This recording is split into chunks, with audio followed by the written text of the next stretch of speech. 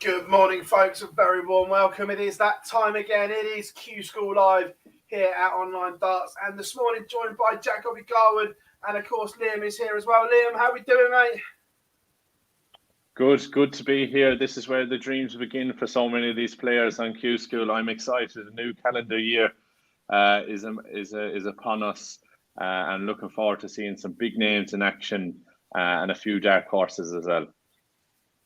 Absolutely, and everyone will have to apologise for Gob now. He's a little bit fragile. Someone enjoyed themselves a little bit too much yesterday, eh, Gob?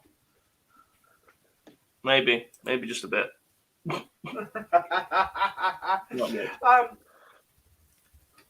Yes, a lot of people are asking about the UK Q-School. We were told in the press release it was a 10 a.m. start. Well, I can only think there's been a few teething problems on day one, boys. I reckon so. There's no draw at all out for that one yet.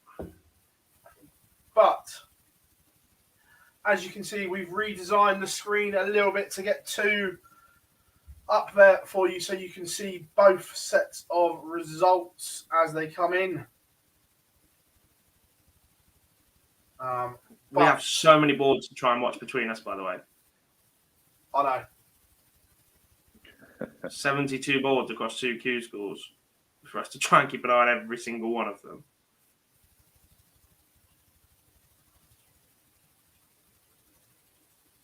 Well, you know, it's what we do. Anyway, happy Sunday, everyone. Come and say hi in the chat room. Just line this up a little bit. We'll try and we will try and move it through the day as well. Come and say hi. Hope everyone is good. Like we say, there's no draw up yet. As soon as that happens, we will get it up. What's this?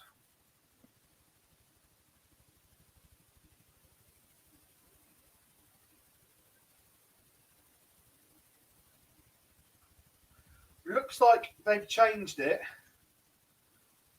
Looks like it's going to be 10:30 by the look of it. But that was different to what was in the release. But we can get into the nitty-gritty of EU.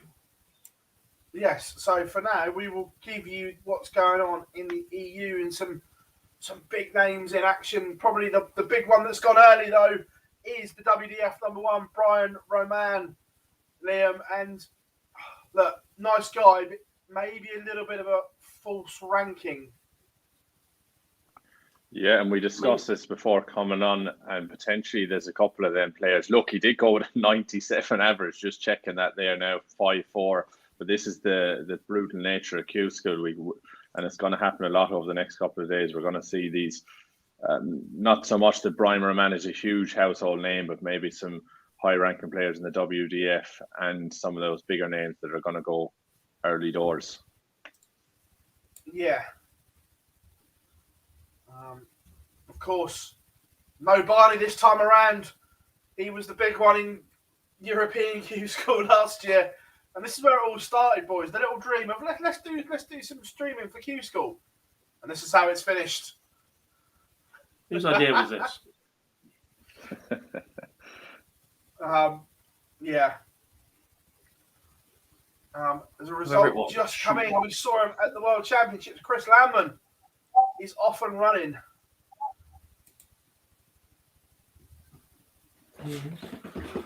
Brian Roman averaged 97.5 in defeat, by the way. That's not horrendous. It's definitely not horrendous. It's like the second best average of the day so far. I'm just not sure he's the best player in the WDF. Does that make sense? Yeah. I'd probably go as far as say I wouldn't say he's in the top 10 best players in the WDF, but that's just a personal opinion. Rene Idams is out already. The Cube. Yeah, I've seen on Twitter someone threw a 31 dart leg against him. That's never a good sign. No. Christian Kist is gone. He 5-0 is. to 5-0. Benito Benito Van Van der der Pass. What an absolute stinker of a draw that is. Only averaged 77 though. That's not his best day's work. I know he's lost, but I don't know if anyone in the chat room knows, or if you guys knows. Luke Tucker with a Union Jack flag playing in European Q-School. Yeah, he's lost, but it's just an interesting one looking through.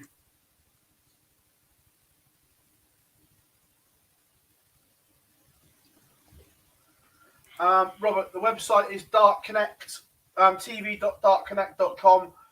It's the only size we can have it, unfortunately, if you wanted both running concurrently on the screen.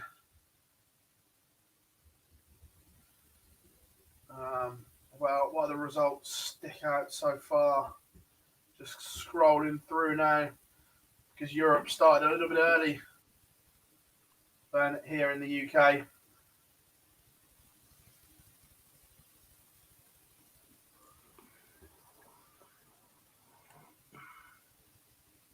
Someone that produced or was unlucky last year was Mario van der Bogard. He started really, really well. 91 average in the last 1-2-5.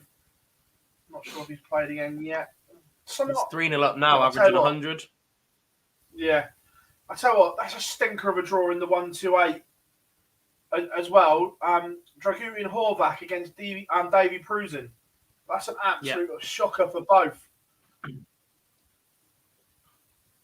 Jimi Hendrix is up against Owen Roloff right now.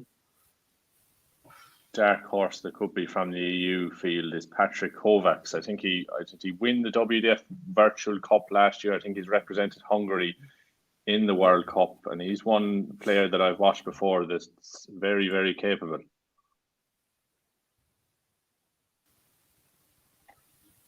Completely agree. No, draw not out yet for UK one. Due any minute. Chris has just deleted that one. I caught it. If that's true, mate, thank you very much.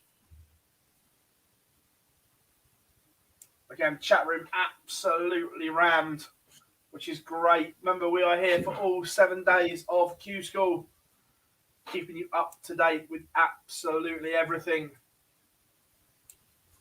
It's going to be a long week, boys. It is. Already.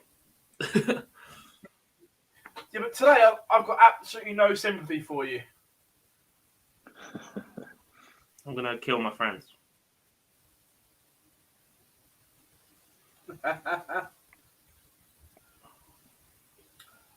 Philip, UK due to start at 10:30 now. Chris, thank you very much for that. Luke lives in the Czech Republic, so that's superb, mate. Thank you very much for that.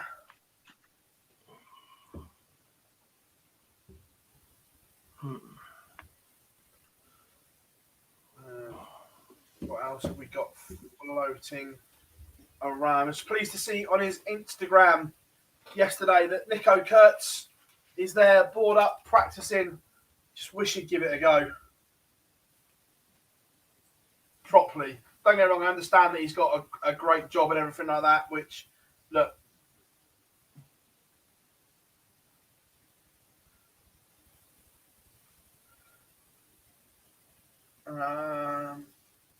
Magnum Fox says, hi lads, appreciate the coverage. Oh, pleasure, mate.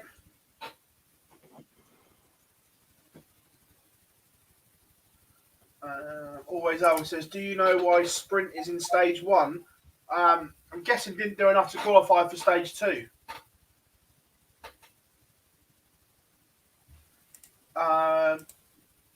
Robert says, can you remind us of the format again to get these cards? Right, so the first 3 days, no cards will be handed out. Everyone playing in stage 1, all they need to do is get to stage 2. And then from Wednesday onwards is when you can win your cards. So this is all about getting the job done.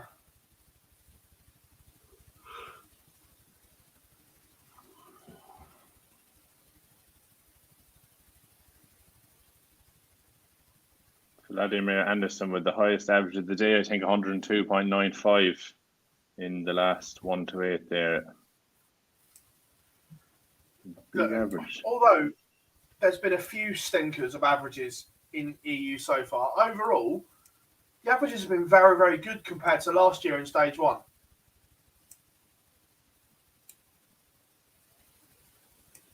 Yeah, I agree. I mean, the field is getting ever stronger. I mean, the list of players that we that are here, even some of the names that have gone early, are certainly big names there. So I expect to see every year that the average is only going to get better in Q-School. Yeah, completely.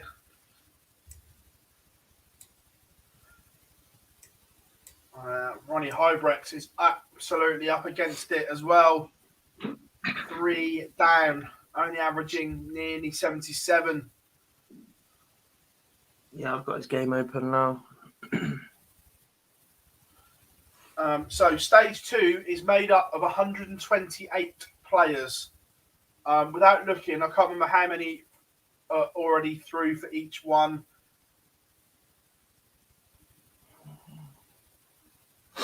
But I still don't like that. Seconds. What's that? I still don't like that. See, I do. For the first day, it's absolutely fine. The minute somebody wins a card or somebody withdraws, then you get buys in that round. And I know that they've changed the countback rule a little bit. But what they should be doing is loading that up to 140 odd, maybe a few more, and just having a couple of prelims in that round. So that the final day, there's still 128 players in. I don't mind it. I'd rather it this way than it was last year. Well, it's the same, isn't it? It's just they've changed the countback rule. Yeah, but what I'm saying is, this way you get points for round 1. Yeah. But then you're also penalised if you don't get a round 1 game because you're not picking up points for it. Yeah, I think if you get a bye, you get 3. You get they might not get legs, but you get the points. Yeah. Yeah. Now it's exactly the same as the Pro Tour, where if you get a bye, you still pick up your 500 quid. Sweet. Ronnie Hybrex is on a leg. Back to 3-1.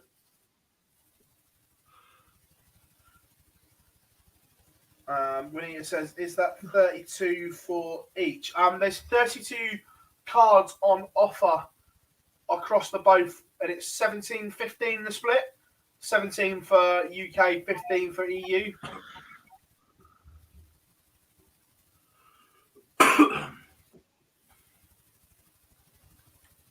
So, just looking now at the press release we were given.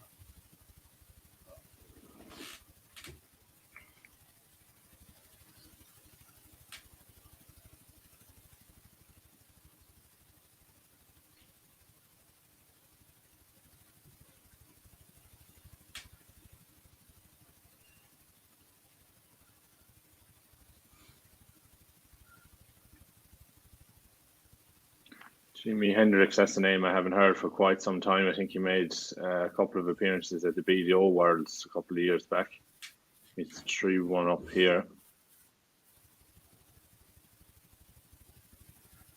Did I put...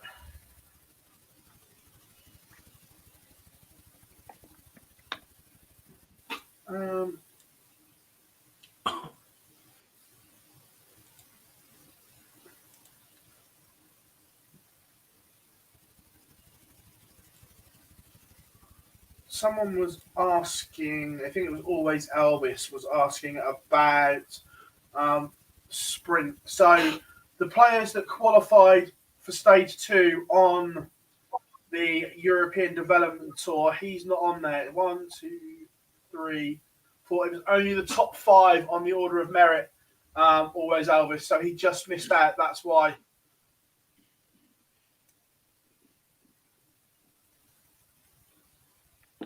There's a couple of players coming in to stage 2 on the European one that I'm looking forward to. Fabian Schmalzer obviously took the world by storm. The other one, Sebastian Bialecki. Looking forward to seeing him. Played really well on the Dev Tour and European Challenge Tours at times. Again, Jose Justicia coming in, Ralby John. You wouldn't back against those two to get cards, would you? Roby John, definitely not the year that he's had. Definitely not. Should have got one last year. I think if the count, if it had been the same as this year, he would have got one. I think I read that last night. William says, good morning from North Carolina on my birthday. Happy birthday, William, all the way in North Carolina, mate. Thank you very much. It's looking good that coming back to America in June. Can't wait. It's been a long time. There was another question here. Where was it? Always Elvis. Don't worry, mate. Always ask questions.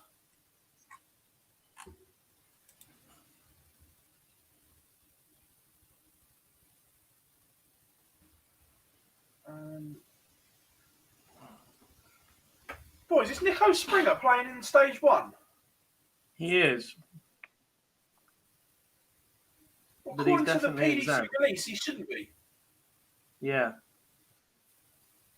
I'm just looking at their website as well. Good question about Nico Springer, because according to the press release, he shouldn't be. Thank you, Anita. Frank says, guys, is it worth getting a tour card as a European player during these COVID uncertainties? So, yes, but I'm not sure how much darts we'll see in continental Europe at the start of the year. But just living in the UK, I know Liam's in Ireland, so it's a bit different for him. But certainly in England, Boris is just rolling up his sleeves and just getting on with it.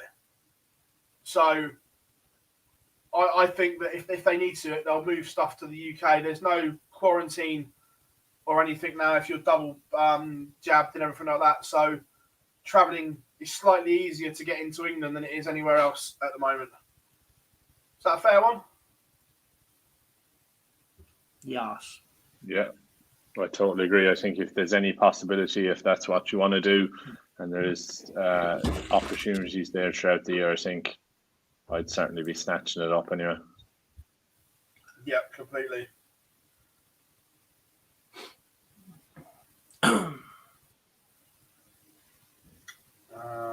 Remember, everyone, drop us a like as well. And we are under 1,000 subs away from 20k. So anyone that hasn't, make sure you subscribe. Get us to that 20k mark by the end of Q-School would be absolutely amazing. Ryan says, what do you think of Fallon and Leighton Bennett's chances of getting a card? I think Fallon has more of a chance than Leighton. I think Leighton, this is all a learning curve for him at the moment, and it wouldn't be the end of the world for him if he didn't get one. Maybe a year, 18 months on the Devon Challenge Tour would do him the world of good.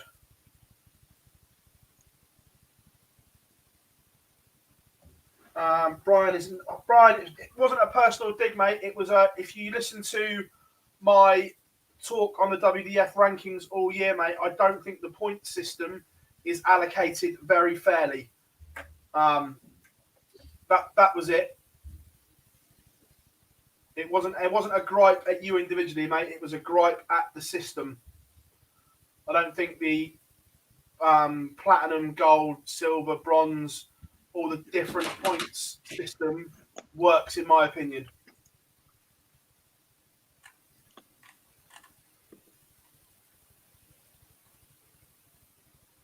Ronnie Hybrex is back to 3-all. 3-0 down. Jimi Hendrix has also won away against Owen Roloffs 4-2 up.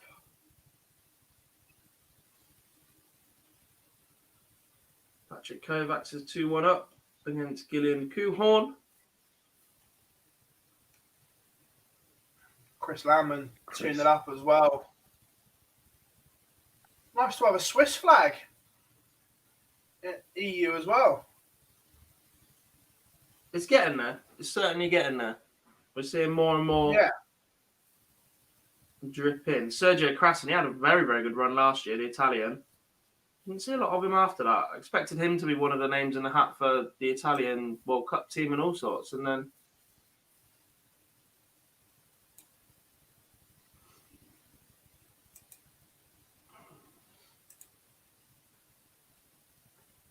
went from there.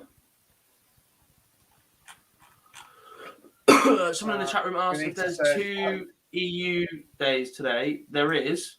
Because of restrictions in Germany, they've had to split stage 1A into 2. So this first block we're watching now, they're going to play down to a final 4. And then those 4 will automatically go into stage 2. Then they'll do another draw with everybody else remaining. And then they'll play down to the last 4 in that one again as well. In the UK, they're playing down to the quarterfinals, the last 8, and those 8 will all automatically move into stage 2. Correct. Still nothing from Milton Keynes. Either the internet is slow or, God forbid, there's an issue.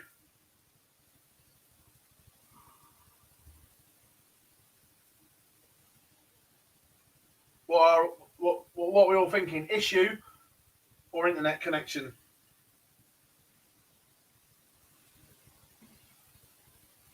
I don't really know.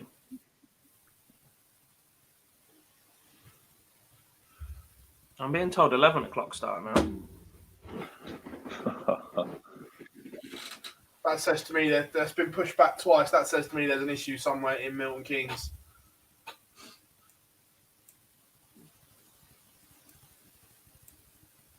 Ronnie Hybrex is 4-3 up. Turned it around as the Rebel. And as well, that's one of the worst nicknames in darting history. Of all people that you wouldn't call a Rebel is Ronnie Hybrex. Jimi Hendrix with another win. He's into the last 32, an 84 average over Owen Roloffs. Frank, funny you should say that. I've just put a text into MK to find out what the issue is. Where do you think I got my information? It was going back to 11. Yeah. Yeah, but I'm trying. Yeah, but that's just 11. I want to know why. I just don't want to know what time we're starting. I want to know what the problem is. Suits is in the house. Suits is in. Had a good chat with him yesterday on Messenger. I hope you are well, buddy.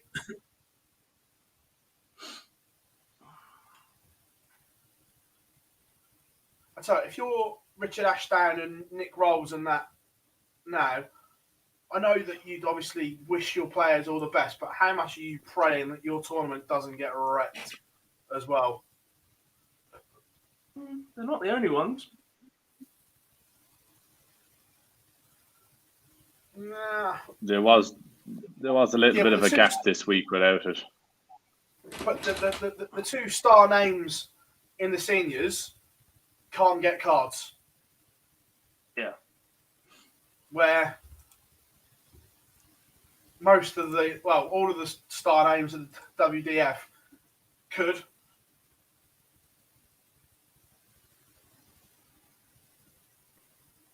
I mean, it could be an absolute obliteration this next week for the WTF if most of the players end up getting cards with regards to the draw and the rankings. And I said it on the live lounge and I'll say it again. I'm still not convinced the tournament happens in April either.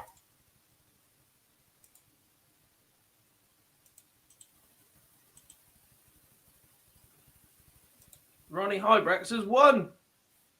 Hey! 5-3. The Rocket Rebel. Sue says, all good in Scotland. A little bit cold up there, is it, buddy? To be fair, when I popped to the shop this morning, I had to defrost the car.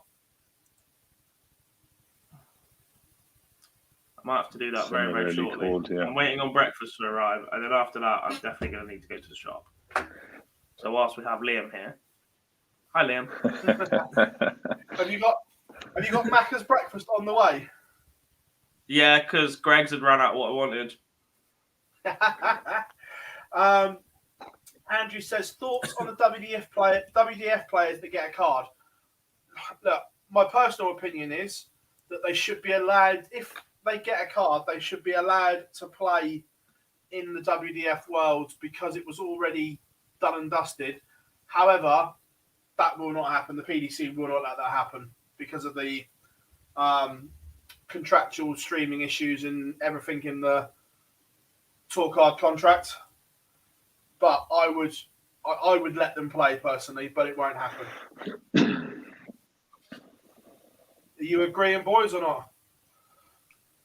I think it's going to be a weird situation now where there are other avenues in the sport to earn money and good money, and a lot of them involve streaming and TV. That's the way to generate it now. And I think not this year, but maybe in the coming years, the PDC might have a bit of a battle to either get their prize money up or a minimum first round losers prize or something so that it becomes a cheap, so that everybody on the tour is earning money. Or they might have to be in a position where, as long as the events don't clash, as long as they're not pulling out of a PDC event to play in something else, they may have to start letting these players go and play in it. Good luck with that one. I get that it waters down their product and they want the monopoly on it and they've got the rights and whatever else, but I just think these guys are going to want to start earning some serious money, and there are other avenues right now. It's always going to be messy unless both sides are pulling in the same direction, to be honest. And you're not going to be able to, there's always going to be little problems arising everywhere unless the PDC recognise that an actual amateur organisation. Just listening to some of the interviews that have been given recently, at the moment, I still think they're a million miles away from working together properly. Yes. Couple of results for you. Chris Landman just won 5-1 in the last 64. He beats Andy Bless. Another one that I was watching, Vladimir Anderson. He's won 5-2. He averaged 102 in the first round. That dropped to 84 in this one. And they won 5-2 against Jimmy Van Schie. Charlie is in the chat room as well. Andy says, no, PDC or WF, take your pick. Normally, mate, I'm 100% with you that you're at one or the other. But I'm only saying it for this year because the WDF was moved until after Q-School when it was originally before. So I just think that if they qualified for it, they should be allowed to play in it because they've done all the hard graft and spent a lot of money to qualify for it.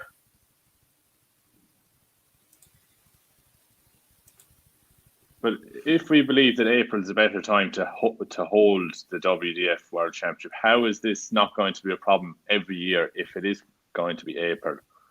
That they won't arise. Because this is only a temporary fix, mate.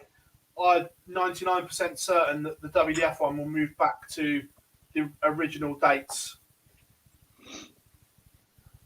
I mean, the BDO one should have been moved back in the day anyway because I'm with you. It was not. I'm completely with you. No, still no draw from MK, Charlie.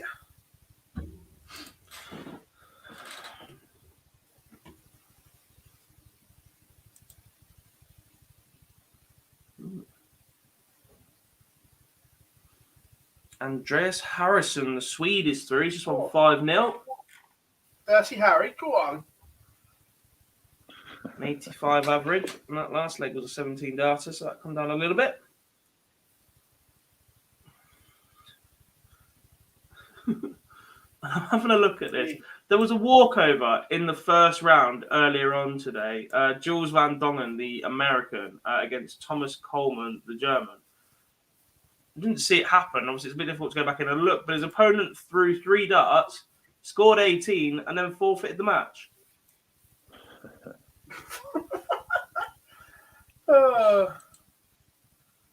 That's different. They could have only got better, so I'm surprised it didn't stay on.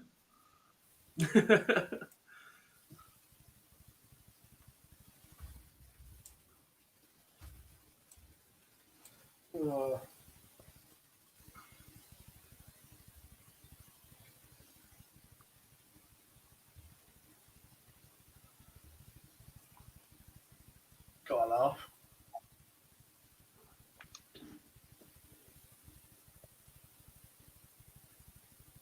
To be fair, that will be quite funny if Fallon and Cammy get drawn against each other.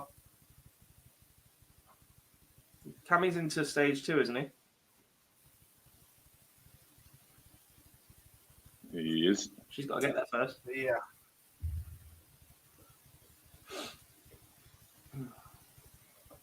We have 6 winners in the last 64 in the EU Q-School Part 1A. Only 3 of them aren't Dutch. Suit says, Shawnee Mac to get a card. Absolutely, mate. I said this to you yesterday. That the dynamic of Q-School is really interesting because there are several players that I don't think have the game to win a card over 4 days. But on any given day, they could blow the field away. But there are others that, like Shawnee Mac, that I fancy across 4 days will be consistent.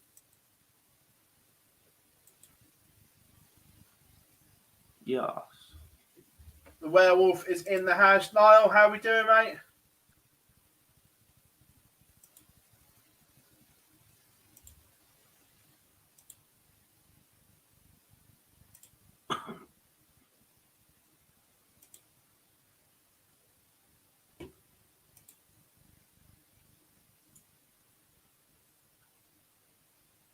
Oh, good. Nico Springer is 3 up as well. Again, I still can't get why he's playing because according to the press release and the PDC website, he had a bye or he was in stage 2. I'm not sure where that's come from. Niall, whilst you're in the chat room, has there been any reason given why the draw has been delayed?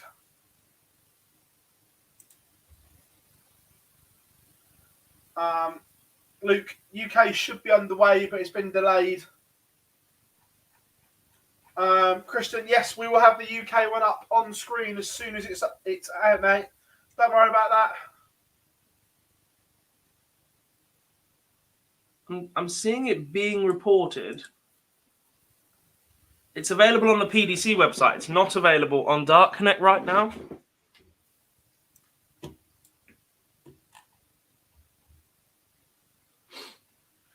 Pink, yep, Ronnie won, mate. Who do we want to know then, boys? Whose draw do we really want to have? Oh my God, what a stink of a first round tie that is. Mark Doddridge against Matt Paget.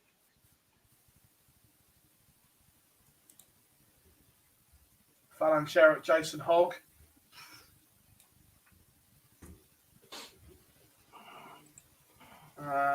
Where's Roxy James? Lewis Pride against Kevin Burness. That's a stinker.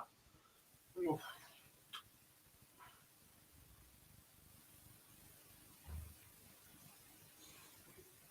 Is that Leighton Bennett potentially on the same board as the darts referee, Jack Langston?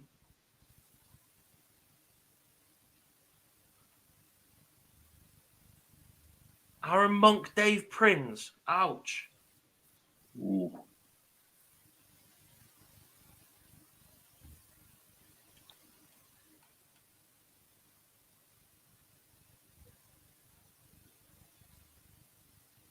James Beaton against John O'Shea. I know the O'Shea clan are in the chat room.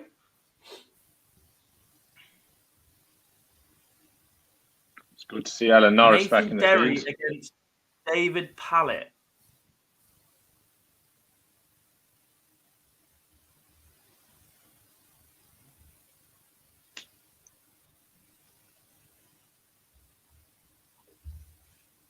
That's just in the. I haven't even looked in the 256. Kurt Parry against Owen Maiden. Thomas Lovely Justin against Smith. Adrian Tough. Justin Smith against Joshua Richardson. Oh, To be fair, Justin Smith's one of those ones that, again, not sure he can win it over 4 days, but on any given day, he could blow them away. Nick Fullwiler Barry against Bates, Nitin Scott Kumar. Williams. And by the looks of it, they're on the same board as Connor Scott as well.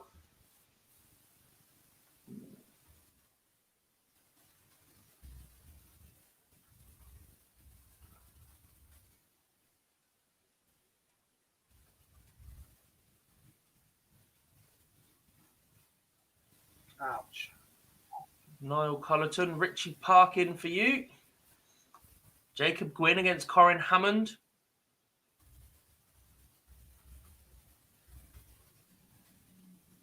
Wes Newton on the same board as Danny Lauby.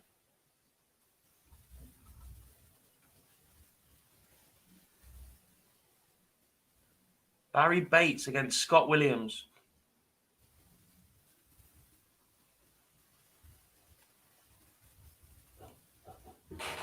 I wonder if Gezzy's paid for Barry to go again this year. I don't know. I know my food's in.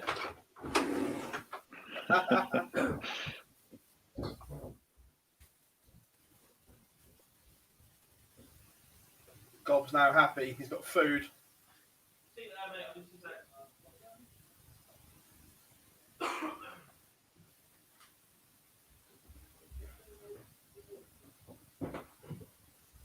Still wearing enough layers to insulate an iceberg?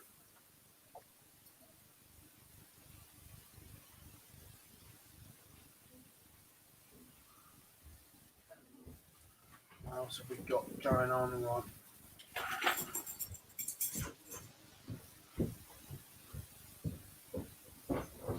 Couple of Sergio Crescent is one away on board 10 in Niedernhausen. Leveled it up. We've got an oval going on there. Ronnie Hybrex is back out in the last 64. The bit I don't get, Liam, either is the fact that they've split the German one, but yet you're in a bubble. So if you're all bubble negative, then it shouldn't really matter how many you've got on the floor at once. Listen, I think nothing has made sense over the past 2 years, and it still won't make sense over the next however long we have left. But yeah, look, it is a bit baffling, but that is what it is, I suppose, in Germany at the moment.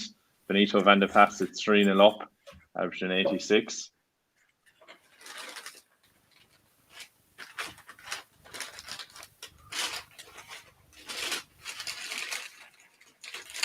Bob is now stuffing his face.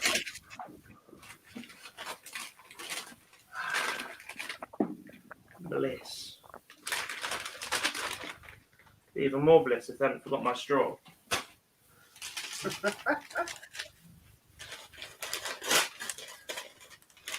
Dark Connect boards are up for the UK. We are off and running. We finally have some life at Milton Keynes.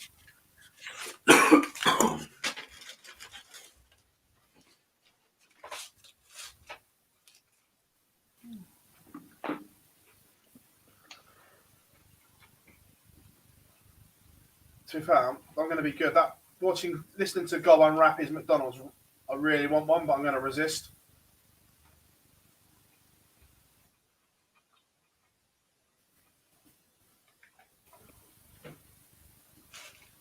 And Sergio Crescent has lost the last 2 legs and crashes out to Andreas Winterling. Sergi, no.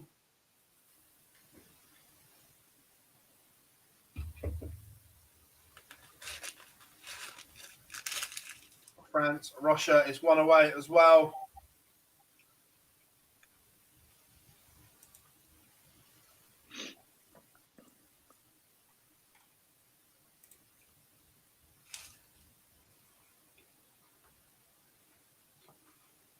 Tony Hybrecht's 1-0 up. Looking like a top player. Look, obviously we can't see because there's no stream, but my worry for Van der Pass is always the action and the way the dart tries to go in the board. If he's corrected that, then yeah, but there was always an issue. Is Nico Kurtz? No, Nico Kurtz is playing. I just think he's in the second part of Group A, so we'll be on as soon as this bit in Germany's done.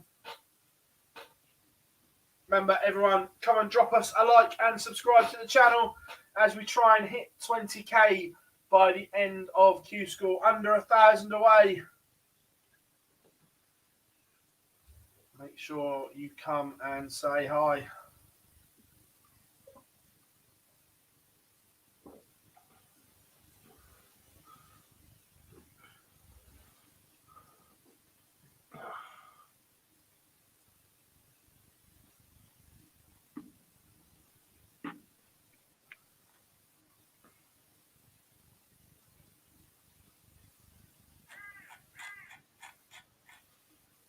Why is that not showing?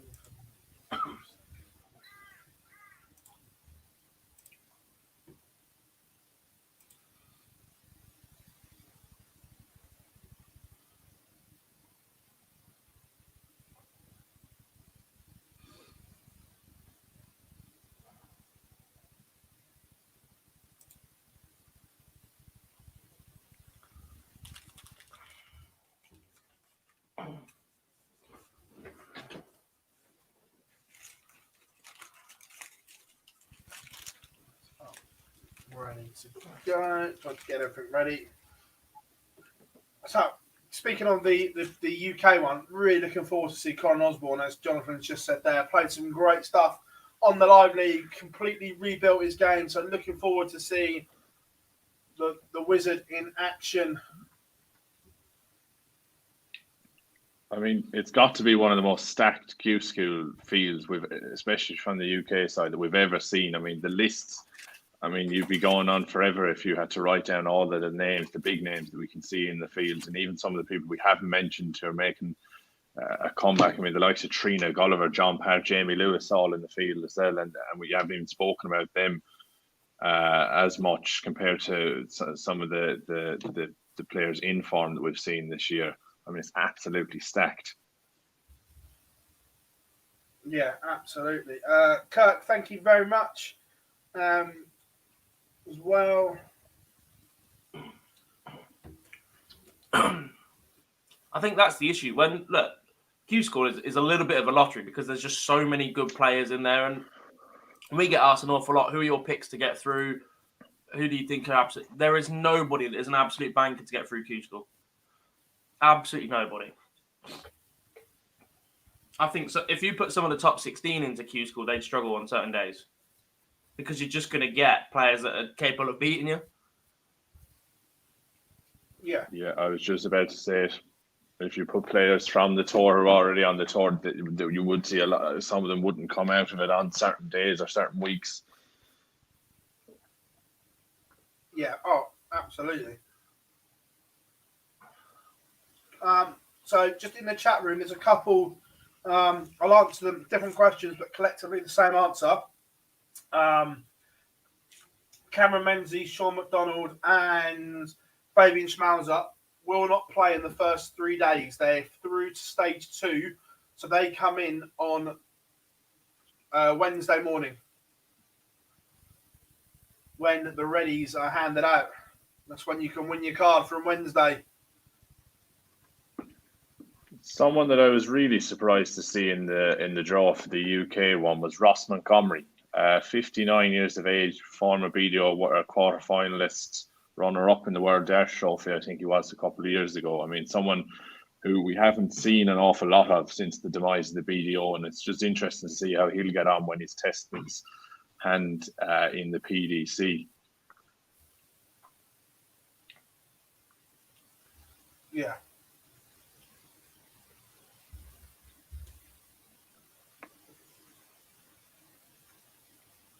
UK is due to start in the next 5 minutes or so. Again, Sedlacek won't play until Wednesday. So anyone that lost their tour card this year doesn't have to play in stage 1. They automatically go through to stage 2. So anyone that lost their tour card, we will not see until Wednesday morning.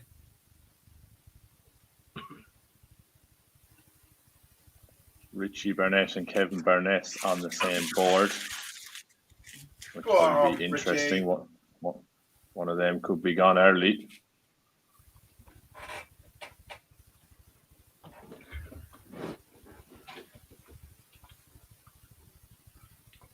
Graham Usher, Mike Warburton, Barry Bates, Scott Williams, all on the same board, on board 14.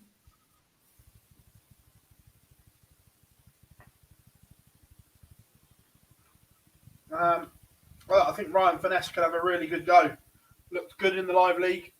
Didn't know a lot about him, but turned up, played well. I think he can go well.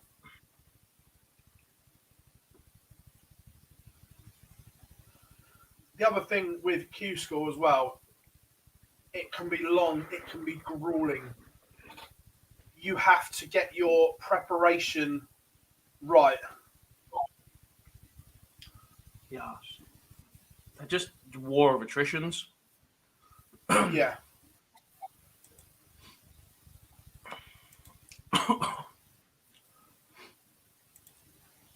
It's interesting that we say about stamina and stuff, and we spoke about it at the World Championship, I know a lot, and Peter Wright still managed to come out even at 51 years of age. So experience will be huge here. I mean, it's a completely different ball game, Q-School. I mean, it's just, there's nothing quite like it in terms of cutthroat really throughout the year. So it'll be interesting to see if experience will be stamina or experience that will triumph over the next couple of days. Agreed. Look, I know. Talking on that, I know Peter Wright won the Players' Championships, but I think Wright's game is so much better suited to just one game a day, like the match play, like the Worlds. I just think he's suited better.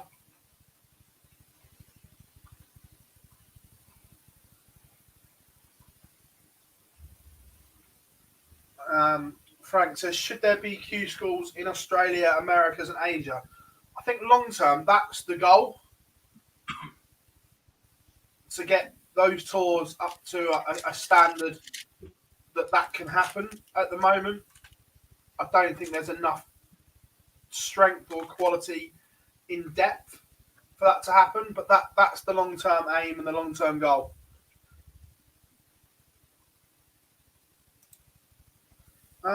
Raymond Effect, good question. I don't know the answer to that. Me neither. Yep, Scott Williams got a huge chance. Scott, great lad from, I think he's from the Boston area of the UK. Fabulous scorer, but very much what I call a modern day player. That the scoring is amazing. Just sometimes the outer ring is an issue. But that seems to be a modern day player where they score that heavily. They think they get extra darts at a double for scoring big. Certainly an issue for me, yet I can't score either, so that's a moderate.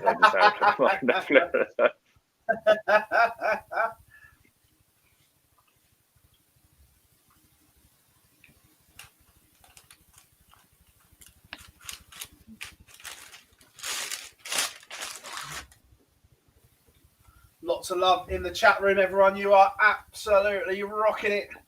Remember, make sure you drop us a like and keep that chat room absolutely buzzing. Let's get us to 20k subs before the end of Q-School.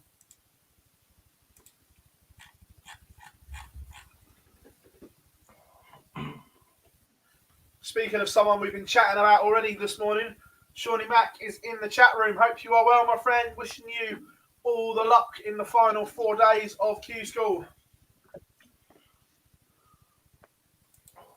Go on, Shawnee.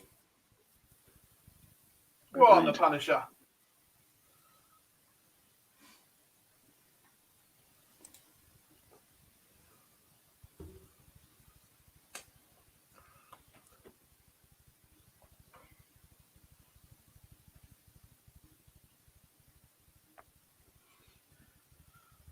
just looking at it, you've got a feel for Chaz Barstow, haven't you? Should have got a card last year, but got, again, done on the ridiculous count-back rule. Has a fabulous year, gets to the Players' Championships, World Championships, and has to play in Stage 1.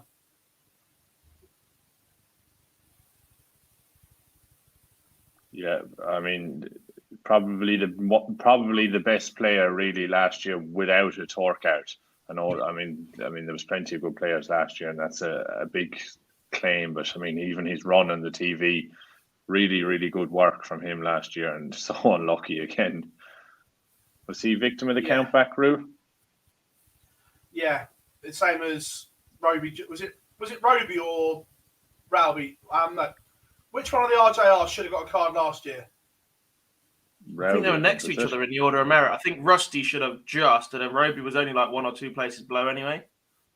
Yeah, and the same for Chaz. If the count-back rule had been done properly like it is this year, Danny Baggish would not have got a card and Chaz Barstow would have.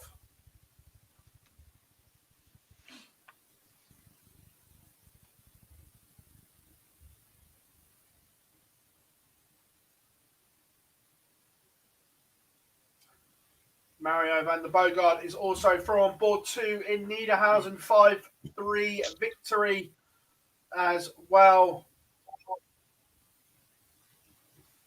Just a Portuguese flag as well.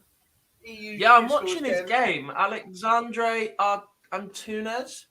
He was 3-0 up against Stefan Belmont, but he's been pegged back to 3 apiece.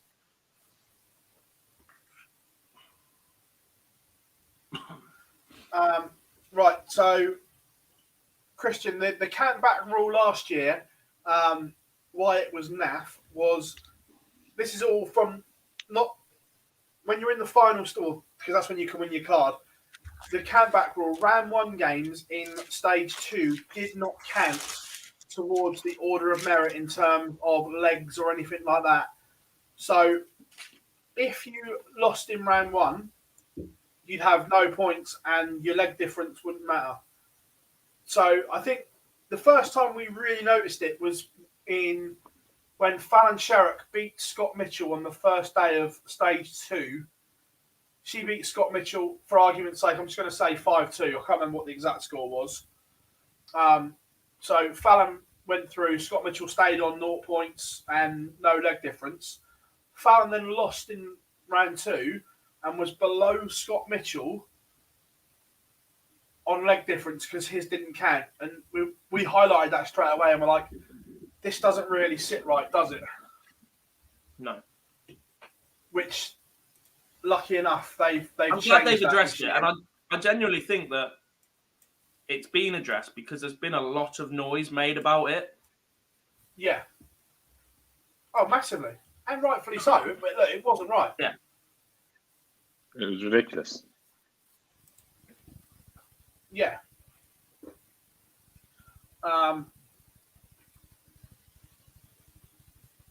Right, so breakdown of the cards is as follows. Well, let's start through, right, from today.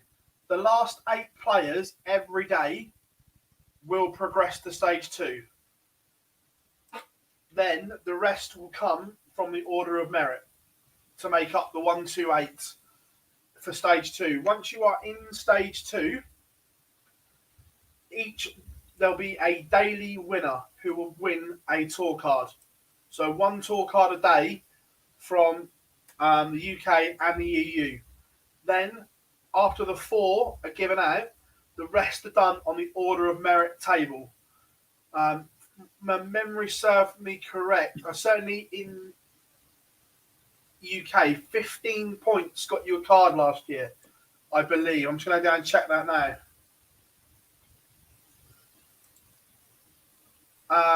Jamie, JK is in the chat room, mate. Hope you are all good and congratulations.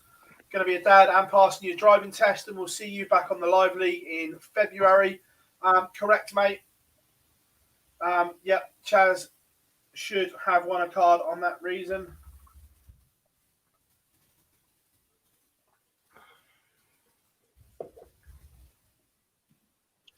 Ronnie Hybrex 4-0 up now.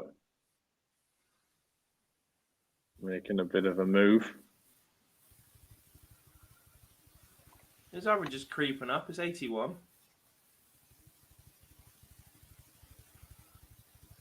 Right.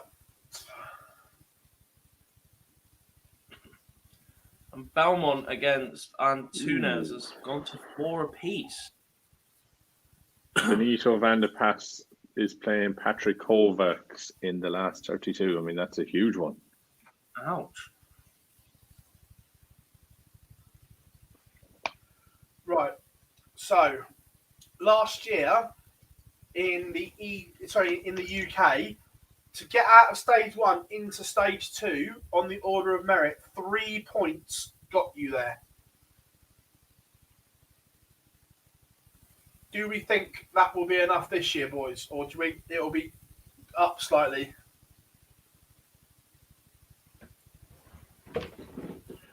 Depends, doesn't it? It depends if people that have a good day 1 and 2 back it up on a day 3 and get a card.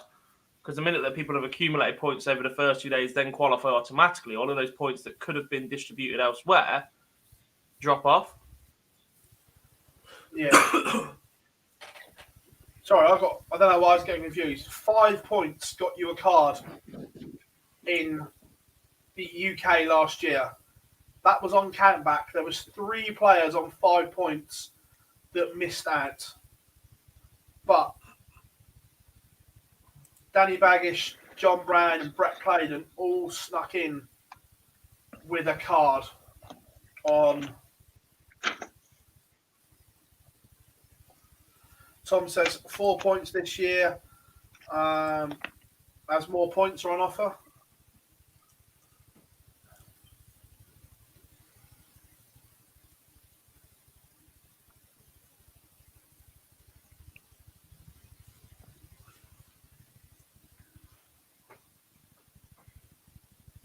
That's a good point.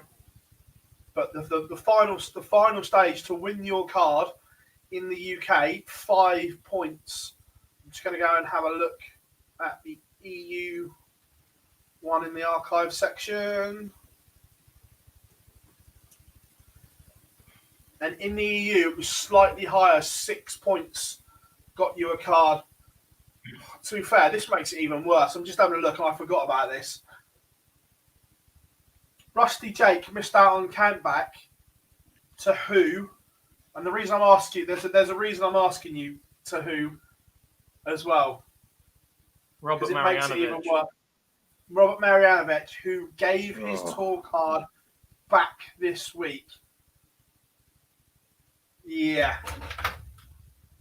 That's even more sickening. I knew it the minute you said it because I was quite excited about Marianovic getting his card. He was very, very good at Q-School last year. He's been around for a long, long time.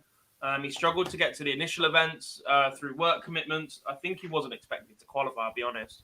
Maybe turn up to the odd Challenge Tour event. And then just put himself in a hole, unfortunately.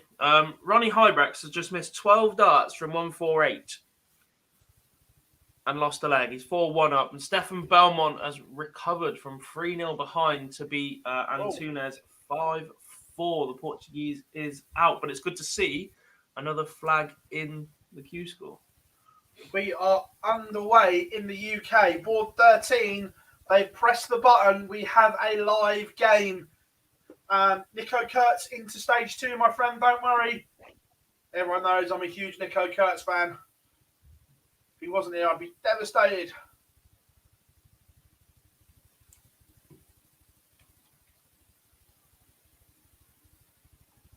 Just cropping.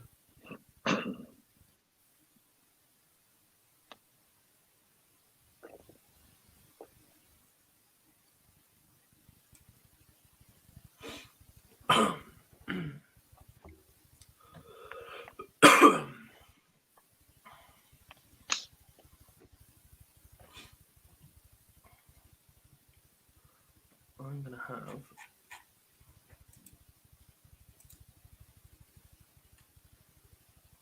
The difference between this and a Q-School, by the way, is absolutely vast. Like, normally, there'd be 16 boards at a Q-School, Pro Tour. We divvy them up between the 2 or the 3 of us watching, either 8 or 2 5s and a 6 or whatever it is. and we'd literally watch every single board for you. There's 64 boards in action right now. We can't do that. So There's not enough screens for me to watch 22 boards. 40 boards in the UK. Yeah. Yeah, as I understand it, there is 32 boards, one per group, and then there's another 8 floater boards if groups start lagging behind to get extra games on.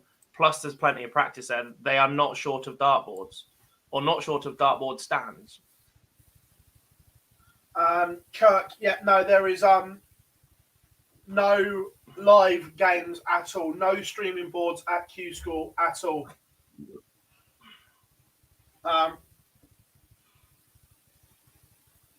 And the werewolf has just messaged me. All boards have just been called in Milton Keynes.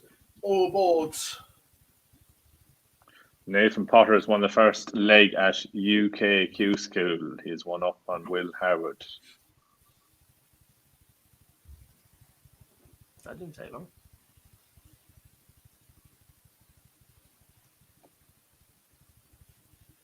Phillips says, any news on Caven Phillips? Can't find him on Dart Connect. Haven't had a look yet, mate. We'll try and look in a second for you.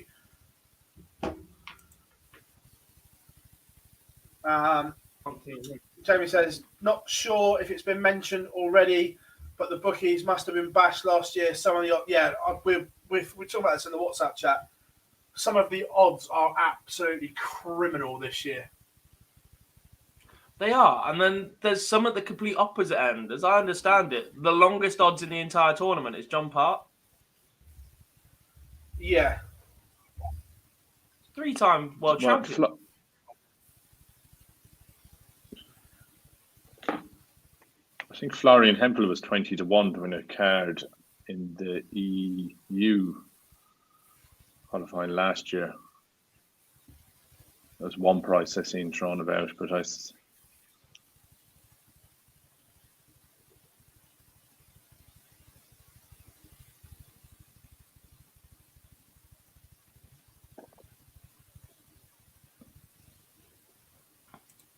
might have to watch it this way.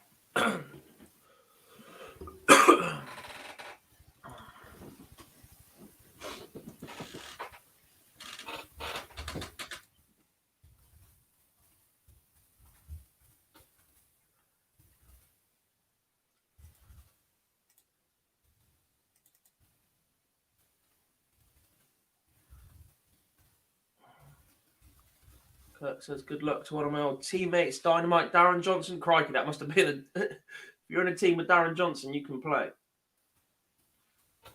Sorry, I don't have an answer for that. Thanks, Alexa.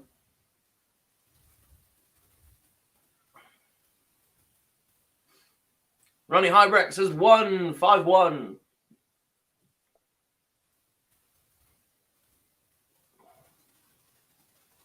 The Rebel. George says, is Matthew Edgar playing today? He's not. He is already into stage 2, so he will be playing as of Wednesday.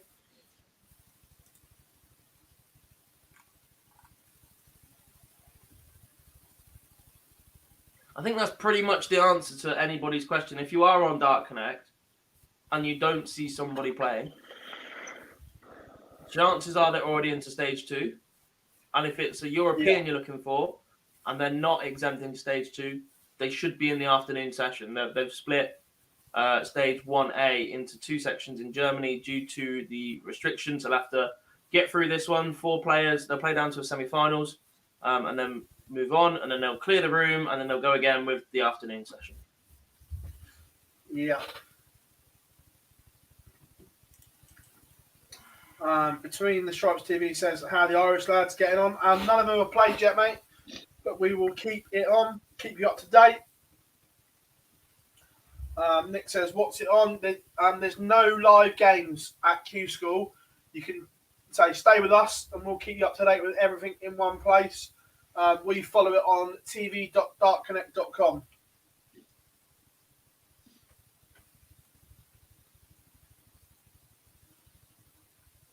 Yeah, that's a steady team, Kirk.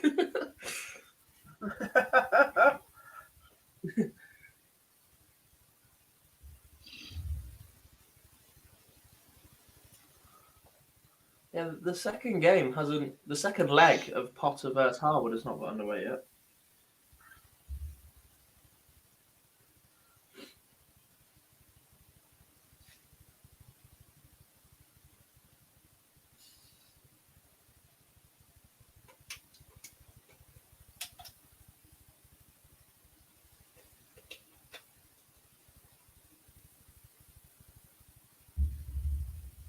Patrick Kovacs and Benito van der Past is on the way in the EU Q-School.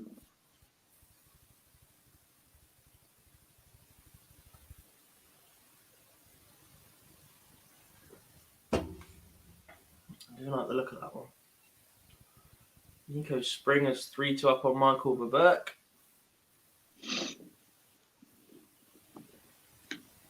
Franz Roche. Do you remember him from the Euro Tour?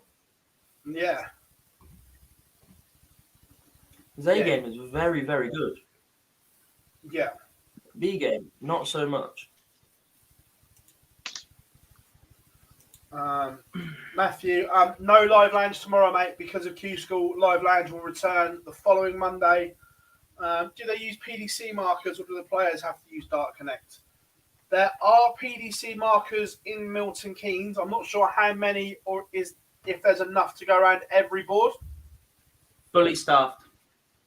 Fully staffed. So, yes, this year, unlike last, when you could tell players were marking, all done by the volunteer marker system. I know Charlie Corsafine was buzzing to be going and doing all 7 days. Yeah, they've got less in for the last 4 days because obviously they don't need them. But yeah, they've got a company of markers that the PDPA pay for. The only events now that the PDC don't have as fully staffed markers are the development tour and the women's series, and even then you'll get the odd marker that will turn up and it'll be paid per game by players that don't want to mark. But yeah, literally everything else now has fully staffed, paid for markers by the PDPA and the PDC. Yeah.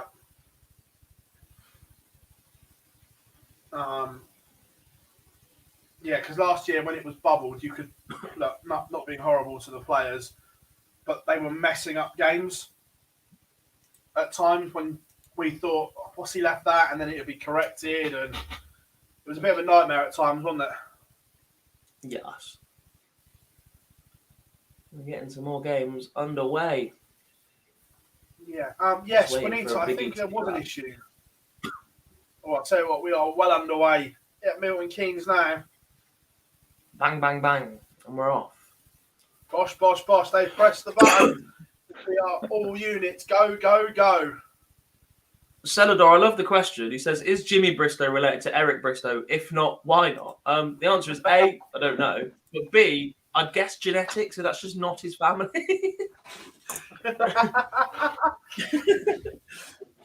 Good point, mate. Was it? It was Sean Fisher that missed out last year because he missed out on the final day, wasn't it? Believe so. Some of the stories from Dave Q-School Prince last versus year. Aaron If Monks only we can underway. repeat them. Mark Frost. The darts referee, Jack Langston, he takes on Carl Gabriel. John O'Shea is on Norris the way is in action. also.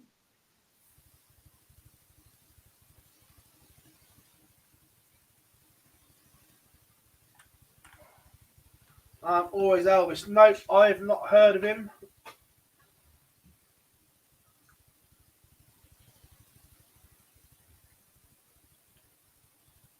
Me neither, but that's a solid performance. Jimmy Bristow's gone 1-0 up.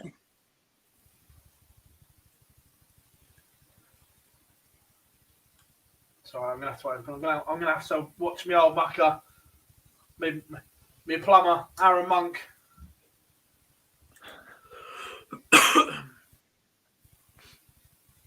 Started very well as well.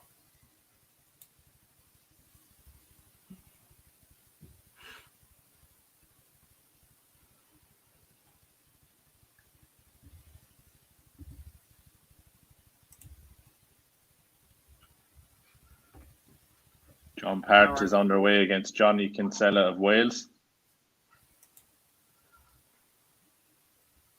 I'm guessing that John Part didn't go home after the Worlds then. I guess not. And do you know what? As stupid as it seems, John Part is probably the only man in the world that could do this. But I think this is just a bit of practice for him.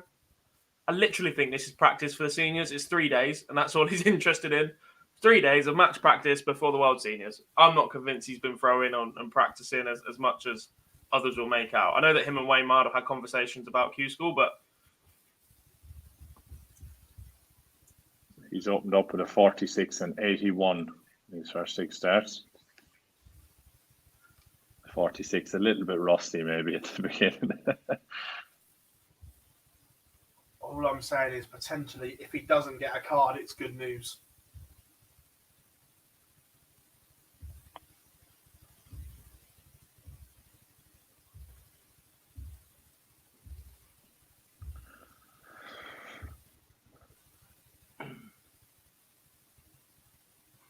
John O'Shea's gone 1-0 up against James Beaton in the first leg.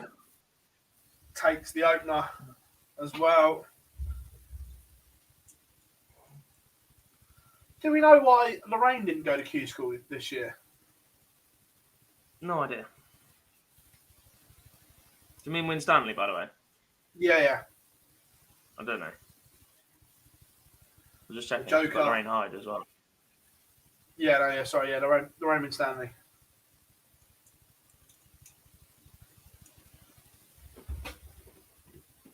The Joker, John O'Shea, 1-up on James Beaton.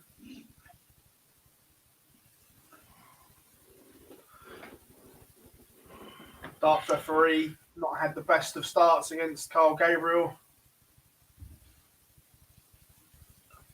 There's a little part of me here, though, right?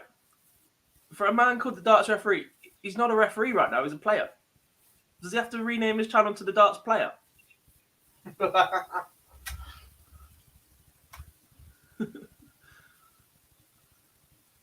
Panikai possibly couldn't comment on that.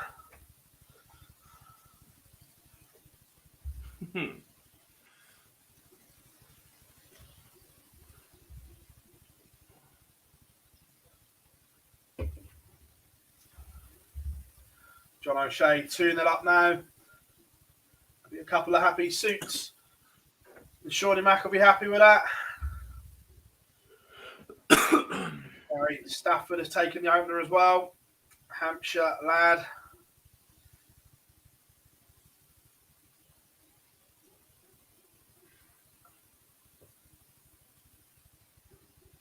Remember, it's not all doom and gloom if your mate or one of your favourites loses today. This is only day one.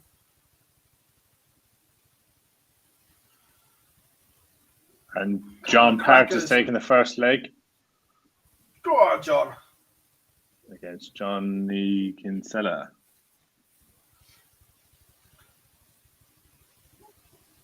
Patrick Kovac is now 3-0 up on Benito Van der Pas, averaging nearly 96. Who else is in that part of the draw?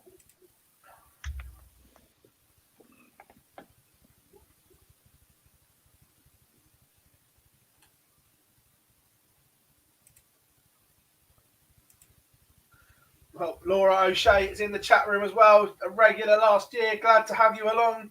We have Team Joker in the chat room. Rob Collins has gone 2. Apologies, Phil. No, I was going to say, it's just betting on the outright to get your card, not individual matches. It'd be impossible Rob to keep up Collins with. Well, Collins has gone 2-0 up against Dylan Slevin of Ireland, 85 average at the moment for him.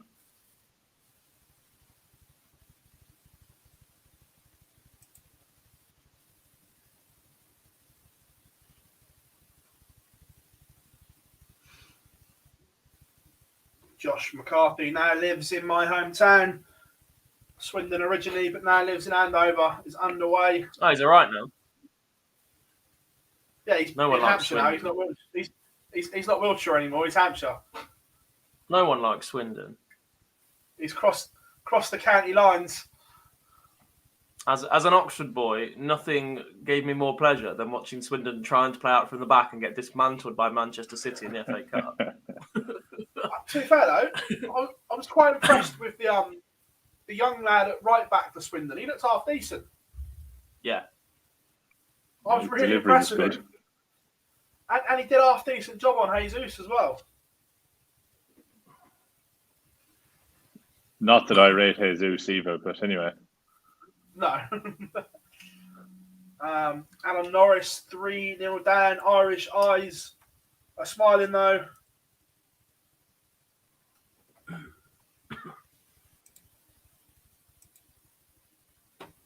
Oh, that's better. Mark Frosty the throw man, 3-0 up.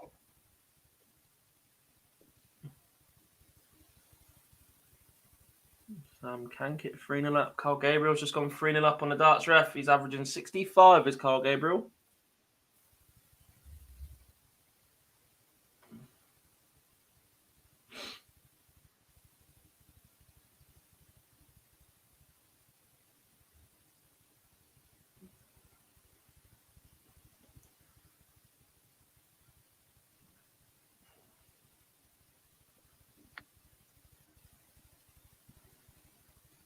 James Beaton has question one for back Maliki. against John O'Shea. Says, while we're talking about John Part, have you spoken to another Canadian, Dawson Michelle, on his PDC return, Phil? I saw something on his social media about a exhibition circuit tour that he was looking at doing, but I didn't know he was ready to come back and try and play. I think he needs to go and play some CDC stuff and get himself ready before he tries to.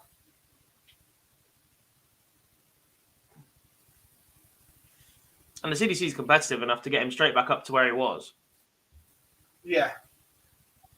Oh, massively. Look, the CDC tour has been superb. Indeed. Graham Usher's 4-1 up over Dale Howard. He's currently averaging 85. Going back to Niedernhausen, Damien Mole is 2-1 up as we speak.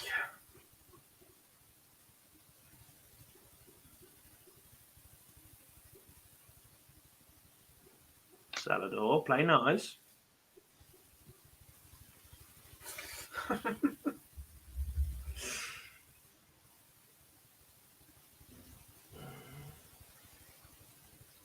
Oh my God. Lee Lock Yin is 1-0 up on Rachel Brooks. That one might take a while. I remember doing the ladies series in the nicest possible way. It was great when Rachel departed because things sped up considerably. Is that our first winner, folks? Is that Graham Usher, the first man to win in the UK Q-School for today? It is.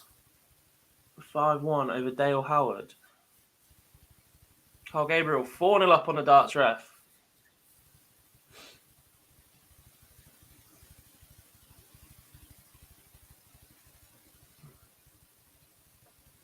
What do we have going on in the EU? Damien Mole's just gone 3-1 up on Alex Floor.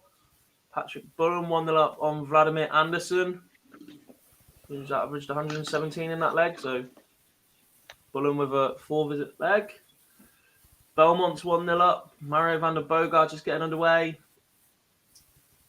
Andrew Beaton and Christian de Boer, 3 apiece. Carlo Van Peer, that is Berry's brother, we believe. 4-2 up on Martijn Dracht. Patrick Kovacs 3-1 up on Benito van der Pas. Jules van Dongen, he's 3-2 down to Jan Trapman. Leo Hendricks 2 apiece with Alexander Klein, and Michael Hahn is 4-0 down to Gisbert van Malsen.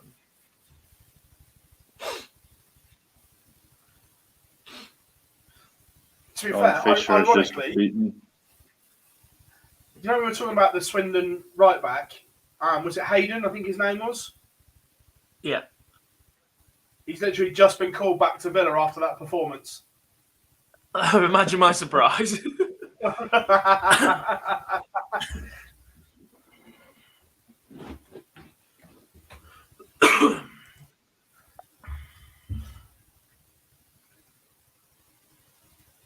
Second result of the day. Sean Fisher has beaten Chris Caven 5-1 on board 8.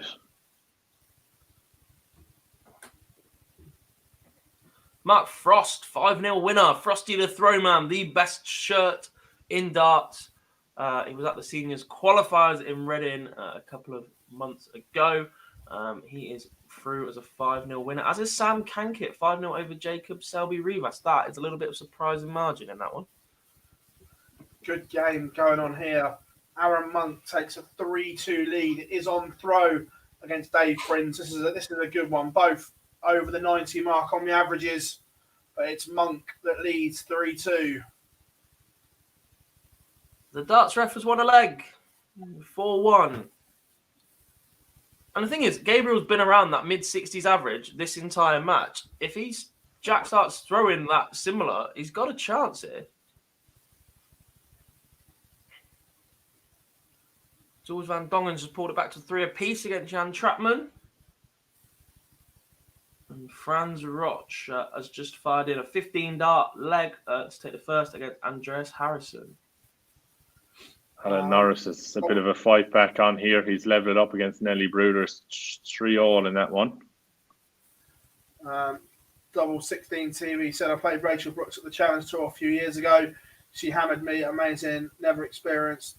Yeah, look, Rachel's a great player. She's just slow. A bit like Justin Pipe. No one ever argued that Justin Pipe was a good player back in the day. Just slow. Keith O'Neill has beaten Richard Smith 5-1. Daniel Asprey's beaten Ewan Hyslop. In Yopling, 5-3 win over Kevin Garcia. Chris Quantock's through. He's had a tour card before. Yeah. And after I said that Carl Gabriel's average was mid-60s, and if Jack upped his average, he'd be fine, he's just left 20 after 15. 41, 140, 60 ton, 40 ton, and then he's bust the 10s, but Jack is back on 265, so that one should be wrapped up in a couple of moments. Sean Wilkinson 4-2 up. Josh Harrison.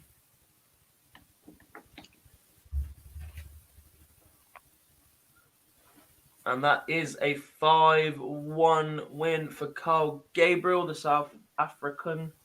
He has beaten Jack Langston, the darts referee.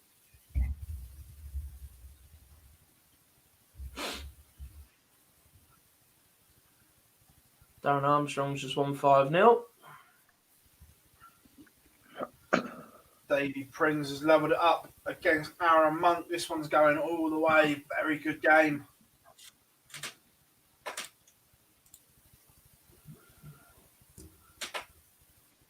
John Part's averaging 85, but it is only 2-1 at the minute.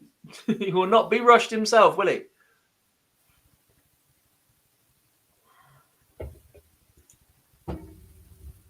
Certainly not. John O'Shea is level against James Beaton. 3-all in that one. 83 average from John. Damien Moll has just won in EU Q-School.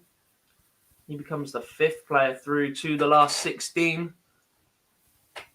Joining Jacques Labra, Andrew Beaton, Nico Springer and Patrick Kovacs. We're still not sure why Nico Springer is there. No.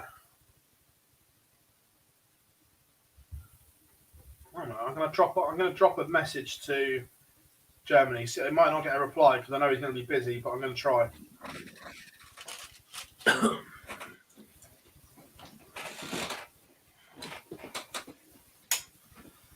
Yeah, warming up. Mark Dubbridge against Matt Padgett's warming up, as is Leighton Bennett.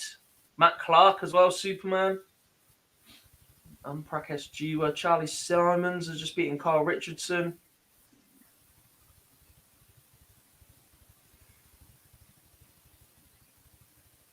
I think I'm going to have some eyes on that Leighton Bennett game once it starts.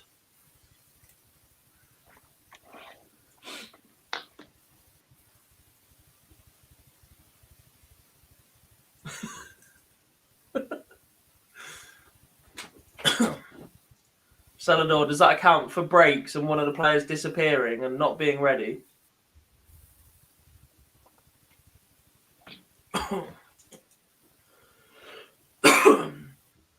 Two more results in EU. Jules Van Dongen 5-3 win and Carlo Van Peert 5-4 win.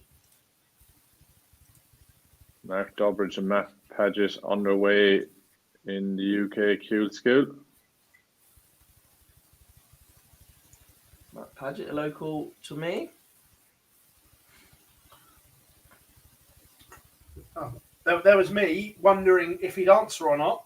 This is from Niedernhausen itself. The message was, "Hi mate, why is Nico Springer playing today? ? The reply is, upon his own request, mate, only playing one day and then coming back on Wednesday." That's strange. Didn't know you could do that. I didn't either, but there you go. That's the word from Germany. What happens if he makes the final four now? He's already in that final stage. Will they give an extra spot to the order of merit? Look, I don't have the answers. I'm just giving you what I'm told. I'm not in Niedernhausen. That's daft. That is Don't very shoot daft. the messenger. Yeah. You know, I got you the information. That was it. And I want to apply that information and tell you that's ridiculous. That is absolutely baffling.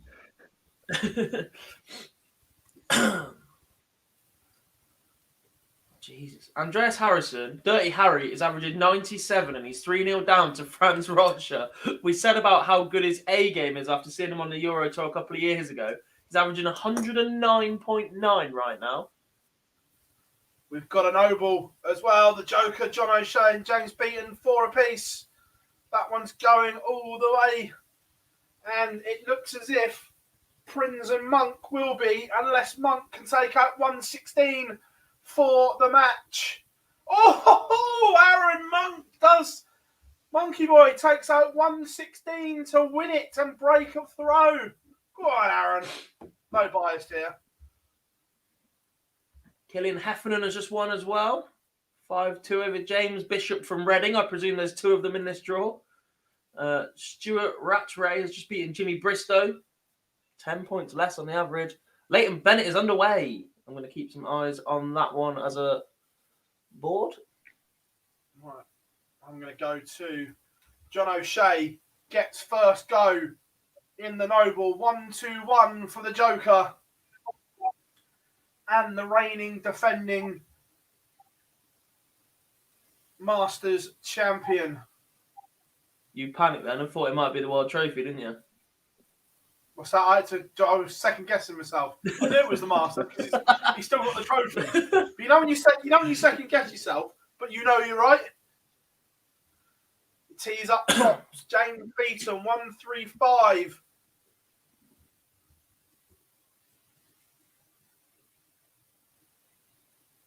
Dart Connect is taking its time, and I think he's missed a dart at it. So, John O'Shea coming back 4 tops and a 4-3 win, and the Joker advances.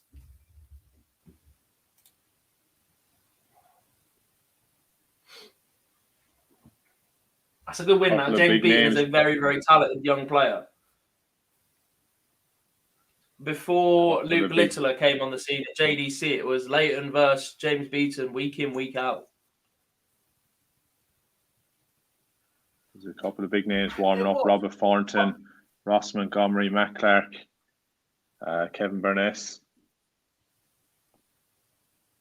I agree with you, Gob, that James is a very talented youngster. However, I think that his work ethic needs to be questioned. That over lockdown, all these other youngsters found ways to play, found ways to keep improving, and he didn't. When you look at all the online stuff, and you never saw him once getting involved in anything like that. Now, 18 months is a long time in any sport, and he's got to try and make up 18 months to get back to the others. Mm-hmm.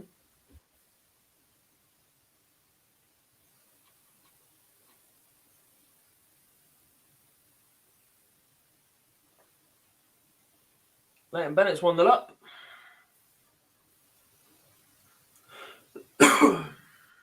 As well, Robert Thornton is underway.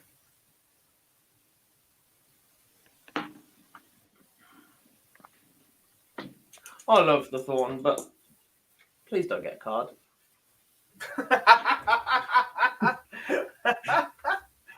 I'll tell you what, again, interesting one. We saw the Apache in the live league, and Prakash Duart is back playing here in Q-School as well. Jesus, what a turnaround. I told you a minute ago, Franz Roch was 3-0 up, averaging 109. He's averaging 100 still, but Andreas Harrison is now averaging 104, and it's 3 apiece. As Patrick Kovacs has just won, he's beaten Jan de Wert 5-4. I'm going to butcher some of these names, and I really do apologise for it. And I won't be far behind.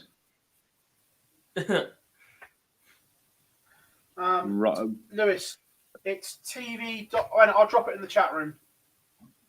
It's easier. Interesting to see Robbie Gein back in action in Q-School. He takes on Alex Long. He's warming up at the moment. So is Fallon Sherrick, James Richardson, Scott Marsh.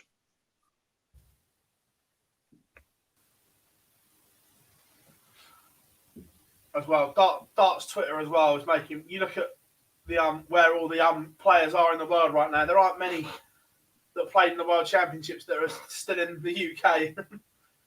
There are a lot having sunnier climes.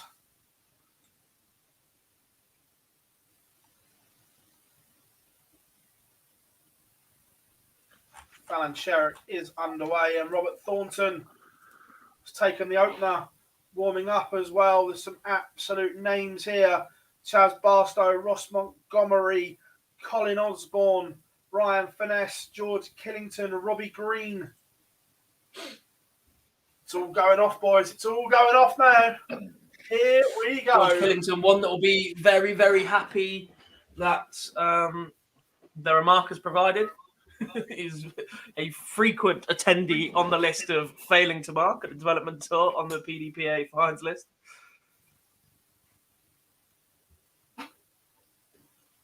Ryan says, how's Leighton getting on? He is 1 apiece. That is going with the darts, and he's gone back-to-back 140s here in leg number 3. Jason Hogg is probably going to take the opener here against Fallon Sherrick on throw. Very, very good leg to start with. 68, 140, 177 from Jason Hogg. Raven, you've gone early. You said Damien Moore versus Jules Van Dongen for a place in stage 2. If this was in the UK, it would be. But the EU Q-School is split into 2 parts today because of number restrictions. So they're playing down to 4 at a time, not 8 at a time. So you need to win a quarterfinal, not a last 16. Yeah. Looking at 62 for the opener. And it goes. Hold a throw.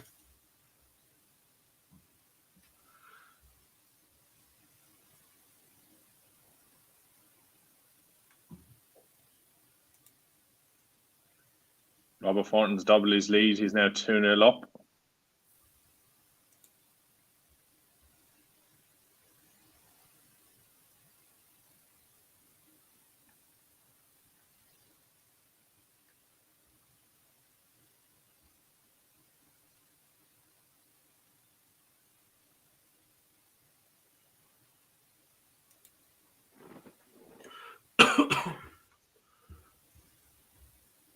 You are right, Gob. John Pat will not be rushed. He is level against Johnny Kinsella. Still 3-all in that one. Jamie, no, Matthew Edgar lost his card, and he will come into Q-School on Wednesday morning.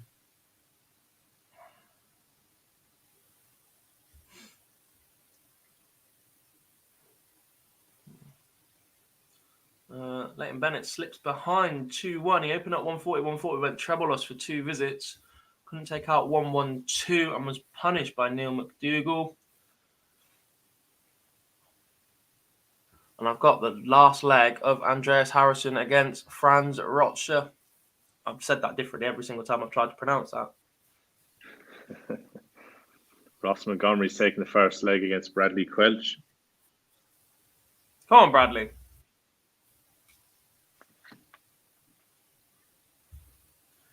Sherrick tees up. 16 left. Jason Hogg not on a finish. So Fallon Sherrick will get 3 darts to level us up at 1 apiece.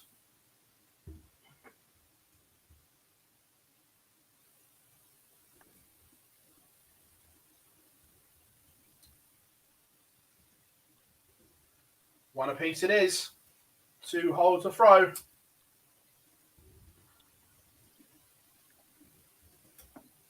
Could go all the way that one, I reckon.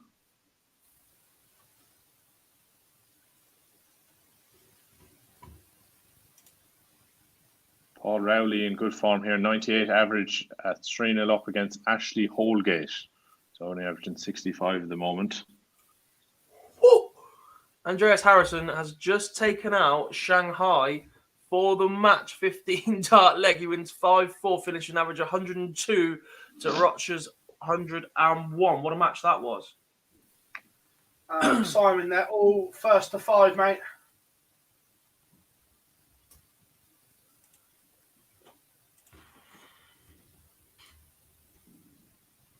Robbie Green has lost the first leg. Alex Long has taken that, and he is now 1-0 up.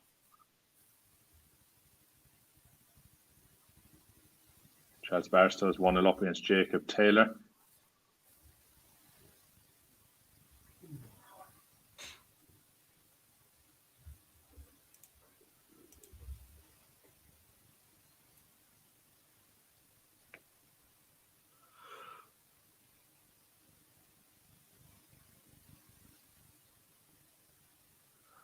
Ronnie Hybrex is through. He wins 5-0. Mario van der Bogarde is through. He wins 5-2.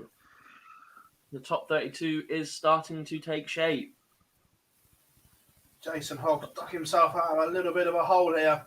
His throw, the door was ajar slightly, and he finds a big 177 and then takes out the 56. It was under threat for a while there, though. 2-1 Hogg.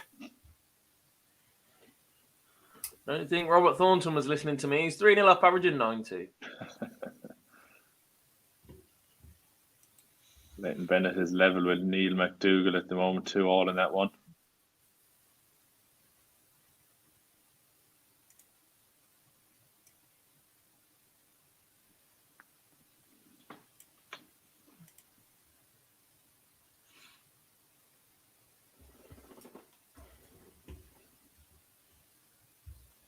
What flag is that?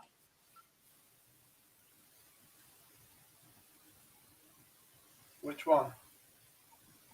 In the warming up against Adam Mould, Koni Singh Nagi.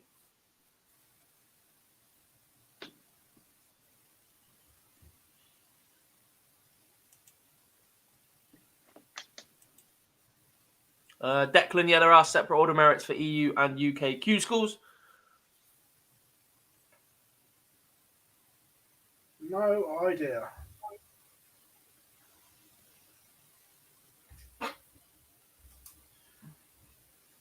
Sherrick's in trouble here.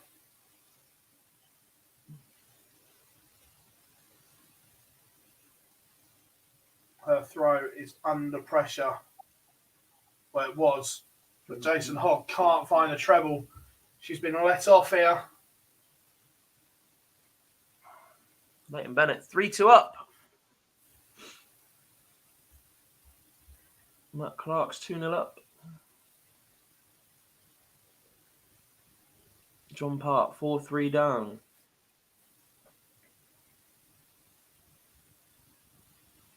Colin Osborne's under over 15 dart leg against Ben Robb. That's a stinker of a draw, by the way.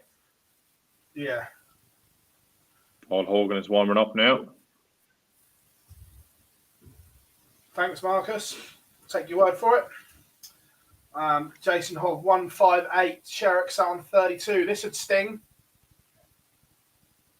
Doesn't go. So Fallon Sherrick, 3 darts to level us up. And she's missed big moments here. Queen of the Palace is about to be broken, I feel.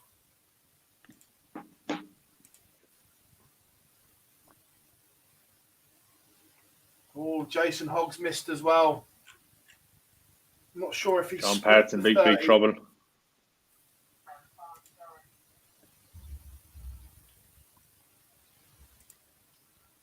Fallon Sherrick dodges a bullet, levels at 2-all.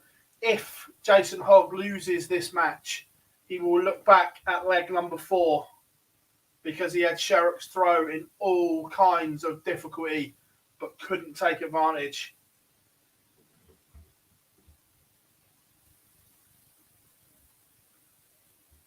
Again, come and say hi in the chat room. Make sure you drop us a like and subscribe to the channel.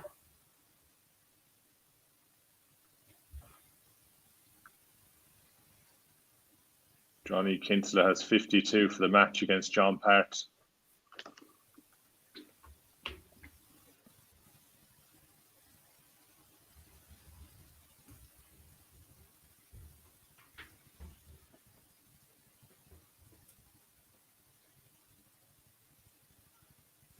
Jason Hogg, very impressive on throw here.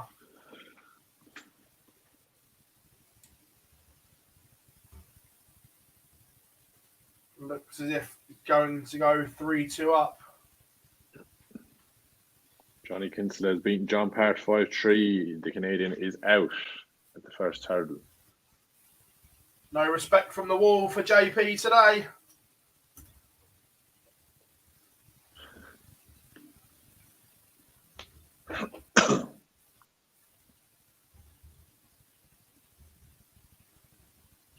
Jason Hogg, 3-2 in front. Very impressive hold and throw. Got hello from the Netherlands. Hello, mate. Hope you are well.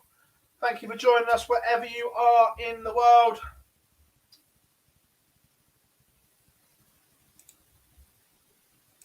Devin Vaness 4-1 up against Lewis Pride.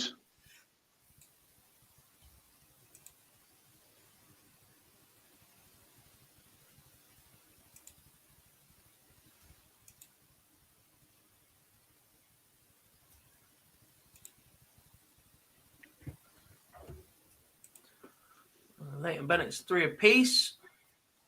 We've got 2 more last 32 games going on in the EU Q-School, and then we're into the last 16. Players are now 2 wins away from booking their spot in phase 2.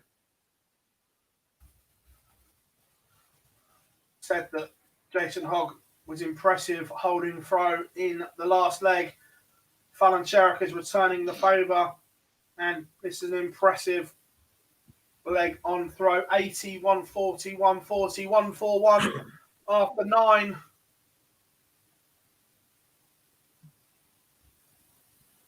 Only 59, maybe. 2 treble visit here makes this leg interesting. What's Jason Hogg got? Transparency 4-1 up against Jacob Taylor. Hi from Japan. Thanks for joining us.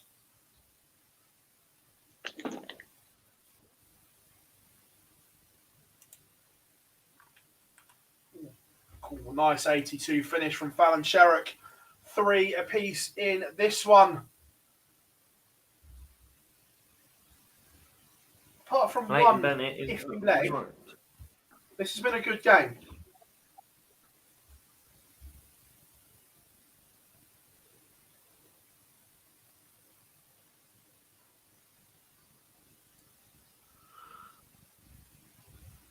Leighton Bennett finds himself 4-3 behind, needs to break and then hold if he's going to get out of this one.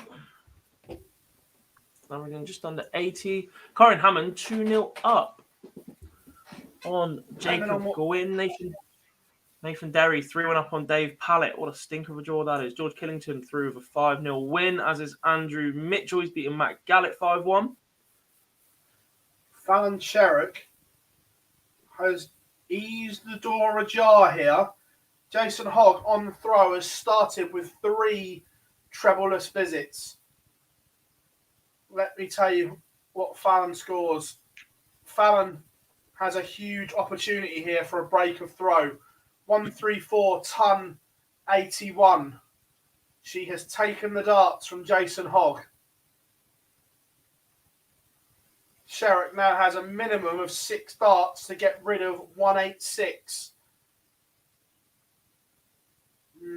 Only 60. She's down to a finish, but maybe Hogg can retrieve the situation here. If he gets away with this leg, this is a bit of a carbon copy of Fallon getting away with it in leg number 4. And he finds a 177 to tee up 50. Literally, this is roles reversed from the other leg where Fallon held on to her throw and shouldn't have done, unless she can take out 126. Hogg should get 2 darts. Bennett Fallon has Sherrick his lead break. tops.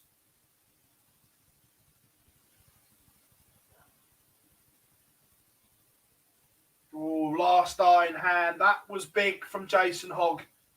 That 177 came to his rescue. Martin Lukeman is in the chat room. Hope you are well, mate. Remember, you were in this situation last year at the Dream Factory.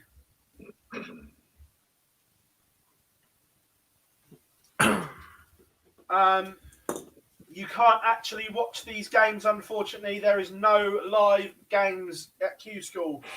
No cameras at all.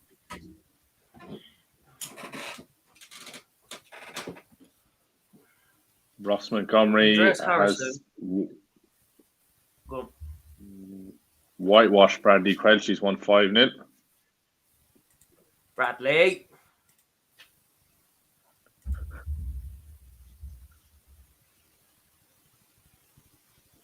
Slap. Matt Clark has won 5-0. Dan Reed, that's a name from the past, has just averaged 100 to beat Russell Murphy. Andreas Harrison, after that excellent win against Franz Rochster, 1-0 up on Nico Springer with a 14-dart leg to start. He is a man on a mission right now. Damien Mole is 3-1 up on Jules Van Dongen in the last 16. Fallon Sherrick's And what is good to throw is see, under a bit of pressure. if you have a look at the top 32 in the Stage 1A EU Q-School, just look how many different flags there are of winners. Yeah. Yeah, great There's to 3 see. Belgium, 4 Dutch, but then you've got Hungary, America, Sweden, a couple of Germans, Switzerland, France. I just don't think we've ever seen anything that diverse. Right, big moments here. Jason Hogg has teed up 46 for the match, unless Fallon Sherrick can... unless Fallon Sherrick can take out 95, and we go to a noble. And this match probably deserves it, to be fair. Apart from one dodgy leg each, they've both been really good on throw. Jason Hogg needs to find it here again. Just shows you in this game how big winning the bullseye is. Leighton Bennett has missed match Oh, darts. I was about to say, I hadn't seen a Fallon Sherrick 180. You know the rest. But Jason Hogg is responding to the pressure as well. Two treble visits for Hogg. But, oh my, Fallon Sherrick, you couldn't, could you? No, 180, 140. What's Hogg got here? Oh, what a leg this is from both. A maximum from Jason Hogg to leave 67. Absolute stones from the pair of them in a noble leg. Fallon Sherrick has gone 180, 140, 140 and may not get a go at a double. Jason Hogg, 67. It's not the nicest of finish. And it goes last start in hand. Fallon Sherritt goes 180, 140, 140, 41 after 9 and does not get a go at a double. What a last leg from both players. Absolutely outstanding. What a game indeed. Leighton Bennett is out. He has fallen 5-4 in a decider. James Richardson has just won 5-2. As I said that, Mark Dugbridge has come for a last leg decider against Matt Paget. Kevin McDine's 4-2 up. He's not far away from victory. Chaz Barstow, 4 apiece right now with Jacob Taylor, another Canadian. Dieter Hedman, 15 dart leg to open her campaign. Ian, I don't know why you're laughing. We will see Fallon Sherritt in the Premier League in some guys.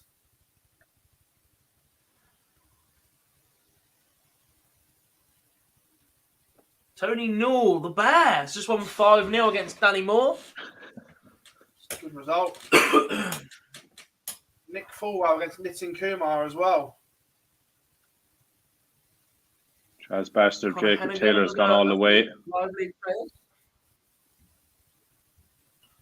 Robbie Green is out as well. Chaz Barstow's mismatch starts to beat Jacob Taylor, and he's coming back for 12 now to win it. And he's bossed. 6.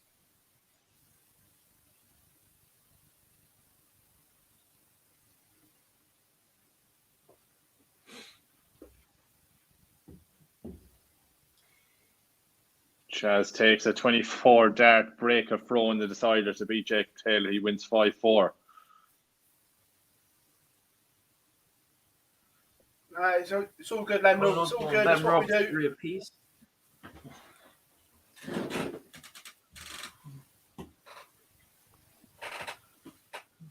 Right, I'm going to focus on the EU Q-School because we're getting down to the nitty-gritty, and I'll let you two take care of all of the UK. That's good. You can butcher the names, and we don't have to. I'll blame it on my cold. Hangover.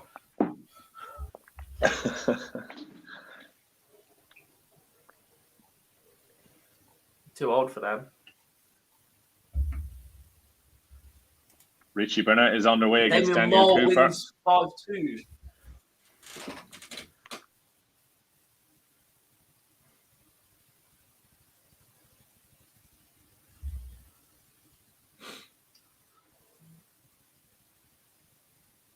And here's the first man into the last 8. Andreas Harrison is still averaging over 100. The man's been on a rampage. Ronnie Hybrex has found another gear. He's averaging 93. He's 2-0 up on Andrew Beaton. And Jacques Labre, 2-0 behind to Stefan Belmont. Is 4-1 up as well. No, Pavel, you're only done for the day, mate. Anyone that loses still has another 2 days of action minimum. Aaron, how are we doing?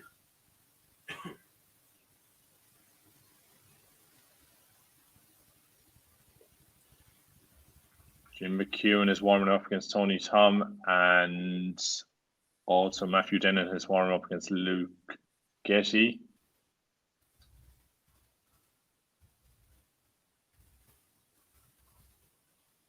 Guys, we'd absolutely love to tell you the Premier League lineup. We'd absolutely love to tell you when it's coming out, but we don't know.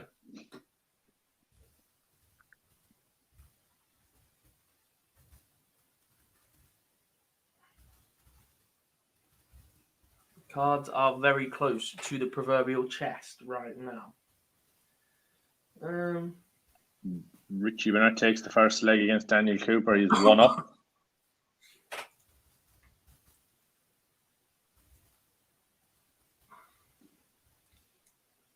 Phil? Yep. We've been on for about 2 hours now. I think it might be time for some adverts. I've got to finish typing first, and then we will. Lovely. Paul Hogan is through 5-1. Sorry, I'm not even covering UK anymore. I might bang. I'll cover Phil while he's typing. 5-1 win over Tony Richardson. Jim McEwen's about to get underway.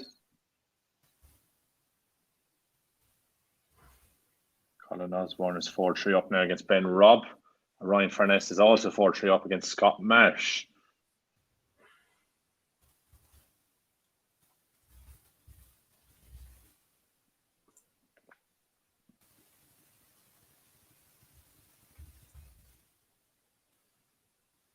Simon Stevenson, the Mirror Man. 2-2 with Callum Francis. Well, that's just gone 3-2. Gary Stone is now warming up against Carl Small.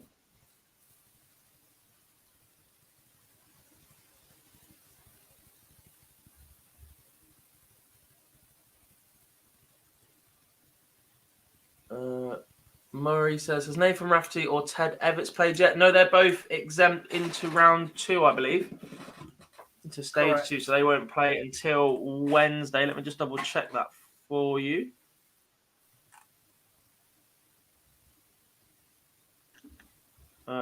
Rafferty is exempt. Where is Everts? Everts has lost his card. Yeah, they're both exempt into stage 2.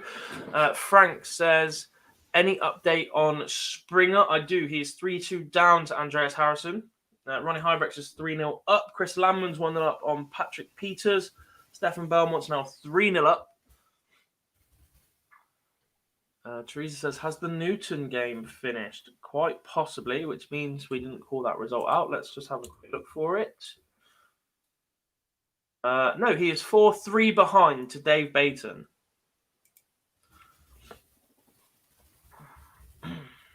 Colin Osborne has won. Not quite sure where his result is gone. I cannot find it. But yeah, there he is. Ben Robb, 5-3 winner over Ben Robb with a 79 average for Colin Osborne. That's a tough opening round for that one.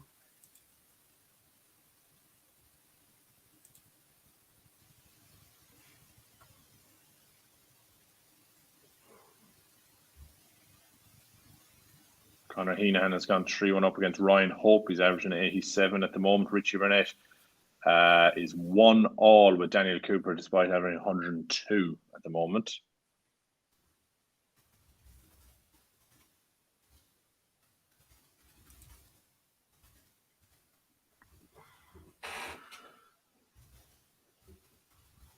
Michael says, can I see the matches live?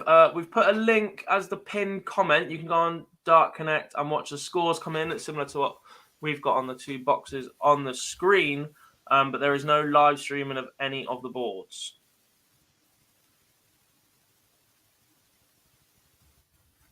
Darren Behan, Connor Scott has not yet got underway, but he is due soon. Yeah, some interesting games getting underway as well. Rob Owen has just gone 1-0 up on Sonny Jahal. Owen Maiden is about to get underway against Kurt Parry. Gary Stone's in action as well. Mike Warburton's just gone 1-0 up. A big favourite for many people to get through this. He's headed into Lakeside as a big favourite, or a lot of people's favourite for that competition. Adam Mould just won 5-2 against Koni Singh Nagy. Good question here from Luke Alonso in the chat room. Which country without a tour card holder do you think would have a good chance at getting one this year? Well, judging on what we've seen today, probably Anders Harrison. Possibly. I think there's 3 in the conversation. You've got Harrison from Sweden, but obviously Larsson's been there before. Patrick Kovacs, the Hungarian, and France as well. I've been really impressed with Jacques Lebrun and also Thibaut Tricot. He's a fantastic art player. He will be the first Frenchman to get a tour card, I've no doubt about it.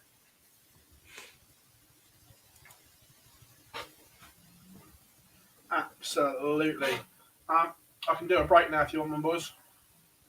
Yeah, let's do a quick break and then we'll come back and we'll answer a few more questions. Right, everyone, going to do a quick ad break. We'll be back on the other side of these.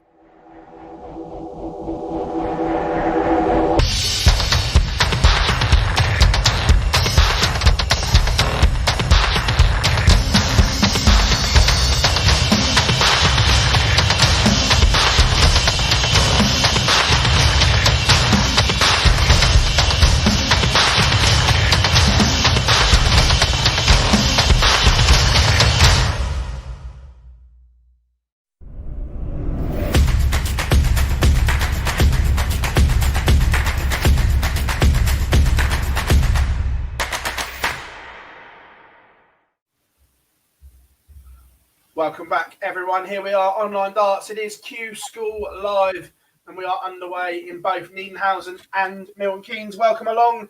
Thank you for joining us. Remember, make sure you drop us a like and subscribe to the channel. It's been a packed morning so far. Remember, Germany split into two sections across the days to limit the amount of people on the floor. So stage 1A, or whatever you want to call it, is nearing an end, but Milton Keynes is well underway. God, remember, come and say hi in the chat room. We don't bite. Second winner in the last 16 in the EU Q-School. Ronnie Hybrex wins 5-0 against Andrew Beaton. He will play the winner of something. Very helpful for me. We still have a last 32 game going on between Jeremy van der Winkel and Alexander Klein, so that will hold up a little bit of this progress. Stefan Belmont's 3-1 up. Chris Landman is 3-1 up on Patrick Peters. And Mario van der Bogaard is 1-0 up against Patrick Bullen. The winner of that one will play the winner of Landman and Peters for that exemption into stage 2. Couple of questions about that in the chat room. How does the order of merit work to get into the second stage, and how many players qualify? So, stage 2 of both Q-Schools will be made up of 128 players. There are 32 players exempt to the final stage of the UK Q-School, and there are 19 exempt to the second stage of the European Q-School already, by virtue of the fact that they finished in a relative position on the Challenge Tour, on the Dev Tour, or are players that have lost their tour card last year. So they go straight into stage 2. There will be 8 players per day on stage 1. So today, tomorrow, and Tuesday at both schools, that will, at the end of the day, go into that stage 2 automatically by being the last one standing. Basically, in each of the German events, they're playing down to the last 4. And then the 4 per event will go through. In the UK, they'll play down to a quarterfinal lineup today, and all 8 of those players will move into stage 2 as an exemption. And then everybody else will earn a point per round that they progress past, with leg difference being accrued for the entire 3 days as well. And then the top ranked players will fill in the rest of the spots. I hope that helps. Yeah. John says, which website do you use for the score? Look at the pinned comment, mate, at the top of the chat. There's a link in there for you. It's the tv.dartconnect1events.pdc, and then you can pick which Q-School you want to follow along. We've also put darts rankings in the pinned comment as well. It's not too much of an issue today, but you can start having a look at how those order of merits will take shape. A few results. Paul Holloway just won 5-0. He was at the World Seniors. Very, very entertaining character. Daniel Lee just won 5-0 as well. Diego Portela is about to get underway. Connor Scott 2-0 up already. We missed him starting his game. Gavin Carlin is warming up. Just started. Danny Lauby is warming up as well.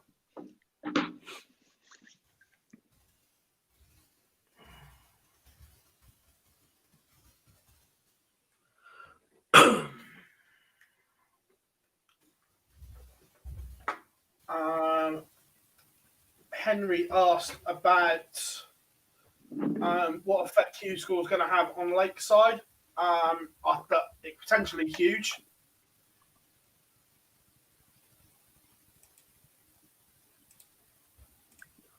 I think I'd be amazed if Lakeside is unscathed from this. Danny Lauby is now warming up, as is Richard North. It'll be quick. Lauby doesn't hang around. Gary Stone 2-all with Carl Small. Robert Owen 3-0 up against Sonny Jahal.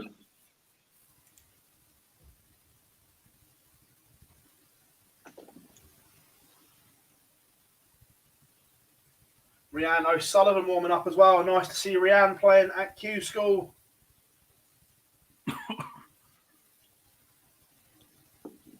Christian says, have we seen any big surprises already? A couple. We have lost Fallon Sherrock already. We've lost Leighton Bennett already. In the EU Q-School, we lost the WDF World #1, Brian Roman, in the first round. He averaged 97 and got beat. Other than that, Matthew Denon has just won 5-0 against Luke Getty. Just a quick one. Unfortunately, Ralph, it's my channel, so if you don't like it, go and watch somewhere else.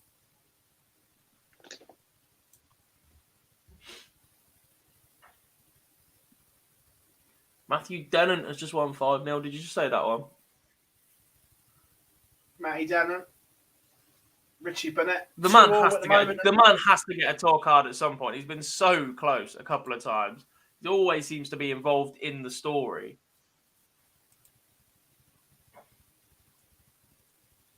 Jim McEwen's 4-0 up. Kurt Parry 4-0 up on Owen Maiden.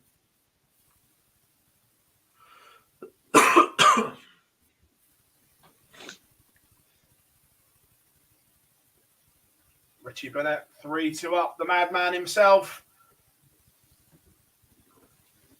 I know God would be a disaster now for 4-1 you, up. but Burnett back on tour. Yes, please.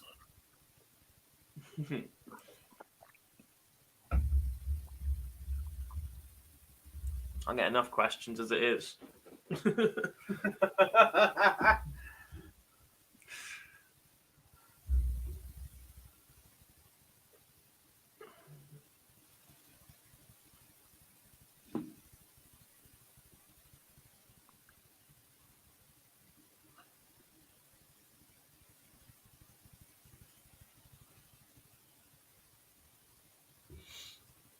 Ian, we're not talking about Google Warren. sponsoring darts, but everyone wants dart sponsors away from bookies and things like that.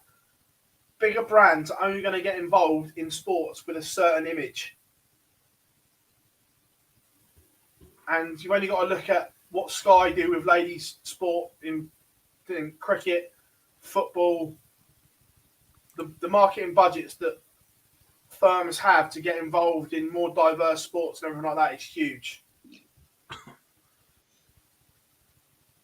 Connor Scott is flying. 4-0 up. Gavin This could be an Carroll is now interesting 2-0 game. up.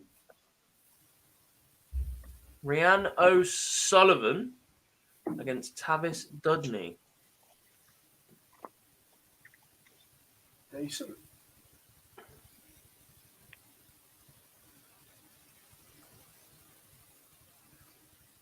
Chris Landman has just beaten Patrick Peters in EU Q-School on board 2. I believe that they will play the winner of Mario van den Bogarde and Patrick Bullen, and Mario has just gone 4-0 up.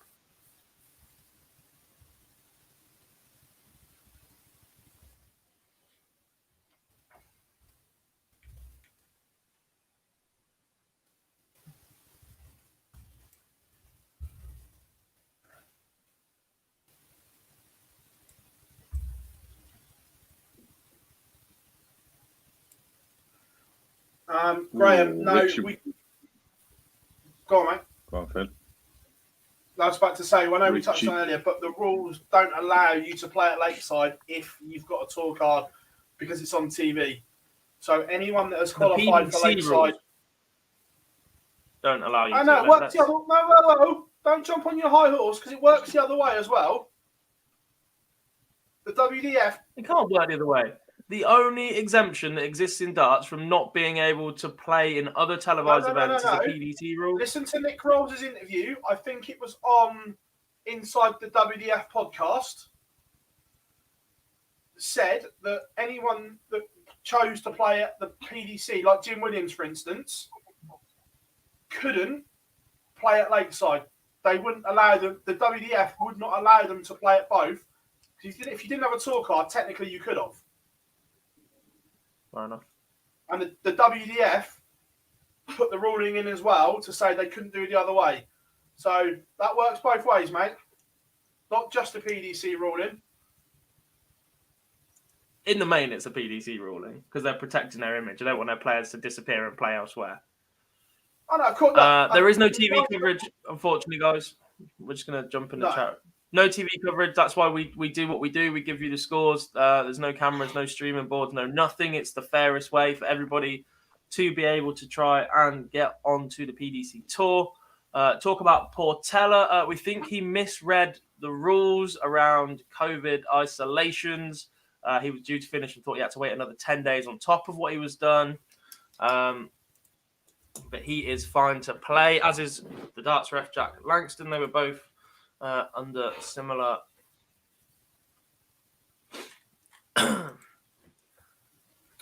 Rocky, Andy Jenkins, the king of Cosham, is underway as well. Daniel says, great coverage, guys. Do you think Scott Waite's left it too long to switch over? Absolutely. I was really disappointed with his, I know, COVID and etc., but he was really underwhelming for the 2 years that he was on the tour, in my opinion.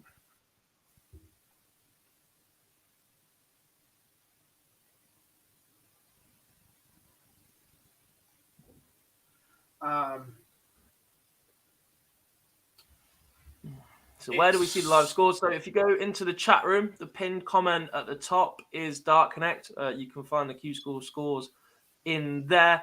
Someone says, why no coverage? You pay enough for PDC TV a year. I think the issue is that at Pro Tours and Challenge Tour and everything else, once you're there and set, you know we are. There's so much on the line here at Q-School.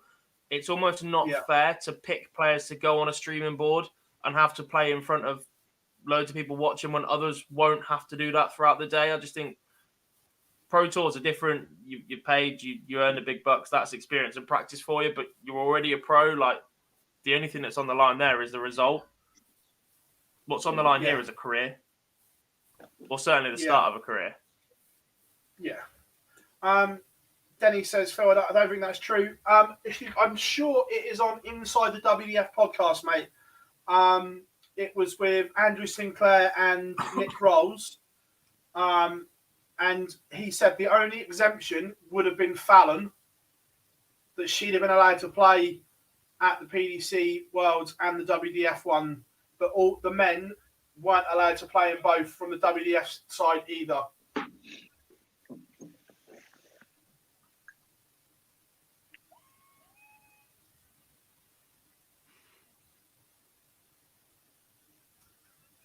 Yeah, Mike Warburton through.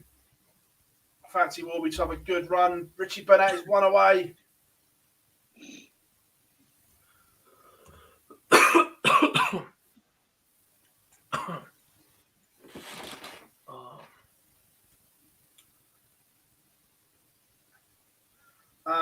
Said Jamie Caven on the list of players, but not there today. He got COVID, mate.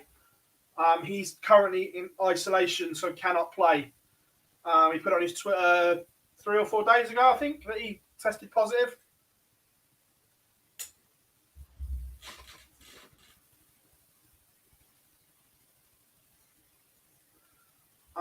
Marcus, it purely comes down to cost, why they don't stream everything.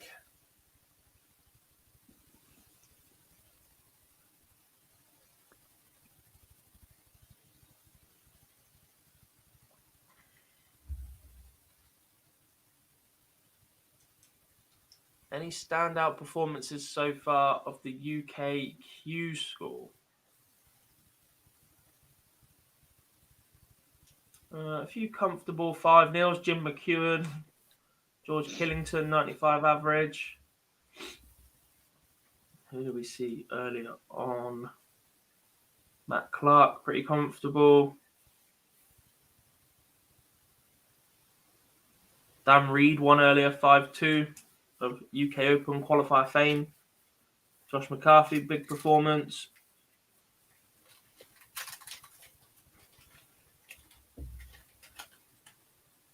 Here we go. The Madman, the Prince of Wales, 96 to win it. I know Liam will enjoy this if it goes.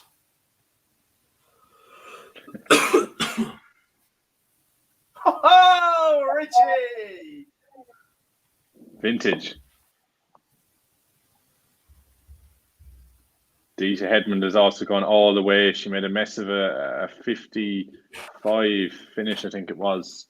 So she's gone all the way against Petros Christodoulou, if that's how you pronounce his name.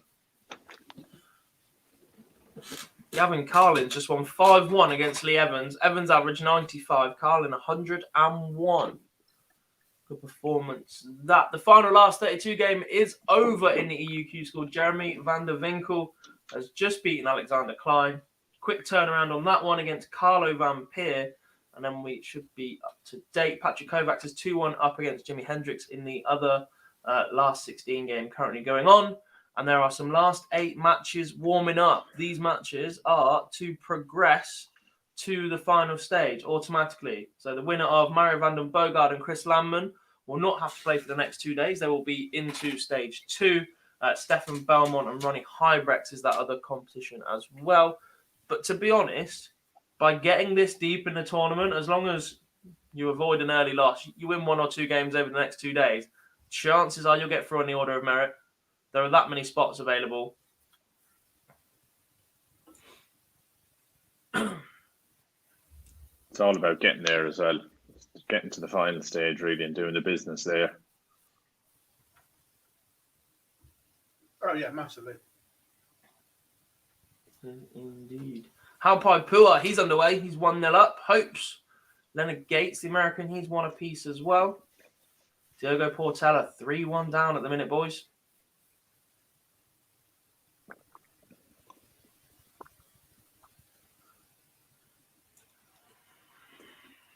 Dita Hedmond also in massive trouble here. She's gone 60, 41, 59 and 40.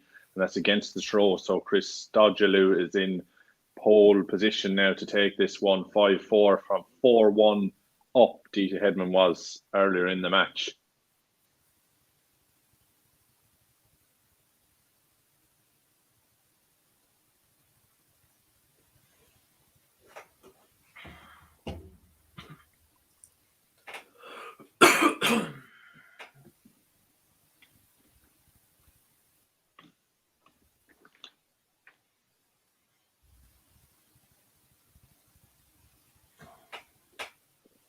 Wasn't Dita 4-1 up? She was, yeah. She's certainly ahead. I think it was 3. I just saw a win for Adrian Gray pop up on the screen.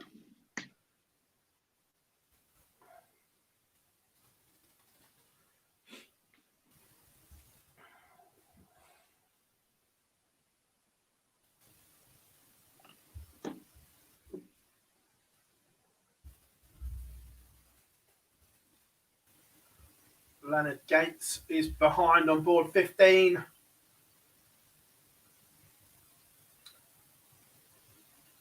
Richard North underway. Looking for... There he is, the King of Caution. Jenks 2-1 up.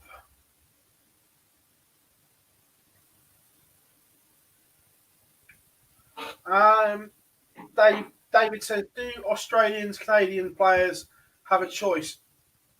Yes, I believe they can pick which one they want to play in. I know Danny Dalby stayed here after the World Championships. That's why he's playing in the UK one.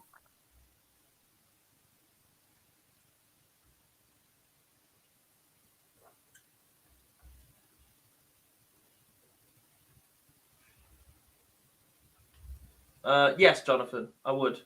Not only that, I'd have the best home setup you've ever seen in your life. Online darts would be massive because I'd just put us everywhere. And then I'd just spend my life playing darts while the money looks after itself.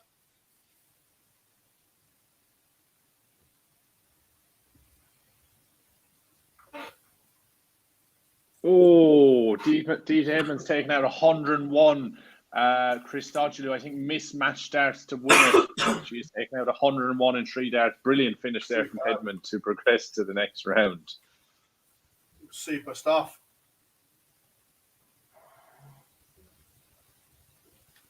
Magical darts from the Dark Destroyer.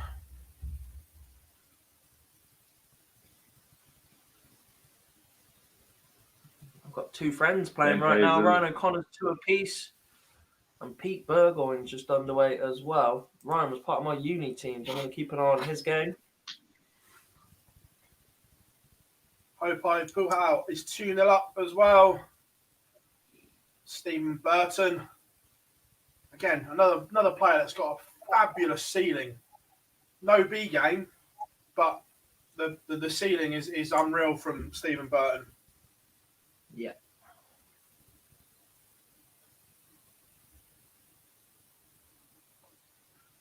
Patrick Kovacs now 4-1 up on Jimi Hendrix. Looks like he's heading for the last 8 and a shootout to move into stage 2. And I wonder if the draw for stage 1B has been completed. It has not yet.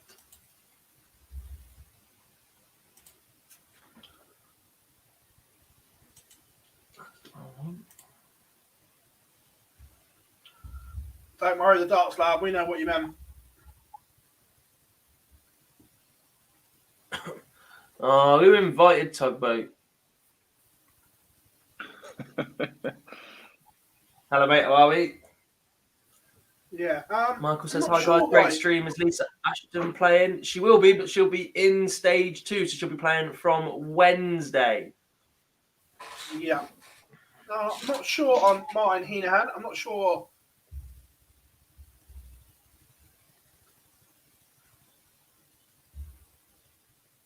The Muffin Man, Steve Hine, is in a bit of trouble. He's just gone 3-0 down to Ben Quenby. The Muffin Man.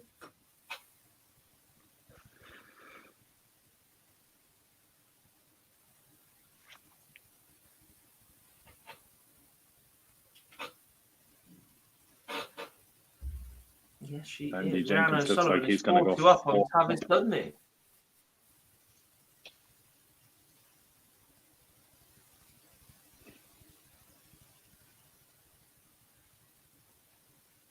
Tug feels a bit rough, but the rest of us are fine. Hashtag ask God what time you got in last night.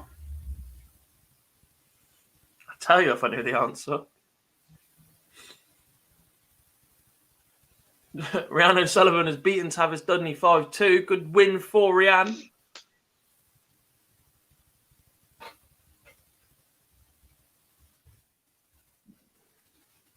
Patrick Kovacs is 4-1 up in the EU Q-School against Jimi Hendrix. And he has just won, so it's a 5-1 win for Patrick Kovacs over Jimi Hendrix. Mario Van Bodengarde is warming up against Chris Landmine in the last 8 there. So it will be Kovacs versus Damien Mole for that spot in stage 2. That will be a straight shootout. As I said, it's Mario van der Bogard and Chris Landman as a straight shootout, and Ronnie Hybrex against Stefan Belmont as a straight shootout. The other one will be between Andreas Harrison and I believe the winner of Carlo Van Peer and Jeremy van der Winkel. That game is behind. That's the last 16 game that hasn't started yet.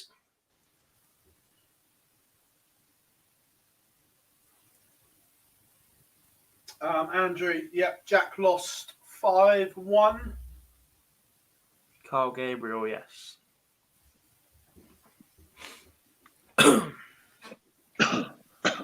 Thoughts on Carlin versus Evans? Seems 2 good averages, but unlucky draw for Lee. That is unfortunately the way that Q-School goes sometimes.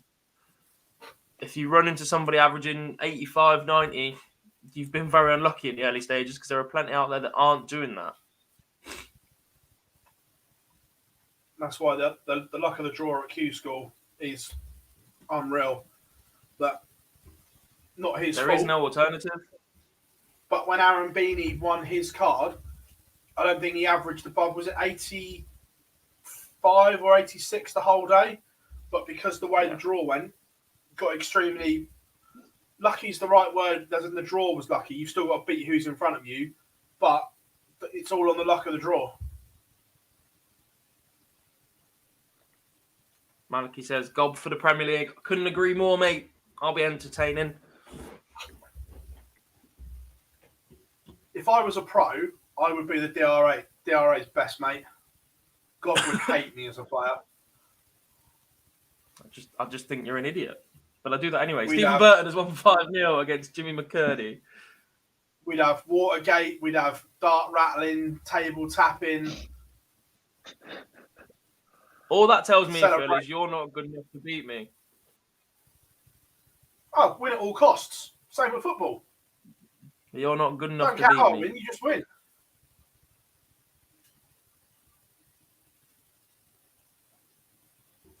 Have any of the two Colemans played yet? Let's have a quick look for you.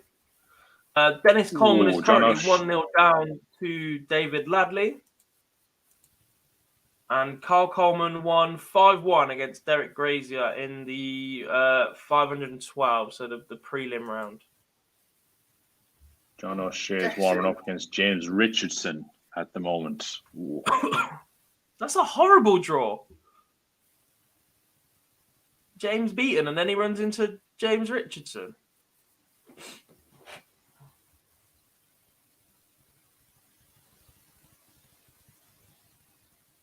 I like a lot of dart players, Mark. It's an absolute myth that I don't like dart players. I just don't like idiots.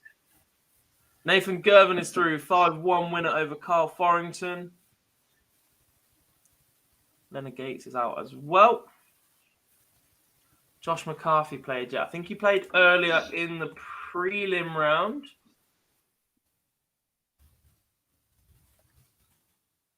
He really won 5-3 against Jordan Brooks, so his last 2-5-6 games should be coming up soon. Nathan Garvin with a really solid 5-1 win over Carl Forrington there, 95 average.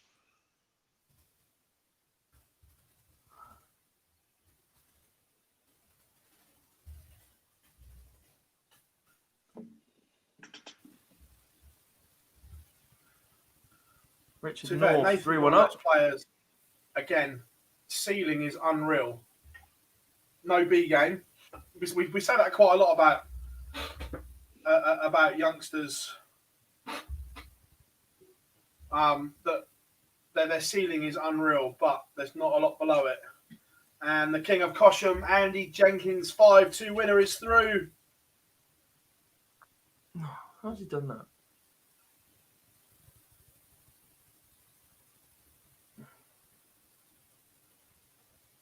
Roger Crook has beaten my friend Ryan O'Connor 5-3. Portela spun it all around. Good stuff from Diogo.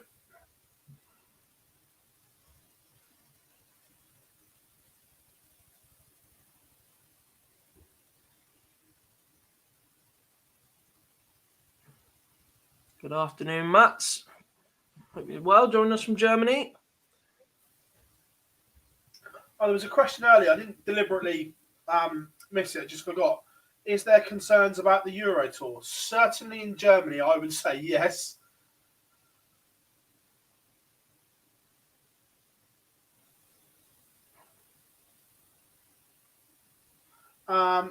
Alex, no one can win a tour card in these first 3 days, mate.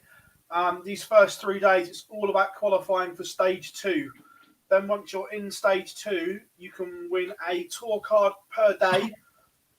The winner wins a tour card, and then it's all on the order of merit.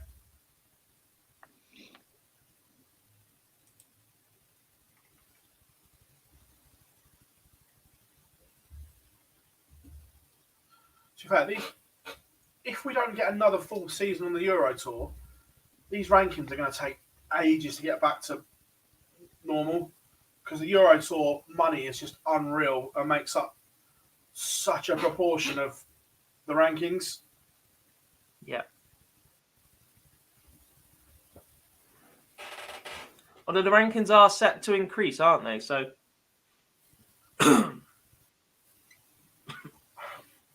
They are, but not enough. yeah. I know It they bridges put the gap a Pro Tour little money bit. up, but not enough. You've still got to win 2 Pro Tours to the equivalent of winning a Euro Tour. Yeah. What did Ronnie Hybrex have for breakfast? Indeed, he is 1-0 up in the qualification match. 14 dart leg to do that. Nice try, Rocco.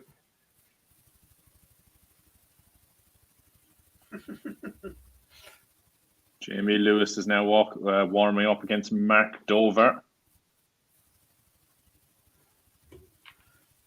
Name from the past, certainly not hitting the stands as he used to, but Brian Pecker Woods, 4-0 down, averaging 65, used to be a Lakeside regular.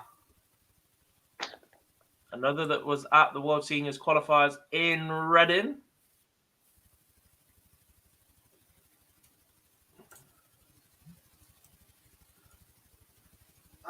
Martin Lukeman has a tour card. Harry won one last year, so Martin has no need to play. He was in the chat room earlier. Nathan Rafferty comes in on Wednesday. Yes. Robert Thornton won his first game.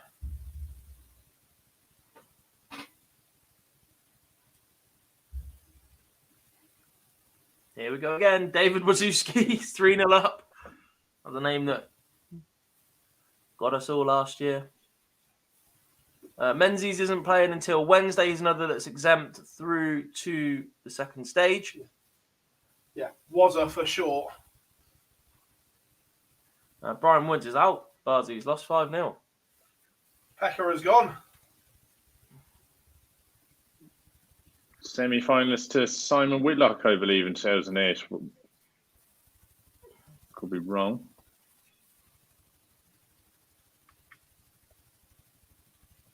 We all know I won it in 2008. He hasn't stopped banging on about it since.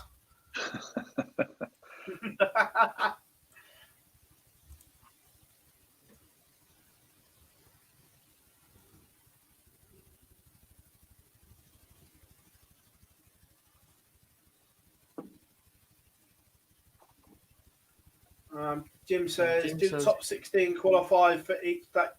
8 and 8. So there's 8 from the UK a day, 8 from EU qualify for their So the representatives. EU is split into 2.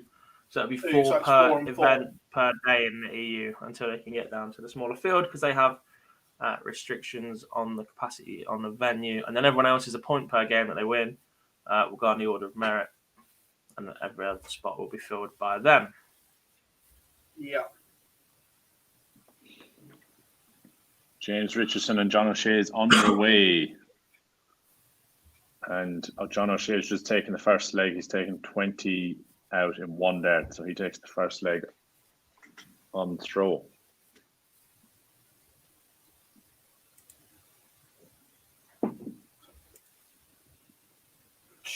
Terrible tie for both.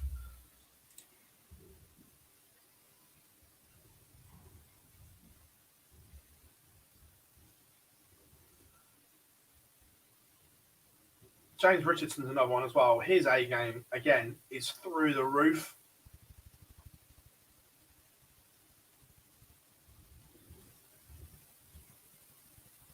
Agreed. Yeah, very good player. This showing his qualities down through the years, especially this year. We've seen a lot of them. Very, very capable. Oh, completely.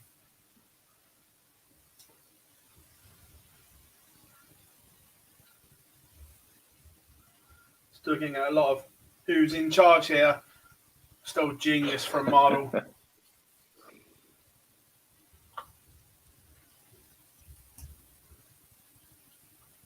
However, I'd love to have heard the conversation in his ear from his producer, Rory, at the time.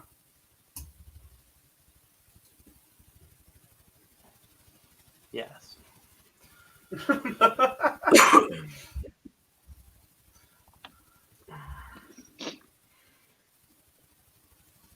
Jamie Lewis is underway. What's that? Would you like to drop me off the stream a minute, Phil? I'm going to pop to get some drink for the rest of the day while we still have Liam, and then I will be back Give me before 30 Liam seconds. has to leave us.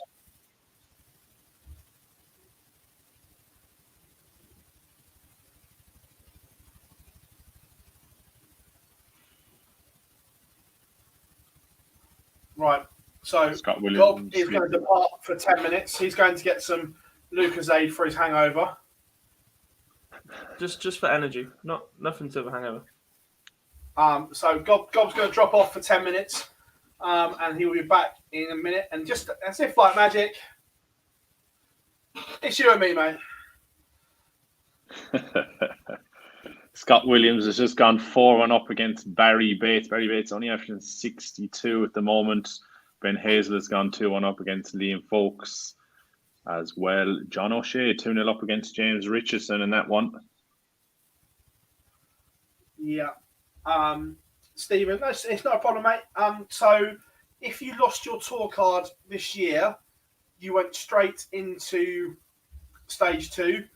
And then it was also players that finished in the top 5 of the Devon Challenge Tour, top 5 or 6. That's how you went straight into stage 2, mate.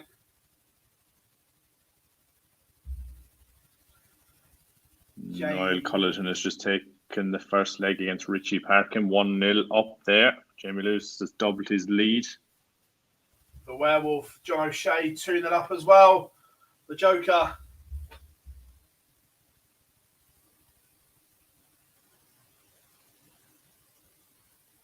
Again.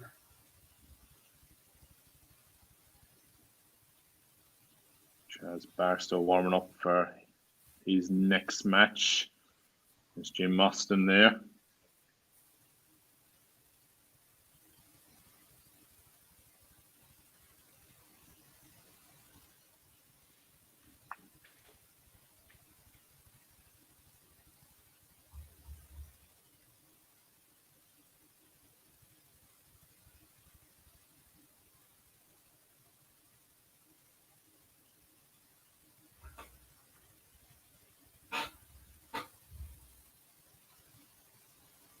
Mario Van Bodengarde is 2-2 with Chris Landman in the EU Q-School stage.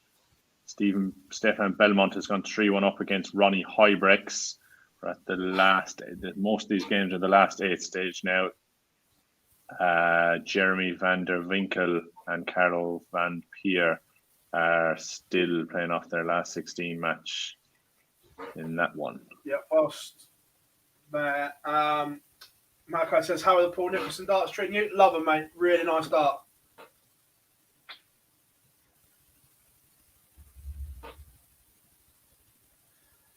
Always, I don't believe there are any match markets for Q-School, mate.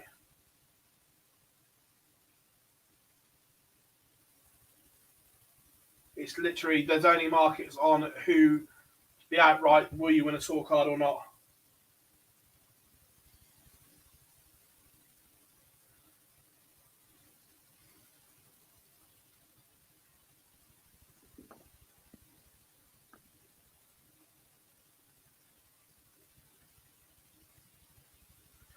Andy says, one person you definitely think will get a card, lads.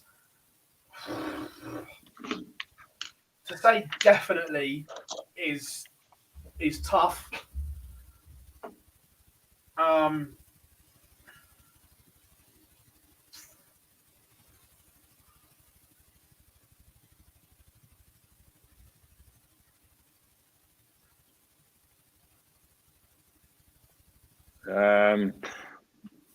Connor Scott, if I had to put money on it, and maybe Kevin Burness, but it's really, look, I can't. It's so difficult to call, really.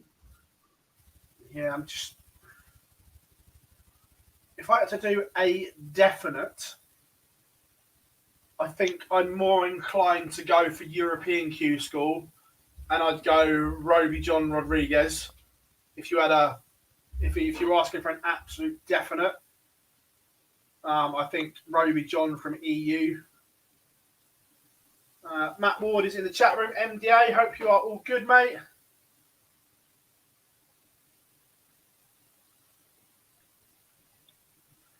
Andrew, yeah, that's correct, mate. One visit to the board, scored 18 and gave the game away.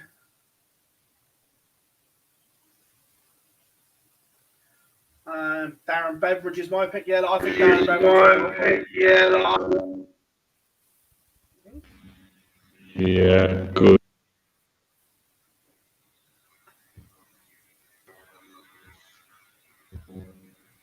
Liam, I think your audio went all funny. Just change the.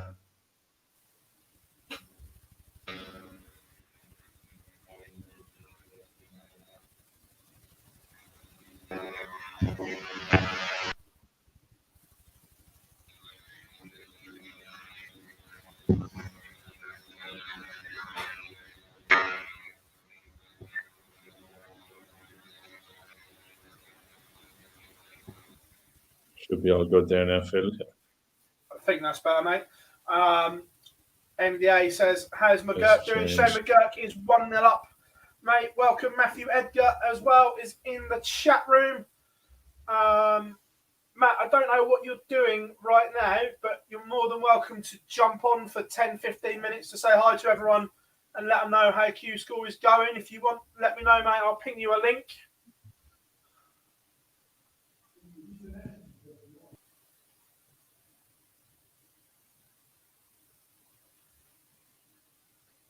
Great looking game on board 12 that really, really intrigued me.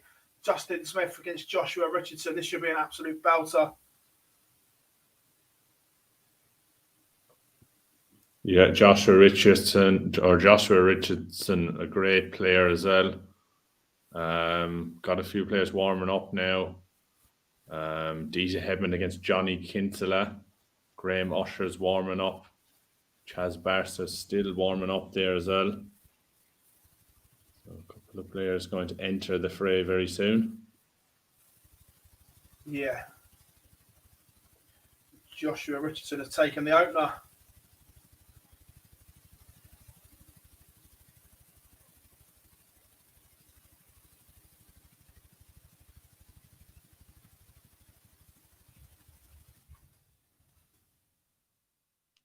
Niall Cullerton in cruise control at the Werewolf for the moment, 4-0 up against Richie Parkin. John O'Shea and James Richardson is still 2-all. John O'Shea has 80 now to take the third leg against Richardson. Struggling a little bit at the moment.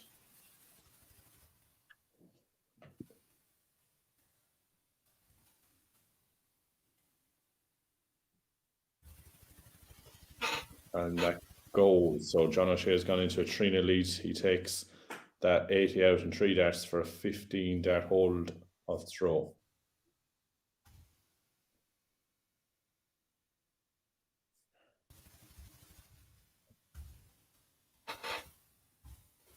Justin Smith has leveled it up against Joshua Richardson.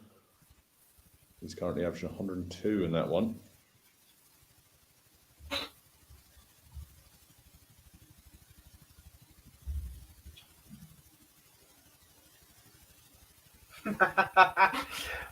Matt says, when it says warming up, do you think they're stretching? Yeah, maybe stretching like 1 or 2 muscles in their arm.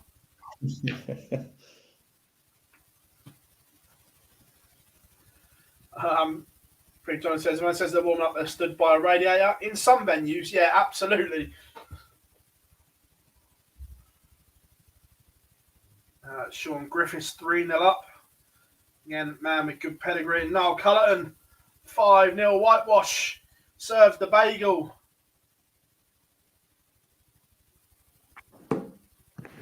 Solid performance from him to get through to the next round. Graham Usher's taking the first leg against Paul Mitchell. He's 1 up.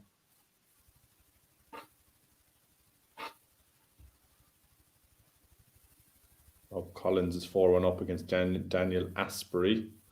Shane McGurk has just taken a 2-0 lead as well. And Chaz Barstow has just taken the opening leg against Jim Mostyn.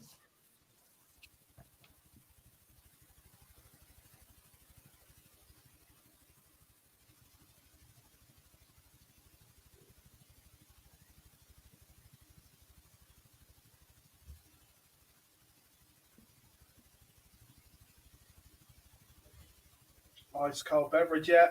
Darren, real nice throw. Matt Shane is now 2-0 to the good.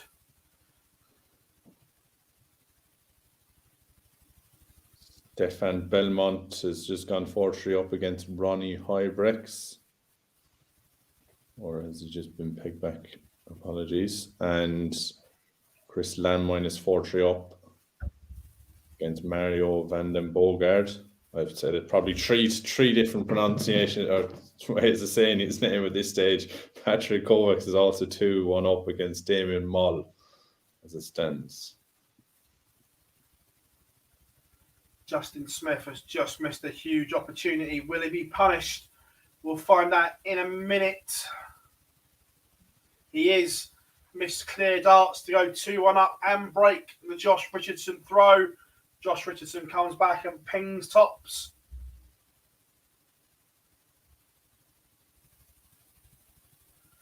David says, no, I was on here earlier. Once you're allowed to use your phone before, but once the event starts, mate, you're not allowed to use it in the arena itself.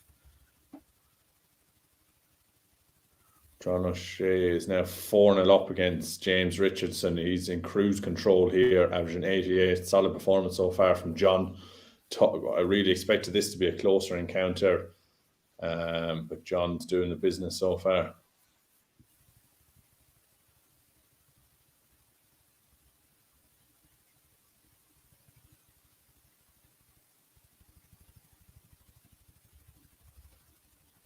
No, I haven't seen Trina today. But I think she might just rock up, play one day or whatever, so she can have a bash at the Challenge Tour or something like that.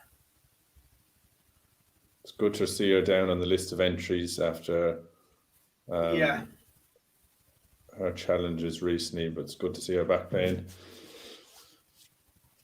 Yeah, absolutely. This Justin Smith, Joshua Richardson game, it's all on Justin Smith. He is completely outscoring Joshua Richardson at the moment. It's just, can he take his chances when they come along? Gavin, yes, I'm speaking to Peter Satira from the CDC, who's obviously based in America. As far as they're concerned, Madison Square Garden is all set to go in June, mate, which would be amazing. Diogo is still in. Toby, 8 from each. So 8 from the UK, 8 from EU qualified for stage 2 today. As Justin Smith levels it up at 2 apiece.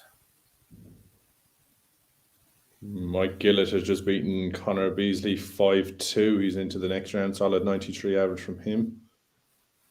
John O'Shea has done the whitewash over James Richardson. I wouldn't have called that at the start of the game, but 88 average. He's through to the next round. Very good win for John.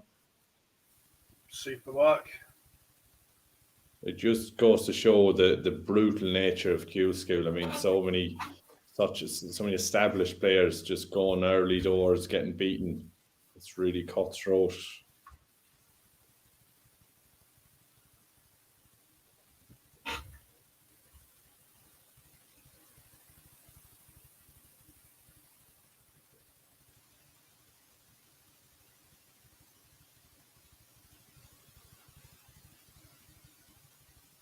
Nathan Derry is 2-1 up now against Sean Wilkinson.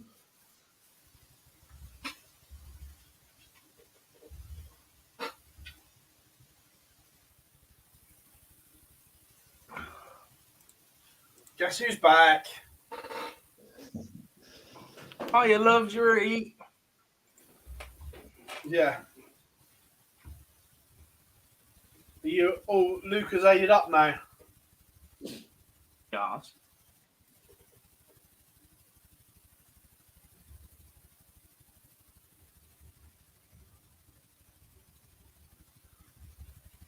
One with the Raspberry Sport to start, but there is a 4-pack of Lucozade Energy in the corner too.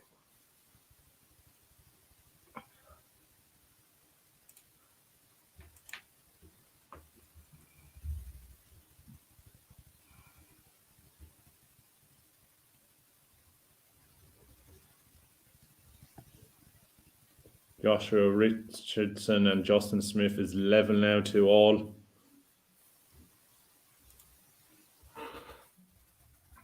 And Richardson has just gone 3-2 up in that one, despite only averaging 79 to Justin Smith's 91. He's doing the business.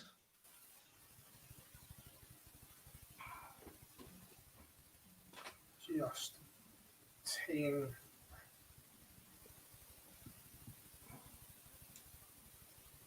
this up. 2 seconds.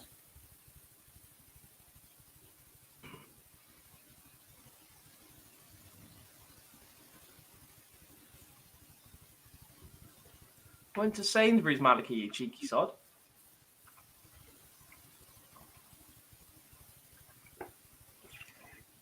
Other local supermarkets are available.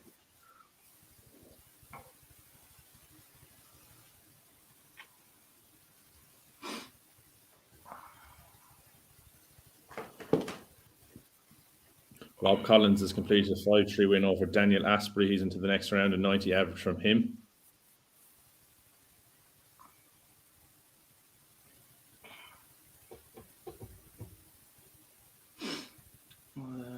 In the EU, we have 2 players that have already qualified for Stage 2. Then they are Mario van den Bogard and Stefan Belmont. Patrick Kovacs is currently 3-2 behind to Damian Mole. The winner of that will go into Stage 2. And Andreas Harrison and Jeremy van der Winkel are just warming up. The winner of that one will also go into Stage 2.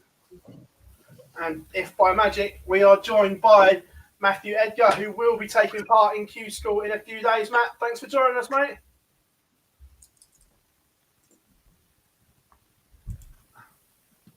You can't hear us. I've got his audio. Oh, hang on. Oh, I can hear people speaking. I reckon it might. Yeah, we've got you. Oh, there we go. I can hear you now. Welcome, I can hear welcome people along, now. Matt. Thanks for joining us, mate. I almost had a Wayne Mardle moment there. What, we're live? Why wasn't I told? Yeah, the Can we have the Edgar TV intro? It hasn't been on there for a bit, actually, has it? I've knocked it off a bit recently. It's got a bit more professional recently. So this is fancy, Not isn't bad, it? disappointing. Yeah, I was going to say, it's part of the staple of your thing was the Edgar TV intro. The bit of paper, yeah, that was a silly night in one night, and yeah, it ended up staying for quite a while. First of all, mate, excited for Q-School? Yeah, I love it. I absolutely love Q-School. I said when we went to the World Championship qualifier a couple of months ago now, I said I love those sort of days where everything's on the line and you can feel the tension in the room.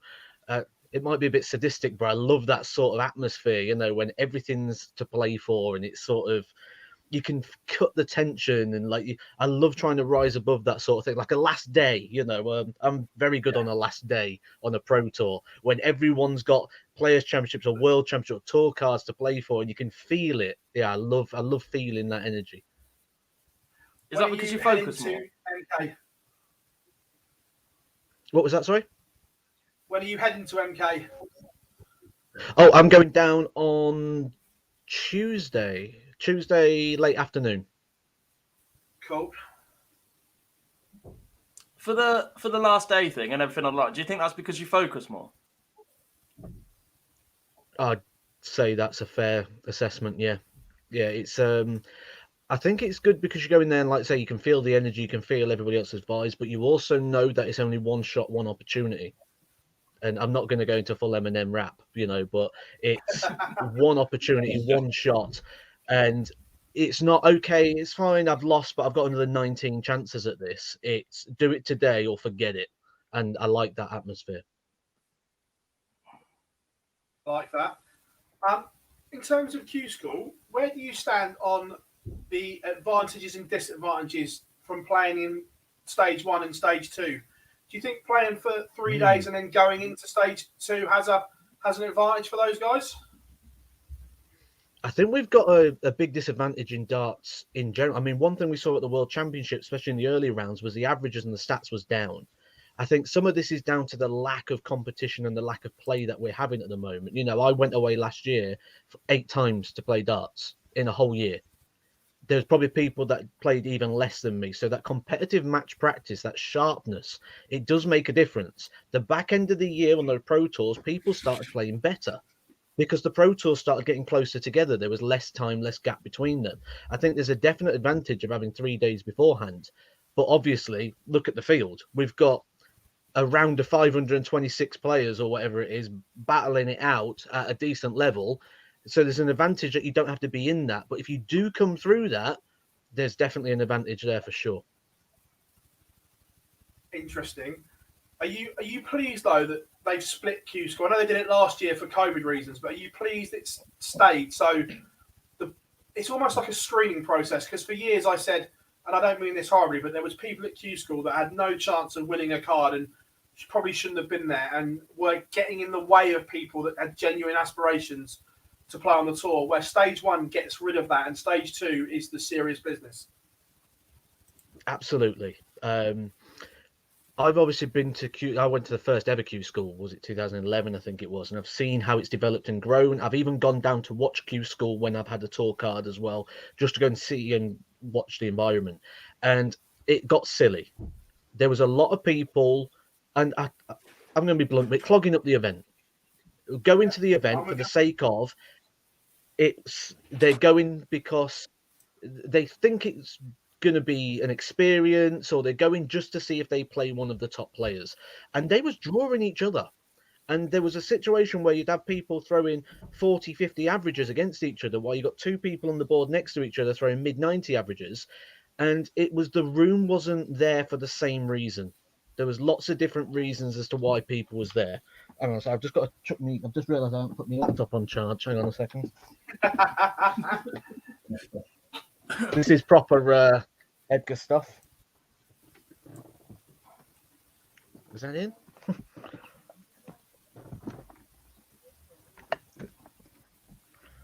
I might have plugged. Hang on, I think I plugged the wrong thing in.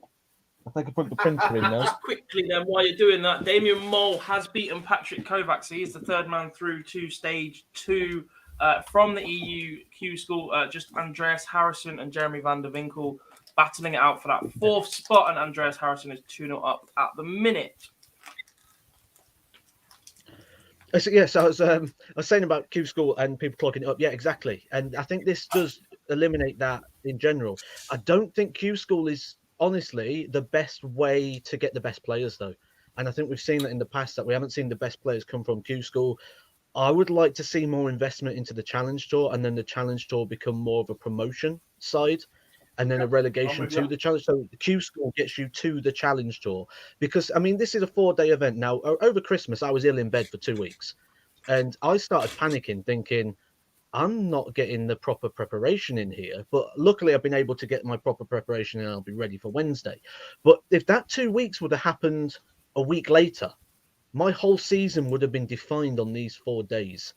And I think that's a bit of a harsher way of doing it when, you know, you've been playing a good standard for a whole year.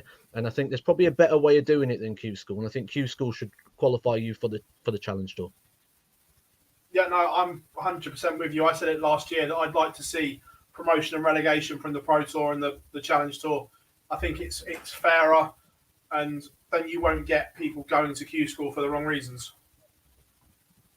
Yeah, exactly. And we can see it already now. You know, some of the games that are coming through, some of the people are going there. And I'd do the same. You know, if you said to me, right, you can pay £500 and you can go get a trial at Man United for 3 days, of course I'd go and have a go. I ain't getting into Man United, but I want to go and have a look at the facilities. I want to see how things happen. I want to enjoy that experience. And I just, at the moment, I think that's Q-School is becoming too much of an experience rather than how many people in this event today actually want to get a tour card. Yeah, completely. Absolutely. I'm with you. But anyone that you got an eye on it is to price people out, but go on, Gob.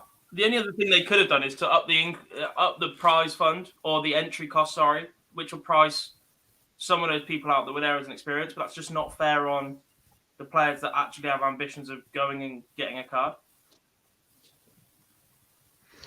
Yeah, I think when it comes to finances, I think people will always find a way. I think you'd have to have it as a very, very simple. But then, if you did put that up, then surely as well we'd have to have some sort of prize fund for Q-School. Like you get through Q-School and you get like a £2,000 or £3,000, to help with the expenses and the costs that come with it. Because the again, being blunt with it, the first thing you get when you win a tour card is an invoice. You don't get anything else. You're not getting a professional. Here's your contract. Here's your payment. It's no, actually. Well, here's your top up fee for your tour card. Oh, and now you're going to have to go and book all these expenses. The first thing you get is further expense. So maybe that's another thing that could be looked at. That bridge between, yes, I'm a professional player, but hang on, now I've got to find £3,000. On the Same by money not side getting of card, it, though, isn't it? Because the first thing is challenge Go on. tour within like 2 weeks straight afterwards, because they have to have a challenge tour to go to top up the pro tour. So actually, it's not just this week or whatever that costs a bit. You have to be ready to go straight away, don't you? Yes, yeah. Like I say, the challenge tour, there's 5 events straight after. That's at £50 an event. That's £250 plus all you're probably looking at another £500-600 on top after Q-School as well. So it is a commitment, definitely. But that's what darts is. I see a lot of people online always saying about wanting sponsorships or wanting these different things, but the sacrifices, and obviously this is the first level of that sacrifice. But obviously, if you get through that and you've made those sacrifices and you've achieved the status of Q-School, maybe there should be a bit of a reward on the other side of that as well. On that, there's a lot of talk on social media at the moment about the money side of it, and it's like a double-edged one here. One, do you feel that they need to bring in where first-round losers actually get something for playing on the Pro Tour, so it is kind of professional, that you're not just going there and making a loss? And then flip that, because as it stands, if you're ranked between 128 and 80, 85, you're probably better off not having a tour card, because the money you can earn in other avenues at the moment. Absolutely. I've actually looked at this myself and thought, if I get a tour card, what I expect to get, and if I don't have a tour card, what I expect to get. And without one, I would probably be better off financially. But what I don't get is I don't get that opportunity that if I play like I can, and if I do the right things in the right places at the right time, the unlimited potential. Look at Ryan Searle, Callum Ritz. Yeah. People that have literally changed their lives in 6 months on the basis of that level of performance. Now, if you don't have a tour card, you don't have that opportunity. You could go play these great darts, but you're still only getting that. And it's what you want, isn't it, with it? I do believe that you should get something for first round losers. There should be an appearance fee, 100%. I'd be right behind that. The prize money's just gone up. I think that was a good opportunity there to maybe bridge that gap a little bit, because I don't think you should ever go as a professional and apply your trade, but not ever and come back losing. Come back with less than you went with after you've gone away to apply your trade. If in any other walk of life, if someone said to you, right, picking and packing at DHL, you've got to come in, you've got to hit your target or you don't get paid today. No one's going to work for DHL. And I think with the problem is at the moment that there hasn't really been many alternatives. So people have just had to go with what there is. But like I say, there's opportunities now that people around the 80 mark in the world rankings will probably be better off outside of having a tour card because of the restrictions that come with that PDC contract. So yeah, both ways you kind of agree with both ends up, but it's just that unlimited potential, isn't it? It's that if I have a good 6 months, I'm going to earn money that's going to change my life, and that happens nowhere but the PDC. Well, that's why Barry's such a great salesman, because that's how he sells the dream and the dream factory that you could be a millionaire in a couple of years if you apply yourself and work hard. The reality is not everyone gets there, but he's such a salesman. That's the dream that he pitches. Exactly. And people buy. I mean, look how many people are playing right this second to try and start that journey or to get back on that journey again. That I'm going down there Wednesday because the carrot is just too big. It's not like it's just a little bit of temptation. It is life-changing. No, absolutely. And you said about the prep not being the best. How do you feel heading into Wednesday? Is is the Edgar Nation in a good place? Yes. Yeah. I was worried. I was panicking over Christmas. Like, I didn't get out of bed for 5 days, and I was like, this ain't good, you know, because I like to have my routines and I'm very sort of regimented in what I do. And I could just feel like I was like, oh, it's going to be coming away. I'm not going to be doing this. I'm not going to be doing that. And then I've sort of split my practice into 2s. So I've been doubling up on sessions. So instead of, let's say, having a 3-hour session, I've been having like an hour and a half to 2 hours, but twice, morning and night. So I've sort of doubled up and tried to get that in. And then I was practicing yesterday, and I think I could have thrown backwards, under my legs, over my head. Everything was going in. It felt absolutely dreamy. And yeah, if I do that, if I can get that level of comfort that I had yesterday, I'll go through on the first day. Losing your tour card's never great, but at times, is it easier to go back and win it again? Because it's a great reset that, like, I think you spoke about it before, that you're starting with nothing. So that worry of not going to here and thinking, I'm defending $3,000 here, $2,000 here, where it's just like level playing field. We all, as humans, we're naturally addicted to growth. And one thing we like to do is develop and grow. Now, like you said there, it's nice to go to events and know what you're doing is growth. You know, you go to the UK Open, you win 1,000, but actually you won 4,000 2 years ago. I've lost 3. So you don't actually feel like you've achieved anything by reaching the 3rd, 4th round of that event. It feels like a negative. So all you're ever doing is living in this negative. Well, this is probably why people like Barneveld hated darts towards the end, because it was all just coming off and you could never enjoy an achievement.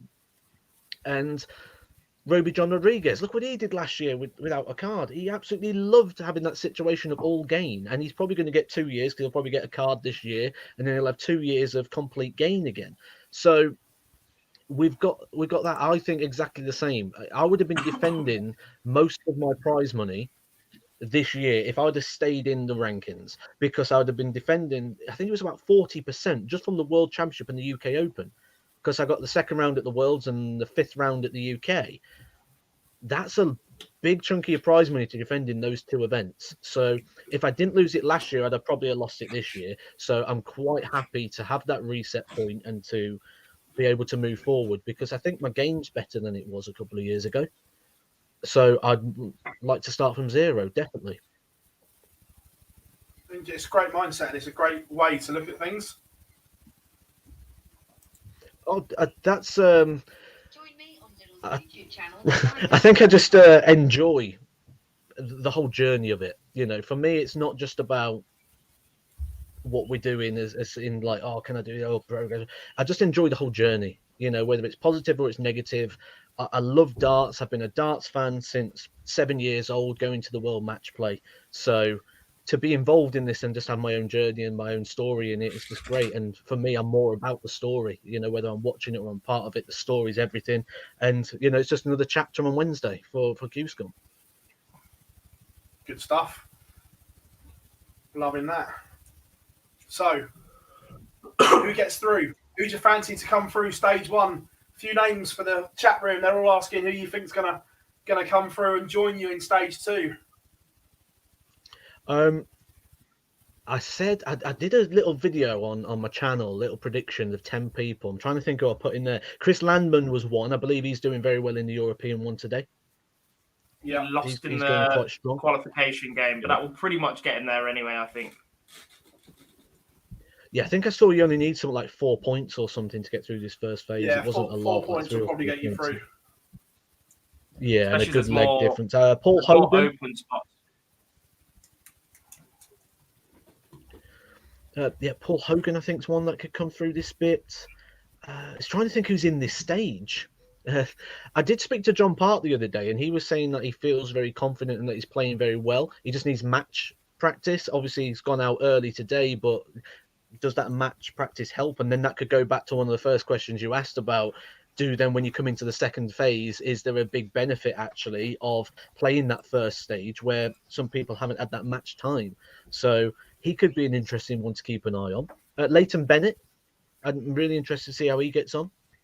I haven't seen his results today yet, actually. Is he still in at the moment? He lost first round, I believe.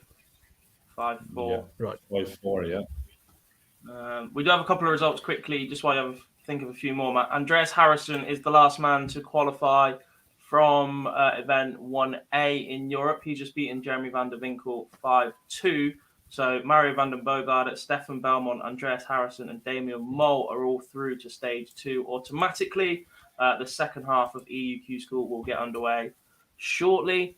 Connor Scott is out. He's just lost to Nick Fulwell, but Kevin Burness has progressed. Robert Thornton has just won 5-0 as well.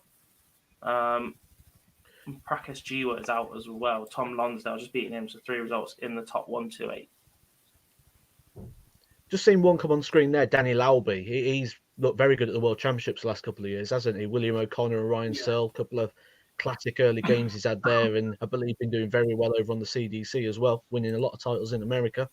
Could be one to keep an eye on. Robert Thornton's just averaged 104 in a 5-0 whitewash. Steady.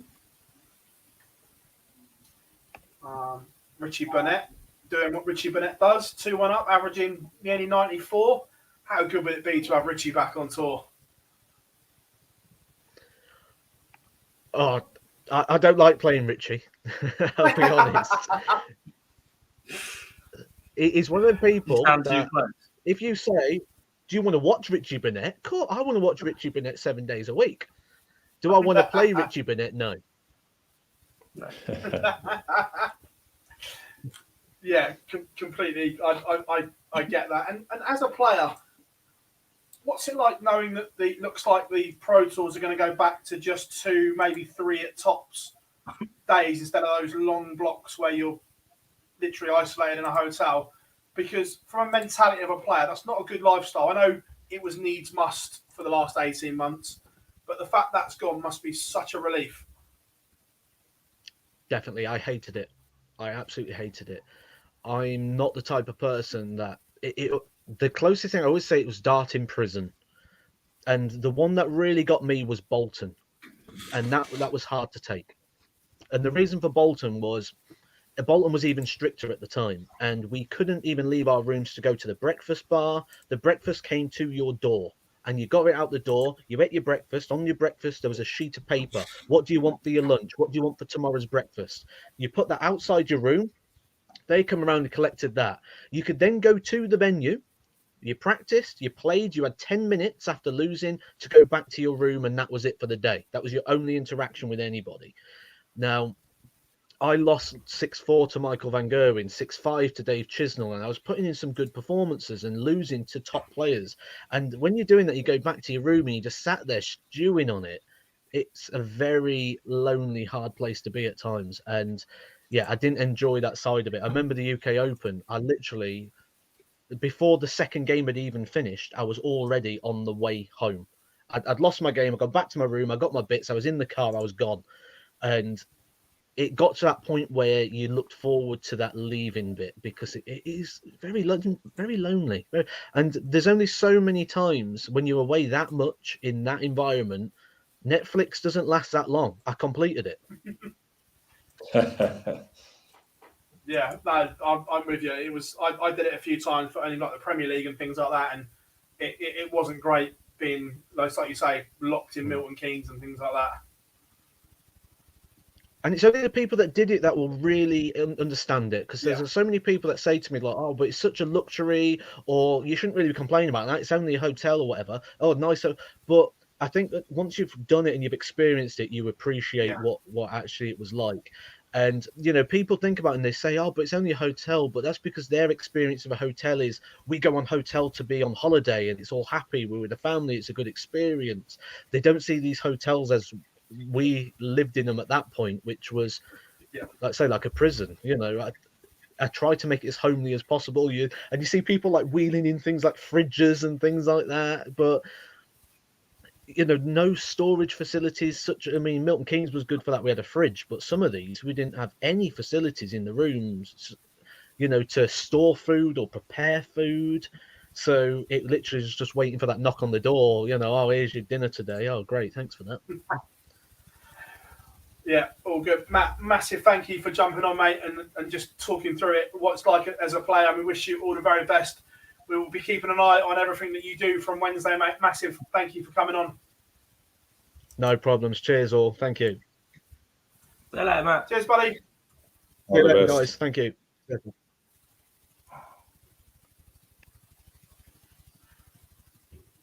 Massive thank you to Matt for coming on.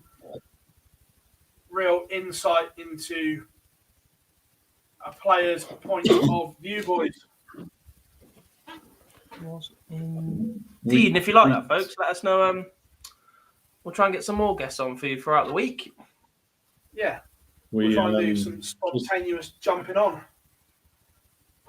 Just before we run through the results here again, I just want to say how grueling Q-School is.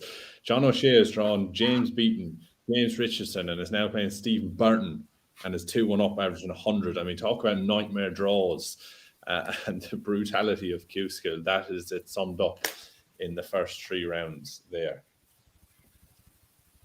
Yeah, that's harsh.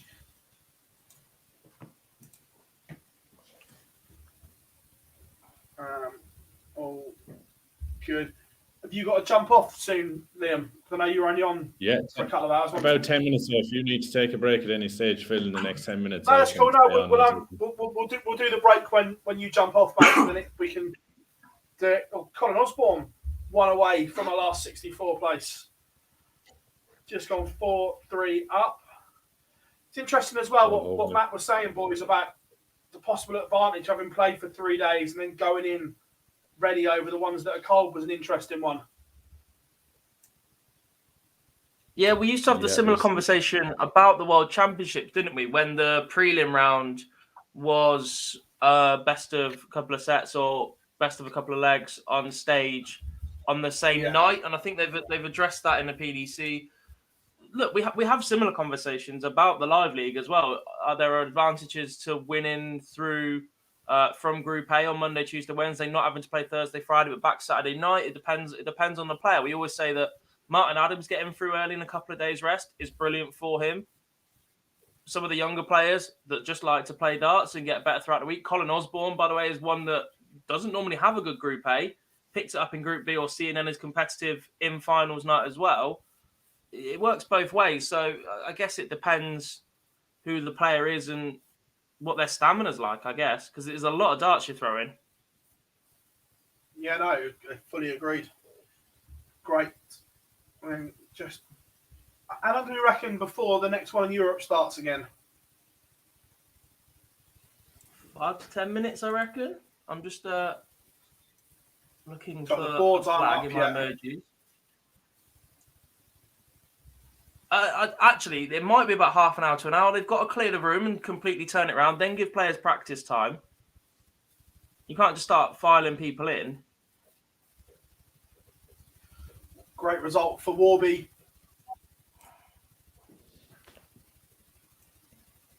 Yeah, win for Paul Hogan as well. Warby's one that's got such a high ceiling.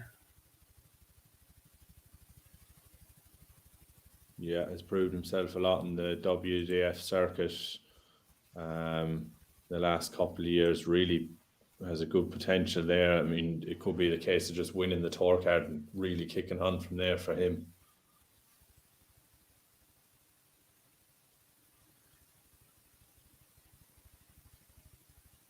Just texting Niedernhausen now. For a lot of these players below the 1-8, I know they've had so many more opportunities this year that has probably seen their game develop so much more in the live league, etc. But it's amazing it would be amazing to see how much these players can improve if they can win that tour card and play regularly, competitively on stage and on the tour. And I mean, the sky's the limit for some of these players if they can manage to win that tour card. Says 3 p.m. Germany time on PDPA website. So I think that means 2 p.m. here. So about 45 minutes, which means we can just focus on the UK for a bit between us.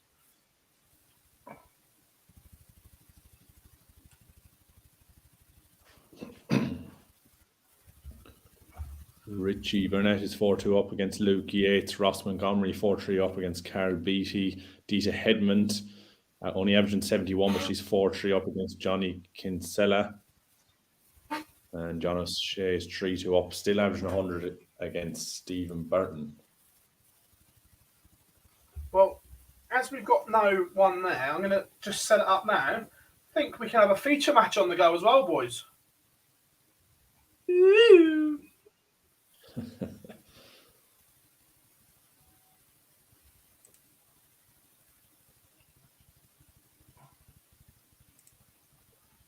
So just going to tee it up.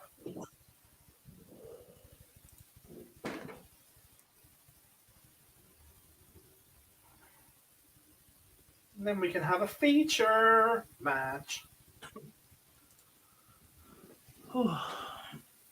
Some more results. Paul Holloway, second 5-0 win in a row. Colin Osborne, 5-4 win over Ian Plum. Ross Montgomery is still on the charge. 5-3 victory for the Scot. A surprise entry, actually. He's not getting any younger, is Ross Montgomery. One of the BDO faithful, should we say. Richie Burnett has just won 5-2.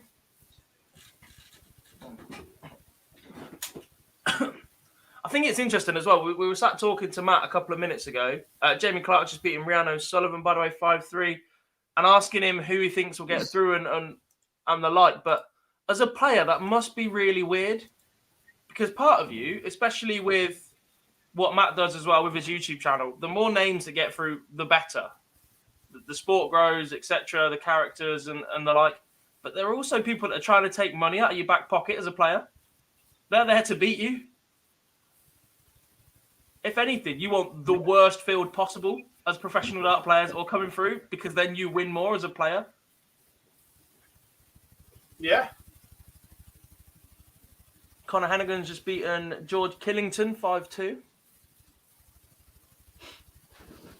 This is a really good match between Stephen Barton and John O'Shea going on at the moment, both averaging high 90s. And Stephen Barton actually has a chance to take out 26 to go 4-3 up against the throw of John O'Shea.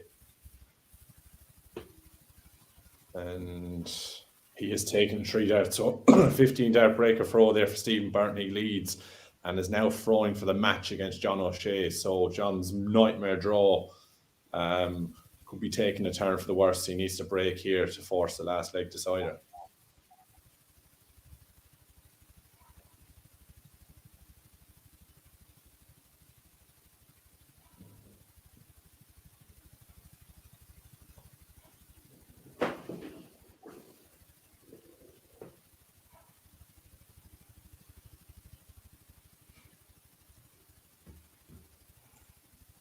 Definitely a couple of results. Right, who do we want as a feature match then, boys? First one.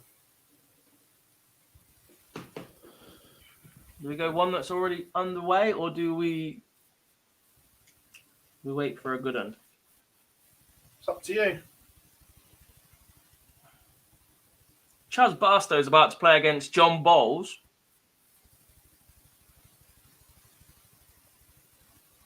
Oh, wait a minute. Scott Williams, Crane and Washer is just on the way as well. Looks like a tasty one there. Let's. 3 results in quick fire time as well. Jim McEwen just beating Richard Plowman 5-1. Nathan Gervin, 101 average, beats Nathan Kerr 5-0. And Josh Rock, a 5-1 winner over Adam Mould. Ben Quemby's won away against Mike Gillett as well. Looks like we could be going all the way here between John O'Shea and Stephen Barton. John O'Shea's left 74 after 12 darts, and there's no finish for Stephen Barton. So can the Joker force that last leg decider? As Phil has put it up on the screen, I wasn't even looking.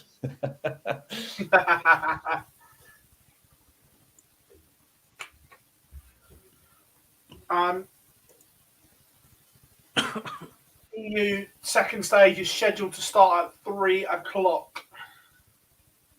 Their time or our time? I'm guessing their time.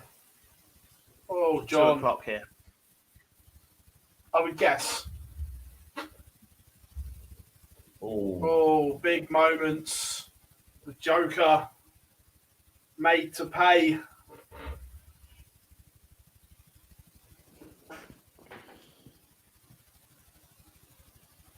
Right, do we want Dan Reed against David Woronowski or Chaz Barstow against John Bowles? Chaz against John.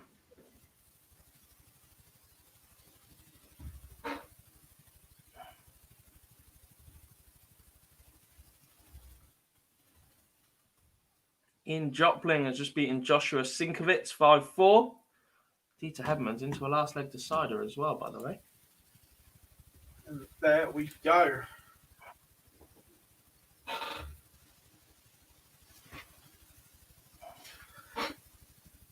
See, everyone, we listened to you last year. You said you wanted the feature game on screen as well, and we have delivered. Yeah, it's a lot easier to do this for Pro Tours when we are already watching one competition instead of two, but... And a lot less players. yeah. 72 boards instead of 16. But we make it happen. We'll get there in the end.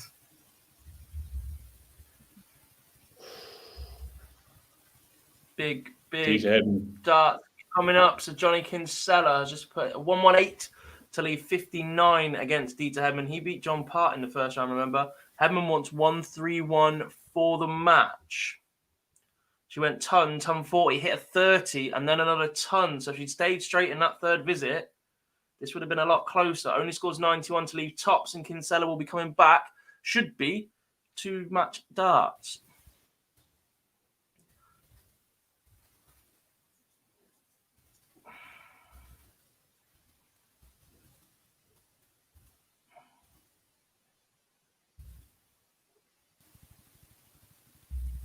Taking its time.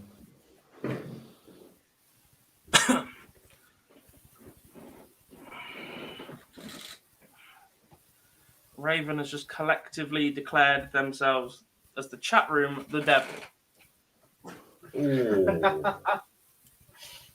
Johnny Kinsella looks like he's mismatched darts against Dieter Hedman. She now has tops for the match. Although the Devils finish is hilarious. It's Yeah.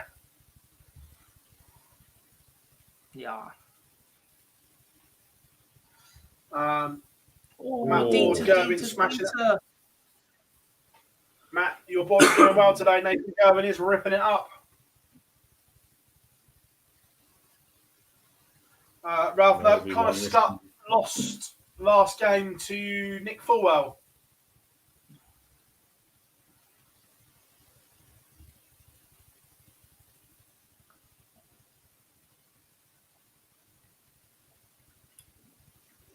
Oh, nobody wants to win this Kinsella Hedman games by the looks of things. Kinsella's missed more match darts, and Hedman has come back for 5 to win. She looks like she came inside with all 3 darts on her last effort to win the match. So now she wants 5. Gavin Carlin is just beating Gary Stone in a noble. Big result. Big win. Come on, Dieter. And she takes his 3 darts. The final dart she takes out 5, and she has escaped another bullet. She is into the next round, Dieter. Not the prettiest average, but she has got the job done by the narrowest of margins again. Jamie Lewis is just getting underway on board 29. Seems weird saying that, doesn't it? Board 29. Just not a board.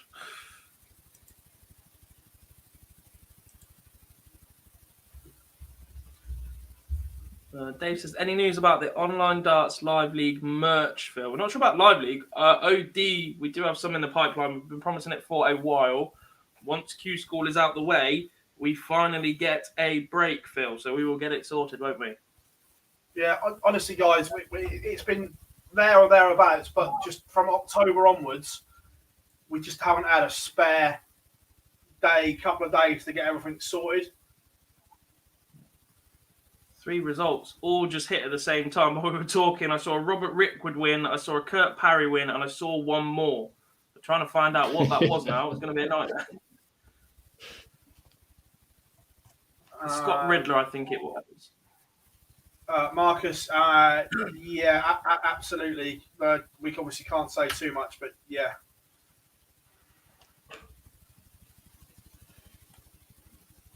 Graham Usher's in good form today. Go on, Liam. Sorry, Phil. He's averaging 97. He's currently 4-1 up against Scott Williams, who's also averaging 97. But Graham Usher really makes some good progress today. Some that I didn't really think much about going into this stage, but he's certainly making an impression early on. Yeah. Patrick says, "Hi guys, what do you think about Kurt Parry? Can he get a tour card?" He played by in the library. Yeah, look, Kurt as a youngster had unbelievable pedigree, like absolutely Smashed me. top. My first ever game on the Pedigree, dev but- tour was against Kurt Parry, and he battered me. Yeah, but obviously, family, kids, work takes over. If he hooks it up, he is unbelievable, Patrick. And yeah, he could easily get a tour card.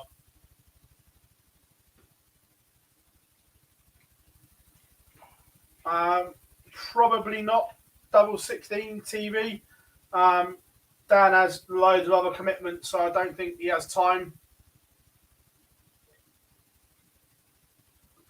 The EU draw is out, so yes, I would imagine it is 2 p.m. UK time.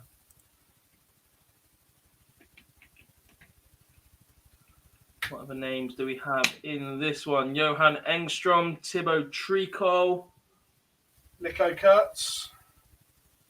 Kevin Blom, Niels Heinzo. Let's have a quick Ryan de Vried. Pero Lubic. Roxy James Rodriguez on board number 13. Andreas Toff Jorgensen, he's on 14.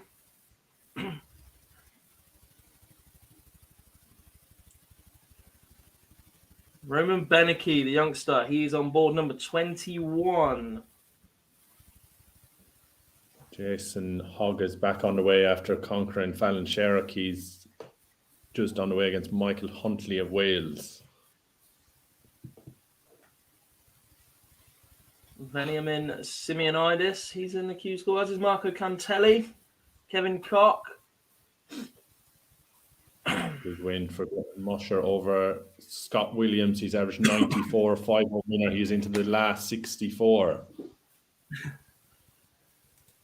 Right, guys, we are going to take a quick ad break. Liam has to shoot off. Liam, absolute pleasure to have you on, mate.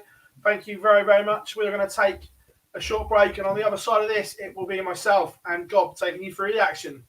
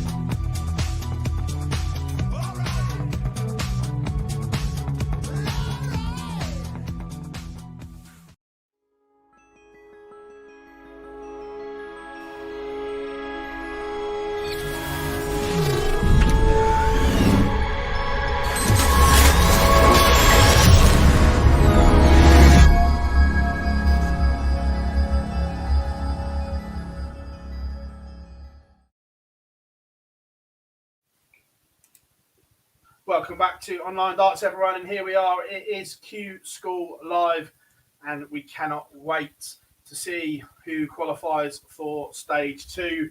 God, been some day so far. Yep, it has. Just smashing a sausage roll.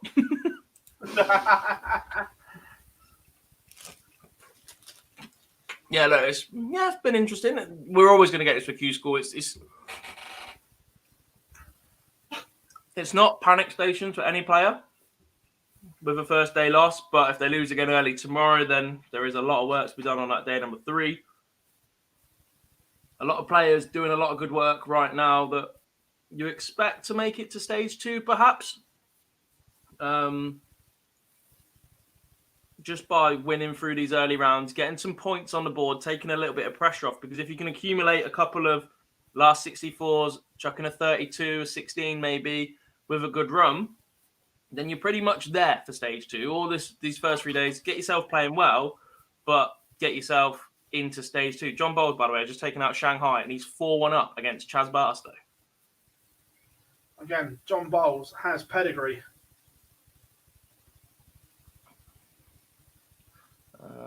Couple of questions in. Stephen says, are you worried about any of the players who have a lot of money to defend this year? For example, Jeffrey Desvan. Yeah, look, he's not playing as well as he was when he was accumulating that money, and now he's got to go and defend it all again. So he will be in a tough spot. And it's interesting, since Barney said it really, about leaving and coming back, and when you're defending a load of money, how it gets you down because you just see yourself dropping all the time. And Glenn Dorrant referenced it recently. Matt Edgar said the same when he was on a few moments ago as well, how that restart and working your way back up again is a lot more attractive to the players than trying to cling on. Yeah, well, it just resets the decks, and although it's not ideal, if you back yourself to go and get your full card again, then look, it might be a blueprint to stop that slide all the time. Mm-hmm.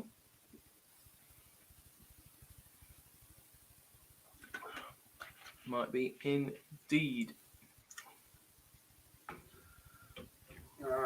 But again, welcome along. Anyone who's new, come and say hi in the chat room. Make sure you drop us a like and subscribe to the channel. We are fast approaching that 20k mark. It will be absolutely amazing. Can we get there by the end of Q-School?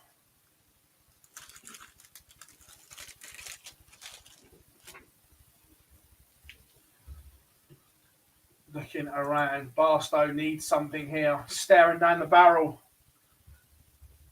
And to be fair, I've already picked the next game we're going to as well. Ooh, have I? Yeah, I'm sorry, I'm being biased, I have.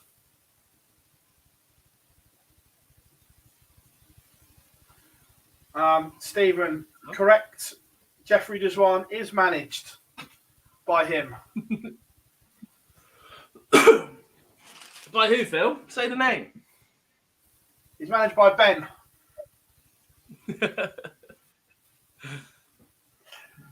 No, look, it is a funny name. No, he is managed by Bendy Cock. Same manager as Barney.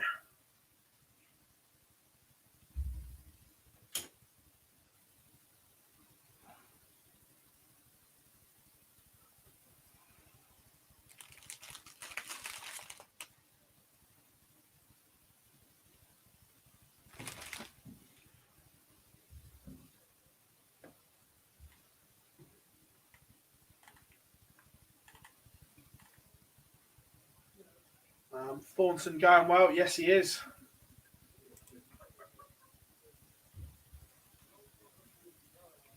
There we have it. Chaz Barstow has gone.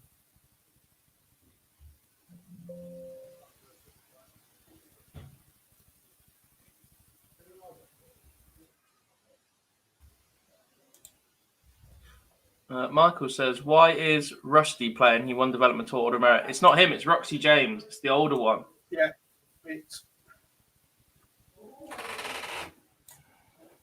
There's 3 of them. The RJRs.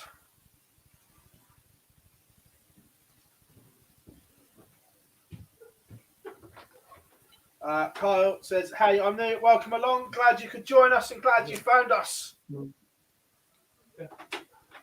Again, showing my age now, it would have been 2013 or 2014 when John Bowles missed, was it 9 darts to knock out Gary Anderson, I think, at the Worlds, when Gary was wearing the foul fashion shirts, and it was vintage Ando could score but couldn't hit a double.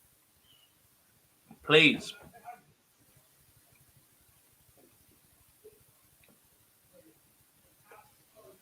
If anybody's struggling for what to get me for my birthday next week, a Foul Fashion Gary Anderson shirt would be very much appreciated. I'd love him to wear them again. Could you imagine? He hated him at the time. Could you imagine? Gary, we've got a sponsorship deal for you. However,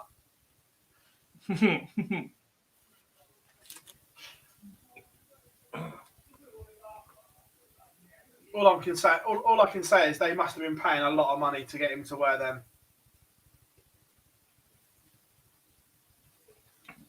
Indeed.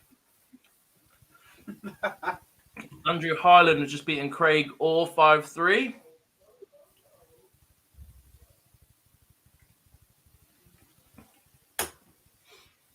Now Colleton cruising 3-0 up, 95 average. The werewolf. Mike Warburton, Graham Usher, that's just got underway. What a game that is. Nick Fulwell, Ben Quemby as well. Diego Portela takes the first leg in 14 darts against Stephen Burton.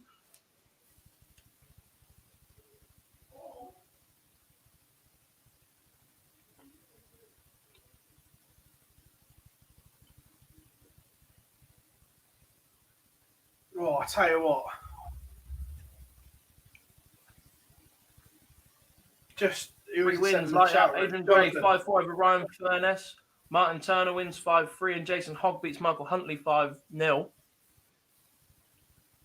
So there's lively games all over the place. This is a lively game. Next up, it's Burnett against Burness. Mm-hmm.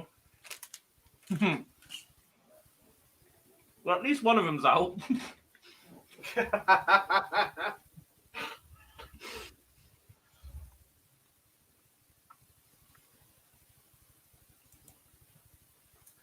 Diogo Portela settled in nicely. He was ropey in his first round game, but not now, averaging 107 to take the opener.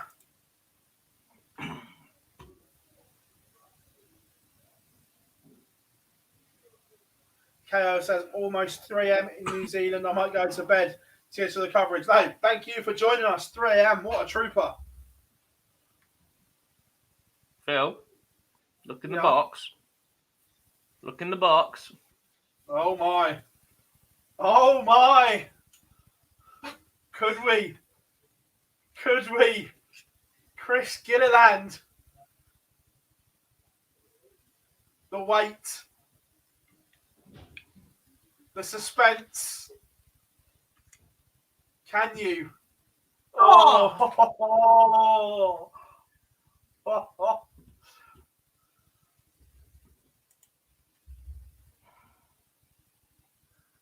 I thought this year was going to be different. Dan Reed wins the last leg decider against David Rajewski.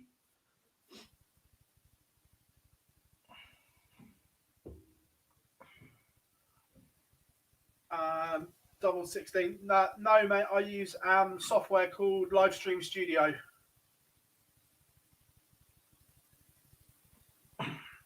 So close. Robert Thornton is 1 away, but Josh McCarthy is a 5-3 winner.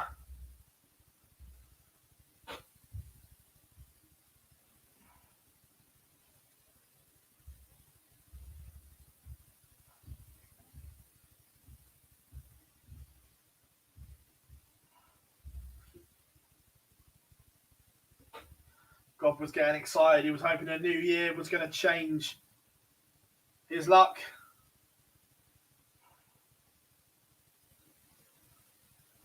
Tell you what, they're not hanging around in Milton Keynes. John Bowles is warming up again. Isn't he just come off the board?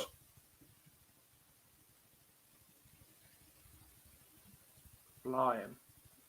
Robert Owen has just beaten Pete Burgoyne 5-3. That's another one of my friends out. Bad date. Aaron Monk is staring down the barrel of a bagel here.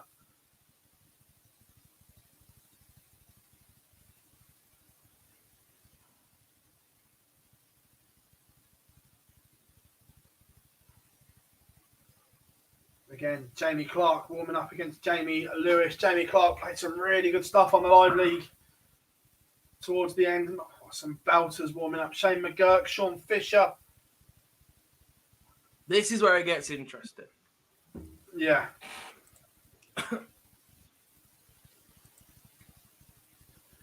Remember, everyone, come and say hi.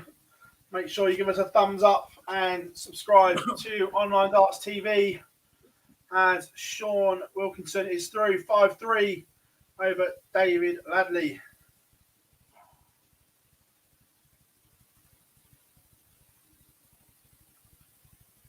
Couldn't agree more. Double 16. Very, very nice bloke. My age as well. Doesn't look it. He's one of your clan, though, is Phil. Pete Bergman's one of your clan. Yeah. He'll be wearing shorts and flip-flops all year round. Standard. It's the only attire that you need.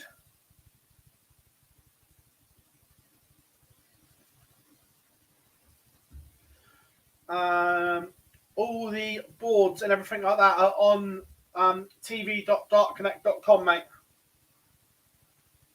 We saw in the live league, Chris Gilliland is more than capable of doing damage.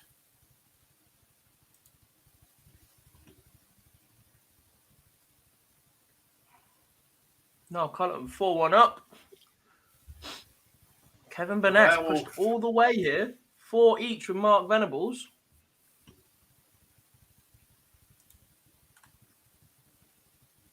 And then he takes that 12 darter in a decider. Standard Kevin Burnett. Casual. 180, 95, 140, 86.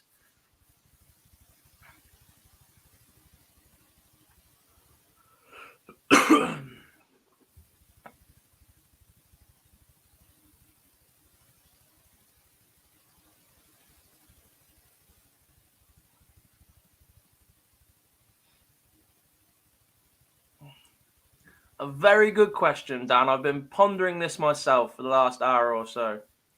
It's a strange Q-School with no Barney alarm, Phil. Is there someone this year alarm worthy?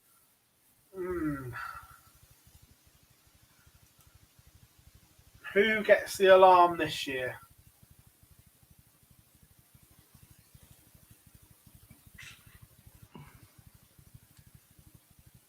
Have we retired the Barney alarm now? As Monk does lose 5-0, by the way. Is it a new year, new alarm? Barney is no longer an alarm. Because if we create a second alarm now, I feel like to be fair, on they the get a Pro Tour, tour card, we'd have to play both. We're not going to get away with not doing the Barney alarm on a Pro Tour. Exactly. So if we create a new alarm now and they also get on the tour, then we have 2 alarms and then it's...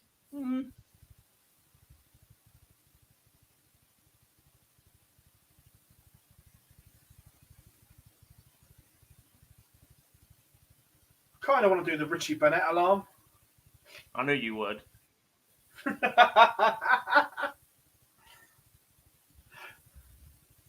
See, look, Burnett.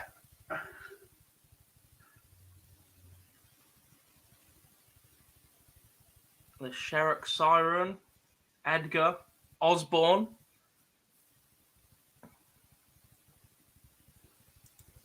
Burnett.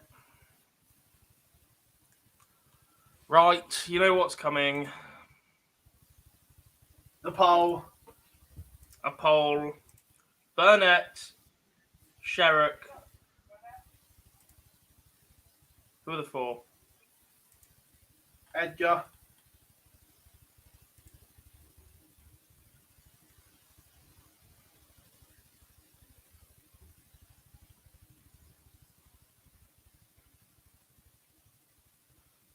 Hogan Horn.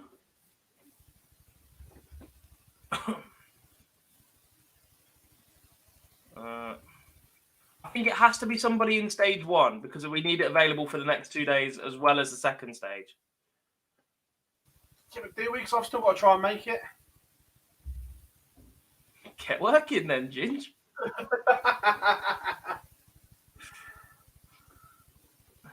Fallon, Burnett, John Part, the Imperial March. Ken McDonald's is on 5-0. Menzies. If Menzies is watching, he might tell him he's got to get to the board as a reminder.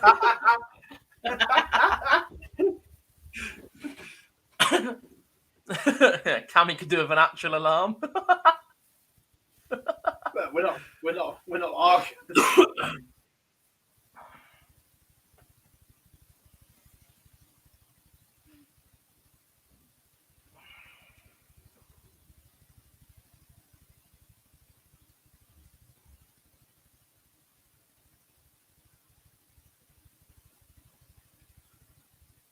Let's go Thornton. I like that. The Thorn Horn.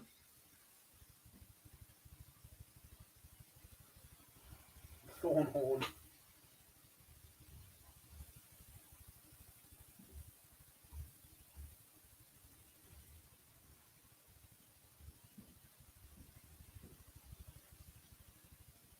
Some absolute belters going on at the moment. Stephen Burton 4-1 up on Diogo Portela, as you can see on the screen.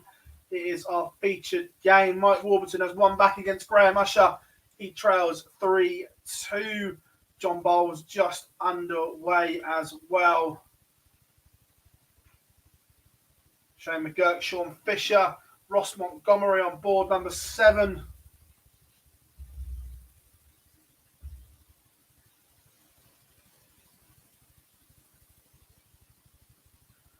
There it is, warming up. Richie Burnett against Kevin Burness.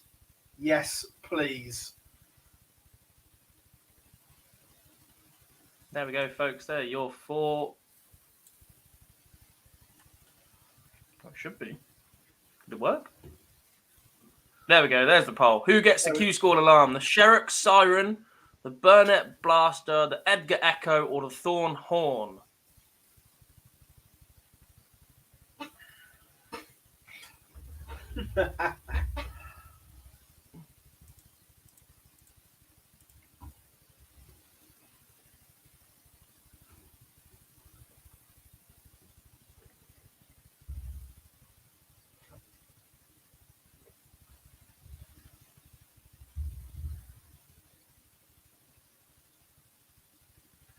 Dan Reed has taken the opener against Paul Holloway. Scrappy, but 1-0 to Dan Reed.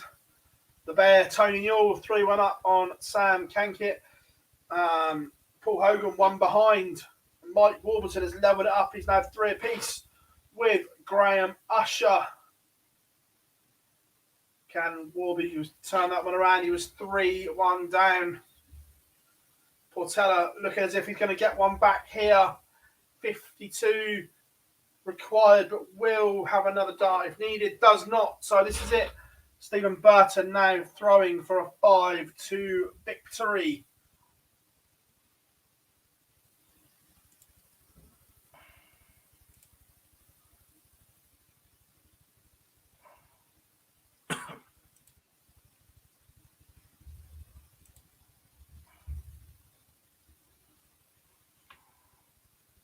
But Diogo making a fight of this.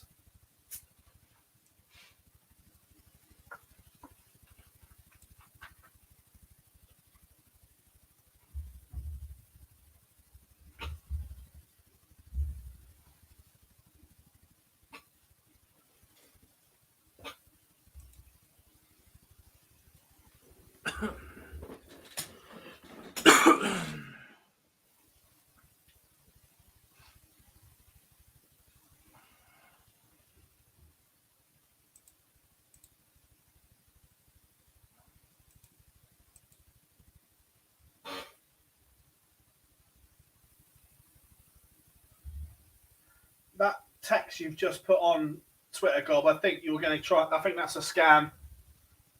Splendid. Leave that one well alone. Yeah.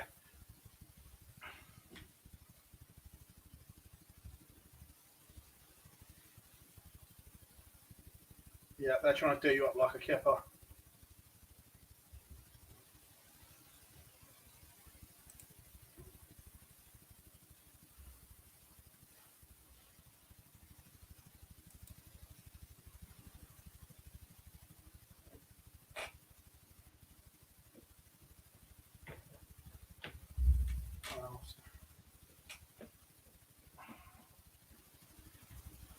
Just going to have a look. Michael Burgoyne has just beaten Ben Hazel 5-2. Ben's played at the O2, I think, in the WDF World Championships. Correct.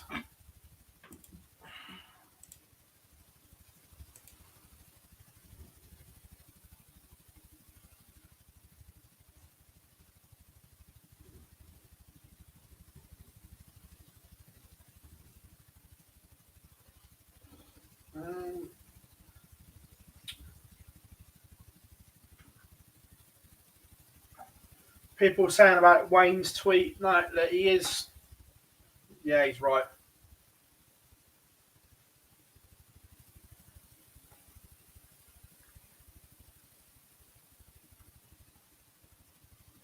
Shall we say, Sky have a conversation?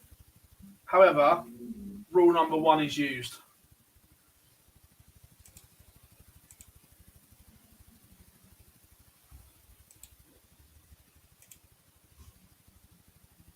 Bit like the last BDO picks for the Grand Slam.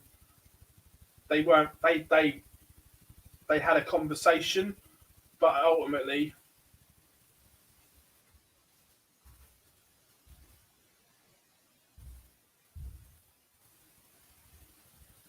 I haven't looked yet. What's the Spurs team today? Diogo levelled us up at 4 apiece. We're going all the way in the feature game. Rob Collins is ahead. Michael Baker has just beaten Joseph Hayward 5-3. Ross Montgomery finds himself behind 2-0 to Jack Pattinson. Shane McGurk 2-1 up on Sean Fisher.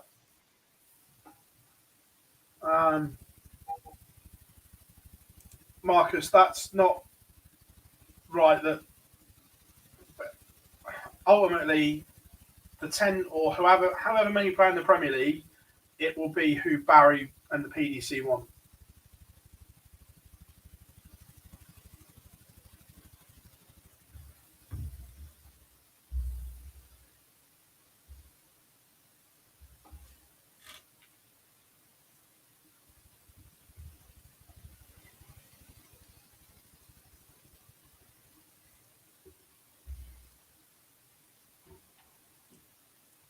Evan Burnett's lead 2-0 over Richie Burnett. We'll get that one in the feature game once this one is over. I have it all teed up ready, don't worry. And then as soon as that one finishes, Phil, I think we might be at the point where we have to put EU Stage 1 Event 01B in that box once again. Yeah, no, that's fine. Dave says, when will the Online Darts Live League start again? It was announced earlier this week. It is the first week of February, isn't it, Phil? Correct. There we go. Nick Fulwell has just beaten Ben Quemby 5-4. I'm pretty sure he was behind in that one. Just one of the comments in the chat room says... Mike Warburton as well. One of the comments in the chat room says... Eddie now, not Barry. If anyone genuinely believes that Barry isn't pulling all the strings still, then go and have a look in the mirror. Believe me, the boss still pulls all the strings.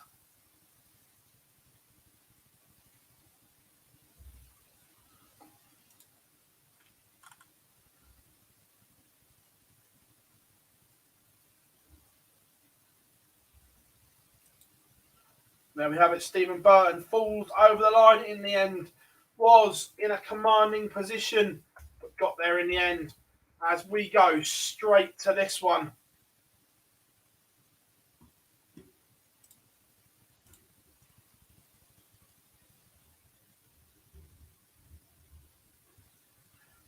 Richard North is out.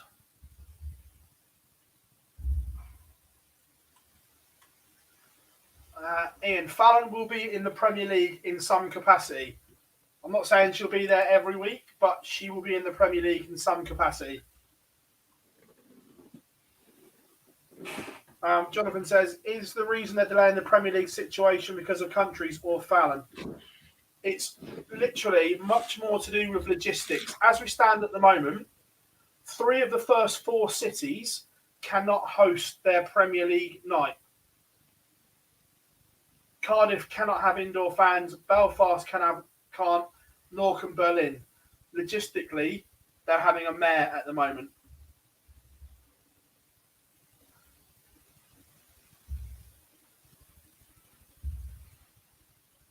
Put them all in the UK. I genuinely think they're trying to move events around.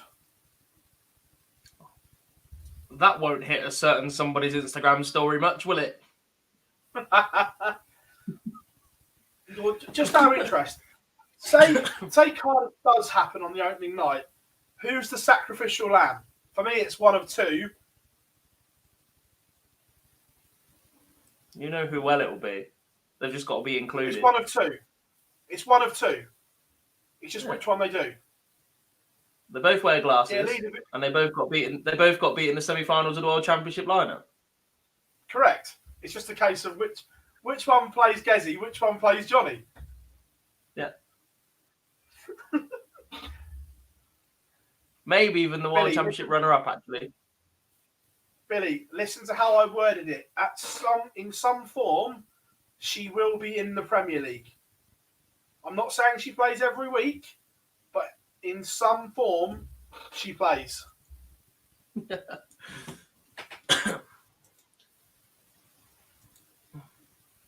Andrew says, I think Barzi should make all 4 sirens. It would give him something to do.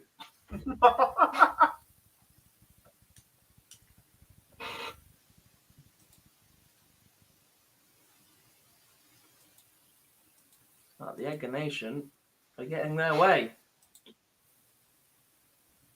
As Richie Burnett levels up.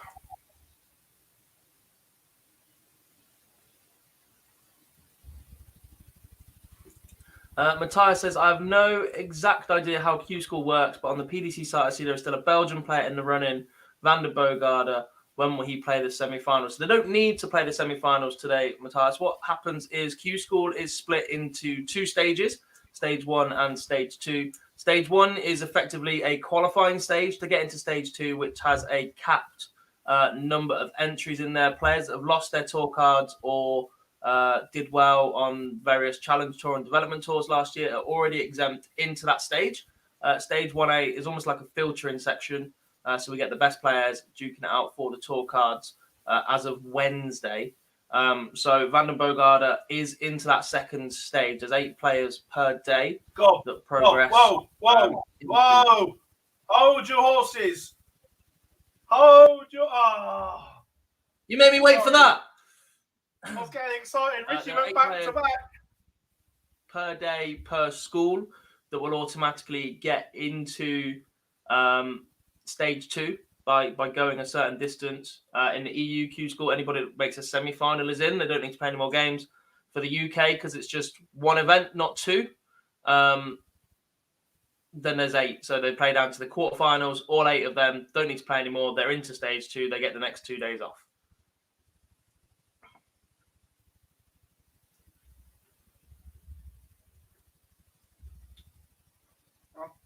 That got the chat room excited. See, Billy, you're on the wavelength now. Jonathan says they could do Price MVG.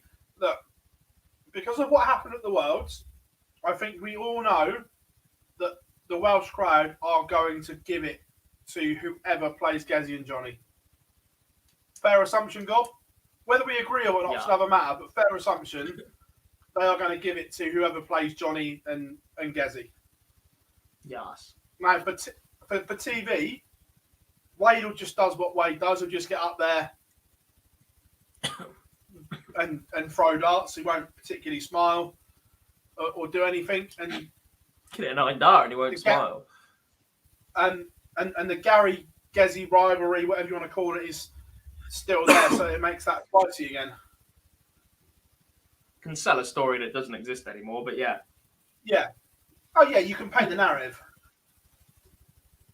100%.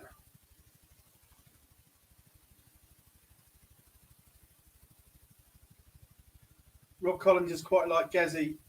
He gives it some on the live league and that. And I know me and Gob differ in opinions, but I want players to give it. I'm not saying I don't, and I never have said I don't. I just think some players are excessive with it.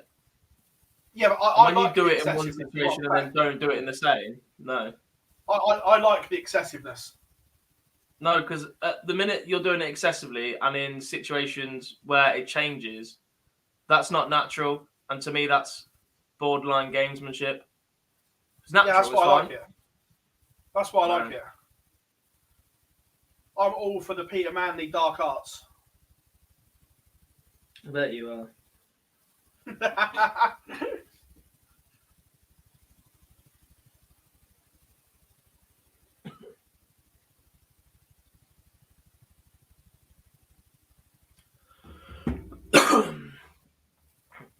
Carlos says, can we have the EU round on again? We can do once they start playing.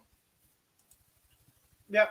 As soon as they start playing again, we'll put the Euro one back up. Yeah.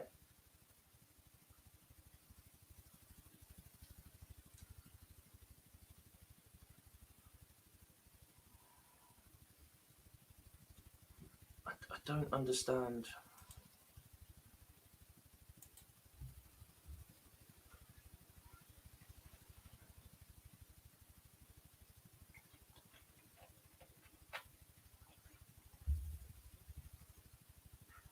Go on, Richie lad.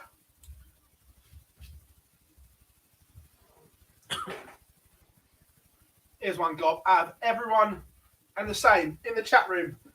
Let us know. If you could hand the tour card to one player involved in Q-School, who would you hand it to?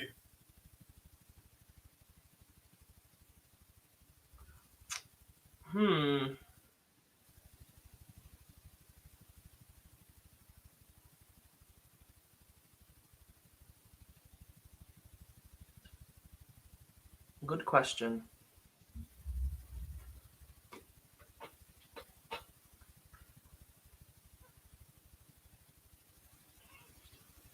I actually don't know.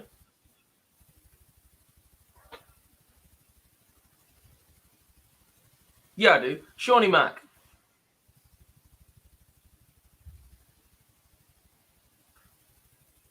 He'd get my wild card tour card.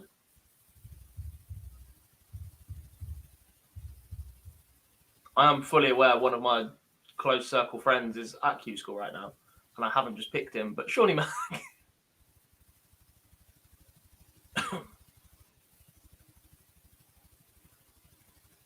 Some great answers coming in the chat room. The guy that threw 18 and immediately walked out. Yes! The lowest average ever. Oh, big moments. Burnett has missed starts and Burnett breaks. No, Richie.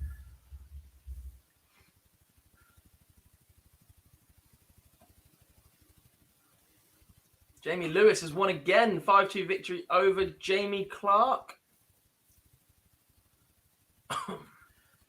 There was a comment, I can't remember who said it, but said, do we think Jamie Lewis will come through? I think he'll get to stage 2, but I'm not sure if he comes through stage 2, but I think he gets to the final 4 days. He did the same last year, didn't he? Yeah. Tug, if you had gone, would I have picked you? No, because I have to talk about you even more than I have to already. You want to give me a stupid nickname? You're not getting any card from me. The Tungsten Toff. Yes, less of that. Thank you.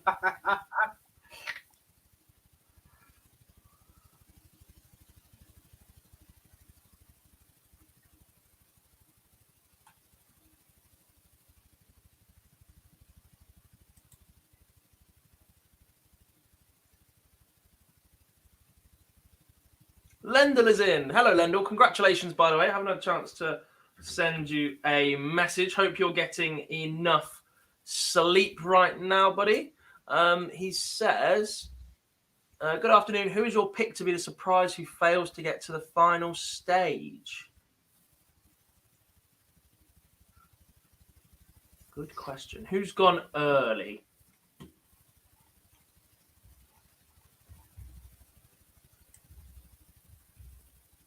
Depends what we describe as a surprise, because it is just very competitive. Yeah. I think it might be a little bit too early for Leighton Bennett. But again, I'm not sure that'd be a surprise based on the fact he's 16 and only just thinking. But the fact he missed starts at doubles again today is a bit of an issue for him after that JDC final where he missed 15 match starts across various legs against Bradley Rose.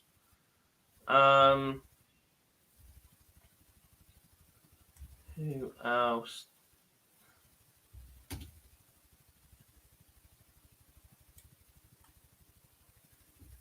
Not sure Robbie Green's game is where he needs it to be. But again, he's just been out of the game and has had various issues with his knees and whatever else. So I'm not sure. Again, that one's a surprise. It's great to see him back playing, but I'm just not sure it's a surprise. And I guess, I'm not sure Fallon makes it. Tough draw today. We'll need to play well tomorrow. Immediately under pressure as a day 3. Look, she handles the crowd very, very well, but this is a different kind of pressure. The thing is, though, like Matthew Edgar was speaking about, right now, Fallon may be better off without a tour card. Yep. An awful lot of them might be better off without a tour card. I genuinely think the Fallon situation is a weird one as well, because with the ladies series and whatever else, you expect her to come through that for the foreseeable until that ladies series does get a lot more competitive. You saw how comfortable her and Ashton were earlier in the year.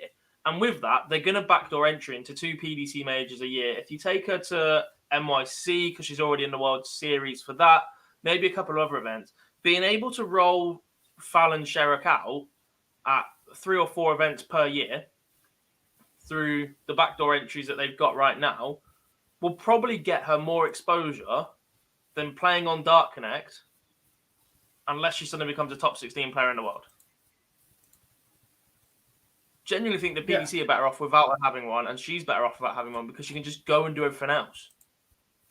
Until there is a Women's World Championship, which Eddie has spoken about, I still think while there's opportunities to go and call yourself a world champion, those opportunities should be explored. That means something to an awful lot of people.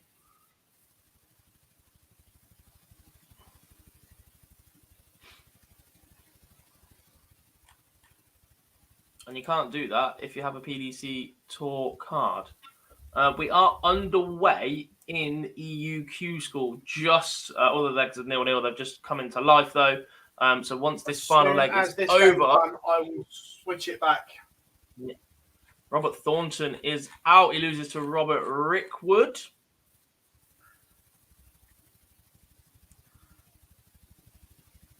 Starting to take shape now. Top 64. Game's already completed.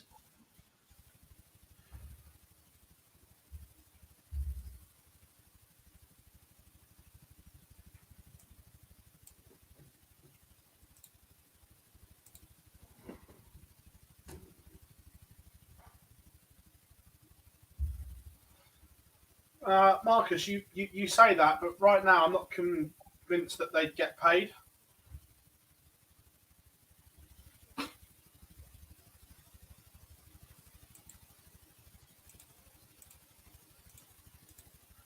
Yeah, Ian, why not? Because you don't need a tour card to get picked for the Premier League. You don't need a tour card to play in the World Championship. You don't need a tour card to play in the Grand Slam.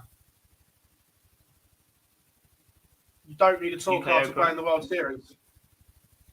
Don't need a tour card to play in the UK Open. Hey, less of the dinosaur comments as well, folks. There's still some very, very good dart players in this tournament. Players that have had their spot in the limelight, but players that have rebuilt. Colin Osborne for one, by the way. Mark Dubbridge, another. Kevin Burnett has blown 3 darts, and Richie Burnett has 3 in hand at 80 for the match.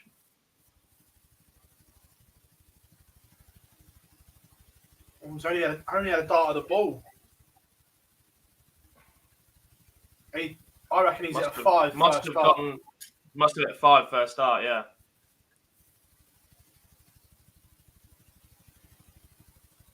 there we Kevin Burnett does beat Richie Burnett.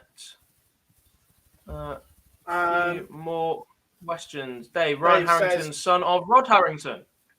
correct. He is the son of Rod Harrington. Very, very nice lad is Ryan as well. Has worked with the PDC a few times. Has had his card once or twice, I think. Used to fill in at a lot of Pro Tour events as well from the Challenge Tour because he just used to attend as media. And if anybody didn't turn up, he was there and ready to go. Steady dart player. Perhaps not hit his full potential, I think. But still very capable. There was another question in there as well. Josh Rock has impressed me. Never heard of him. I have to admit, I'm in exactly the same position. There's a couple last year that did the same.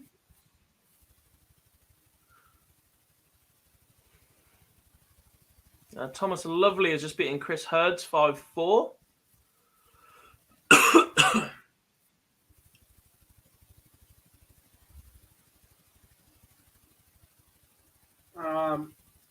Where it said, do you think the WDF money is too ambitious? It's not the money, it's not the ambitious that's the issue. It's the fact that Bob Potter, owner of Lakeside, was fronting all the prize money. Now, with Q-School going on right now, and the fact that the PDC World finished with full capacities, clearly shows that it wasn't pulled for COVID reasons. It was pulled because of poor ticket sales and that Bob Potter was going to lose an absolute fortune. If they could sell Lakeside to a decent capacity, then there's not an issue. But the overpriced tickets and the poor sales have contributed into why it's been put back.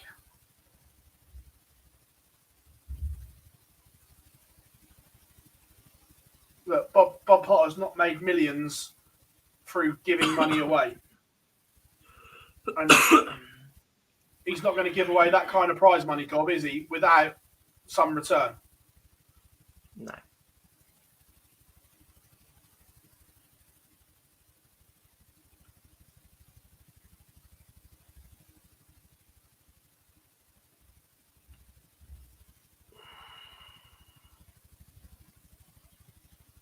Right, back to EU Q-School, who has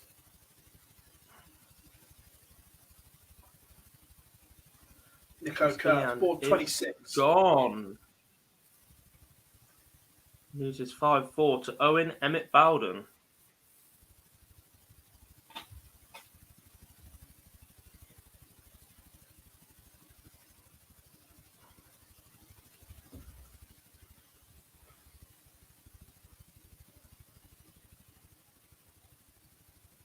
So, Germany underway. A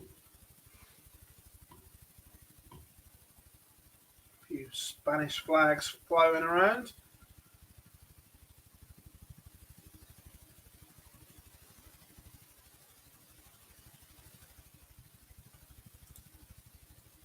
Keeping our eye on Milton Keynes as well. Niall Cullerton just gone 3-1 up on board 9. Looking good, is Niall.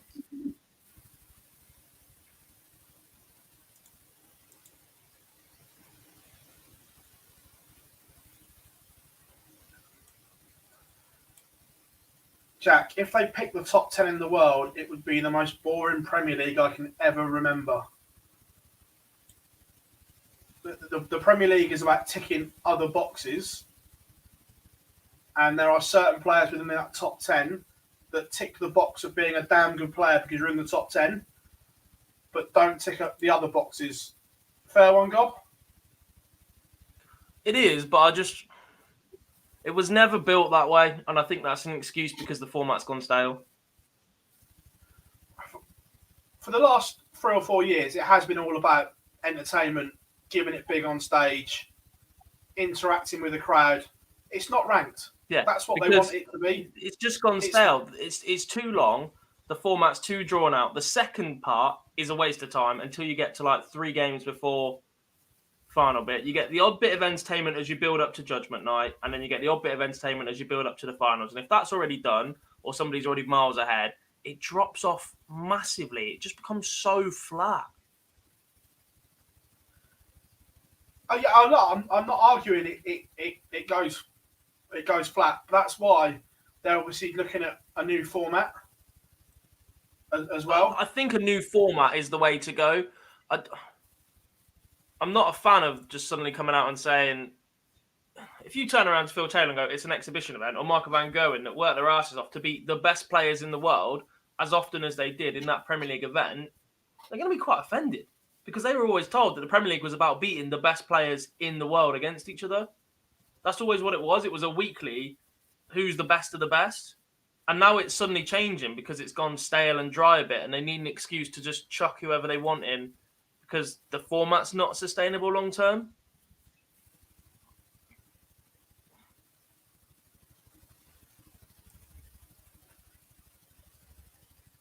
I just think that if you pick the top 10, there are 3 in there that will stink the place out in a nice way.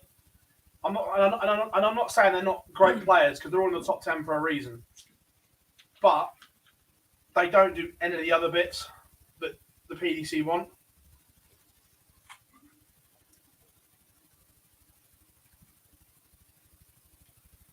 No, but they're very cautious of putting entertainment over sporting integrity. If it was very, ranked, I agree. It's a very slippery slope. But the fact it's not ranked means they can do it. If it was a ranked event, I'd be with you. But it's not. Like we've said, it's a 16-week glorified Expo Tour. Which I have absolutely no issue with. It's just the status that we've given it as an event. That is not a top 3 Triple Crown event, as you keep dubbing it. That doesn't exist, but might exist and whatever. The players see it as the second biggest event on tour. Because it paid a shitload to be there. Correct. But it also gives them the most exposure. It gives them 16 weeks TV exposure as well. It just all merges in the wrong way. It's either top draw ranked and it is one of the best competitions in the world, or it's a travelling exhibition that is too big for the PDC to cut and change and try and do something else with because it makes them an absolute fortune and exposure. But they accept that it is not a top level event, and anybody the minute they downgrade it and stop putting it on such a pedestal they've got it, people will be less upset about changes to the format and top players missing out. You look at the response when Michael Smith didn't get a World Series event. You look at the World Grand Prix. Many talk about that as being maybe the 3rd biggest ranked event in the calendar. Correct? It's between that and the UK Open. There's a top 4. That's what I say. But right, yeah. Midweek, that's played in front of 300 people. Yet the Premier League is selling out 10, 15,000 seat arenas. Yeah, because the Premier League goes to places that doesn't have darts and it's a one-off. So you're not worried about missing a night or whatever.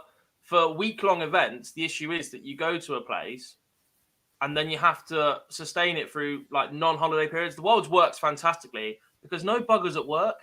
They can all, and if they are, they've already booked time off, whatever, and they can merge other things into going to London. The amount of comments about moving the World Championship around is so daft to me.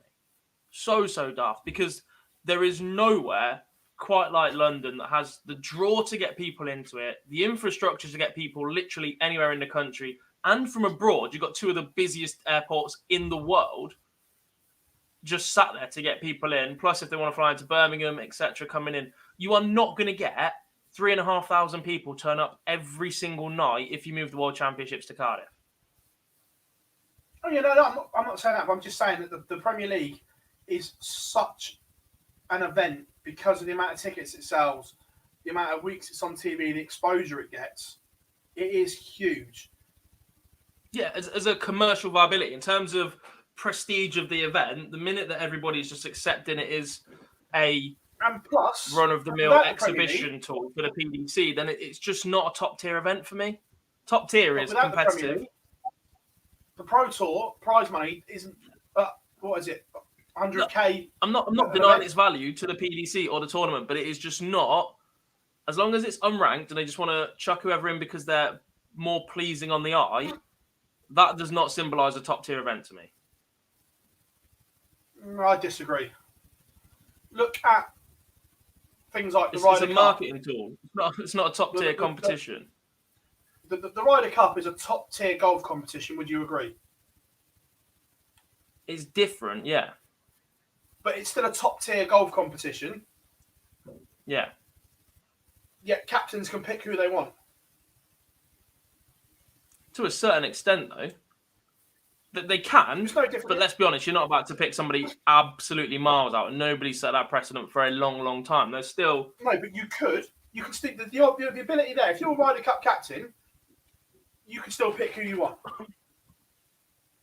Yeah.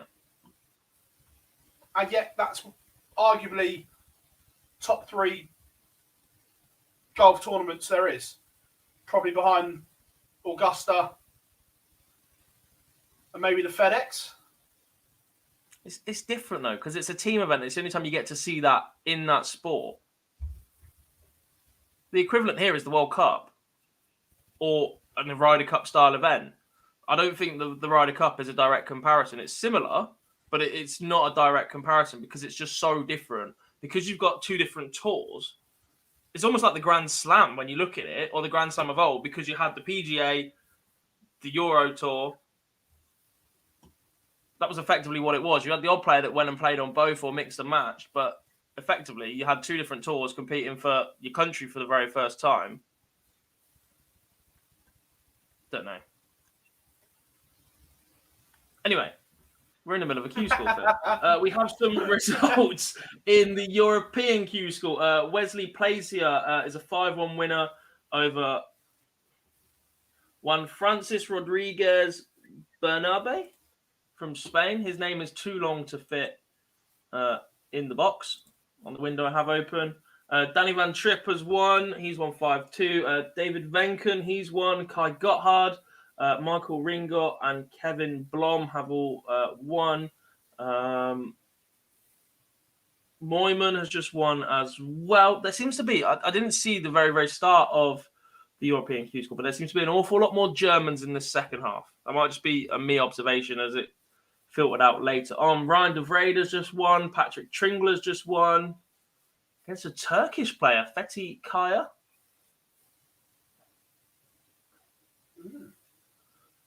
Those results are going to start flying in. We have some top last 32 games warming up in the UK.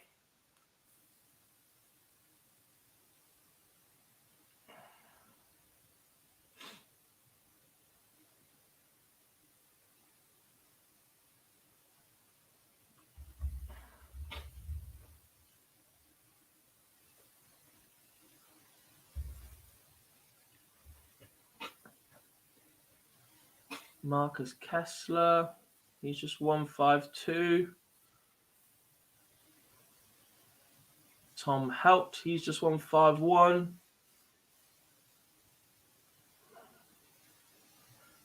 Michael Rastovitz is warming up.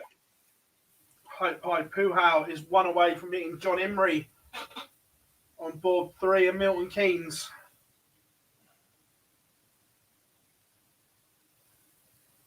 Who would he run into?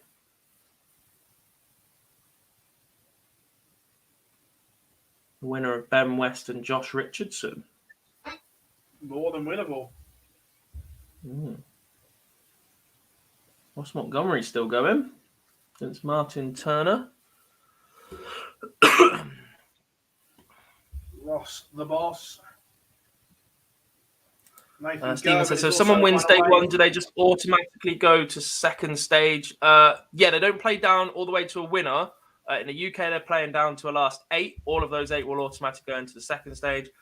In the EU Q-School, they've had to split stage 1 into 2 sessions because of COVID restrictions in Germany. So those guys, they're playing down to the final 4 twice, and those 4 will go through. Do they redraw and randomize if you're in the first session or the second session at the start of each day? That's a good question. I don't know. Or is it set with the morning session that we had in the afternoon session? Because I would say it has Get to it. be set, surely. I guess the crossovers would be different, but without being disrespectful, this afternoon session does not look as strong.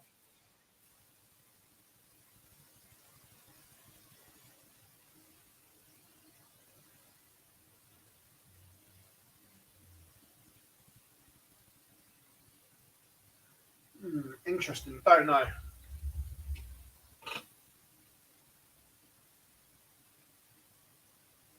Oh, for God's sake.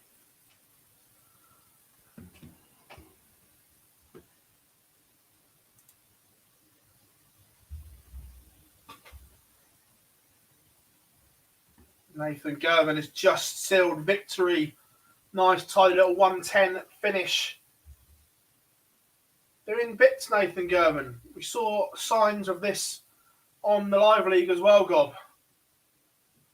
Yes, very, very capable. One that will make Matt Ward very happy. Yeah. Did Rafferty lose? No, Rafferty's in stage He's 2. in the second stage, of course he is. Yeah. Of course he is. And Hopai Puhau has sealed victory over John Imrie. 5'2", 91 average, decent.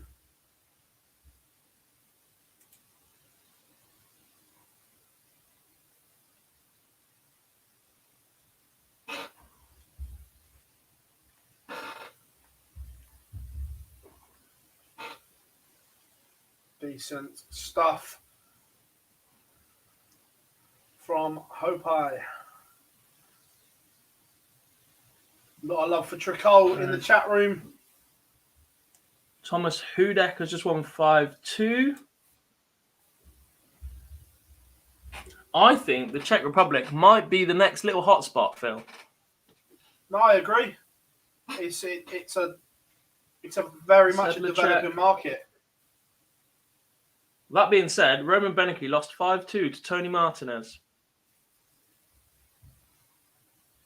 The Spaniard. Was he meant to be at the Worlds?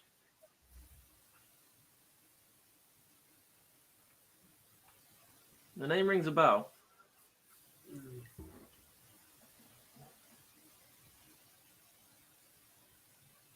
Roxy James Rodriguez is warming up. Hoping T-Roy to join Tricol his is brother in underway. stage 2. And they'll both be hoping to join their other brother as a tour card holder. Imagine if we get all 3 RJRs on tour next year. Was it Rusty that had? Was it RJR3 on the back of his shirt at the Worlds? I think so. Yeah. Rusty's, yeah, he is the third, I think.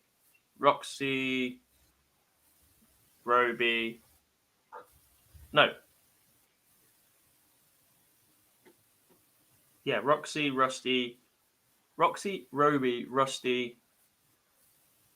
Ridgy? It is Ridgy, yeah. Ridgy Jewel. That is Rodriguez Bernabé. Lando knows more than I do.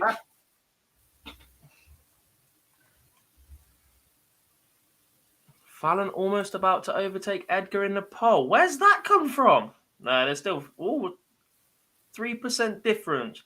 42 minutes ago we put that poll up, so I'm going to set a timer for 18 minutes, and we're going to close the poll at that moment. So if you want to have an impact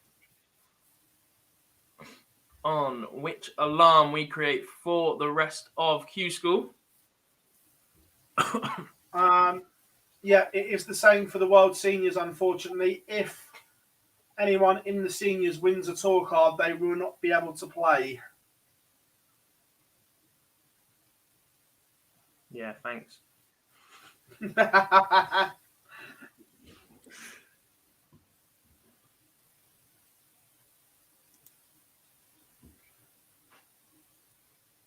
Yeah, that's the easy way to do it, Richard. RJR1, RJR2, RJR3, and RJR4. Yeah.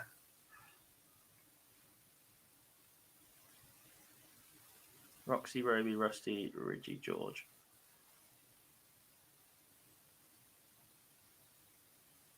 The poll has already disappeared. It hasn't ended yet. Just look at the top. It'll be pinned underneath the pinned comment. Yeah, I can still see it. If you've already voted, then it will hide. So you have to click on it again to reopen it. Yeah.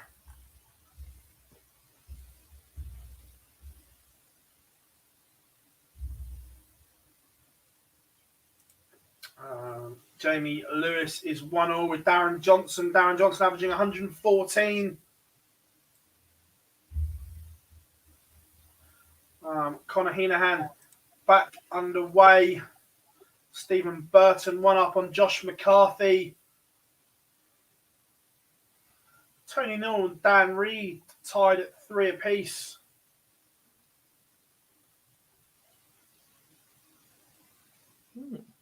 And Robert Owen has just won a Welsh derby against Sean Fisher. Stack attack doing Robert Owen looks very good today. Robert Owen has looked very good today.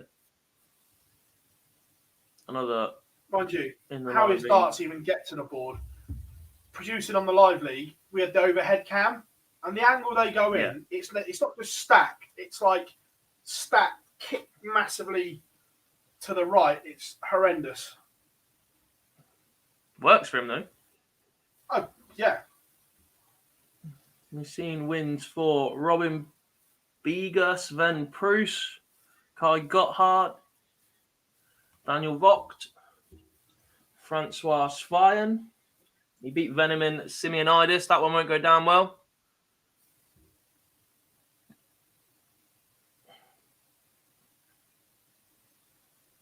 We also have Patrick van den Bogaard. He's won in the last 1-5-6. It's confusing because we've got 2 5-6 games and 1 2-8 games going on at the minute.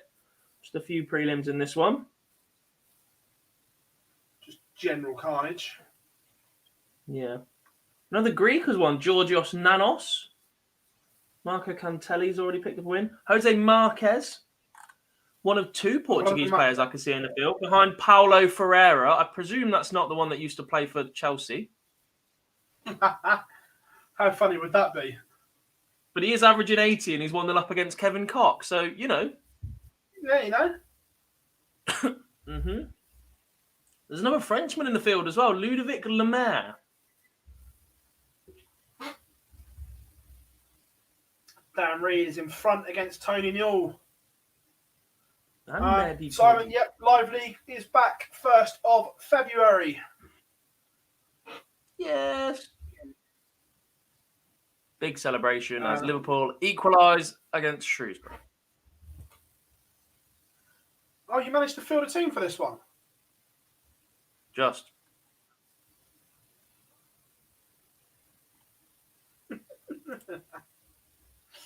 Mate, the entire building got shut down. Both coaches were out.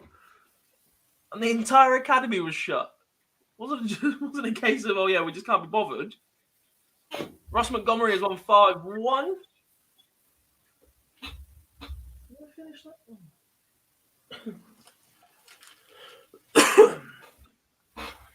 Let me get this straight. You're saying RGR is better than both RJR and RJR somewhere? Yeah.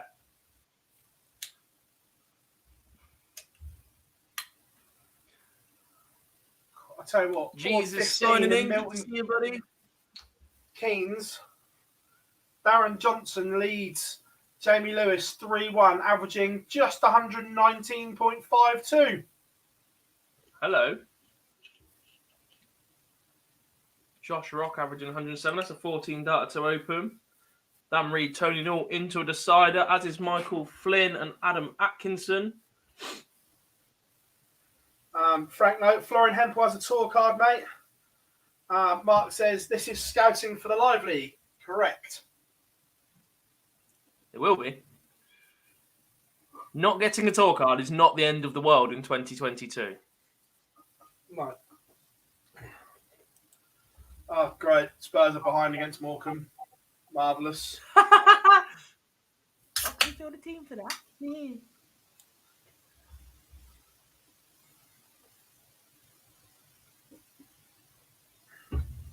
Just saying, have you only got 2 coaches then at Liverpool? Yeah, we let the other one go. The entire academy was shut. It might have been shut, but the players, that doesn't mean the players all had it. Yes. Michael Flynn beats Adam Atkinson 5-4. Stephen says, boys, best world championship match to watch to help you sleep. I'm saying Paul Lim, Joe Mernon. Any advances? Yes. Yeah. Was it a world championship match? Or was it not? It's I'll Terry see your Downs. Paul in Joe. I'll see against your Jockey Paul in Wilson. Joe Mernon, and I'll raise you Mickey Mansell versus Jim Long. Terry Downs against Jockey Wilson. Even Jockey nearly fell asleep. Was it at the Worlds they met? Wasn't it Mansell I'm not and sure. Justin That's why I White? said I wasn't sure.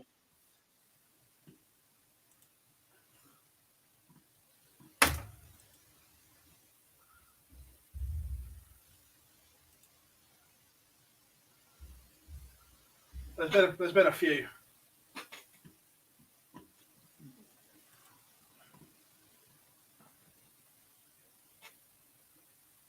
Some more flags.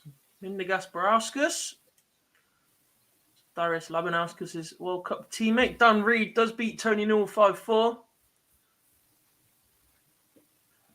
Roxy James Rodriguez are still warming up. Lyndall, all I'm saying is it shows how poor the rest of the Premier League is that if Spurs win their 2 games in hand, somehow we go into the top 4. When we have been absolutely pony this year. Mate, we finished 3rd after playing 26 different centre-back pairings.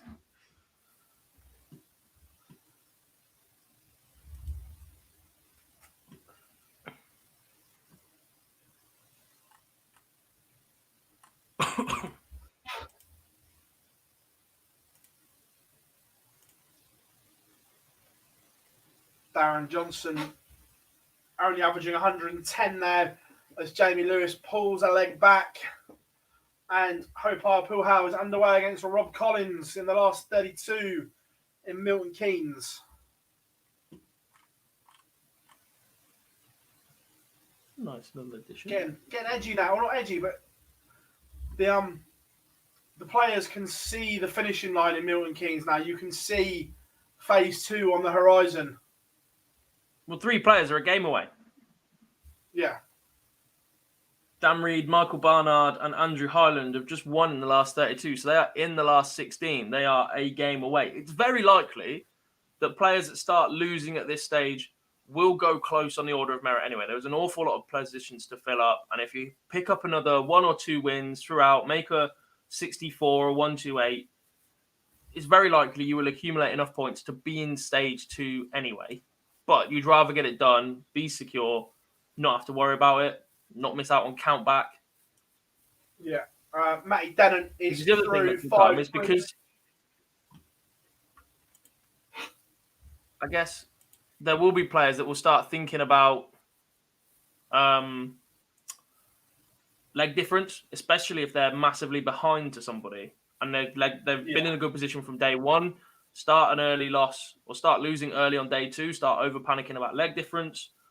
They can get themselves in trouble that way. I just saw a Matthew Dennant win.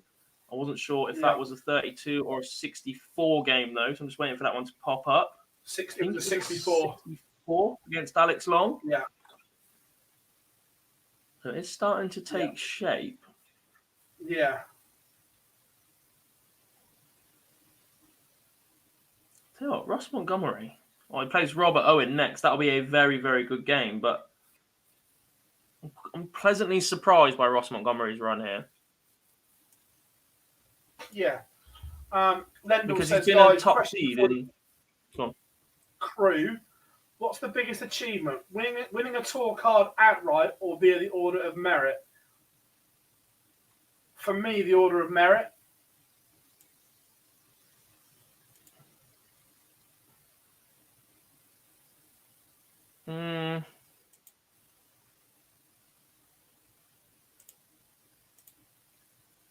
I don't know. Winning it on one day, the draw could open up massively for you. It could, but it could also be ridiculously tough. Oh, it could. You do get I agree. And I just think... And also, there are some players that I don't think could win a tour card through the Order of Merit. The Order of Merit shows consistency where... It does, but it also rewards you for not winning. Take Cammy, for instance. There's no way, in my opinion, he can win a tour card on the Order of Merit. On his day, the A game is unreal. Arguably, he blitzes anyone. But it's either 107 or 70. There's nothing in between. Yeah.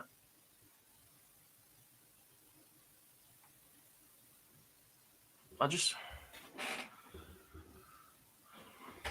think you just want your card anyway, don't you? But yeah, look, I think if you accept you're only ever going to win it on the Order of Merit and you're not going to win outright, then why on earth are you going to be a professional dart player? Because if you don't think you can win a day at Q-School, you're not going to win a day at the Pro Tour. And those rounds that you set yourself as a target going, I want to make a minimum this at Q-School, I want to make a minimum of that. They start working their way back on the Pro Tour. And the amount of money you can then win because of your own mentality drops off.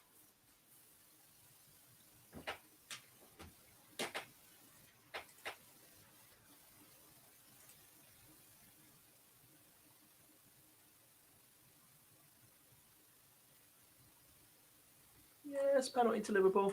Darren Johnson wins 5-3. That 119 average dropped to just 100. How dare he? But he does beat Jamie Lewis 5-3. Darren Johnson looked very, very good at the seniors both days, by the way. It was beaten by two ridiculous performances. Yeah. I've heard him quoted as the unluckiest good player I've ever seen. Josh Rock is absolutely flying. If anybody does know anything more about Josh, please let us know. He's 4-1 up against Sean Wilkinson.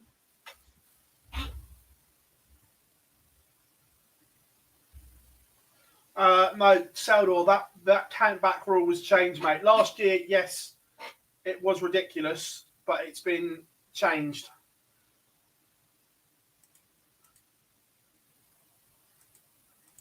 Stephen Burton 1 away from beating Josh McCarthy.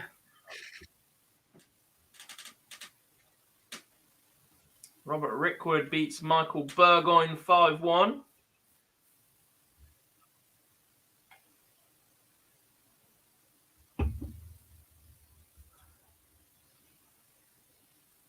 I think that sets up a tie with Darren Johnson.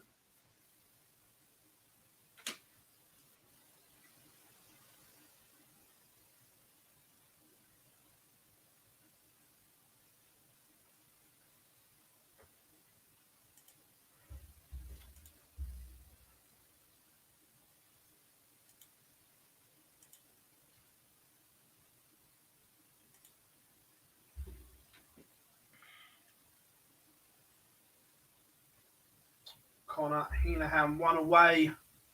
Checking on this one. He's 116 points away from victory.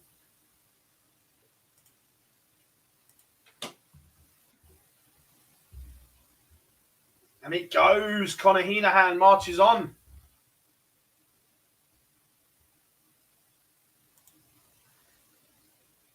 Was really impressed with Connor in the live league last year.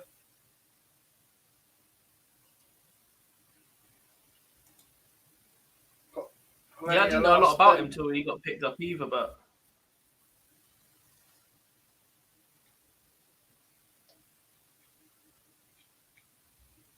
Rob Collins averaging 99 is 2-1 up on Hopai Puhao.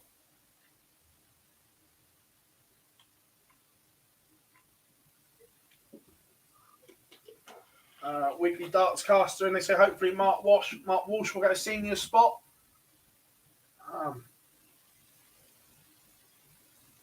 He has a Depends tour card. who wins qualifiers. It depends who wins tour cards, who doesn't. Stephen Burton has beaten Josh McCarthy 5-3.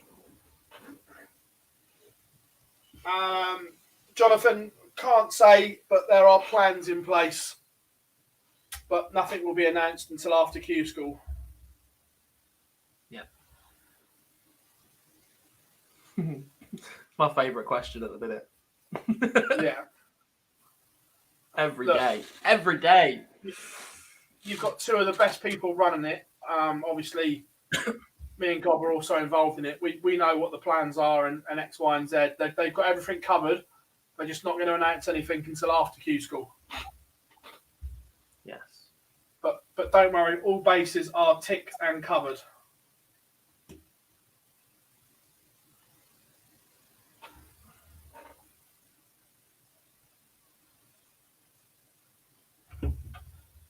We've been to see Harry Redknapp. We've got one of his dodgy football passports.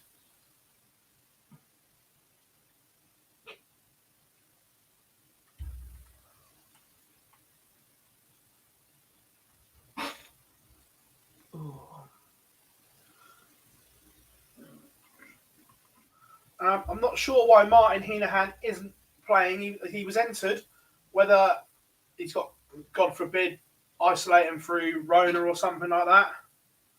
I don't know. Are they brothers? But, yeah. Are they brothers? Oh. Yeah. Apart from one now lives in the UK, one still lives in Ireland.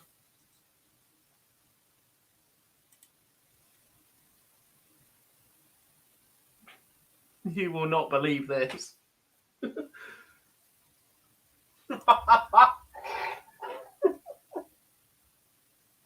Oh, I hadn't even seen the fact Morecambe has scored again.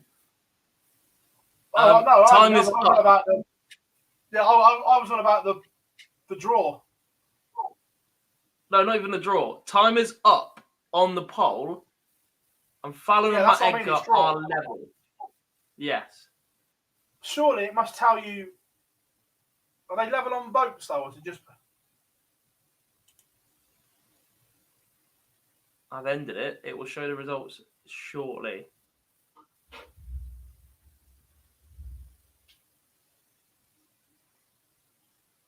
No, it just has. Oh, by ending it, Edgar wins.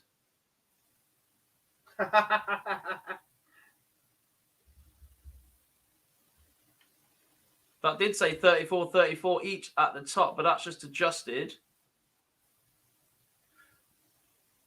There was a vote came in somewhere because it was 150. It was 315 votes, so one vote has snuck through at the end.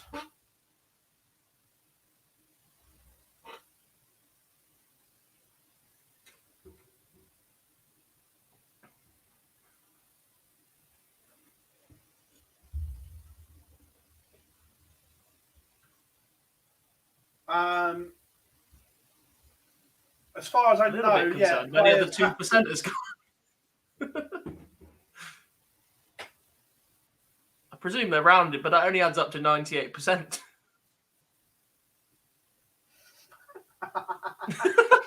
YouTube's had a meltdown. Absolute excellence.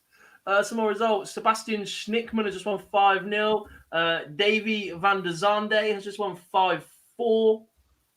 There's a few more flying around. Johan Engstrom, he was a 5-0 winner. Willem Mandegers, formerly of BDO Success.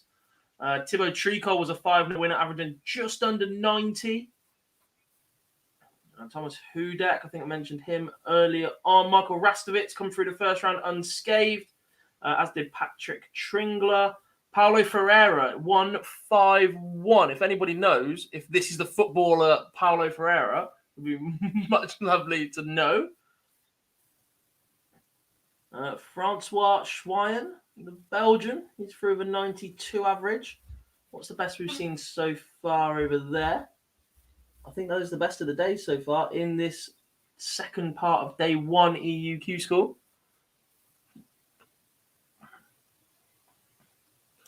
Unflat Earth, can anyone tell me if Ben Robb has played yet? He has, and I believe he lost a little bit earlier on. He did lose to Colin Osborne, a stinker of a draw for both players. That was in the top 256, so that's the first round. Yeah.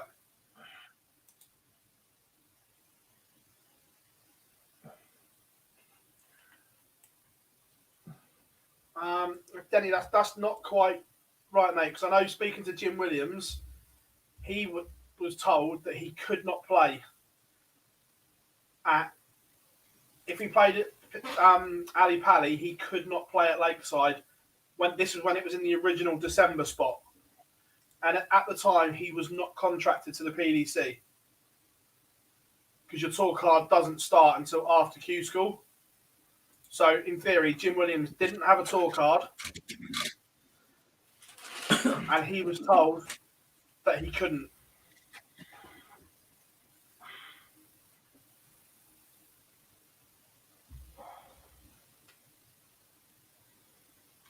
Oh, Frank says it is not the Paolo. That's most disappointing. Oh, Do you imagine? that'd be unreal. Bit like when Rafa van der Vaart played some BDO stuff. I think that might have to be a week on the live league, you know.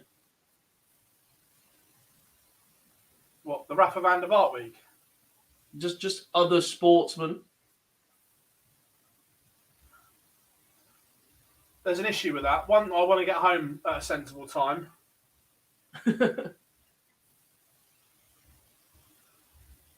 You don't need to have that many of them. Jim Williams won his tour card from the Challenge Tour, but the 2022 tour cards don't start until after Q-School. Yes.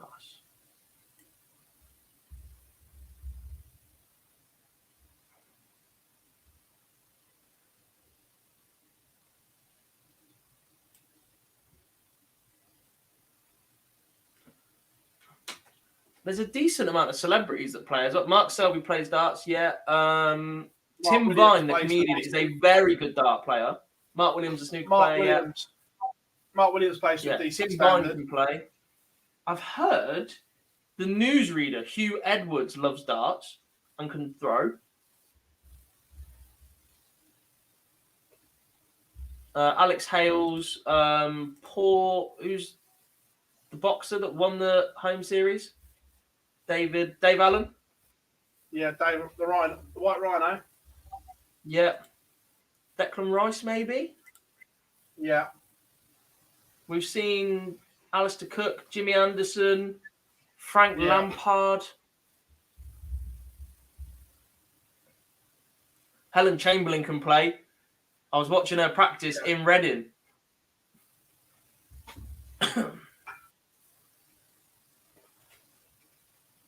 Danny Lalby is 2-0 up on Ben West. Graham Usher has just leveled it up to a piece with Kevin Beness. No, draw is random every day.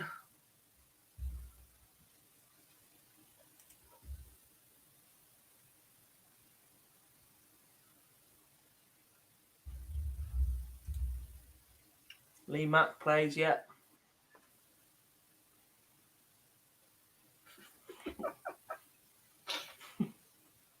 Not sure on that one, Salvador. Yeah.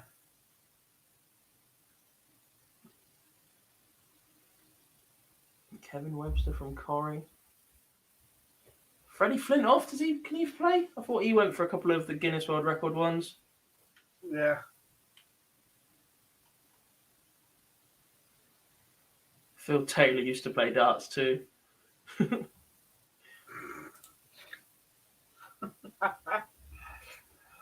Rob Collins level with Hopai Puhau, 3 apiece. The RJR triple threat is still on. Roxy James wins 5-1. Ludovic Lumiere just won 5-1 as well. Have a fatal 4-way.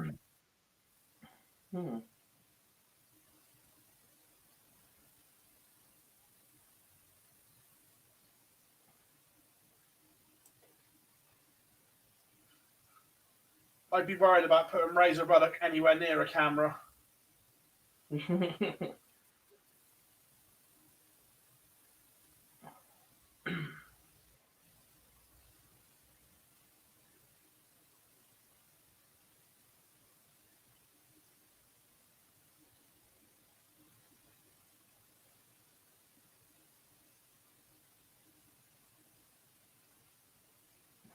Florian Müller has just won 5-1. Mehdi Poggi has just won 5-2 as well. Another Frenchman through.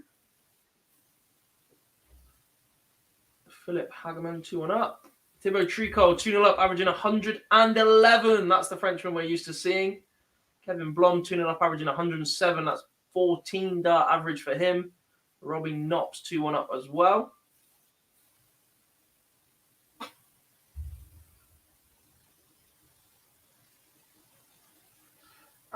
Jack, if you can't be positive, mate, then just go and watch somewhere else. I can't be dealing with negative people. The seniors is a great thing, and the buzz around it is unreal. If you don't like it, then fair enough. But if you can't write anything positive, then don't write anything at all.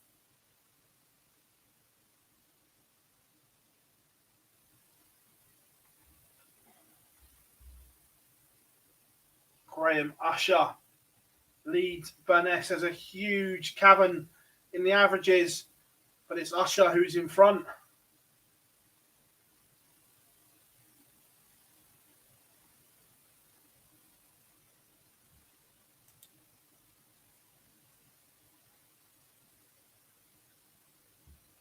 For 2 now, we have a break of throwing that Graham.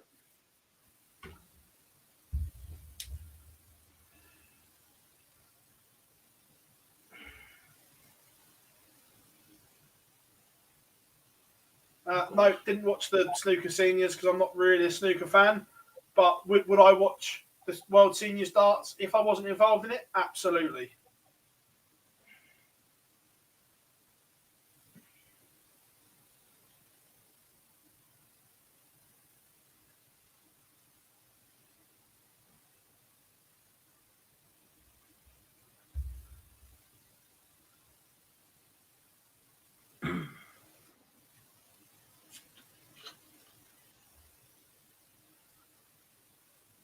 Hope I pull Howard's one away.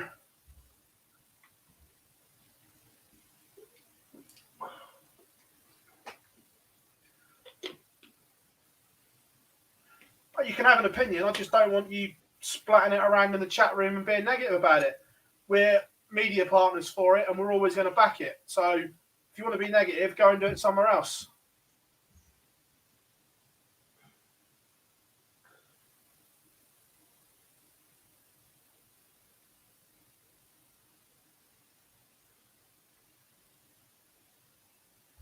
No, Bobby's not going to be playing.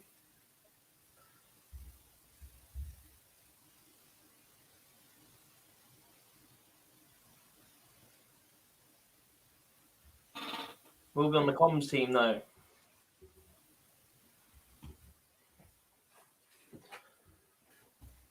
The only thing I Sammy don't know Lalby. is who's doing lead comms on the Thursday night.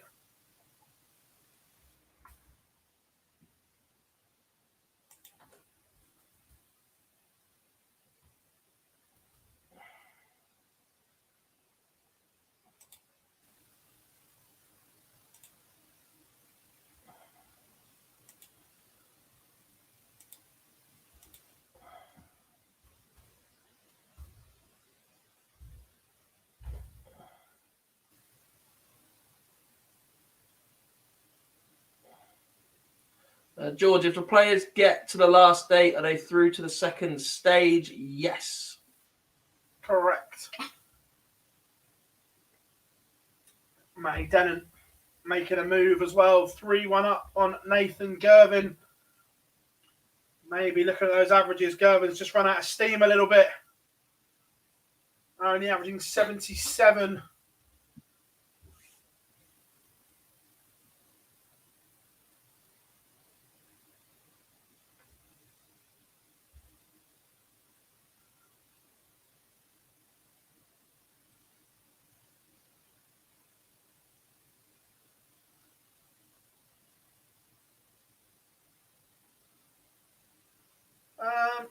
Andrew, where do you live out of interest? Because you say they went darts and back in pubs and clubs again.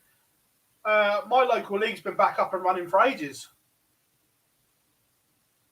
Yeah, I got beat on Wednesday.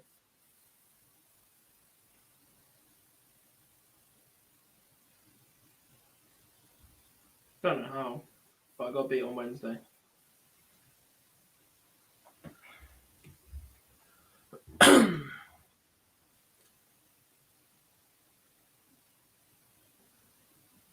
Danny Lowry beats Ben West 5-0. The American is flying. If anything, his averages suggest he's playing worse than he did last year, but he's getting the results this time out. Yeah. It's not quite an open draw. God, you'll probably know a bit better than me, but it's going to be done very much like the World Series event, where the 8 seeds are through. And then the others play for the right to play a seed in round 2. I think that's how it's going to be. So. And the only other thing I know is that Phil Taylor plays on a Friday night. Clearly. We are...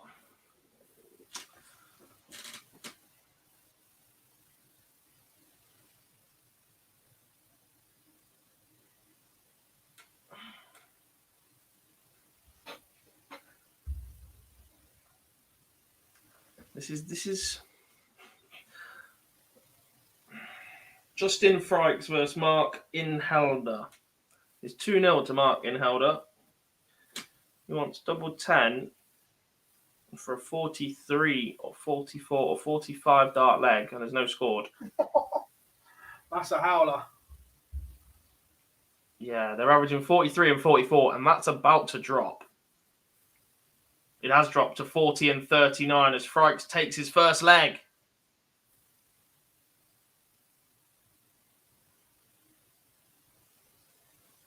Stephen says, minus the power, who's your favourite for the seniors? I'm not sure Phil is favourite. I'm with you right now. I don't think Phil wins.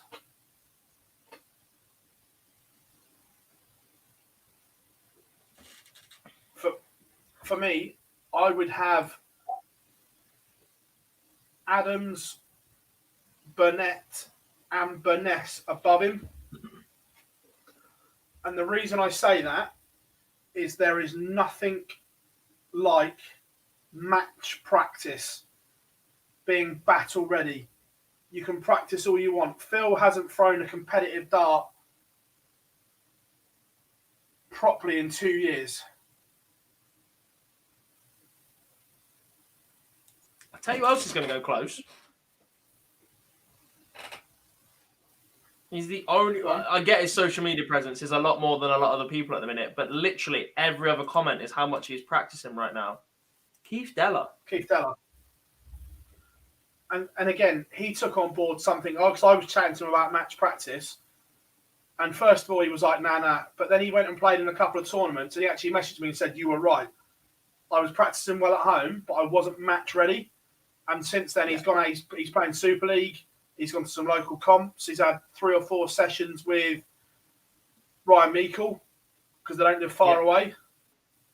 And that is my genuinely worry about Phil, is the match practice, that match ready, that environment where people that have been playing in the live league, Q-School, are battle ready, battle hardened. Richie Howson, dark horse. I got a lot of time for Richie. Yeah, nice guy. Giving him the board on the second day was one of the best moments I've had in darts. Robert Owen is 1 away, as is Matty Dennant. Niall Cullerton finds himself behind.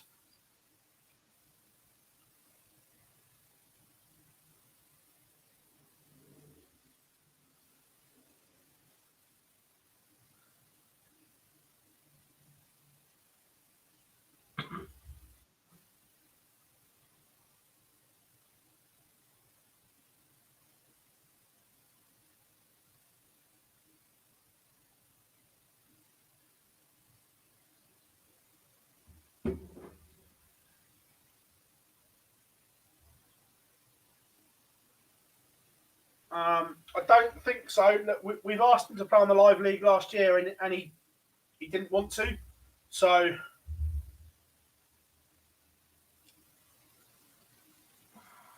Nick Fulwell has just beaten Scott Taylor 5-4. Last leg decider in that one. Scott Yeah. averaging nearly I think Robert 6 Thornton's points got. higher. I think Thornton's got a good chance.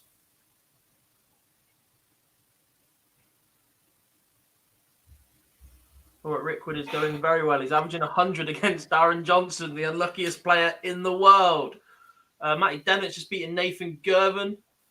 Ross Montgomery's just leveled up at 4 apiece against Robert Owen as well. George says, when is the World Seniors? The World Championship is the 3rd?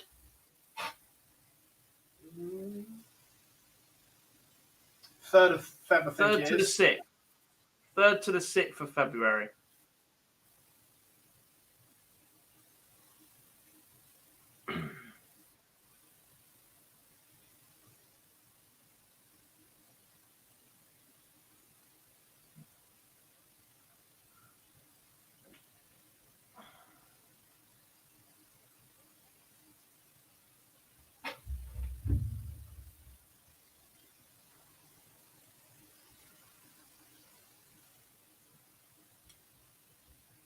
Jamie, is there an order of merit for phase 1? There will be. It'll be on dartsrankings.com. It's in the pinned comment at the top. Click the second link, and then in the 3 bars, just click on UK school or EU school. Yeah, it's already filling in. Kevin McDine currently top. Connor Scott is in the chat room. Connor, I hope you are well, mate. Obviously, result didn't go today, but what was it like, mate?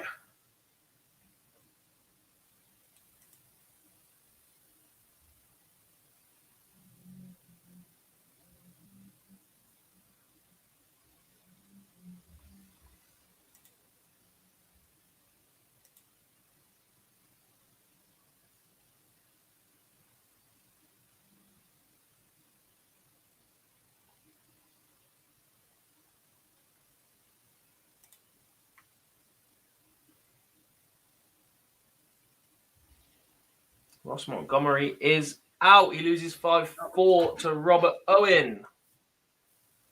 Stack attack still going, as is Michael Flynn. He's 4-2 up on Niall Cullerton, averaging 103.5. Stephen Burton 2-0 down, 3-0 down to Michael Barnard. Just to say that Niall Cullerton is out. He loses 5-2. Conor Hennigan 4-1 up on Andrew Hyland. The Irish are taking over at the minute. And Josh Rock 4-2 up on Dan Reed.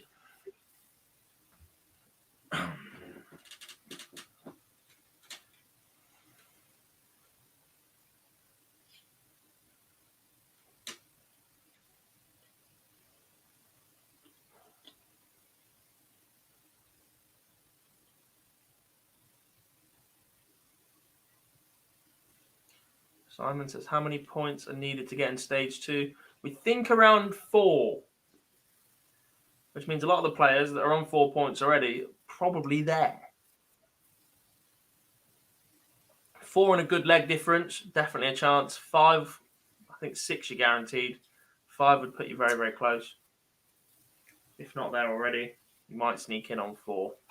Kevin Blom wins 5-4 against Patrick Mart. Johan Engstrom 4-0 up on Georgios Nanos. Marco Cantele against Nico Kurtz is warming up, Phil. Go on, Nico.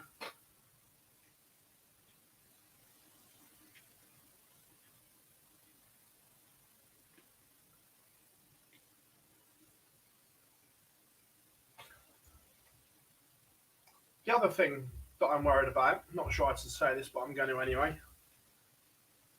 I was lucky enough to do some filming pre-Worlds. The interview that we did, and I went to Phil's house to film it. And he had every set of his target darts out, all 9 phases, because he's unsure what to throw. When you're doing that in November, it's a little bit squeaky bum time for me. All right, works for Peter Wright.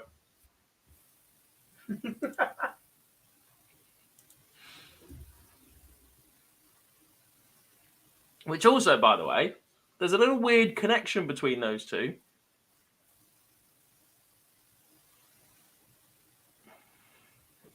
Go on. I think they might be the only multiple-time world champions that threw different weights of darts to win titles. I was thinking about this the other day.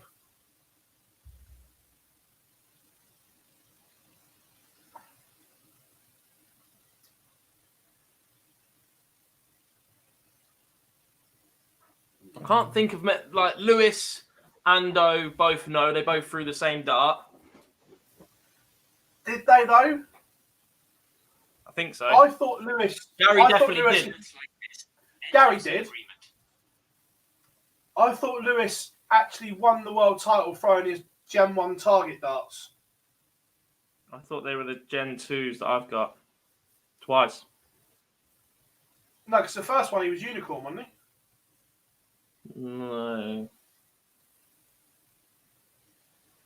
His first He world wouldn't title. have changed here as world champ, would he? I thought he used his unicorn ones.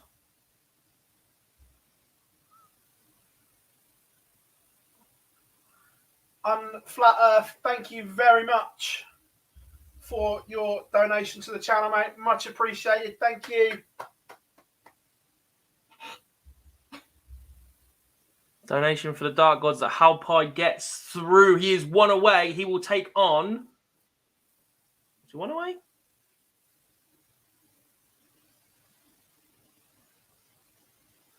That's what I thought. No, Yeah, he'll take on Kevin third McDine unicorn for a Lewis. spot. Oh, my bad. Winners in the last 16. They're through then, aren't they? Conor Hennigan, Josh Rock, Robert Rickwood have all made it to stage 2. They are. Michael Barnard looks like he's about to as well.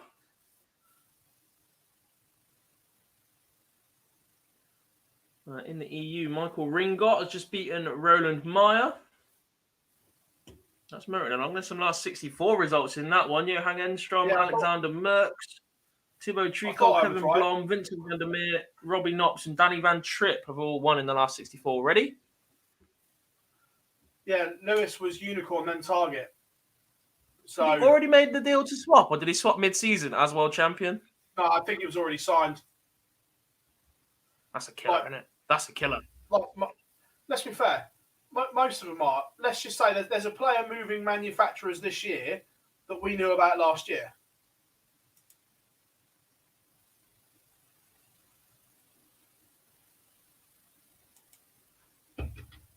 These deals are all signed well in advance. It's a good question.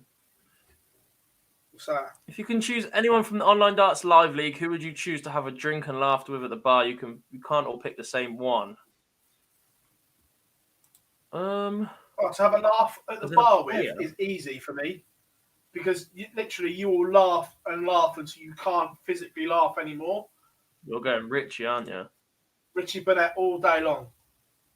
All day, every day. He has the practice room in fits. Don't know. I've had a drink with Ozzy, so Yeah, don't get me wrong, the others are all good. But Richie is just different level. who else? Cammy. Menzies has played, hasn't he? I Yeah. think he'd be hilarious.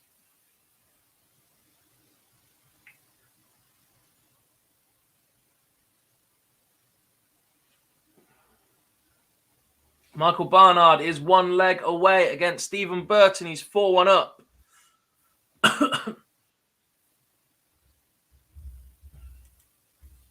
Graham Usher against Matthew Dennett, Nick Fulwell, Robert Owen, both warming up.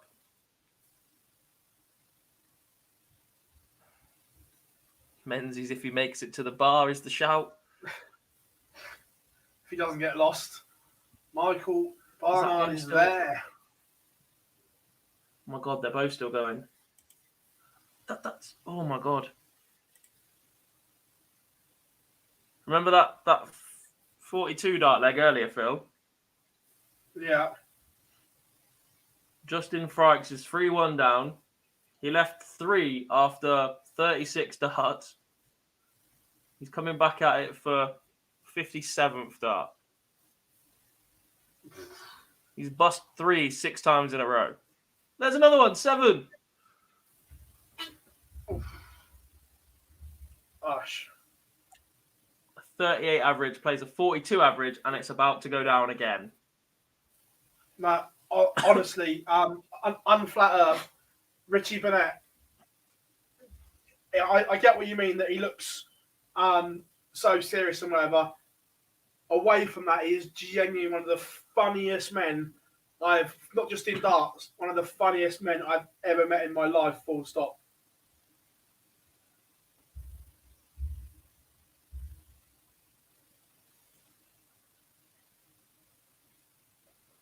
And we have only 2 games left.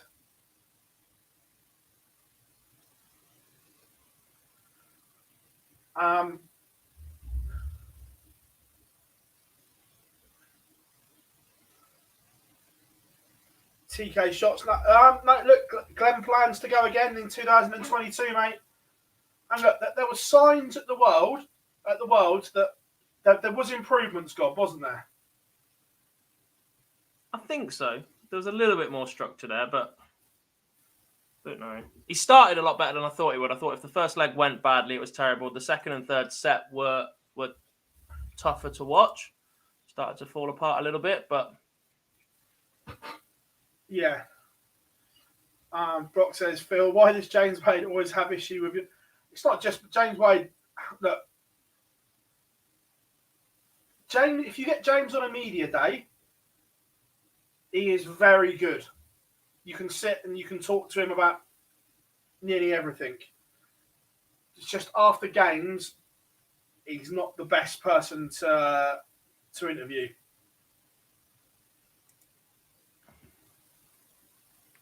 But on a media day, he's class.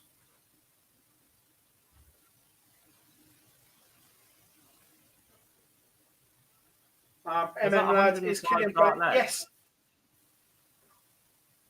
Was that 105 dart leg? Was that 35 visits? 75 dart leg. My bad. 25 visits. Holy. I'm 99% certain Killian played earlier. Let me just check. I saw his name, yeah. He did. I can't remember who played, but definitely played.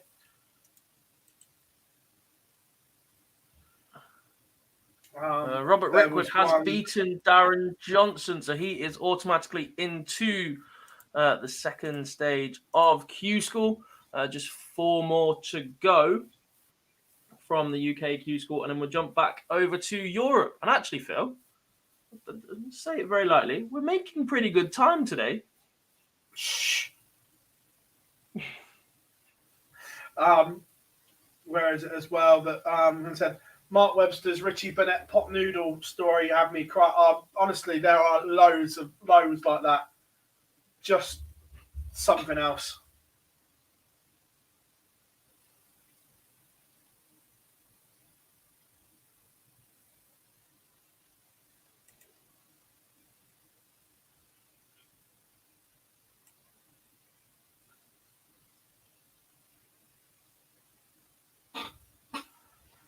Daniel Alvey is underway.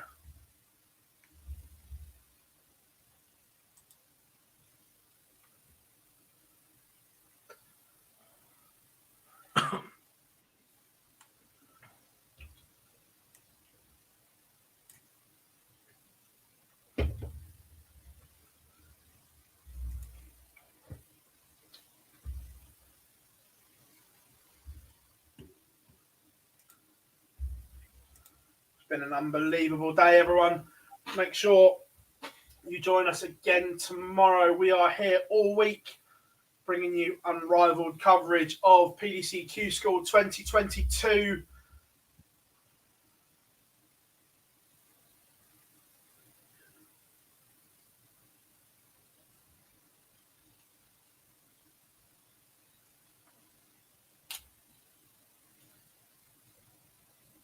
Fordy is in. The chat room as well. Hope you are well, mate.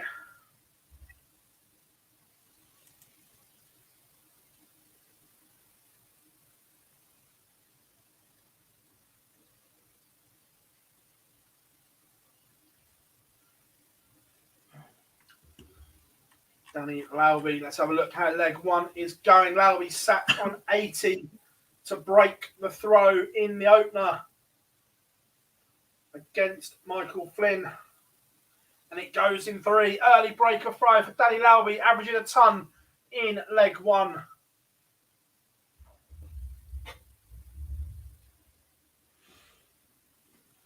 Tony Martinez has beaten Ludovic Lemaire.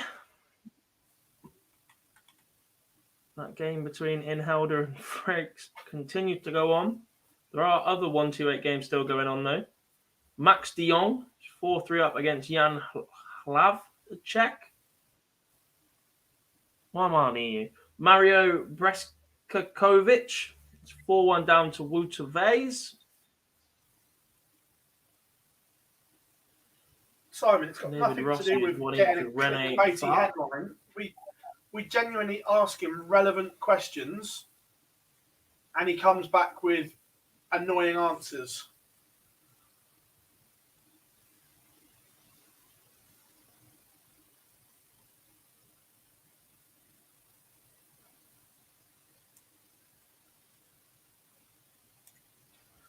Danny Yeah, Lalby. Phil, go on, put the Lalby game on the right-hand side. Please. Hang on a minute.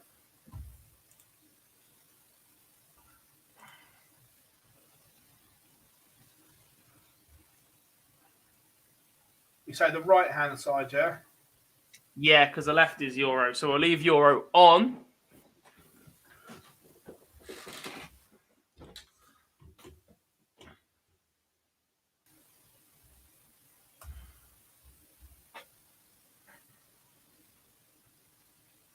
Just have to recrop it. 2 seconds.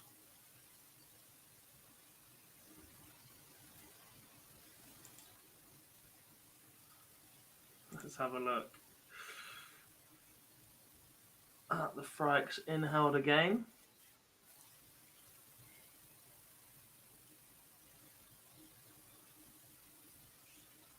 No score.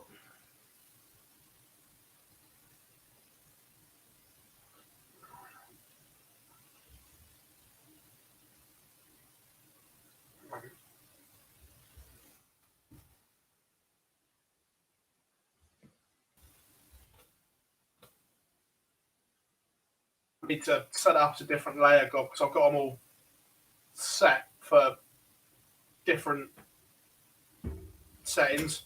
Oh, feel.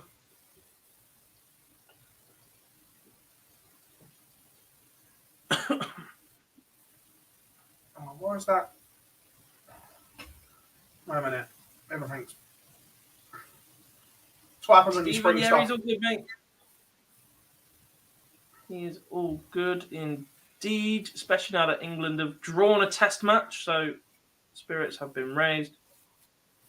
And then we've got a link for the points table. Robert, Rob the old mongoose, if you click on the pinned comment at the top, it's in blue on the chat room. The points table is on the second link, dartsrankings.com. And then just use the drop down to pick between UK Q-School and EU Q-School.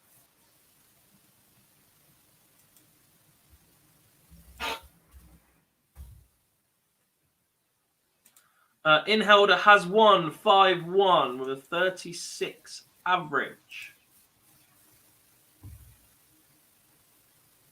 Paulo Ferreira is 2-0 up.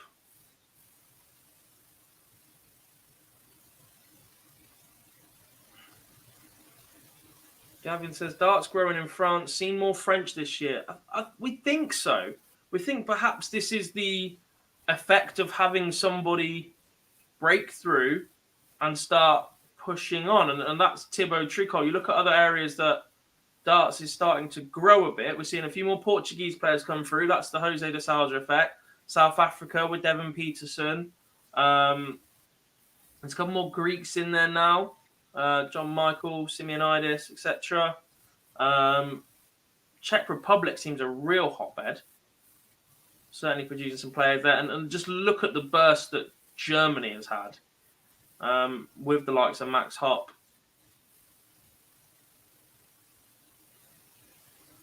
Coming through.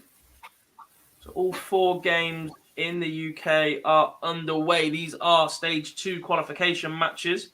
Matt Dennant leads Graham Usher 2-0. He's averaging 103. Nick Fulwell is 2-0 up against Robert Owen. Halpai Puha is 1-0 up against Kevin McDine. McDine, we haven't seen him on tour for a while, but certainly play. And obviously we've got Daniel Albee versus Michael Flynn for you on the screen. Yeah, McDine can play.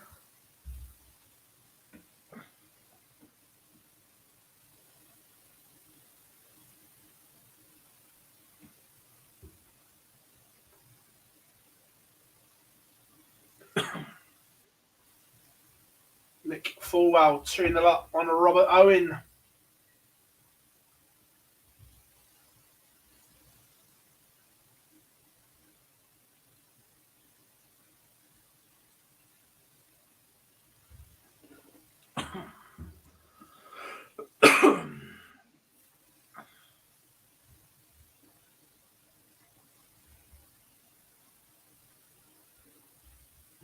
Right, whilst I was doing that, have I missed anything good in the chat room?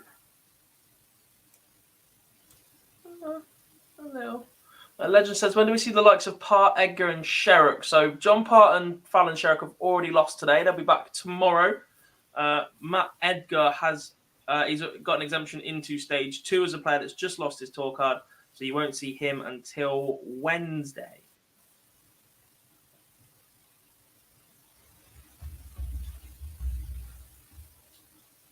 Robert Owen has a leg back against Nick Fulwell. Oh, and is Michael Flynn making a move here? Wow. No. He has broke back though.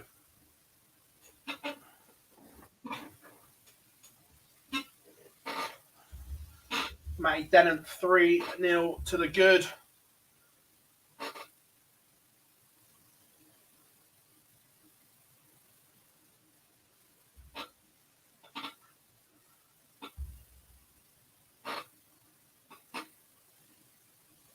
Averaging 100 as well.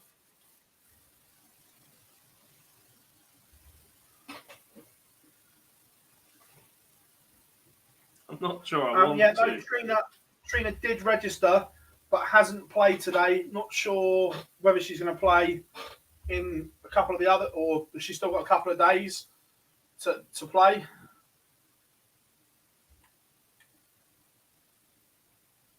It is county weekend in the UK. What a leg that is, by the way, by Michael Flynn. And she will be an 18 player, so yeah. So she somebody literally has that to might be turn playing up for one day to get on the challenge tour, which I think will suit her more. Yeah. Crazy Legends. If they win a tour card this week, they won't be able to play at Lakeside in April, mate. Has there ever been a 9 darter in Q-School? Yep. Definitely Jose Marquez hit one.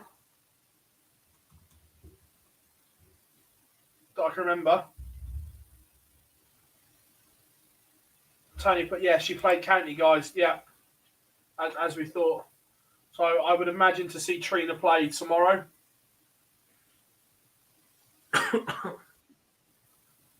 For the Oceanic region, Hope Puhau is 2-0 up on Kevin McDine.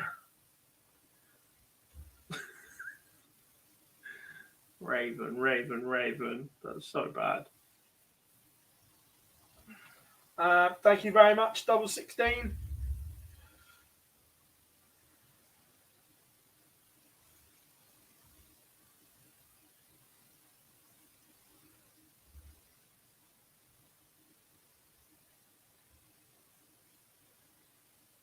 Yeah, Spurs are level.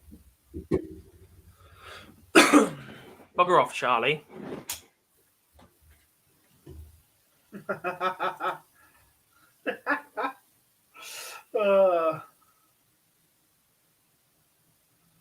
Allow Alby throw is under Midlands some are pressure meant to here, get Rob. together. Oh, it is now. Michael Flynn has just taken out 160 to break the throw. Look, it's not panic stations. Getting this far should be enough for Alby, barring a catastrophe, Gob. Yeah. The points will pretty much get you in from being at this point anyway. You just will have to play the next 2 days. Yeah.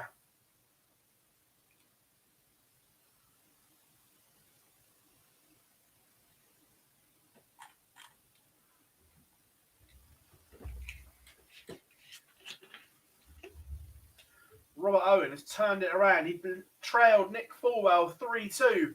The Welshman now averaging 97. He's in front for the first time, and Hopar Puhal is 3-0 up.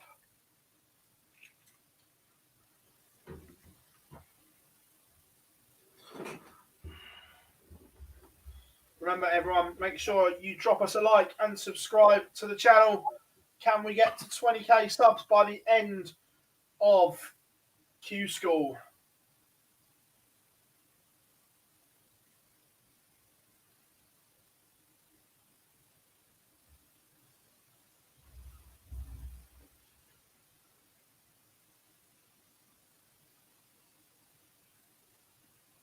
So, Michael Flynn has been absolutely flying here. From 2-1 down, Gob, he has pressed the big red button and the afterburners have gone to town.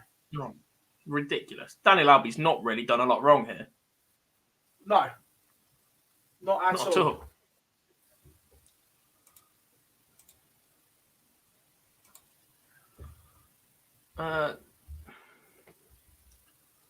Scruffy says, can the top 8 play the next 2 days even though they are through?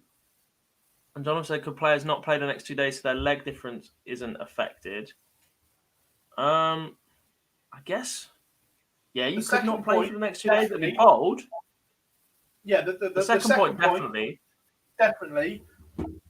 The top first point, I don't think so.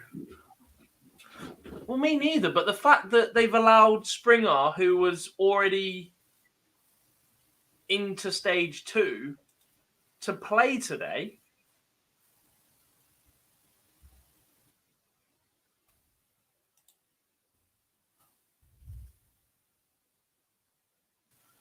For our Oceanic viewers, Hopal Puhal is 1 away and he starts with a maximum.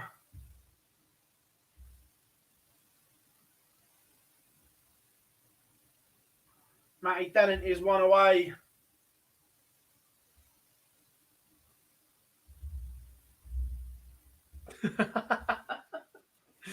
Solidor makes a great point. We know all 9 darters come against James Wade. We know there cannot be a 9 darter with Gob livestream. And so what happens if Gob livestreams a Wade game? Does the universe explode? Pretty much.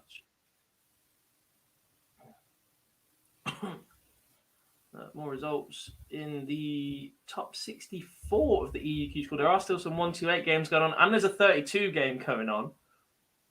It's all a little bit messy at the minute. Nico Kurtz, 3 apiece for Marco Cantelli right now, Phil. 128 game and a 32 game. Yeah, there's a 128 game between Rene Fart and David Rossi. There's also another one that is literally just starting between Jamai van der Herrick and Thomas Ehlers. And then there's 2 last 32 games underway. Johan Engstrom is 3-2 up against Alexander Merckx. And Kai Gotthard has just started against Michael Ringut. That sounds like on the Pro Tour when you've got Keane Barry against Ricky Evans on one board and Mickey Mansell and Adam Gowlas on another. Well, without scrolling down, I hazard a guess that board 4 is where that other game has just come off of. And it is. The one that where the players averaged 36 and 33. So that'll be why that one is so far behind. Yeah, Graham Usher is mounting a comeback. We'll come to that in a minute. Oh, it's not done yet. I was about to say Kevin McDine was on the ropes, but has broken through. Matty Dennett was 4-1 up. Graham Usher has pulled it back to 4-3. Is he getting nervous? Oh, Bobby Firmino. Is that 1-1? 3-1. Normally you let us know when Liverpool score. I haven't heard anything. I have done twice. I didn't hear.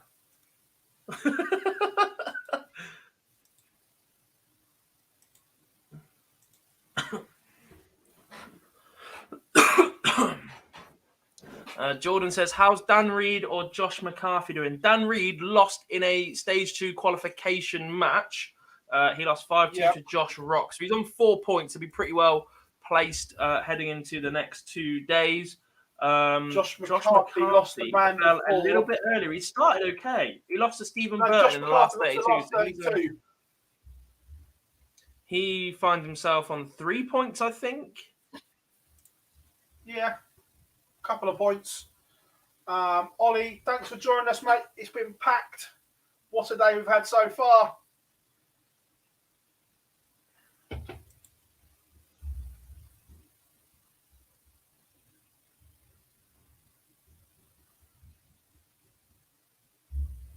McDine's mounting a comeback. Look, it would be one almighty comeback. Same, Nick Fulwell is in front now as well.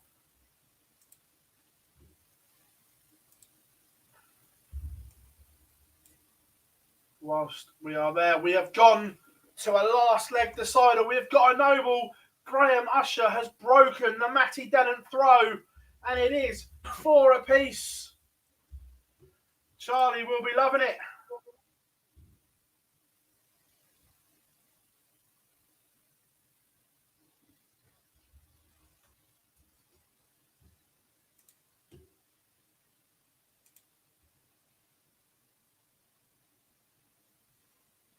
What have they got?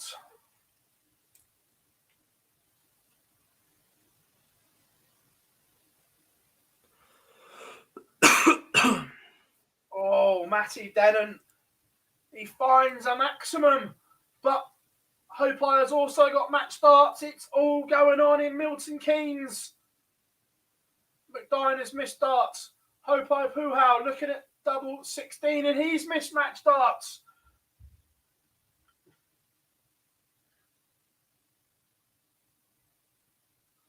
Matty Dennant has stolen the darts against Graham Usher. McDine holds. Usher finds a 140 to leave 72. Matty Dennant 1-2-1 to win it in style. Misses. Tees up 28.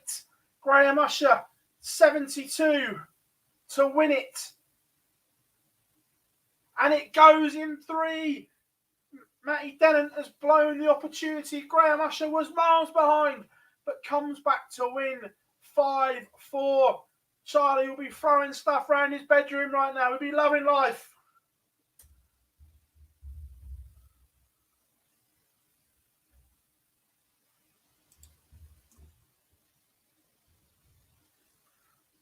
Yes, that is the same Kevin McDine.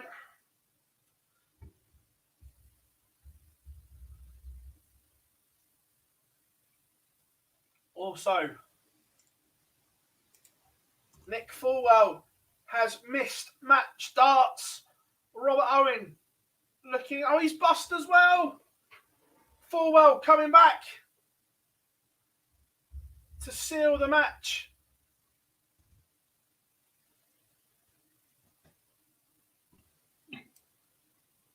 This one's getting edgy as well.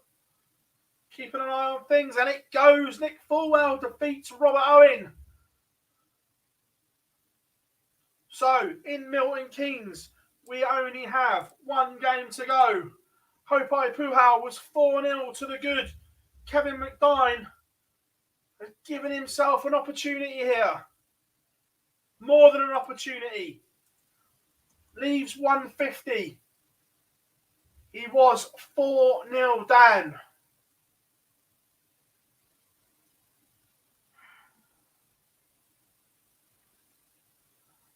Hopi Puhau needs to find something here.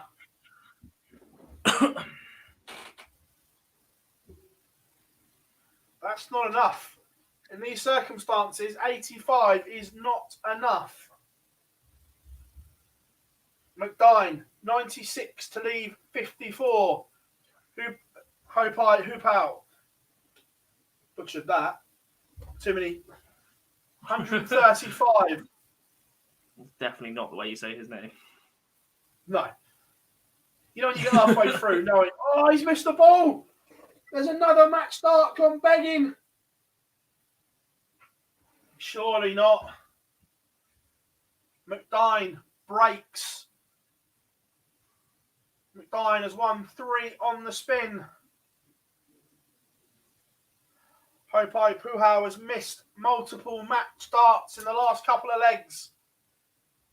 Is he feeling the pressure?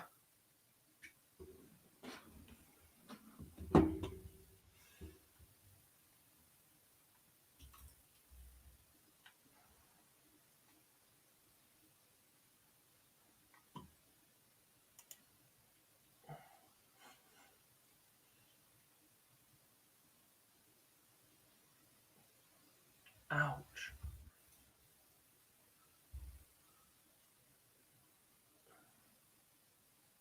Spurs are winning as well.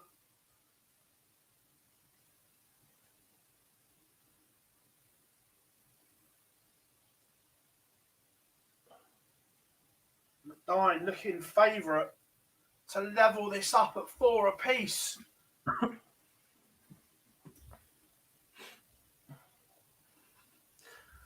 So, I said there was a 1-2-8 and a 32 game, Phil, Yeah.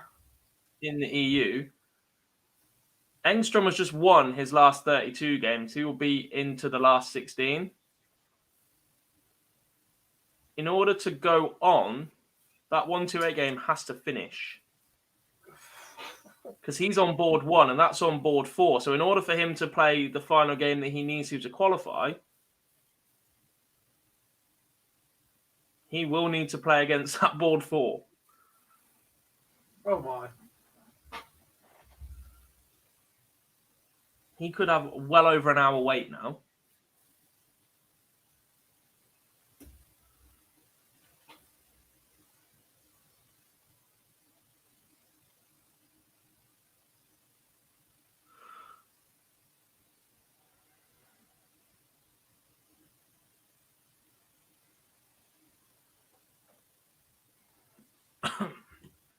Looks like, Phil, we're going all the way. We are going all the way. Kevin McDine was 4-0 down. Stephen, he has me running scared that he might do the same again tomorrow.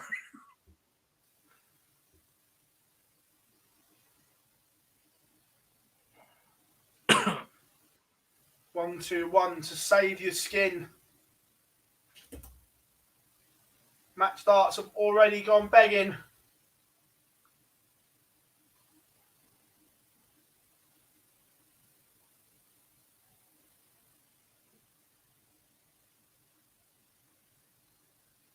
Oh, he's missed another dart of the ball. There's another match start gone begging. I make that 3 legs in a row now. Hopai Puhau has missed match starts. And McDine's bust. We've got another twist in this game. Surely. That must be it.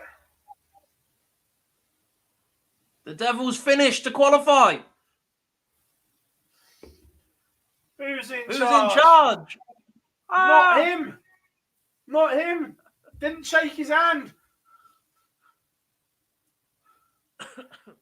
We're bad men. McDine levels it up 4 apiece. We are going all the way. Remember, Hopai Puhau led this 4-0 and has missed match starts in the last 3 legs. Kevin McDine from nowhere.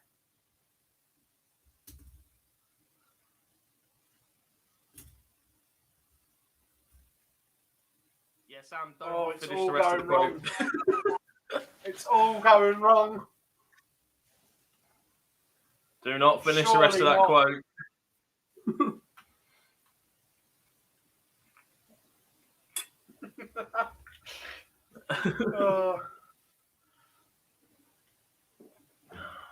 What has gone on here? Kevin McDine. Look done.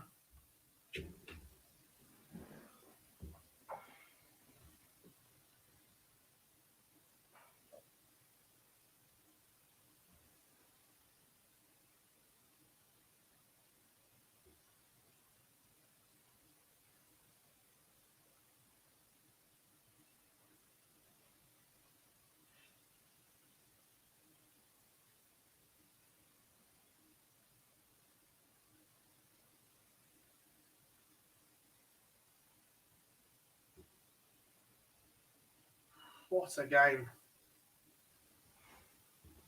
Who's going to blink first? I thought that 36 was a slip, but that 26 from McDine Absolute opens the door back carnage. up. Got to be careful with your counting here. Cannot just score a 60. Yeah. Please don't do Ferret and Jose counting. Or just do that.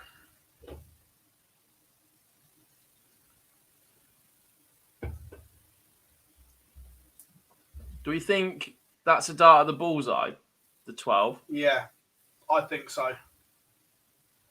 I think he's gone single 20, single 20, gone for the ball and pulled it into lower 12. 12, top left, yeah. Just pushed it a bit. I get why people do that, and I get it's an easier finish than the 167, but a big 18 guarantees you a finish, and you at this level, they don't miss big numbers. They shouldn't miss a big number. Shouldn't miss big numbers. But that Slip. is that the nail in the coffin for Kevin McDine.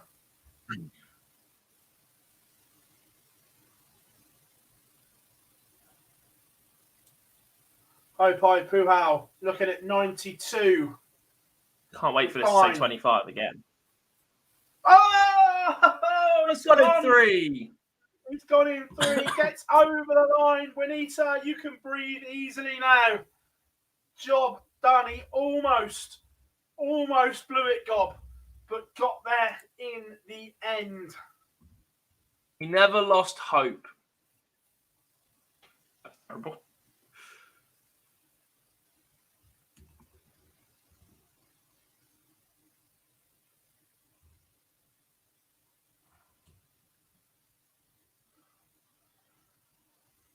So to There we recap, have then, it. the 8 players that are moving on from day 1 into stage 2, Halpai Puha, Nick Fulwell, Michael Flynn, Graham Usher, Connor Hennigan, Michael Barnard, Josh Rock, and Robert Rickwood. They will join all of those that had exemptions into stage 2, and we'll be back on Wednesday. Right, all eyes. Now turn to Niedernhausen, Gob.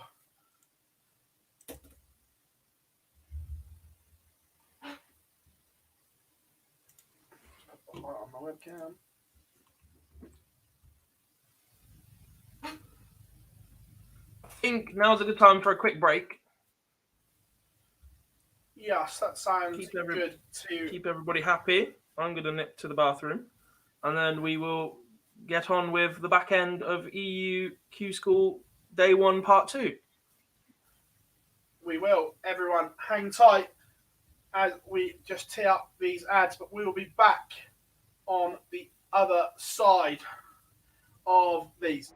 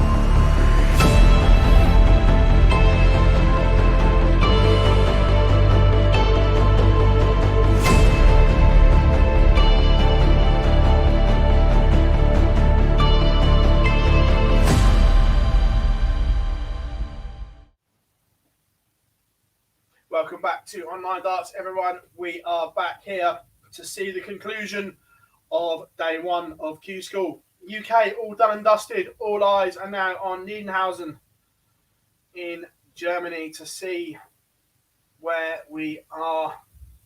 We will get a feature game up for you in a minute as well, but come and say hi in the chat room. Not a problem at all, Mark. We have got one that says, I'm in from South Africa. Glad to have you along. Do you like Gavin Price? Yeah, Gezi, absolute top guy. Got to know him quite well away from the hockey. Really, really nice guy.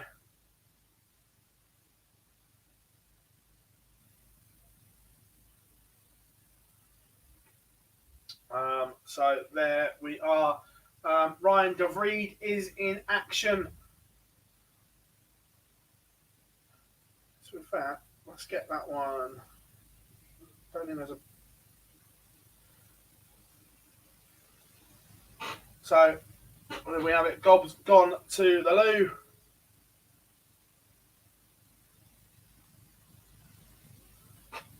Now, anyone that lost today still has time. Still another 2 days of action in stage one. Billy, we will be here every day of Q-School, mate. Don't worry. All 7 days of action, we have you covered. I'm here every day. Different members of the Online Darts team across the week. Gob's not here for a few days, then back towards the back end of the week. And like we said, we are etching towards 20k subs. Can we get there by the end of Q-School? If you haven't subscribed, please make sure you do.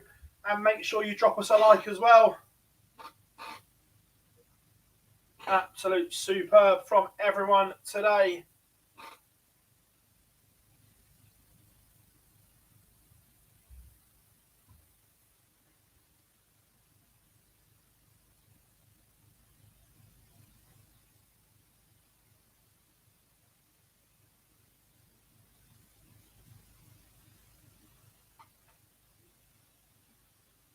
But as we are going through games,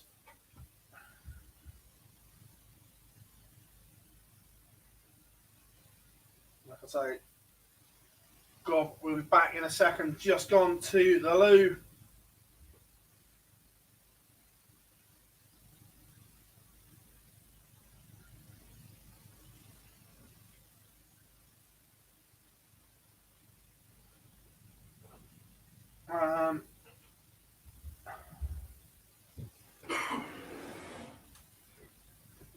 Here he comes.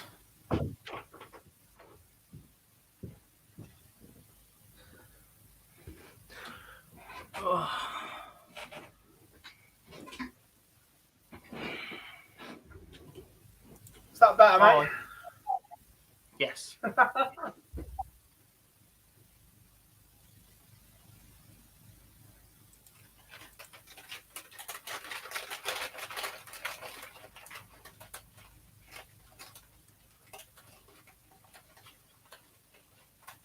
Water to bank. An interesting day in Milton Keynes. Some unbelievable darts, some scrappy stuff as well at times. But your players booking the 8 that went through to stage 2. Hopai Puhal, Nick Fulwell, Michael Flynn, Graham Usher, Connor Heenahan, Michael Bernard, Josh Rock, and Robert Rickwood.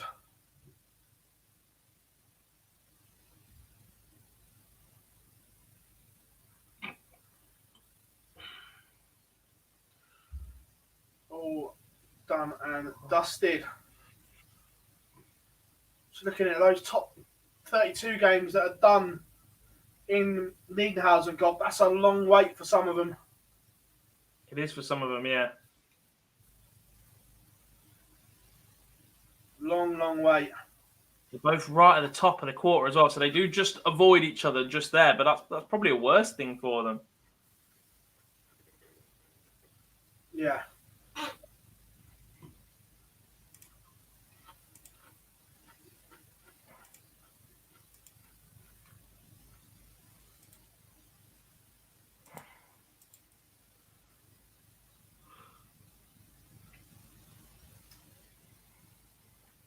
the decision as well. Nico Kurtz is going to be our feature game. Okay. We can have a feature game on for the rest of the day now.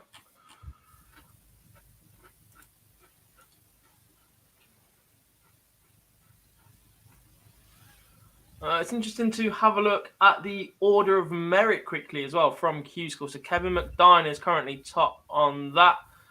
Basically, anybody that lost in the final is the top 8. But on leg difference, he's on plus 18. He's won 29 legs of darts today. Matthew Dennant is in second. He's on plus 13. Danny Lauby third on plus 12. Dan Reed on plus 8. Andrew Hyland plus 7. Robert Owen plus 6. Darren Johnson plus 6. Stephen Burton plus 6. Then the guys that lost in the last 32 are all on 3 points. So Ross Montgomery, Jason Hogg, Scott Taylor, Jamie Lewis, Josh McCarthy, Tony Newell, Rob Collins, Nathan Gervin, Kevin Burness, Niall Cullerton, Michael Burgoyne, Sean Wilkinson, Ben West, Owen Emmett Bowden, Thomas Lovely, Stu Wilson. Then obviously it just gets longer and longer as well. Some very consistent dart players. I know that's what you'd expect to come through the order of merit. I think a couple of surprises, perhaps. Let's have a look at the opposite end.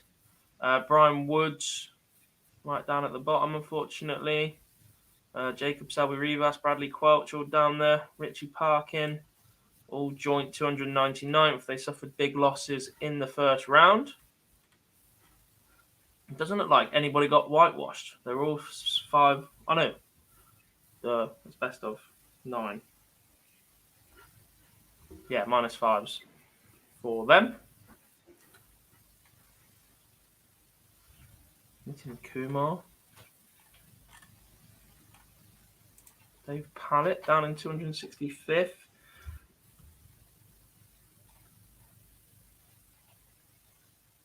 Alan Sherrick is 157th. God, I know you love to try and work out whether Ryan Searle was in the match play or not. What points tally do you think will be enough here?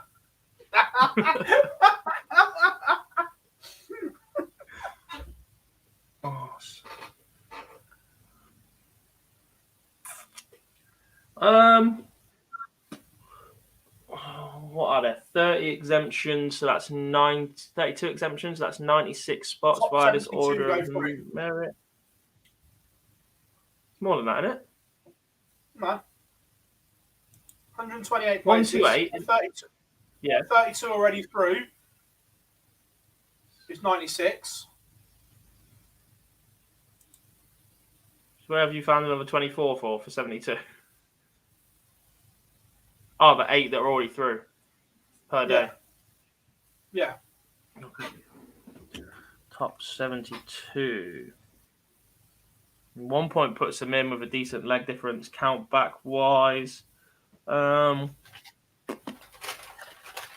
if you repeat that, it all depends on the top guys. If the guys on 4 points go deep again tomorrow, then that's less points spread around below it.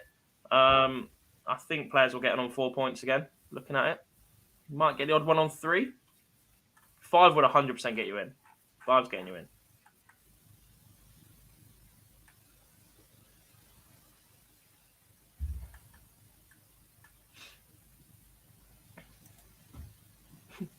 Will Ryan Searle be in the match play 2022? Let me have a look on the race to the match play table.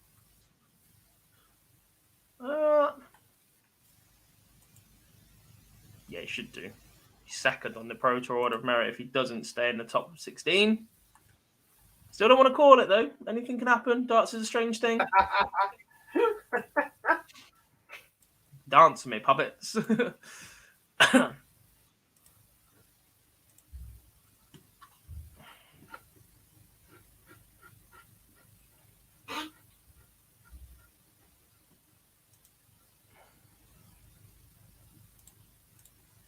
Have we had any news about whether 1A and 1B will be remaining as that split for the rest of the week? Wait a minute. I'll ask the question. 2 seconds. Oh, not again.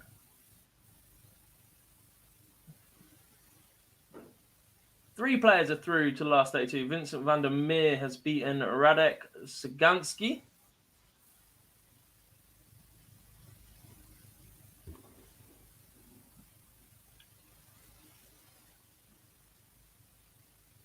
Run you through a few more scores at the minute. Fabian Stutz is 1-0 up on Kevin Blom. Robbie Knops 1-0 up, 14 dart leg against Wouter Vase. Danny Van Tripp won a piece with Stefan Grieser. Robin Berger is 2-2 with Ryan de Vrede. Francois Schweyen is 1-0 up on Nico Kurtz. Daniel Closer 2-0 up on Sven Pruss. Marcus Kessler 2-0 down to Patrick Tringler. Tony Martinez 1-0 down to Wesley Placier. Jamai Vanden Herrick 2-0 up on Mark Inhelder. He's averaging 83 to Inhelder's 38.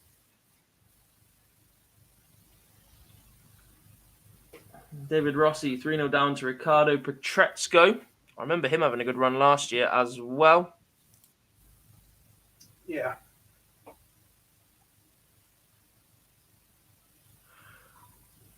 And then Max de Jong is 1-1 with Sebastian Schnickmann.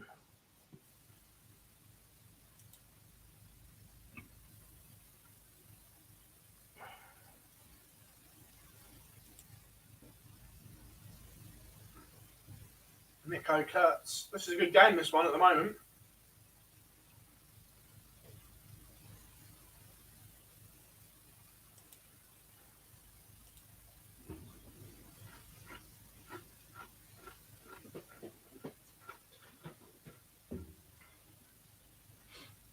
I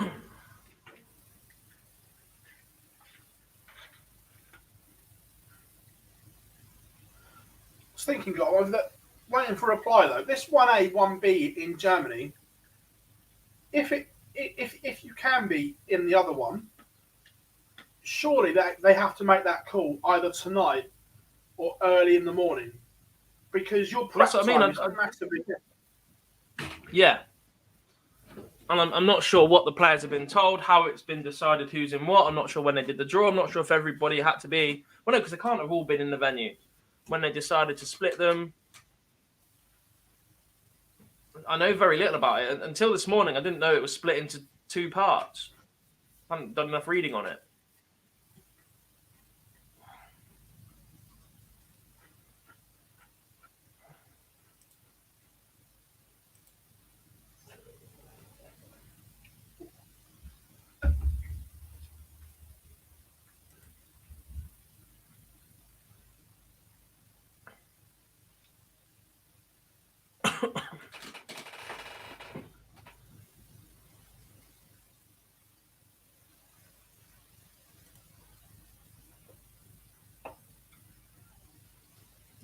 On Twitter, it says they're fixed groups.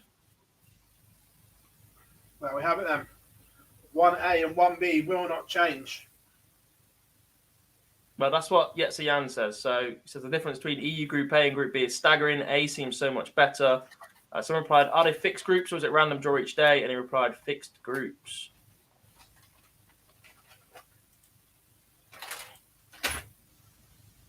Harsh.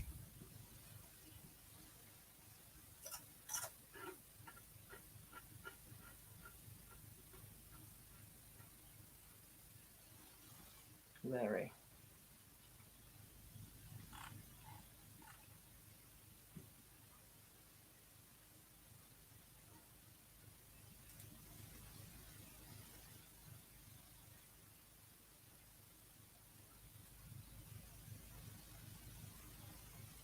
Ricardo Petretsko is flying. He's falling up on David Rossi. Wesley Placier wants double 12 for a 3-0 lead on Tony Martinez. Ryan de Vrede going all up.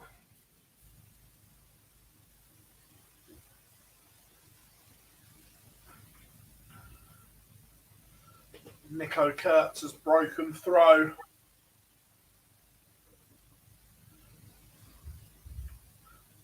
Callum Ritz isn't in the Masters because he's not in the top 24 in the world, mate.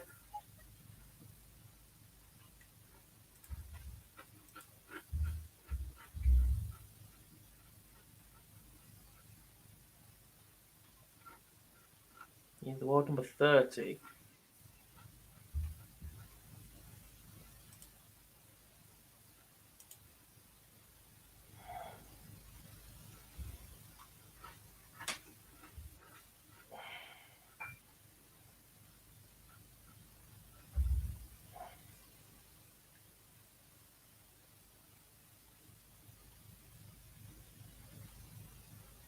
Couple of good games warming up. Board 5 in the last 16 looks decent. Kai Gotthard against Vincent van der Meer. That should be good. Should be. Oh my. We missed quite a bit of this, by the way, whilst the last bit was on. I'm just looking through the 64 and the players that we've lost. We lost Mindaugas Barascus. He lost 5-4. We lost Pero Lubitsch. We lost Roxy James Rodriguez. We lost Andreas Toft Jorgensen. We lost Michael Rastovitz. We lost Paulo Ferreira. We lost Marco Cantele.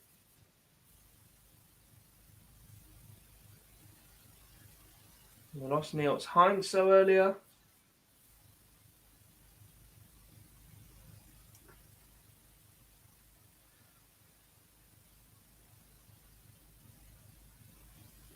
We lost Roman Benecke.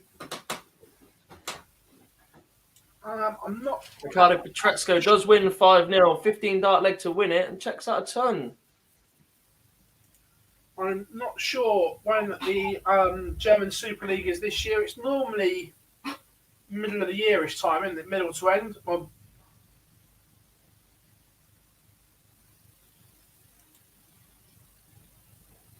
I think so. Robert, we are watching it on tv.dartconnect.com. Marcus says Tricol looks a very good player. He's tidy, mate, Tebow. And a very, very nice gentleman as well.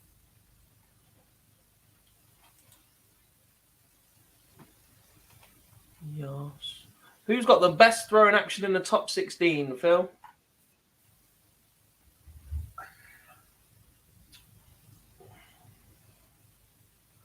At its best or right now?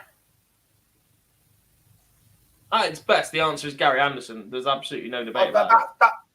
That's why I'm asking the question, at its best or right now? Because Gary at his best has the best action by an absolute mile.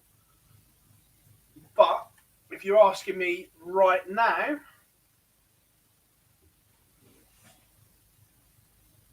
Simple.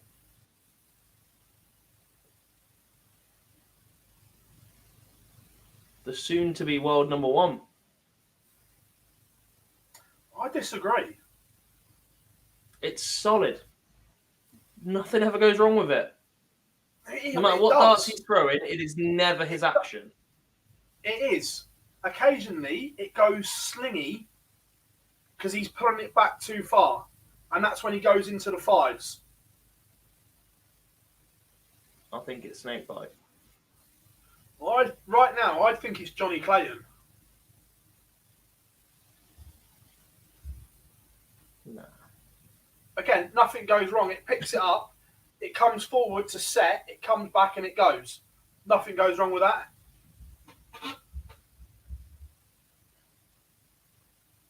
Few shouts for Joe Cullen. I'm not sold on that one. I'm not sure it's just because it's unorthodox and he doesn't set it in front of his face. It's very much a muscle memory action rather than Look, an aiming action. Joe's one of those actions. When it's on, it is unreal. But Yeah. because it's... Michael Smith's is up there as well.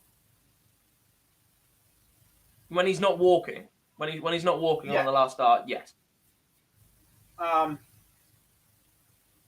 But I really like Clayton's because it's there. He brings it forward as the set point, and then it comes back and it goes. Again, it doesn't break down for that reason because it's got his points in the action. Yeah. But look, in the top 16, if they're all on, there's only one winner, and that's Gary Anderson by a mile.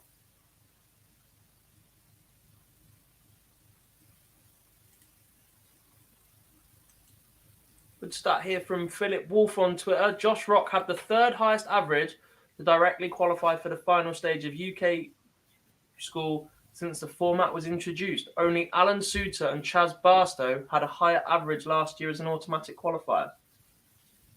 That's his running average for the day.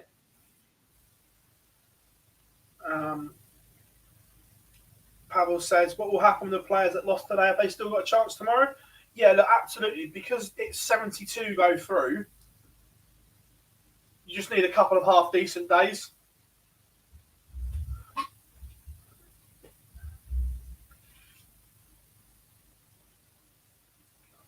A couple of people liking Gezzy's throw. Yeah, look, I don't dislike it.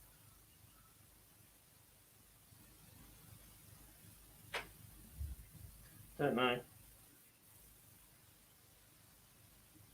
But yeah, but like what I'm saying, when it's on, Gary Anderson's is just silk.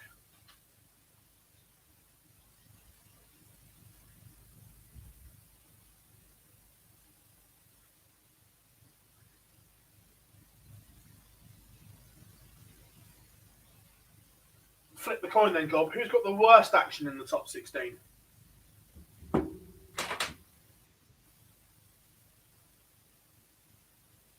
Between two. No, it's not even between two. The answer's Dave Chisnall.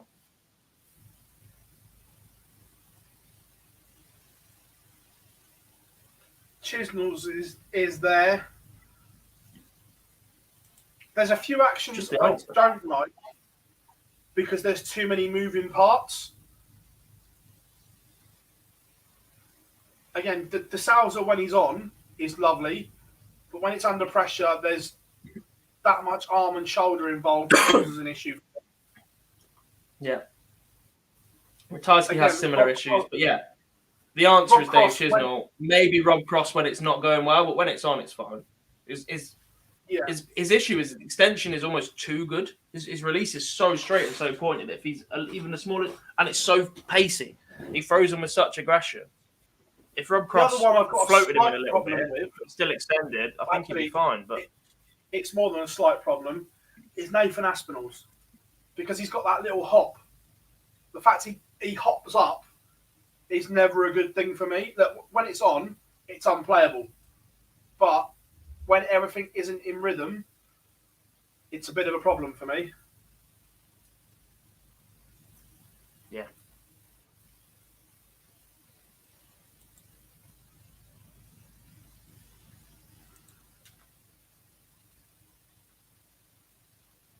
Mentors is horrible, yeah, but he's not top 16. Mentor's got a little bit of leeway for me because obviously having dartitis, that's how he's developed to be able to throw them. So you don't care about aesthetics. You just want to get rid of the dart at that point. Yeah, Mentis is a little bit different for that reason, that he's found a way to be able to get rid of them to the board. Yeah.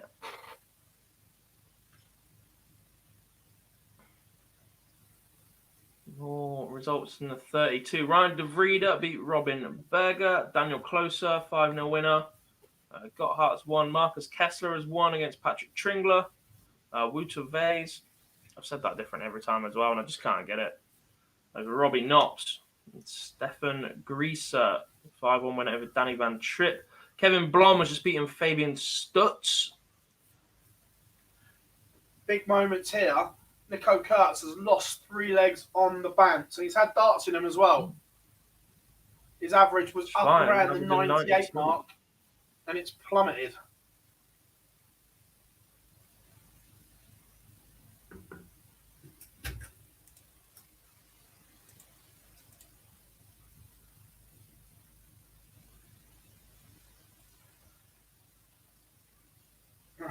Scottish Smurf.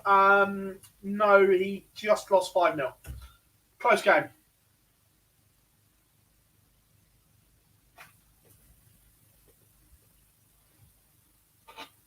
This could be a good one. Board 16, last 32. Jose Marquez against Ricardo Petresca. Could be decent.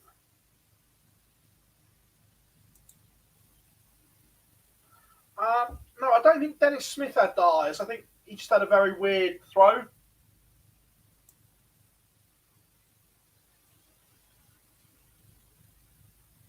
I'll ask him about it next time I see him. He used to play in our Super League team. Did he? Yeah. Our Super League team was all right, and then it was me as well. I let us down a little bit. Aaron Monk, Jamie Kellin, Dennis Smith, Luke Humphreys. Christ. It was all right. Well, I had a steady enough team. Dan Reed played for us as well. Oh, get the ringers out. Our friend don't even live near you. Yeah, they do. No. Name one that doesn't live near me. Don't know. It's just funny. Where's Dan Reed? Dan I thought he was and Luke London. No, Dan Reed's Newbury. 20 minutes away.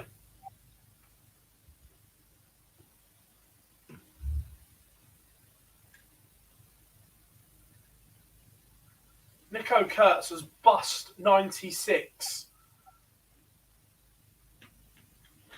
I'm guessing he's gone treble 20 inside 18s and hit double 12, something like that. Yeah.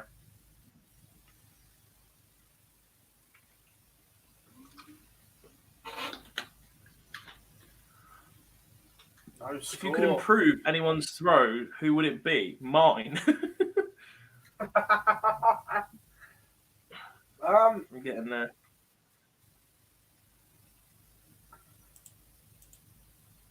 Oh, the 96 goes. Big moments. If I can improve anyone's throw. Not sure I'm the best person to be improving people's throws, but I'll back myself to do it. I just ain't Yeah. at the time. Michael Smith, just getting him not to walk on the final dart. Yeah. No, I'd go. I wouldn't go professional. I'd look at someone like my girlfriend's. It's not terrible as it is, but to just get the repetition and whatever, there's going to be so much interest in women's darts right now that even starting at 2021, still think you got a chance. Yeah, no, I agree.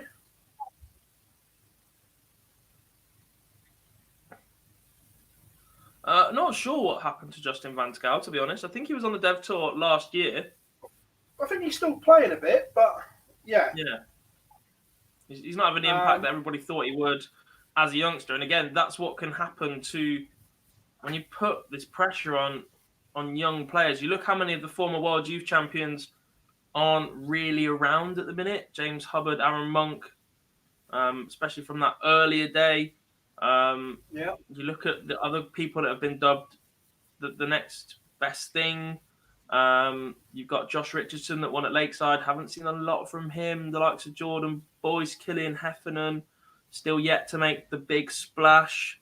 You look at Bo Greaves, a lot of attention and pressure on her shoulders for a number of years. Leighton Bennett is the other one, 16-year-old everywhere. Billy Holmes is a great example of that. He went on to the Dev Tour before they changed the rules as a youngster. Did some damage, and then they made it so you had to be 16. And by the time he was old enough to go back on again, his dad had convinced him he was going to be world champion and all sorts. And his action just it was a tough watch. Nico Kurtz has missed a match dart,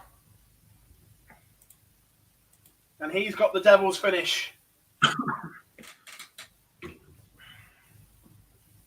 Will he go big 8?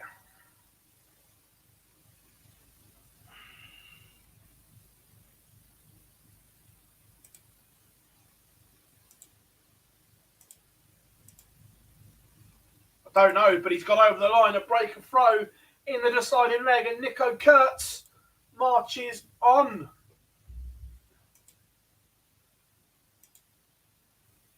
Do you want God? Jose Marquez against Petresco or Tricol? Let's watch Jose versus Petresco.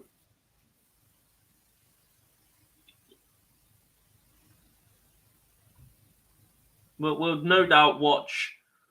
It'll be Tricol versus Engstrom in the next round. So we'll watch that one then.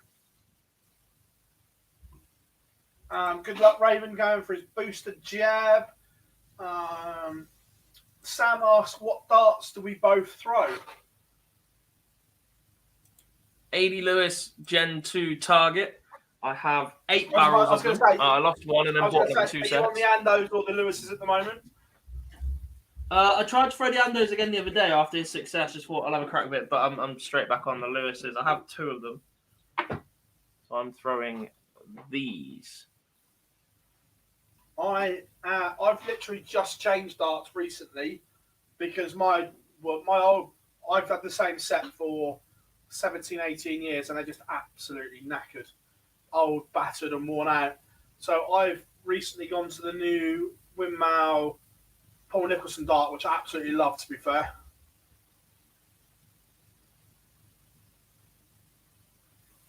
Niall's in the house. Today's job done. Happy. Well done, buddy. Solid run. Yeah, well done, the Werewolf. Good points total. Is Tricol at Lakeside at the moment? As long as he doesn't win a tour card, he will be. But I think he's got a huge chance. I think the lad you're on about with dartitis is Barry Van Peer. Billy Holmes. No, I mentioned Billy Holmes earlier. He was All right. Bo's got dartitis. Apparently, I haven't seen her throw in a long time because she hasn't played a lot, but apparently so. That's why she pulled out of the back end of some of the WDF events that were streamed. I just hate saying it about players. Yeah. Once you convince yourself you've got it, it's even harder to get rid of. Yeah. Marcus says, I noticed some of the women at the World Championships have got odd throws, Fallon the exception. Fallon, Lisa and Makuru have all got rock solid throws, which is arguably why they've been flag bearers. Even back in the day, Trina's throw was rock solid. Anastasia. All the ladies that have had success have had rock solid throws. Yes. That's why on her day, Lorraine can be very good, but inconsistent because the throws a little bit stuttery, a little bit jerky. Funnily enough, or funny, that Lorraine's daughter, Josie, I actually think has got much better action than her mum. Yeah. Oh, yeah. I think massively. Josie's action is really nice.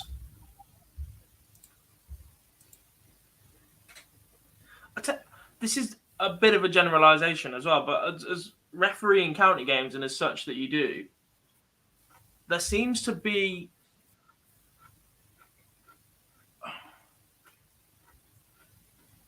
there's not much variance in the darts that you tend to see the ladies throw with.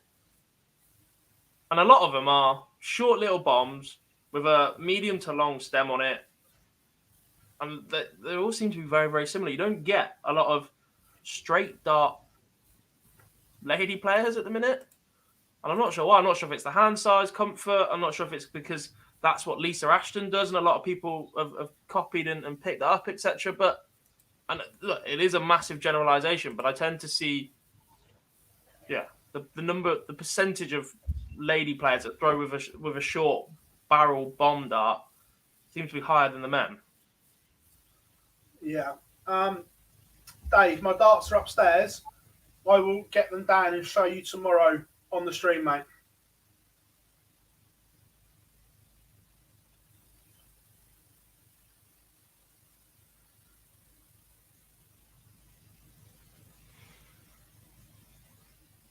Stephen, is there a rule against someone from the UK going to Q-School in Europe? Yes, you cannot. If you are based in the UK, you have to go to UK Q-School.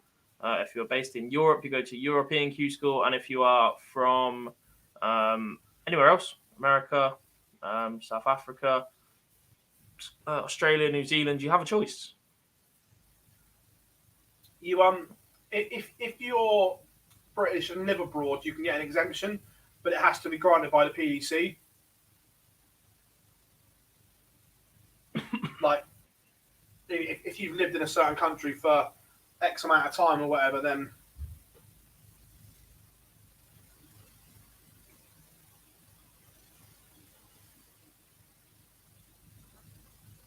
You know, for some of the affiliate tours, Mhm. do you have to be a resident of that country?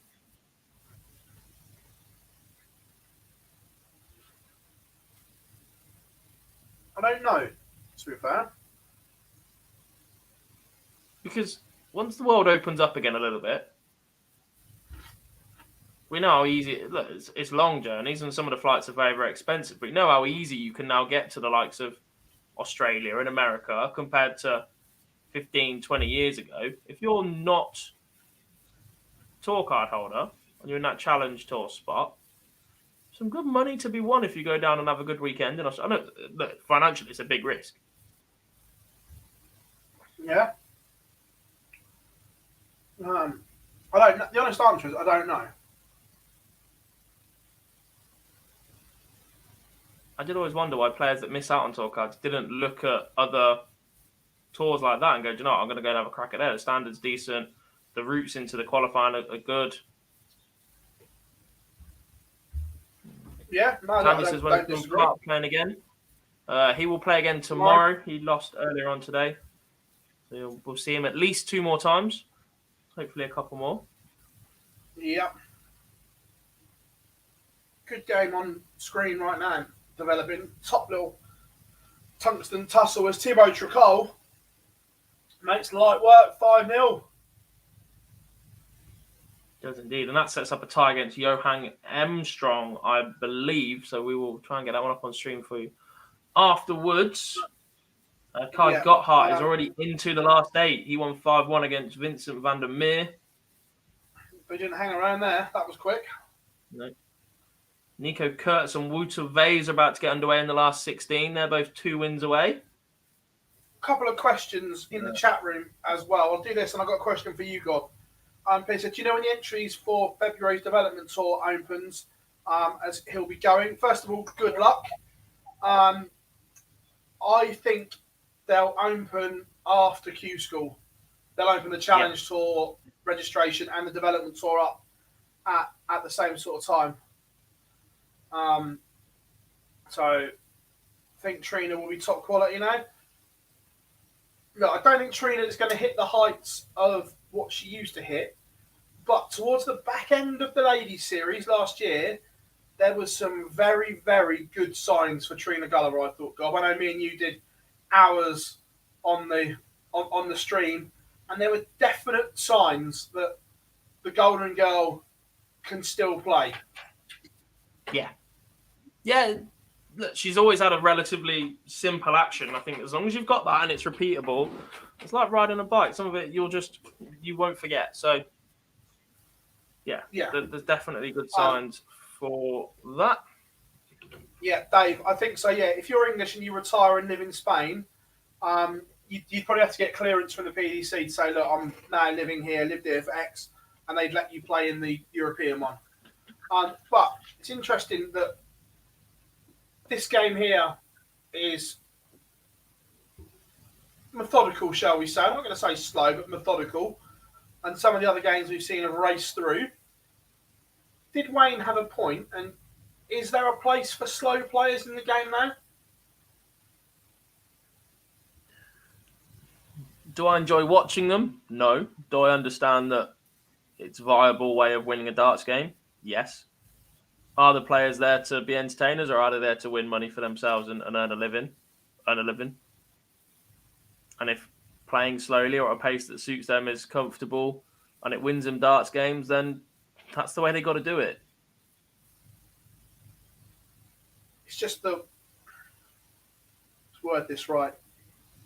Let's just say if you are a slow player, you are probably not going to get invited to anything unless you're forced, or unless they're forced to.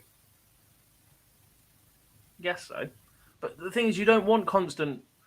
I do think you need that balance. You cannot literally have everybody as a Callum Ridds or a Willie Borland or a Bradley Brooks all the time, because they start making mistakes. They're not on top of their game, playing quickly and just getting nowhere near. You start the amount of players that will be accused of not caring because they throw too quickly or get rid of the darts, etc. Like it is a fine line. I'm not not arguing. I'm just obviously it was interesting that Wayne said it on comms and in our interview that we did with him that in his opinion there is no place for slow players in the game anymore. Which kind of makes me chuckle because he wasn't exactly rapid.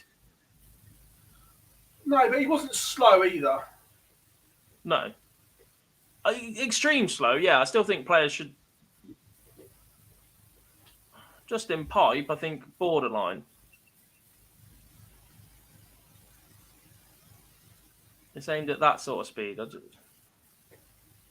Steady. That's just what happens. Jose de Souza, there's nothing wrong with the pace that he plays at. Takes him a couple of seconds to set the board, but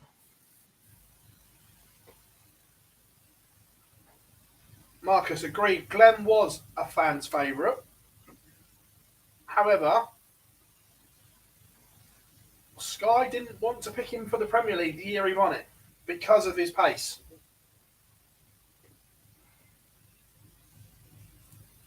And this is what I mean. The fact that broadcasters have say, I'm not saying they have final say, but they have swing in this. If you are slow, you're not going to get in these invite tournaments like the World Series. I think if it's all speedsters, though, I'm just not sure you get the right product and balance. And you get to a point where you might overplay that, and then you need to look for something else in players.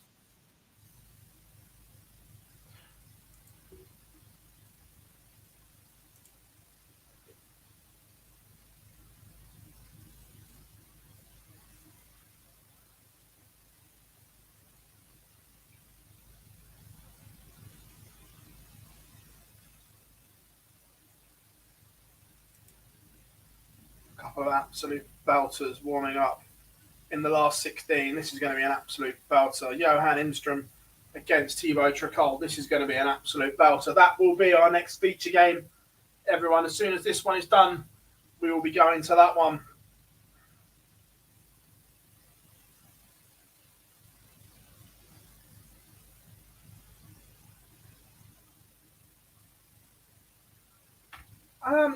That's a good question, Billy. He said, would you class a slow player simply as their throw, or also do you consider the build-up in their slowness?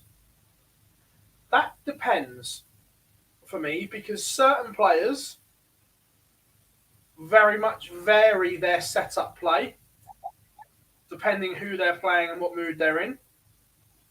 Some, it's slow but consistent every time. Fair one, Gob? Yeah.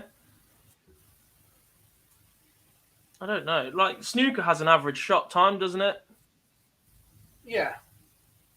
And I'm not sure when that works. Does that time start running from the moment the ball stops moving? Ball stops, and then the next shot is in progress. Yeah. And then ends when they strike the cue ball. Correct. It wouldn't surprise me if we saw something in darts very, very similar. But the issue is, if you're a player that's on the borderline and you're constantly on that cusp of the pace from what you throw normally, and then you have a miscount or you need to ask the referee for something or whatever, that's going to up your average time massively. And a couple of those in a season might really hurt you. The snooker players will get fined now. Yeah. If their seasonal average shot time is too high.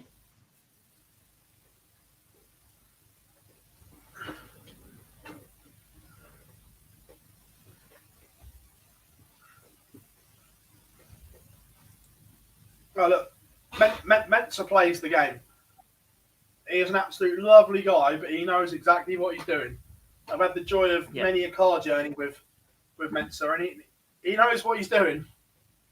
Yes, he does.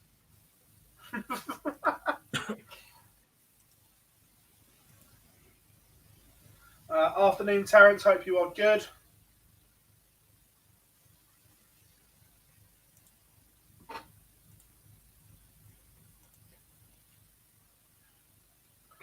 Ebden was slow. But again, in the modern snooker world, I don't think there's a place for Peter Ebden.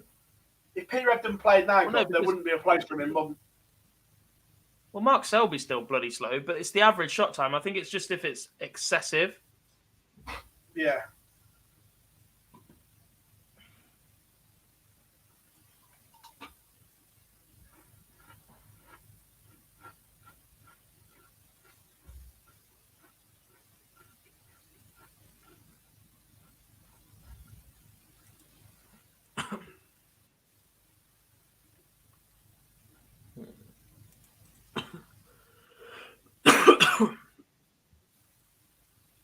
Big moments then in the Marquez Petretsko game. It's been a weird game. When they've both been on, it's been good, but they just dipped at the same sort of time as well. Oh. Engstrom versus Tricot is warming up as well, so this should finish perfectly.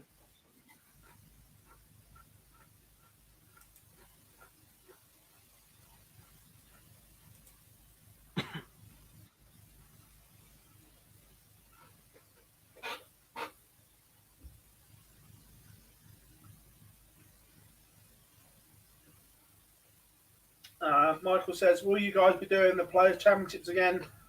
And will you be streaming again tomorrow? Absolutely, Michael. We'll be here every day of Q-School. And, of course, we'll be doing the Players' Championships again.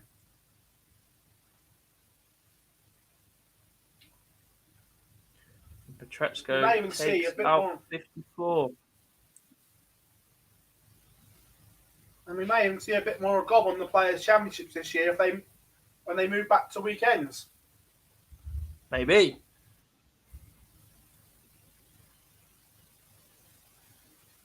As long as there's no more on World Seniors weekends.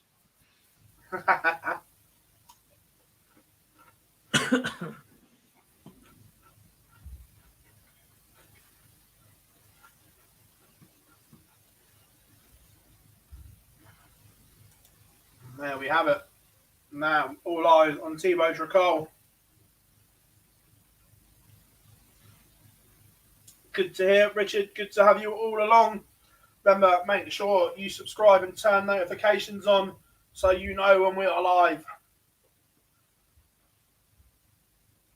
Plenty coming up with the World Seniors coverage as well.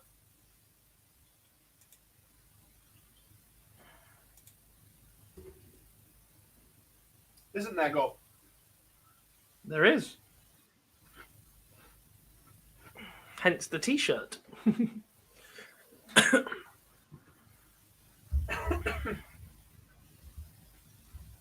Get a bit of branding out.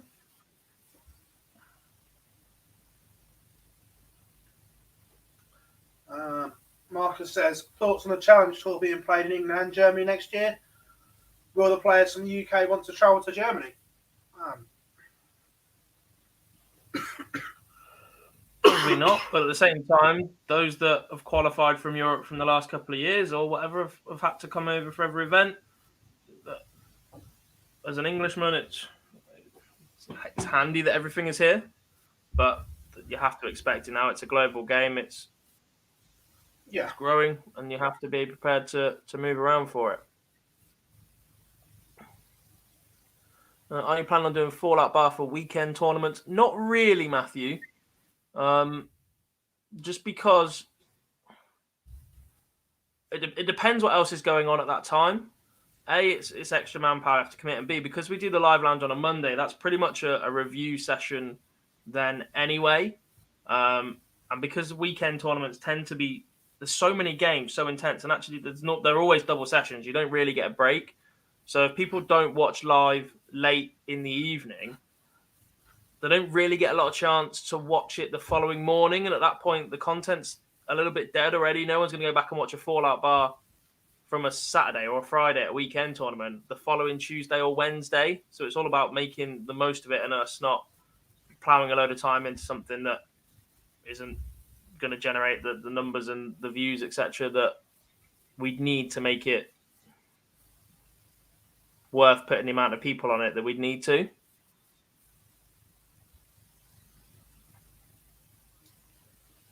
Cheers, Stephen. Wow. Thank you very much. See you tomorrow.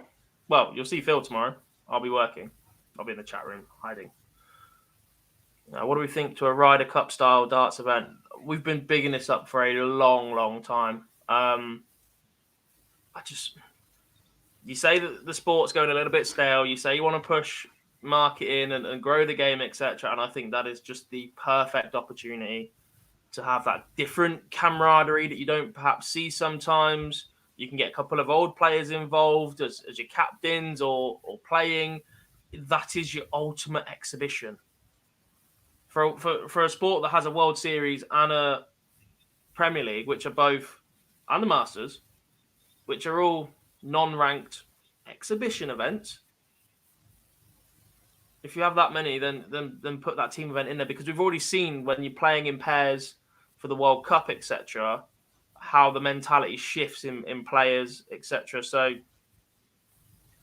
playing for a team is so different, and it would be the only time you really get that at top level darts. You play as a team in local pubs and everything. When you start playing darts, everything is team. And then as you get better, it's all just about yourself. It's a bit weird in that respect. Like, as a golfer, you play for yourself all day, every day. You don't really play in a team. You might play the odd competition for your club, but tennis is the same. Everything's about yourself individually. You enter singles tournaments, but darts is weird. You go from team to individual very, very quickly. Yeah. But yeah, no, look, we've been saying it for ages. It would work. It would be unreal over a weekend.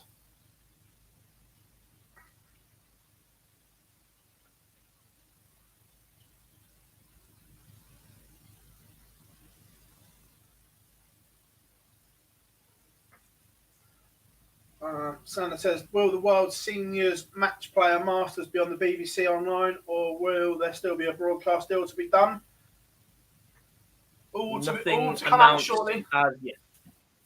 Nothing announced as yet. All to come shortly. Quick turnaround for Nico Kurtz. He is now 4-0 to the good after coming through a scrap not that long ago. They've got the afterburners on in Niedernhausen.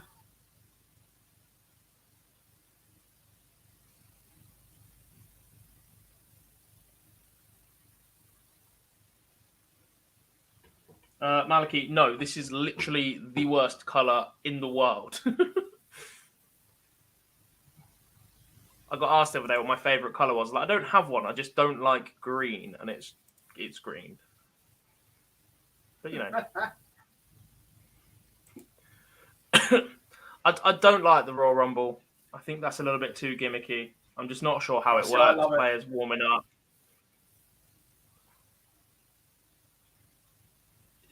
The Royal Rumble's scripted though, and you can't script this.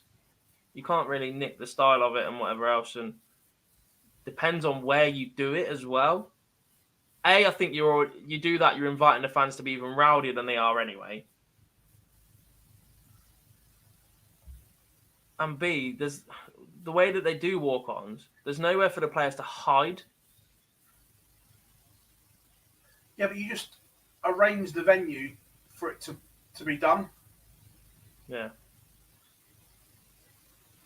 But also, the format would have to be so quick. Basically, winner stays on for a certain amount or whatever. 1,001. 1,001 shootout. But I know how long it takes them to prep players backstage before any other game. So they'd all be on the practice boards and whatever, coming off. But the next 3 players will be stood backstage anyway. So if you're going on, you already know who's coming next as a player. And the whole part of it is you don't know who's coming next or what's coming next. Yeah, but as a player, it's more the person on the stage doesn't know what's coming next. Yeah, but you would. If you've got... Because if you're going on and you win, you stay on stage and you know what's coming next because the other 2 have been stood by the side of the stage waiting at the same time as well. Because they're all set and ready to go. They would have 3 or 4 players lined up ready to go in that short turnaround. No, see, I think you can do it where you get all the players in at once, you pull the first 2 out, who's on 1 and 2, they do their walk-ons, and then you don't pull the next ones out until they're on, so they don't know who's coming. I think it can be done. Don't know. I'm not sure. We've already seen an ambitious darts and wrestling crossover last year. when it didn't go down as well as I think many imagined. Yeah, but people need to move with the times, mate. Maybe. Embrace Some something results new. for you. Wesley Placier has won 5-2 over Marcus Kessler. He checks out 115 in the final leg. Nico Kurtz has beaten Walter Vase 5-0. No messing around from Nico.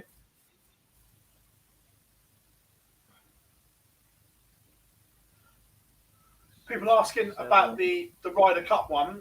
We had it, didn't it? We had it Great Britain against Great Britain and Ireland against the rest of the world, wasn't it? Yes. Yeah, so we had Great Britain and Ireland against the rest of the world. Yeah.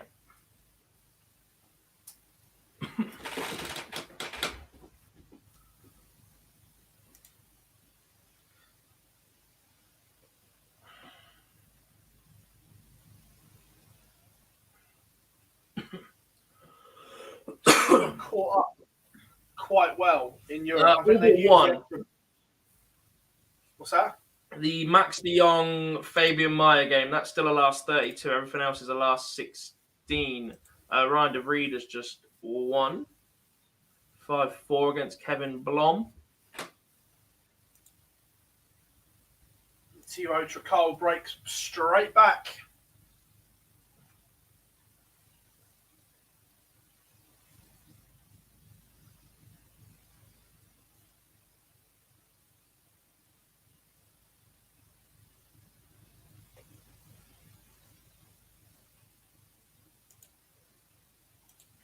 Ricardo Petresco is warming up as well.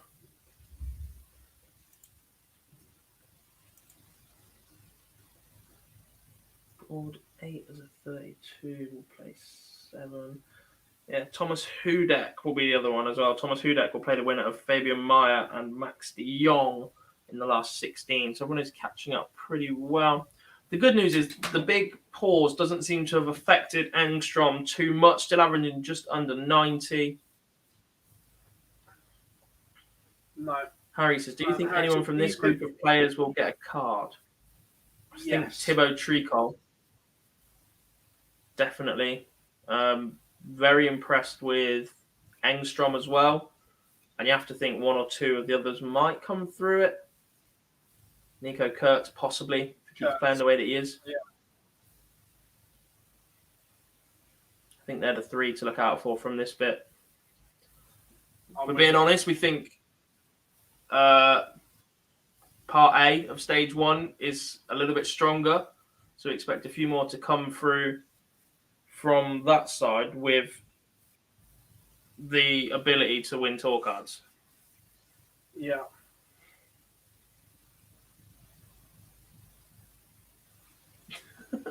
It's not an MVG shirt off Wish. It is a World Seniors shirt. For the World Seniors World Championships. All of the team were wearing these at Reading for the qualifiers. Needs to stand out a bit. Plenty of players are asking to buy them as well, actually. Decent.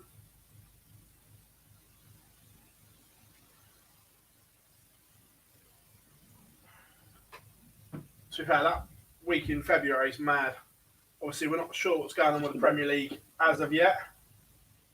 I'll tell you what, that being moved would be the best news for us. a bit like today, in that we should be covering the Lakeside final right now. We would be slap bang in the middle of Lakeside Finals Day. Yeah. Oh, completely. Yeah, look, if the Premier League got called off, that would be perfect because we do the Masters, then a full week going into the seniors, so that would be ideal. Yeah. Instead of an absolute mess. But we'd get there. We'd work it out. Make it happen. I'll check what I might have a few more points on my licence, but we'd get there.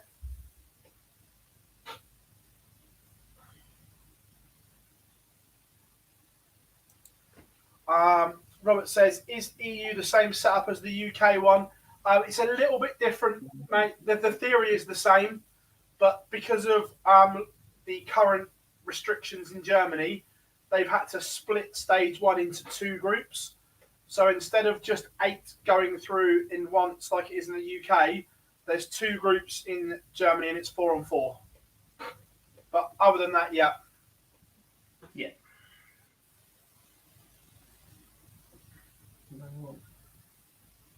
All this talk of World Seniors, by the way, if you don't follow World Seniors on any social media, do head over and have a look. Twitter, Facebook, and Instagram, World Seniors Darts. We have a giveaway running on there for some Phil Taylor darts and cases as well, so make sure you get involved on that one.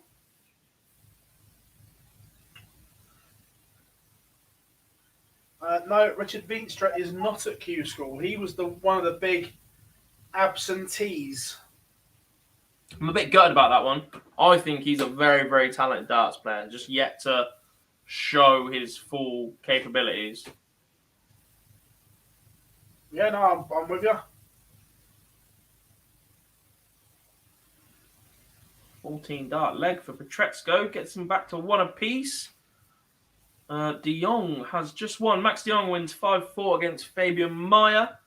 He will now take on Thomas Hudek, the final last 16 game we are waiting for. Daniel Closer is 4-0 up on Philip Hagemann. And obviously on your screens right now, you can see Johan Engstrom and Thibaut Tricot at 3 apiece.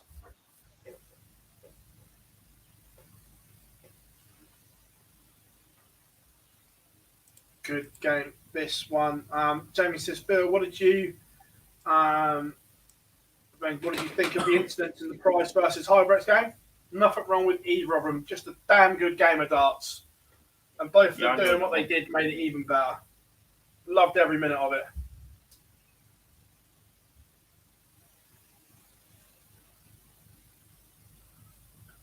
I can't repeat it because it's not past the watershed, but Mr. Bevins also told me what he said to the players, and it was hilarious. Yeah, you can WhatsApp me that later. Thank you. It was obviously Kim was moaning, wasn't he? It was along the lines of, Kim, you're doing exactly the same, get on with it. But not those words.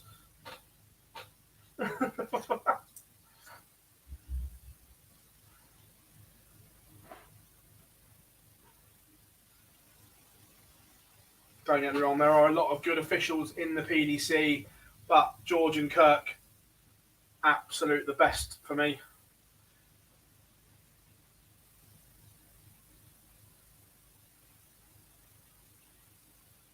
Some potential good ones in the wings I'd like to see be given a go. I think that it's good that Charlie Corstefin is getting involved as well. I think he may be given an opportunity at some point, and the same as Owen. I'd like they're the next two. The UK Open's a perfect opportunity for that with stage 2. Yeah.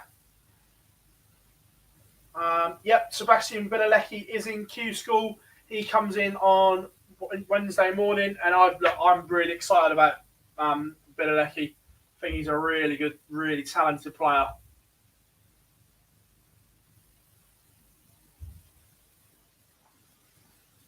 Indeed. And now, Will Tricol. I was about to say, will he get match starts in this leg? But no, he won't, because Johan Enstrom has just taken out 128. And we go to the Noble. It is 4 apiece. Tricol has throw. But is that a slip? Is 66 a mistake? Got away with it.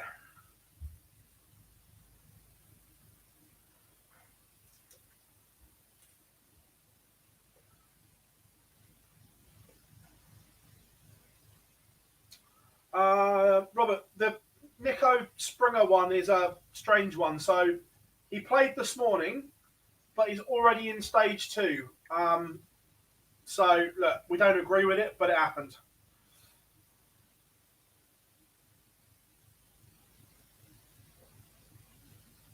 You got Brighton in the FA Cup, by the way, Phil. No, I'll take that. At home or away? At home.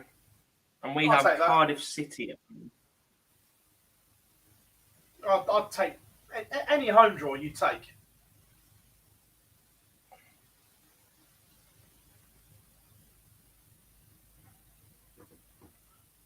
Harry says, I'm surprised Lorenzo Pronk isn't at Q-School. Did I not see his name earlier? Oh, no, it's I thought I Paralubic. saw Pronk. No, it's Paralubic. Yeah, if he's not, I'm with you because he was good last year. Potentially Forest Leicester.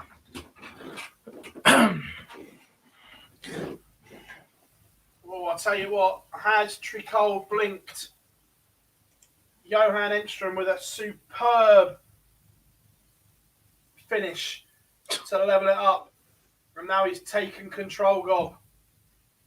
This is the Swede going through. But it's not Would a you be disaster surprised for Tricol. that Manchester City have a home tie to Fulham?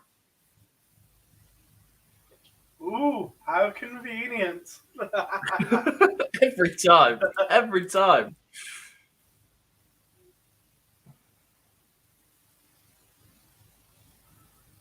Oh, my. Wow, Thibaut. Timo Wow, Tricol. wow. What a game, guys. That was absolutely superb. Johan Enstrom 128 to send us to the Noble. Tricol looked in trouble and then pings a 115. Superb stuff. Yeah, Robert, I'm with you. I don't see why Nico was allowed to play today. I just think it creates more issues than it should do. Yeah, no, I'm with you. So I messaged someone in Germany there, and the message, the comment went, "Hi mate, why is Nico Springer playing today?" ? And the reply was, upon his own request, he's only doing 1 day.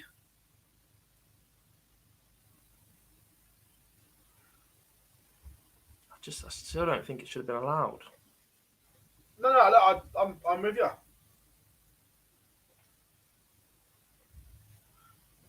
Some stones there from Thibaut Tricol as he moves in to the last 8.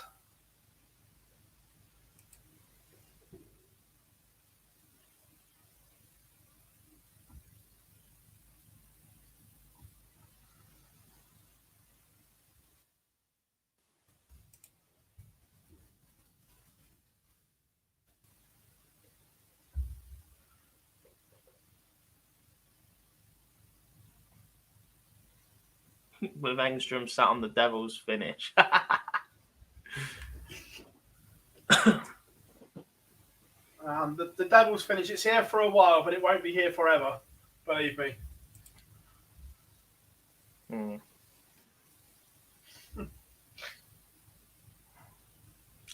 Yes. Anyway. Moving on. Do we think they'll start all of the last 8 games at once? All 4 of them? Or do you think they're just going to crack on?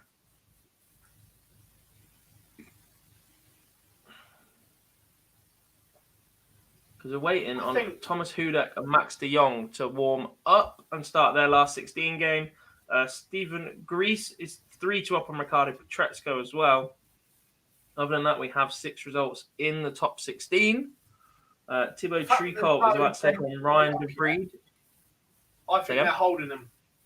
The fact there's no Possibly. game warming up yet, I think they're holding. A lot of them have just finished, though, in terms of one or the other. So Tricol will take on Ryan de Vried. Daniel Closer will take on the winner of Thomas Hudek or Max de Jong.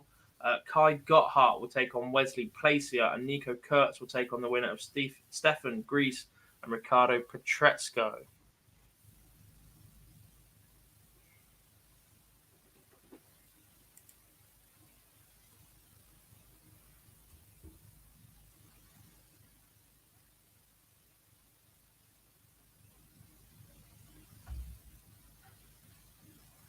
Oh, no, we have one game in the last 8 underway, and it is Kai Gotthard against Wesley Placier.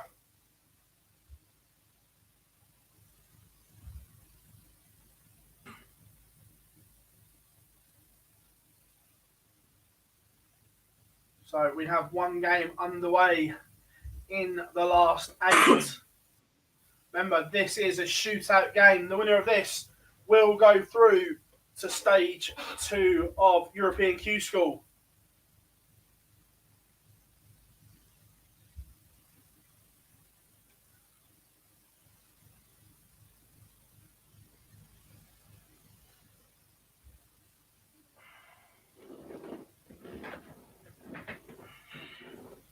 As a player, God, this is from your point of view here, not what you think is right or wrong. Would you rather be ones that waits and rests, or would you rather come straight off and go straight back on again? Just get on with it, me. Well, it depends. If I've got somebody going to the bar for me, then yeah, I'll just get straight back on with it. Which 9 times out of 10 I do. Just throw my wallet at someone and say, you get on with that, and I'll keep winning darts matches. Trying to.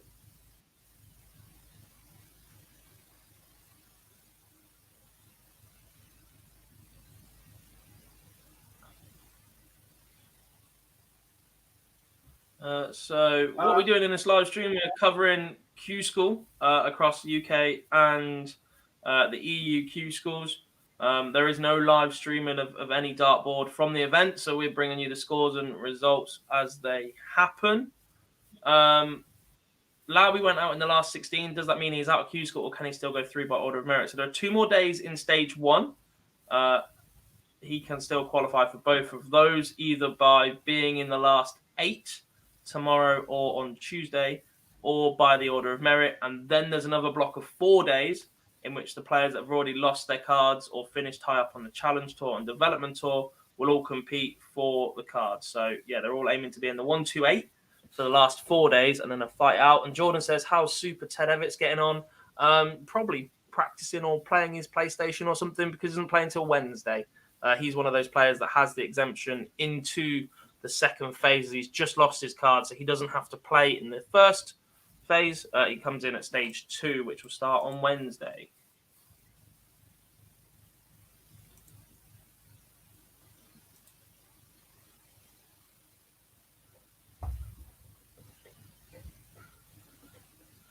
Do you boys think heavy metal will win a major in the next 2 years?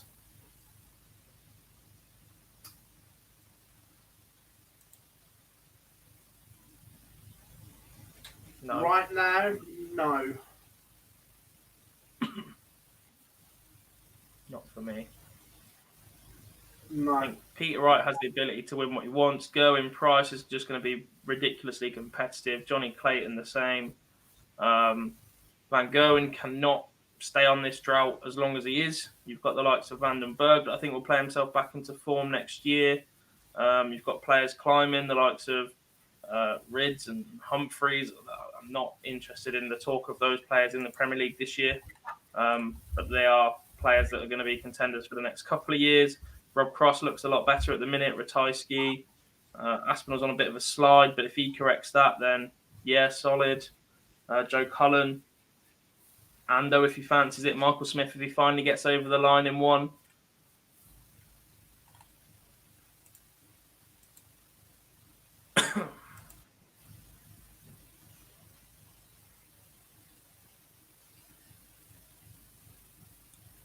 Right, saying he thinks he can win 5 worlds. What you guys think? I don't think it's realistic. I think time is the issue for Peter Wright in that regard. The ability, he 100% has the top level game to go and win 3 more world titles. The fact he's already won 2 in the manners that he has, the performance at the match play earlier in this year was one of the most dominant title wins in a big TV major you are ever going to see. He will inevitably run out of time. The hunger will start to drop off. He's not getting any younger. It's just all about how long he can stay motivated for at the top. If he's genuinely hunting for these trophies, then he can play until he's 60. Yeah, and that'll give him 9 years to win 3 more. I don't think he'll win 5 personally.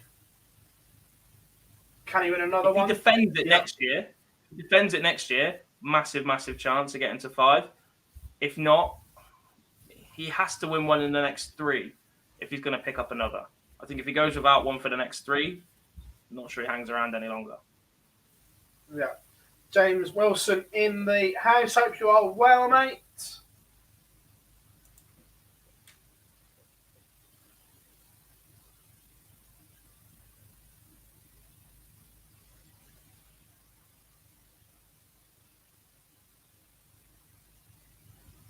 Here's one, Job. Do you think Ando can win another one? No. And that was the thing about this world, this lineup for the last 4 at the Worlds this year. It was brilliant as somebody that admires and supports all 4 of those players as a fan aspect. Way before I started doing any of this, they were the players that you look up to. I think if Peter Wright hadn't won it, then potentially he doesn't get into that conversation about being up there at the very, very top. I think Gary Anderson was very much in the same situation that Phil Taylor was when he took on Phil Taylor in that World Final, in that I just didn't think he'd get there again and wouldn't win another one. And that was a little bit... I wanted Gary to win his first in that final, but you also wanted Phil to win it again because you just thought he might never get another chance, and that record is just ridiculous. Michael Smith just needs to get over the line, and I don't think James Wade was ever going to get a better chance either. So the issue with this World Championship was that somebody had to lose. Yeah.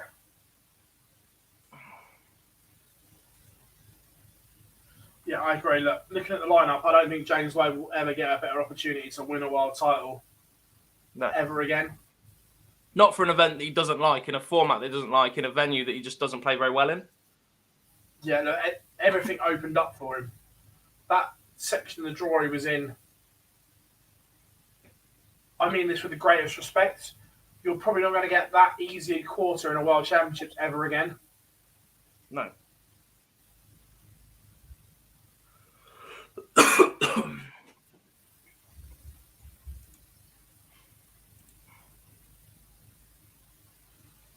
Two of the last 8 games are underway.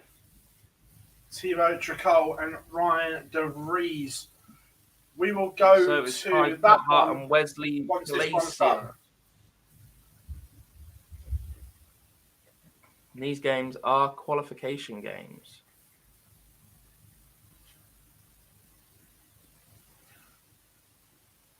See, you're getting it now, Jamie. You're just getting it.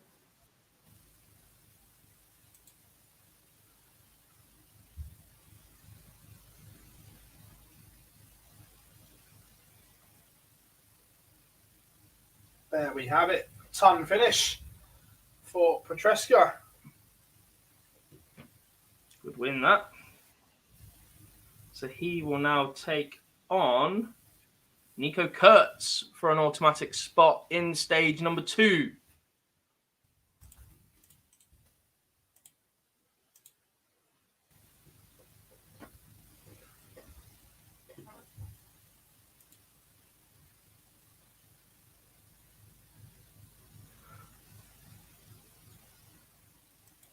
Yeah, I didn't like the beard on Wadey, I'll be honest. A lot of people said they liked it, but I didn't.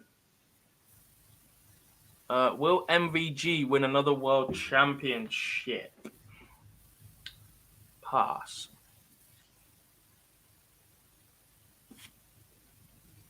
Depends on this year, I think, massively.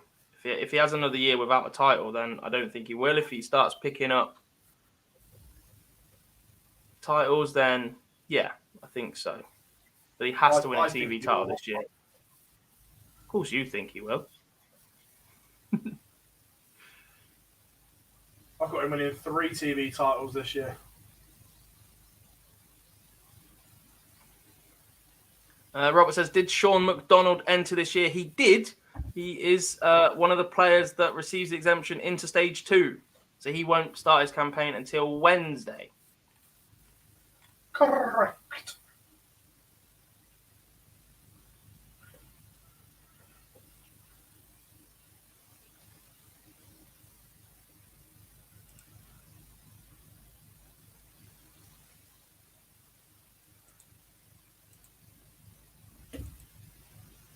Tricol looking at a 2-0 lead against Ryan De Vries.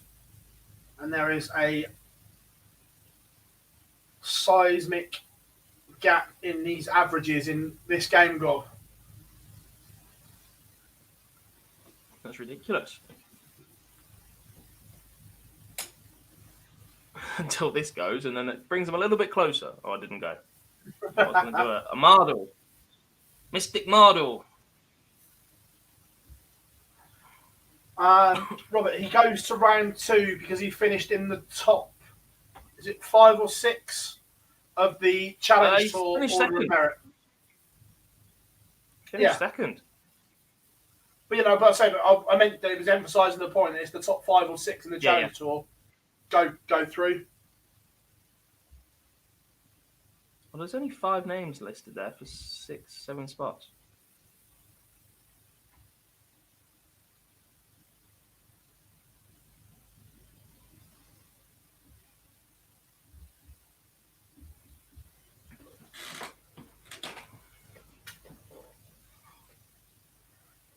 This leg's started off a bit like a stinker. Back to reality. I thought you were going to go full M&M on us then. No, Edgar nearly did that earlier.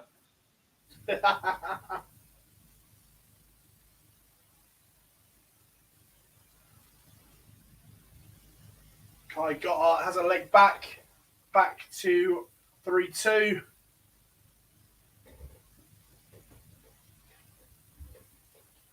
But Tricol is looking like he's going to storm ahead and book his place in stage 2 of European Q-School.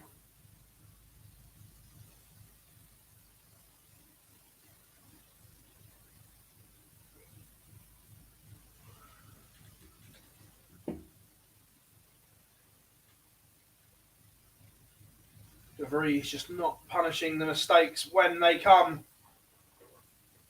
Tricol, first stab at a biggie. It's an okay setup. He should get at least one dart and a double.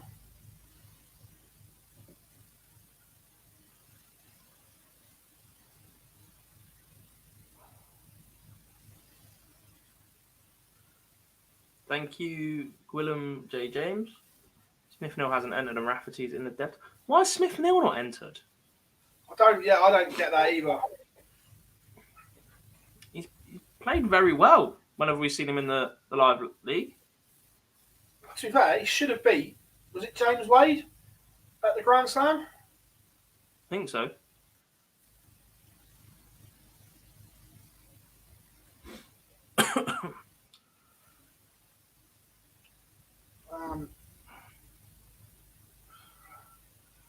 Can I see Gando win anything? No. Gando's always got it in the locker to win something. But there's only so long you can get away with not practicing enough. And the fact he doesn't do the Euro Tour when it returns will hinder him. For the last 2 years, he's kind of gotten away with it, being no Euro Tours when everyone else's money's dropping off. So when he's losing money, where he's not lost the Euro Tour money, it doesn't stand out as much. Yeah.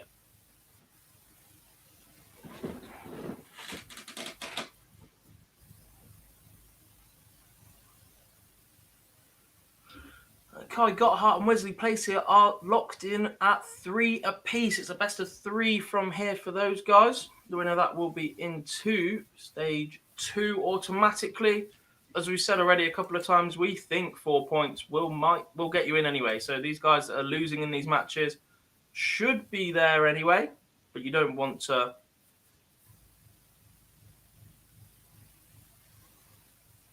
You don't want to guarantee it at a minute. Just look at where's Gando on the Pro Tour order, man. It's 17 grand. I'd love it if Gary Anderson rocked up and won a couple of Pro Tours at the start of the year, got into the top 16 of the Pro Tour Order of Merit, and then all of a sudden just went, I'm going to go to this Euro Tour. How funny would that be? He's never going to a Euro Tour. No, but that's what I mean. But out of nowhere, he just went, I'm going to go to this one. Unless he's got a holiday next door to it booked, he's going nowhere.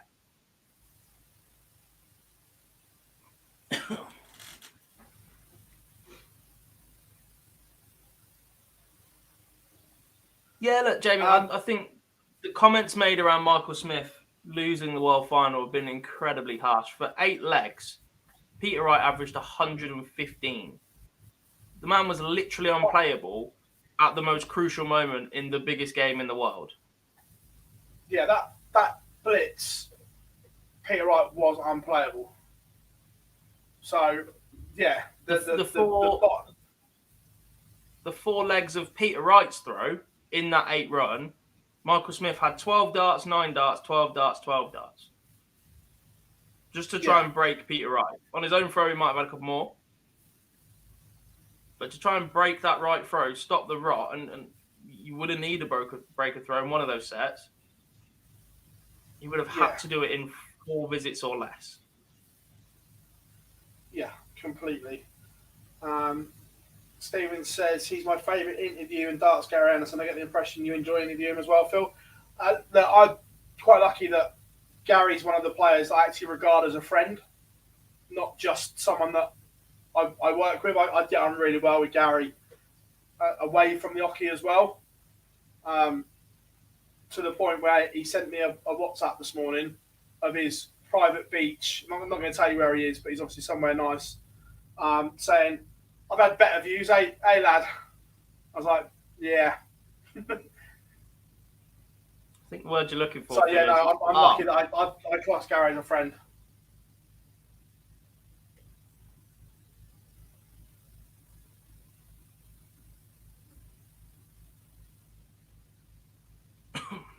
And he'd rather go fishing than the Euro Tour. Genuinely, you want to see his own fishing lakes.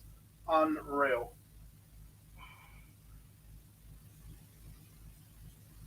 No Wesley Harms this year. Shock. Gotthard and Placier are into a George Noble 4 apiece. Placier has the darts and open at 140, backed up with a ton. Gotthard just a 58, so he needs a 2 treble visit himself to stay in touch. And Thomas Hudek is 4-1 up against Max de Jong. That one is the last 16 game. The winner of that one will take on... can't even remember. Daniel Closer.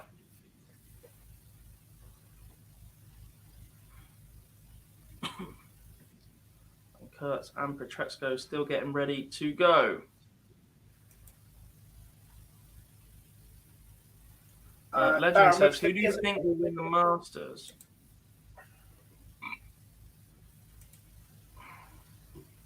Until I've seen what equipment players have turned up with after their exodus from the sport for a while, and they've been to the manufacturers and they're trying this and trying that, I would... If right now, if you ask me who wins, it will be someone that doesn't change that much equipment, and we know that won't change.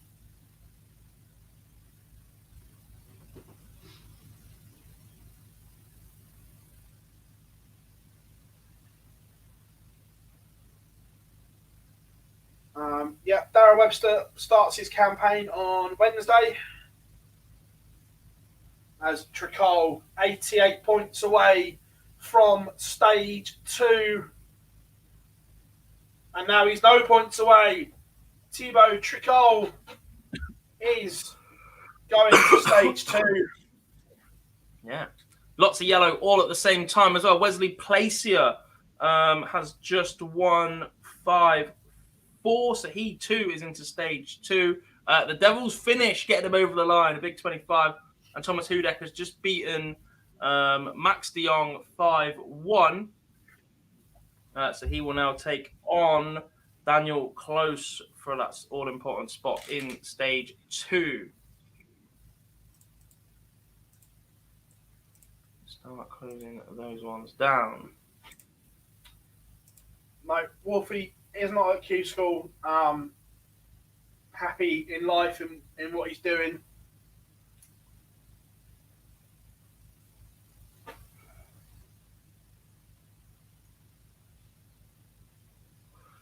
Milos Gaming. Darren Webster is at Q-School, but he won't be here until Wednesday. Yep, the Demolition Man enters the fray. So it's been quite a fall for Darren Webster. Was it 3 years ago inside the top 16?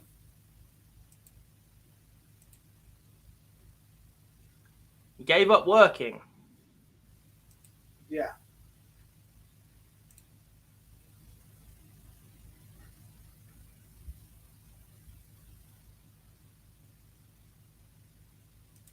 I think he's a little bit of a warning message to the likes of Johnny Clayton, Glenn Dorrant before Glenn did stop last year. Players that have always managed to make that work, to get that balance right in jobs that are flexible, seem to have fared better when they've been in that position, when they've got something to occupy them day in, day out.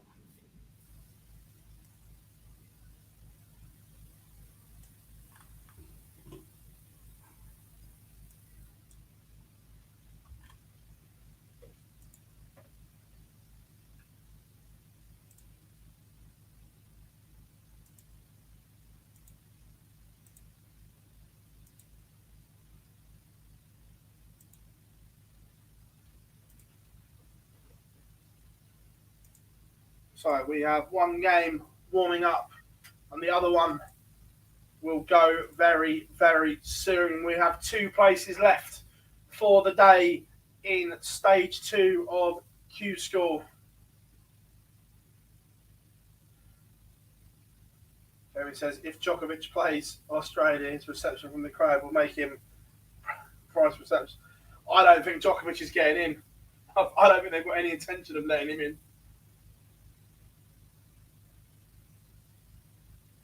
It doesn't help that from I haven't seen everything, but just the bits they have published, it looks like his lawyers have basically lied through their teeth anyway.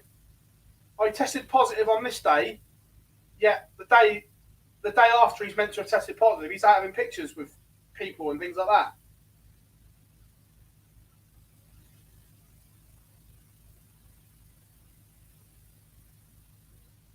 You look confused, Gob. Yeah, Jonathan's comment. Springer played today just so he can play Dev and Euro Tour Qs. Doesn't plan on playing Q-School, apparently.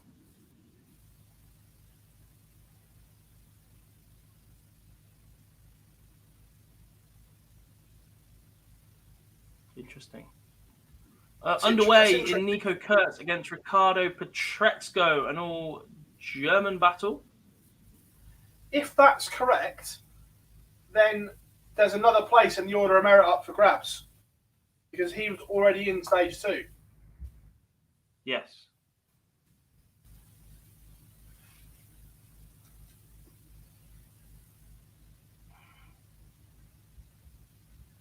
Is it impressive? Tricol, yeah, look, Tricol's been good. Birdie Boy, how's it going? And the last game is also warming up now as well.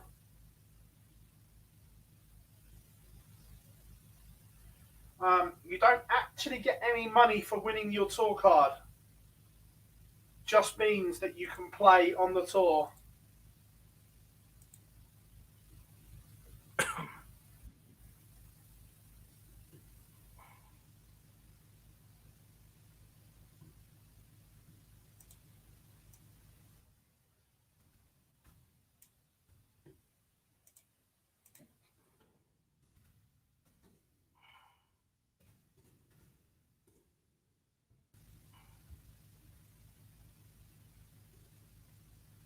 So there we have it.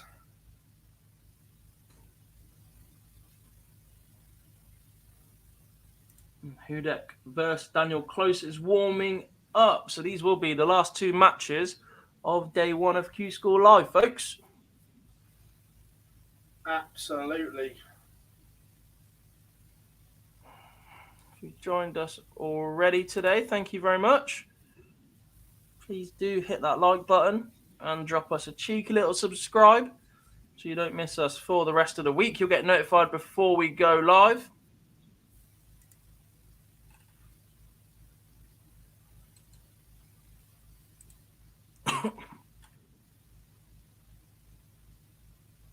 Just reading the comments. Yeah, apparently Nico Springer not interested in getting a card.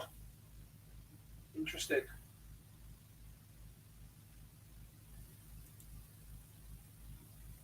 Do you think that's a little bit after seeing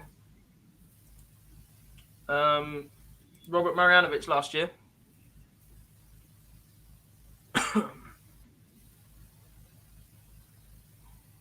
Don't do me like that, Maliki.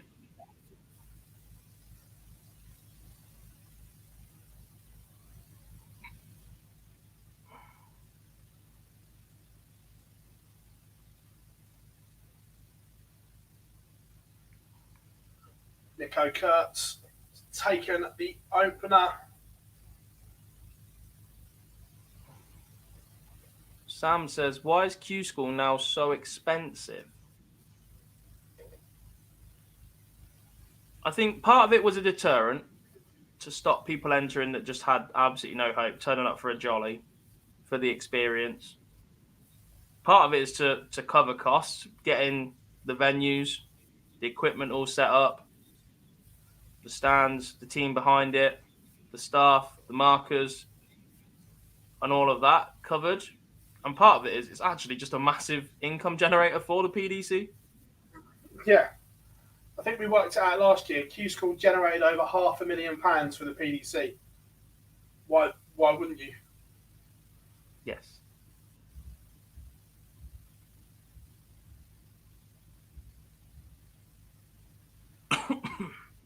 There's an interesting one. I'm not going to name the source, but he was late getting back to me anyway. We know now already, but found out, you probably know now too, he just wanted to play 1 day so he can play the Euro Tour qualifiers. Quite common in Germany. I expect a great deal of them to do the same. So we may not have the same sort of numbers tomorrow in EU Q-School. That'll be one to keep an eye on. Do you think that's because of anticipation of COVID troubles and finding yourself further back on the order of merit and Possibly. not being able to commit? There are more. The tour's getting more and more expansive into Europe. Yeah. It is trying to be made as accessible as possible to those coming through, but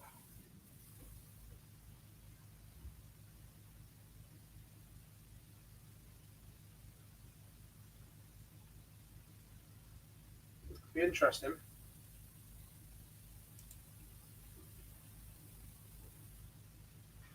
Kurtz and To be fair as well, Refresco want a piece then. Q-School's actually cheaper this year than it was last year. Because last year I felt for the players. When they because had it was- to use specific hotel and it was that bubbles, put you an had awful to lot of stay. people off because it was quite a late decision on that as well. Yeah. From memory, because I had a couple of people that are all set. I've got friends that live in Milton Keynes, so it's going to bunk with them and whatever. And that additional hotel cost was because it was 10 days as well, because you weren't sure which A or B you were going to be in or whatever. Or if you're in the first one, going home for 3 days and then not coming back was a risk. You just booked for the 10 days in a hotel, which they're not the cheapest hotels in the world, by the way. Q-School was a worked out very just big- on entry fees, accommodation and testing was about £1,500 a person. Yeah. Good question here. For young players coming through, is the PDC youth or the WDF youth the best option to kickstart your career? Depends what age we're talking, because you can't play on the Dev Tour until you're 16, Gob?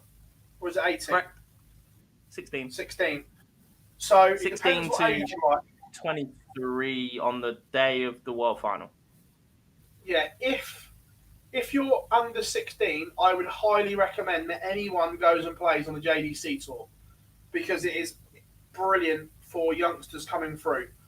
Genuinely, if you're between 10 and 16, I would fully recommend anyone get involved with the JDC Tour.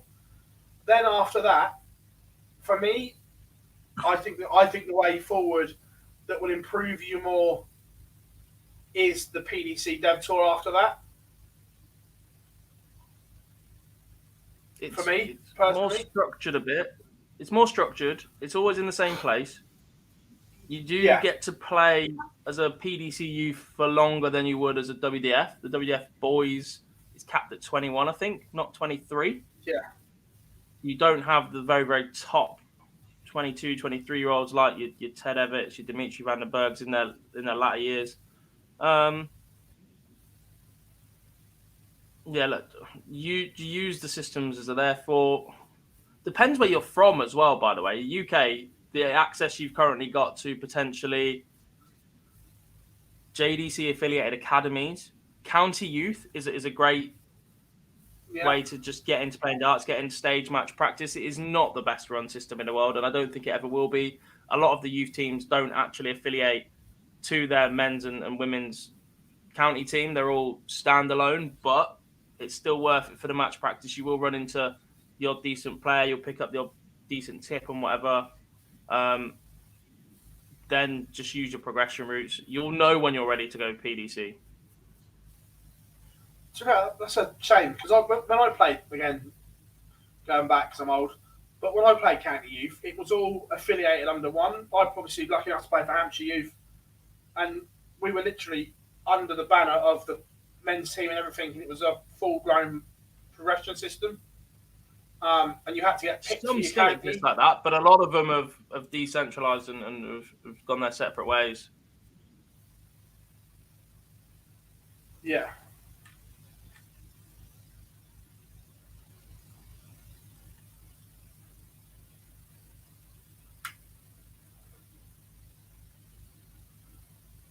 We have a break of throw. Ricardo Petresca is saying he was in control, but that may be a slip.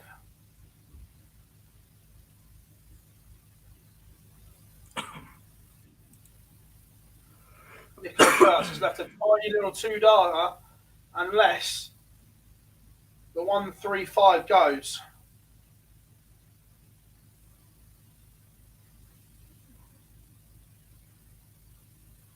Doesn't.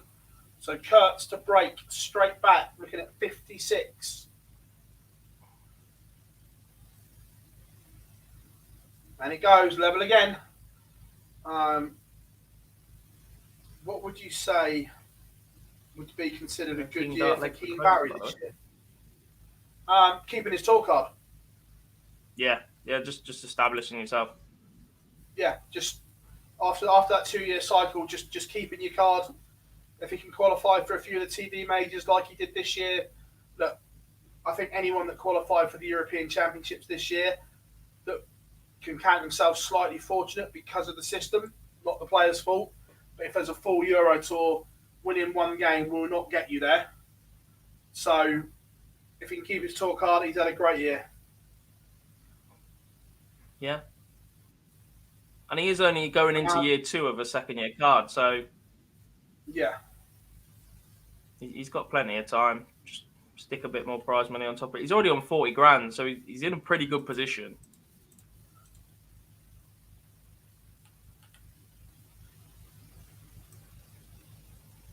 Birdie Boy, they have these players scared to socialise with each other.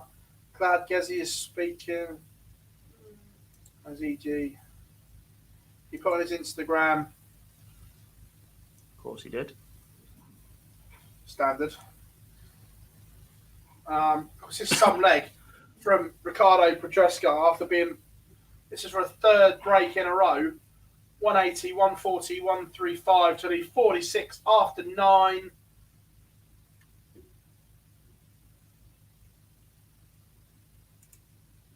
And it goes.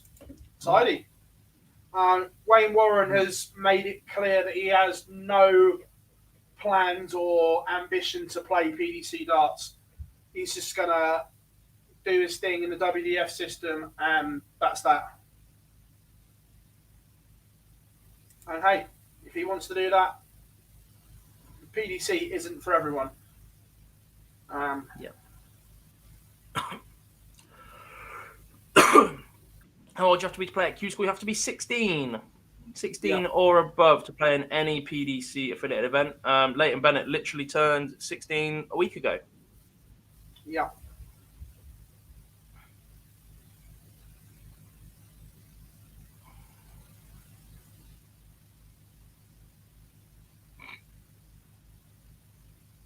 Yeah. Being a fireman, he's a great experience for a dark career as well. Quality practice time at the firehouse while getting paid. There is that.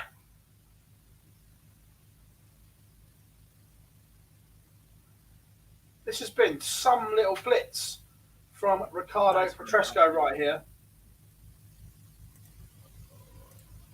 That is fantastic.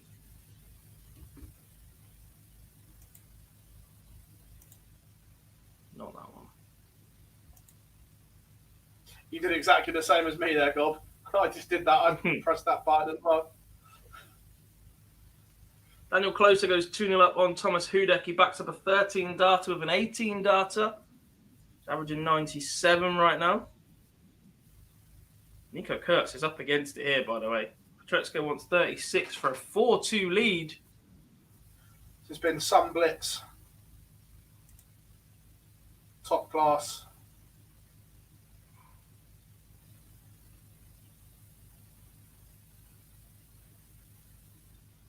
Birdie, there's still an awful lot of time between now and those events. There's a lot of talk about players. I'm pretty convinced that by the time in the next few weeks in the UK, they will not be testing players just to get into venues. We'll just be told to get on with it. Yeah. We're literally set to announce that lateral flows and whatever. The minute they start charging for them is the minute that nobody pays for them, nobody buys them, nobody does them, and people just get on with their life.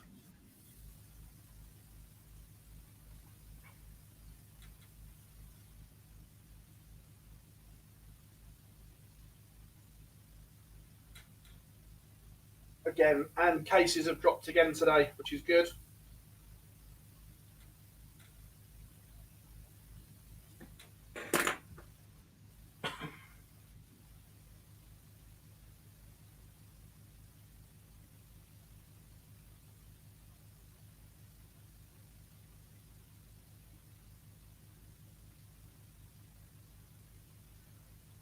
Whilst we're saying that, I've just put there's something here. There's no way Djokovic is getting into Australia. An hour ago, the Australian government challenges Djokovic's COVID infection claim in court ahead of the visa hearing. He's not getting in.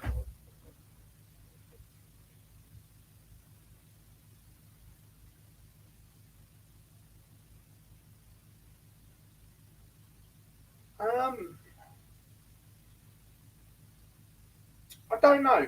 Is the honest answer to that one? Do you think players like Drakal would rather win their card or play at Lakeside?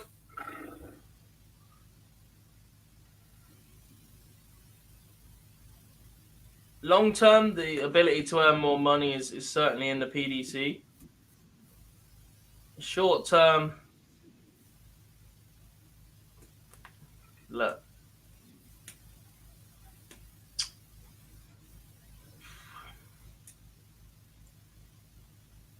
I still think there's something.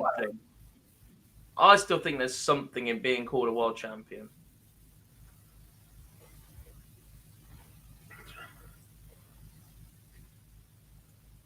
If I speak.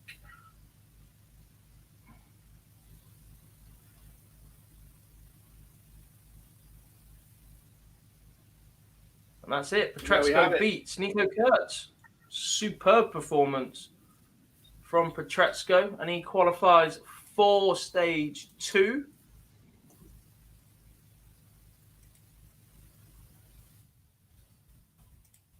And that just leaves one more. Daniel Closer is currently 2-0 up on Thomas Hudek.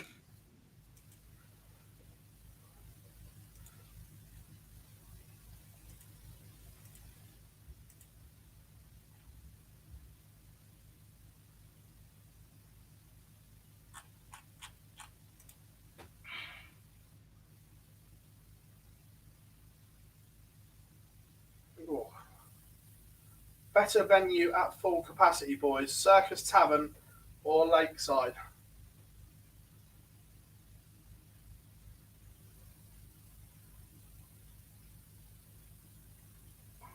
I've never been to either, so this one's on you.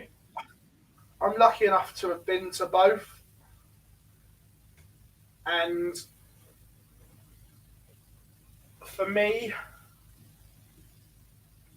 the Tavern, and I say that off of a few things. I was lucky enough to be there. This is one of the games they show on Sky Sports Gold still quite a lot. Semi-final, Phil Taylor against Eric Bristow. And literally that night, you could have blown the roof off the place.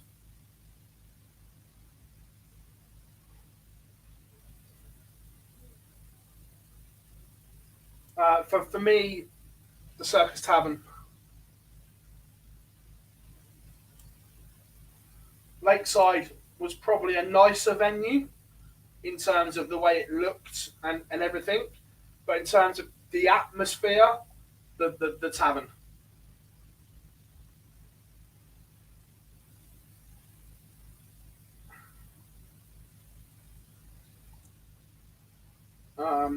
Malachi says, why the Premier League in Newcastle, finals in Premier League, Newcastle, not London? I think the O2 was booked for the week they want, or the week they needed it for the final. And because of the way the rest of the calendar was set out, it just had to go that way around. Philip in the chat room, hope you are well. He says, Ricardo is a capable player, predicting to get a tour card. He's played really well today. Looks good.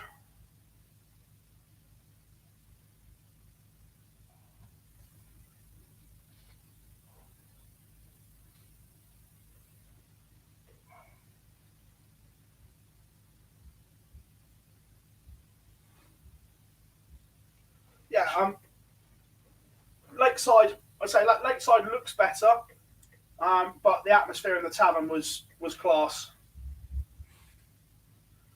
It's the low ceilings, isn't it?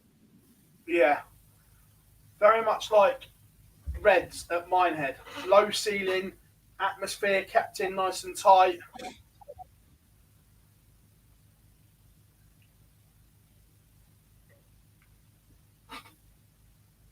You know what to do then, Pierce? Get yourself some tickets for the World Seniors.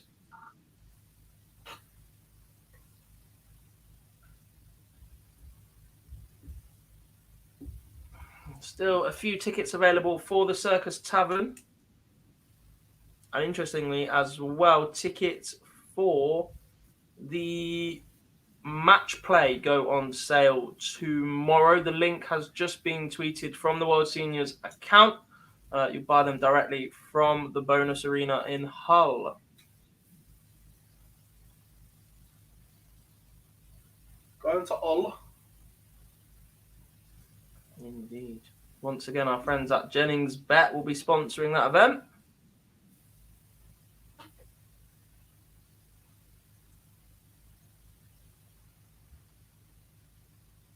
We're going to be working with those guys all the way up until the World Seniors World Championships. Daniel Close just fires in a 97 checkout for a 15 dart leg, and he leads 3-1. And you do feel like either Thomas Hudek needs to find an extra gear or two, or Closer needs to drop off if this one isn't going to go the way of the German.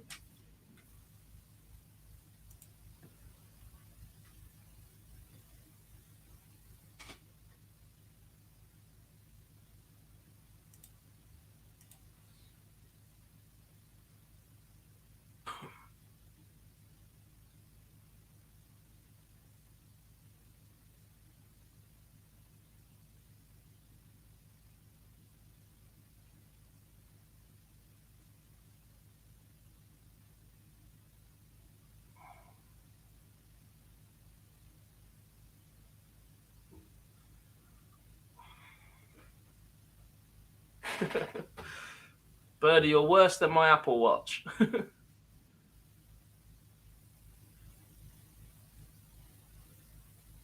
you are right. My legs are killing.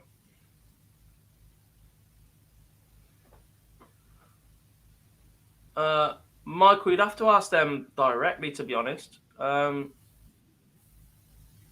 are other companies out there that will make you personalised darts.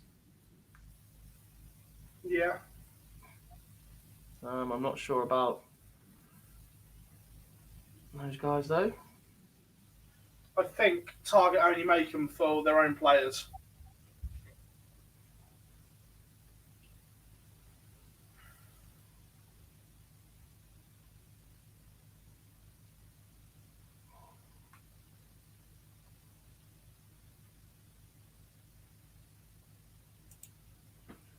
This one, the writing looks on the wall.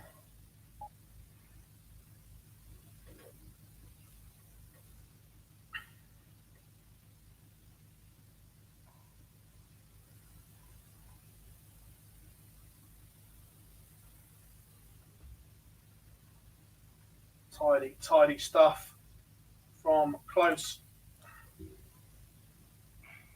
If this goes, Gob.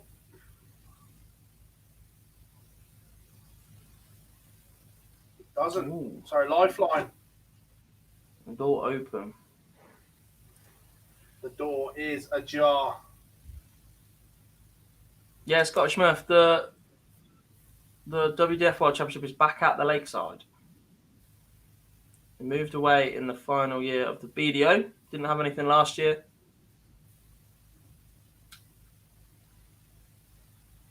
And the WDF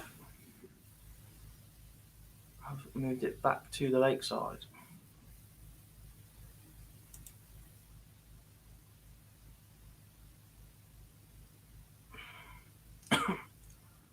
(4-1).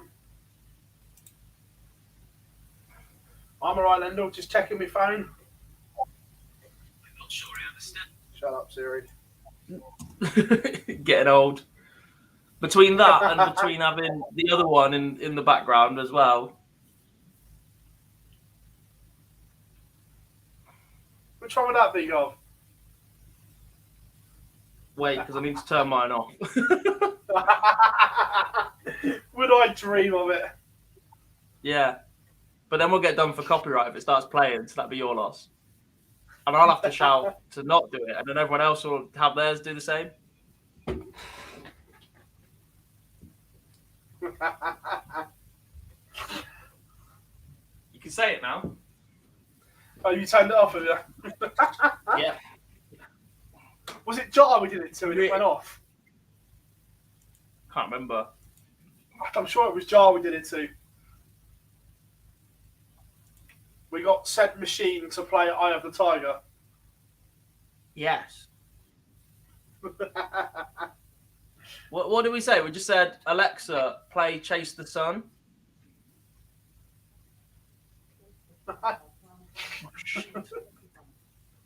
Is yours not turned off? Mine is, but there's two on this floor, and apparently the walls aren't that thick.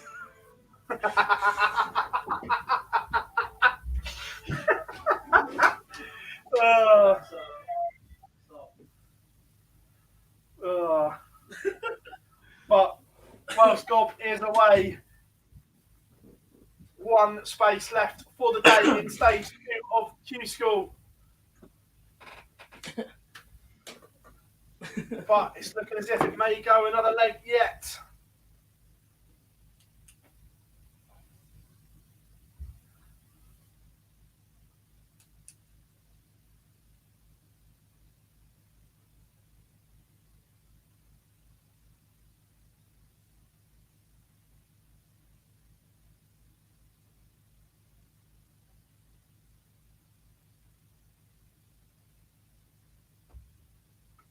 Feeling this has to go.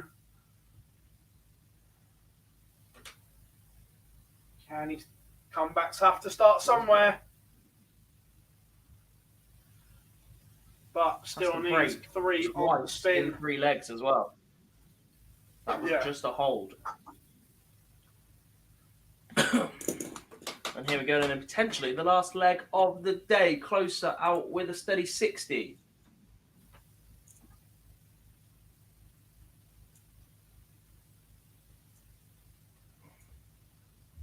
85 in response from Hudek. Wonder if there's a bit of finishing line fever going on. Potentially, just tighten up a bit. One treble visit here will do him nicely. Straight ton, sorry. 140 would be very, very nice. That opened the door massively.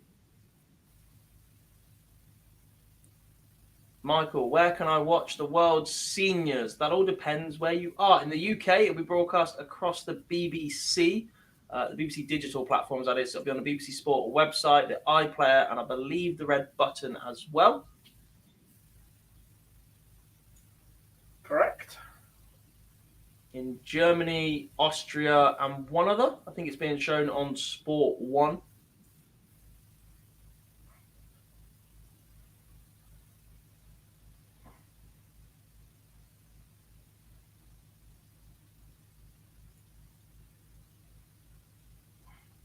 Big moments Big here. 180. Big Huge. 180. A ton here for Closer. It's Doesn't great. do a lot. It would be on an out shot, but Hudek goes favourite because he gets a chance at a setup shot. 160 is an outside finish. 140, you're a little bit closer. Ideally, needs a maximum here. He needs to respond in kind. Yeah. And just a That's 66 nowhere near. darts then for Hudek to get one of the 2 breaks that he needs. And I'm going to drop the M word, although Mr. Stud doesn't like it. If Hudek takes this, he has all the momentum going forward. Well, Ouch. Ouch, ouch, ouch.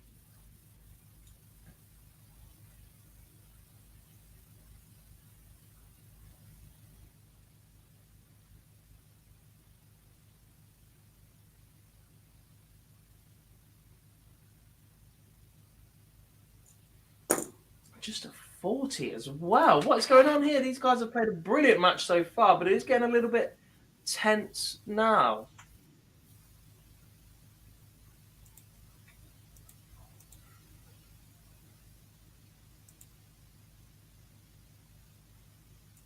halves his score.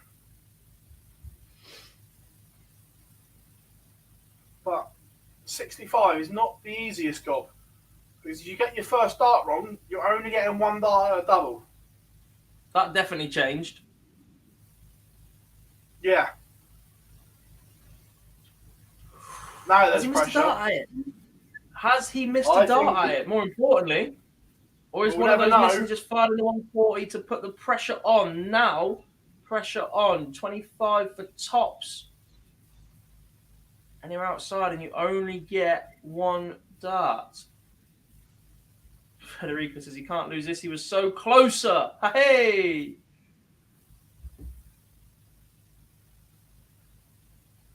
And the chance comes and goes for Hudek. He needed a break.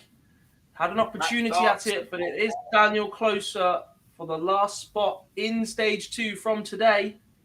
And it goes in 1 dart. The German completes the lineup. He does absolutely outstanding. That concludes it, Gob, for the day. Day 1 of Q-School is in the ledger. And some day it's been.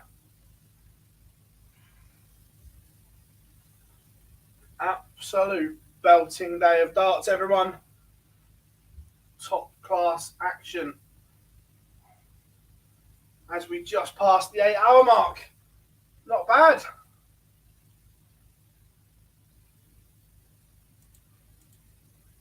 Can I go to sleep now? All right, you need to get rid of your hangover. No, I'm fine. I need some food, actually. 6 o'clock. Superb show, though. Thank you very much to everybody that has joined us. Stephen has hit the nail on the head, though. Folks, remember to give a like and subscribe if you've not. Helps us out massively. We can keep producing Q-School Live for you guys the more that you interact.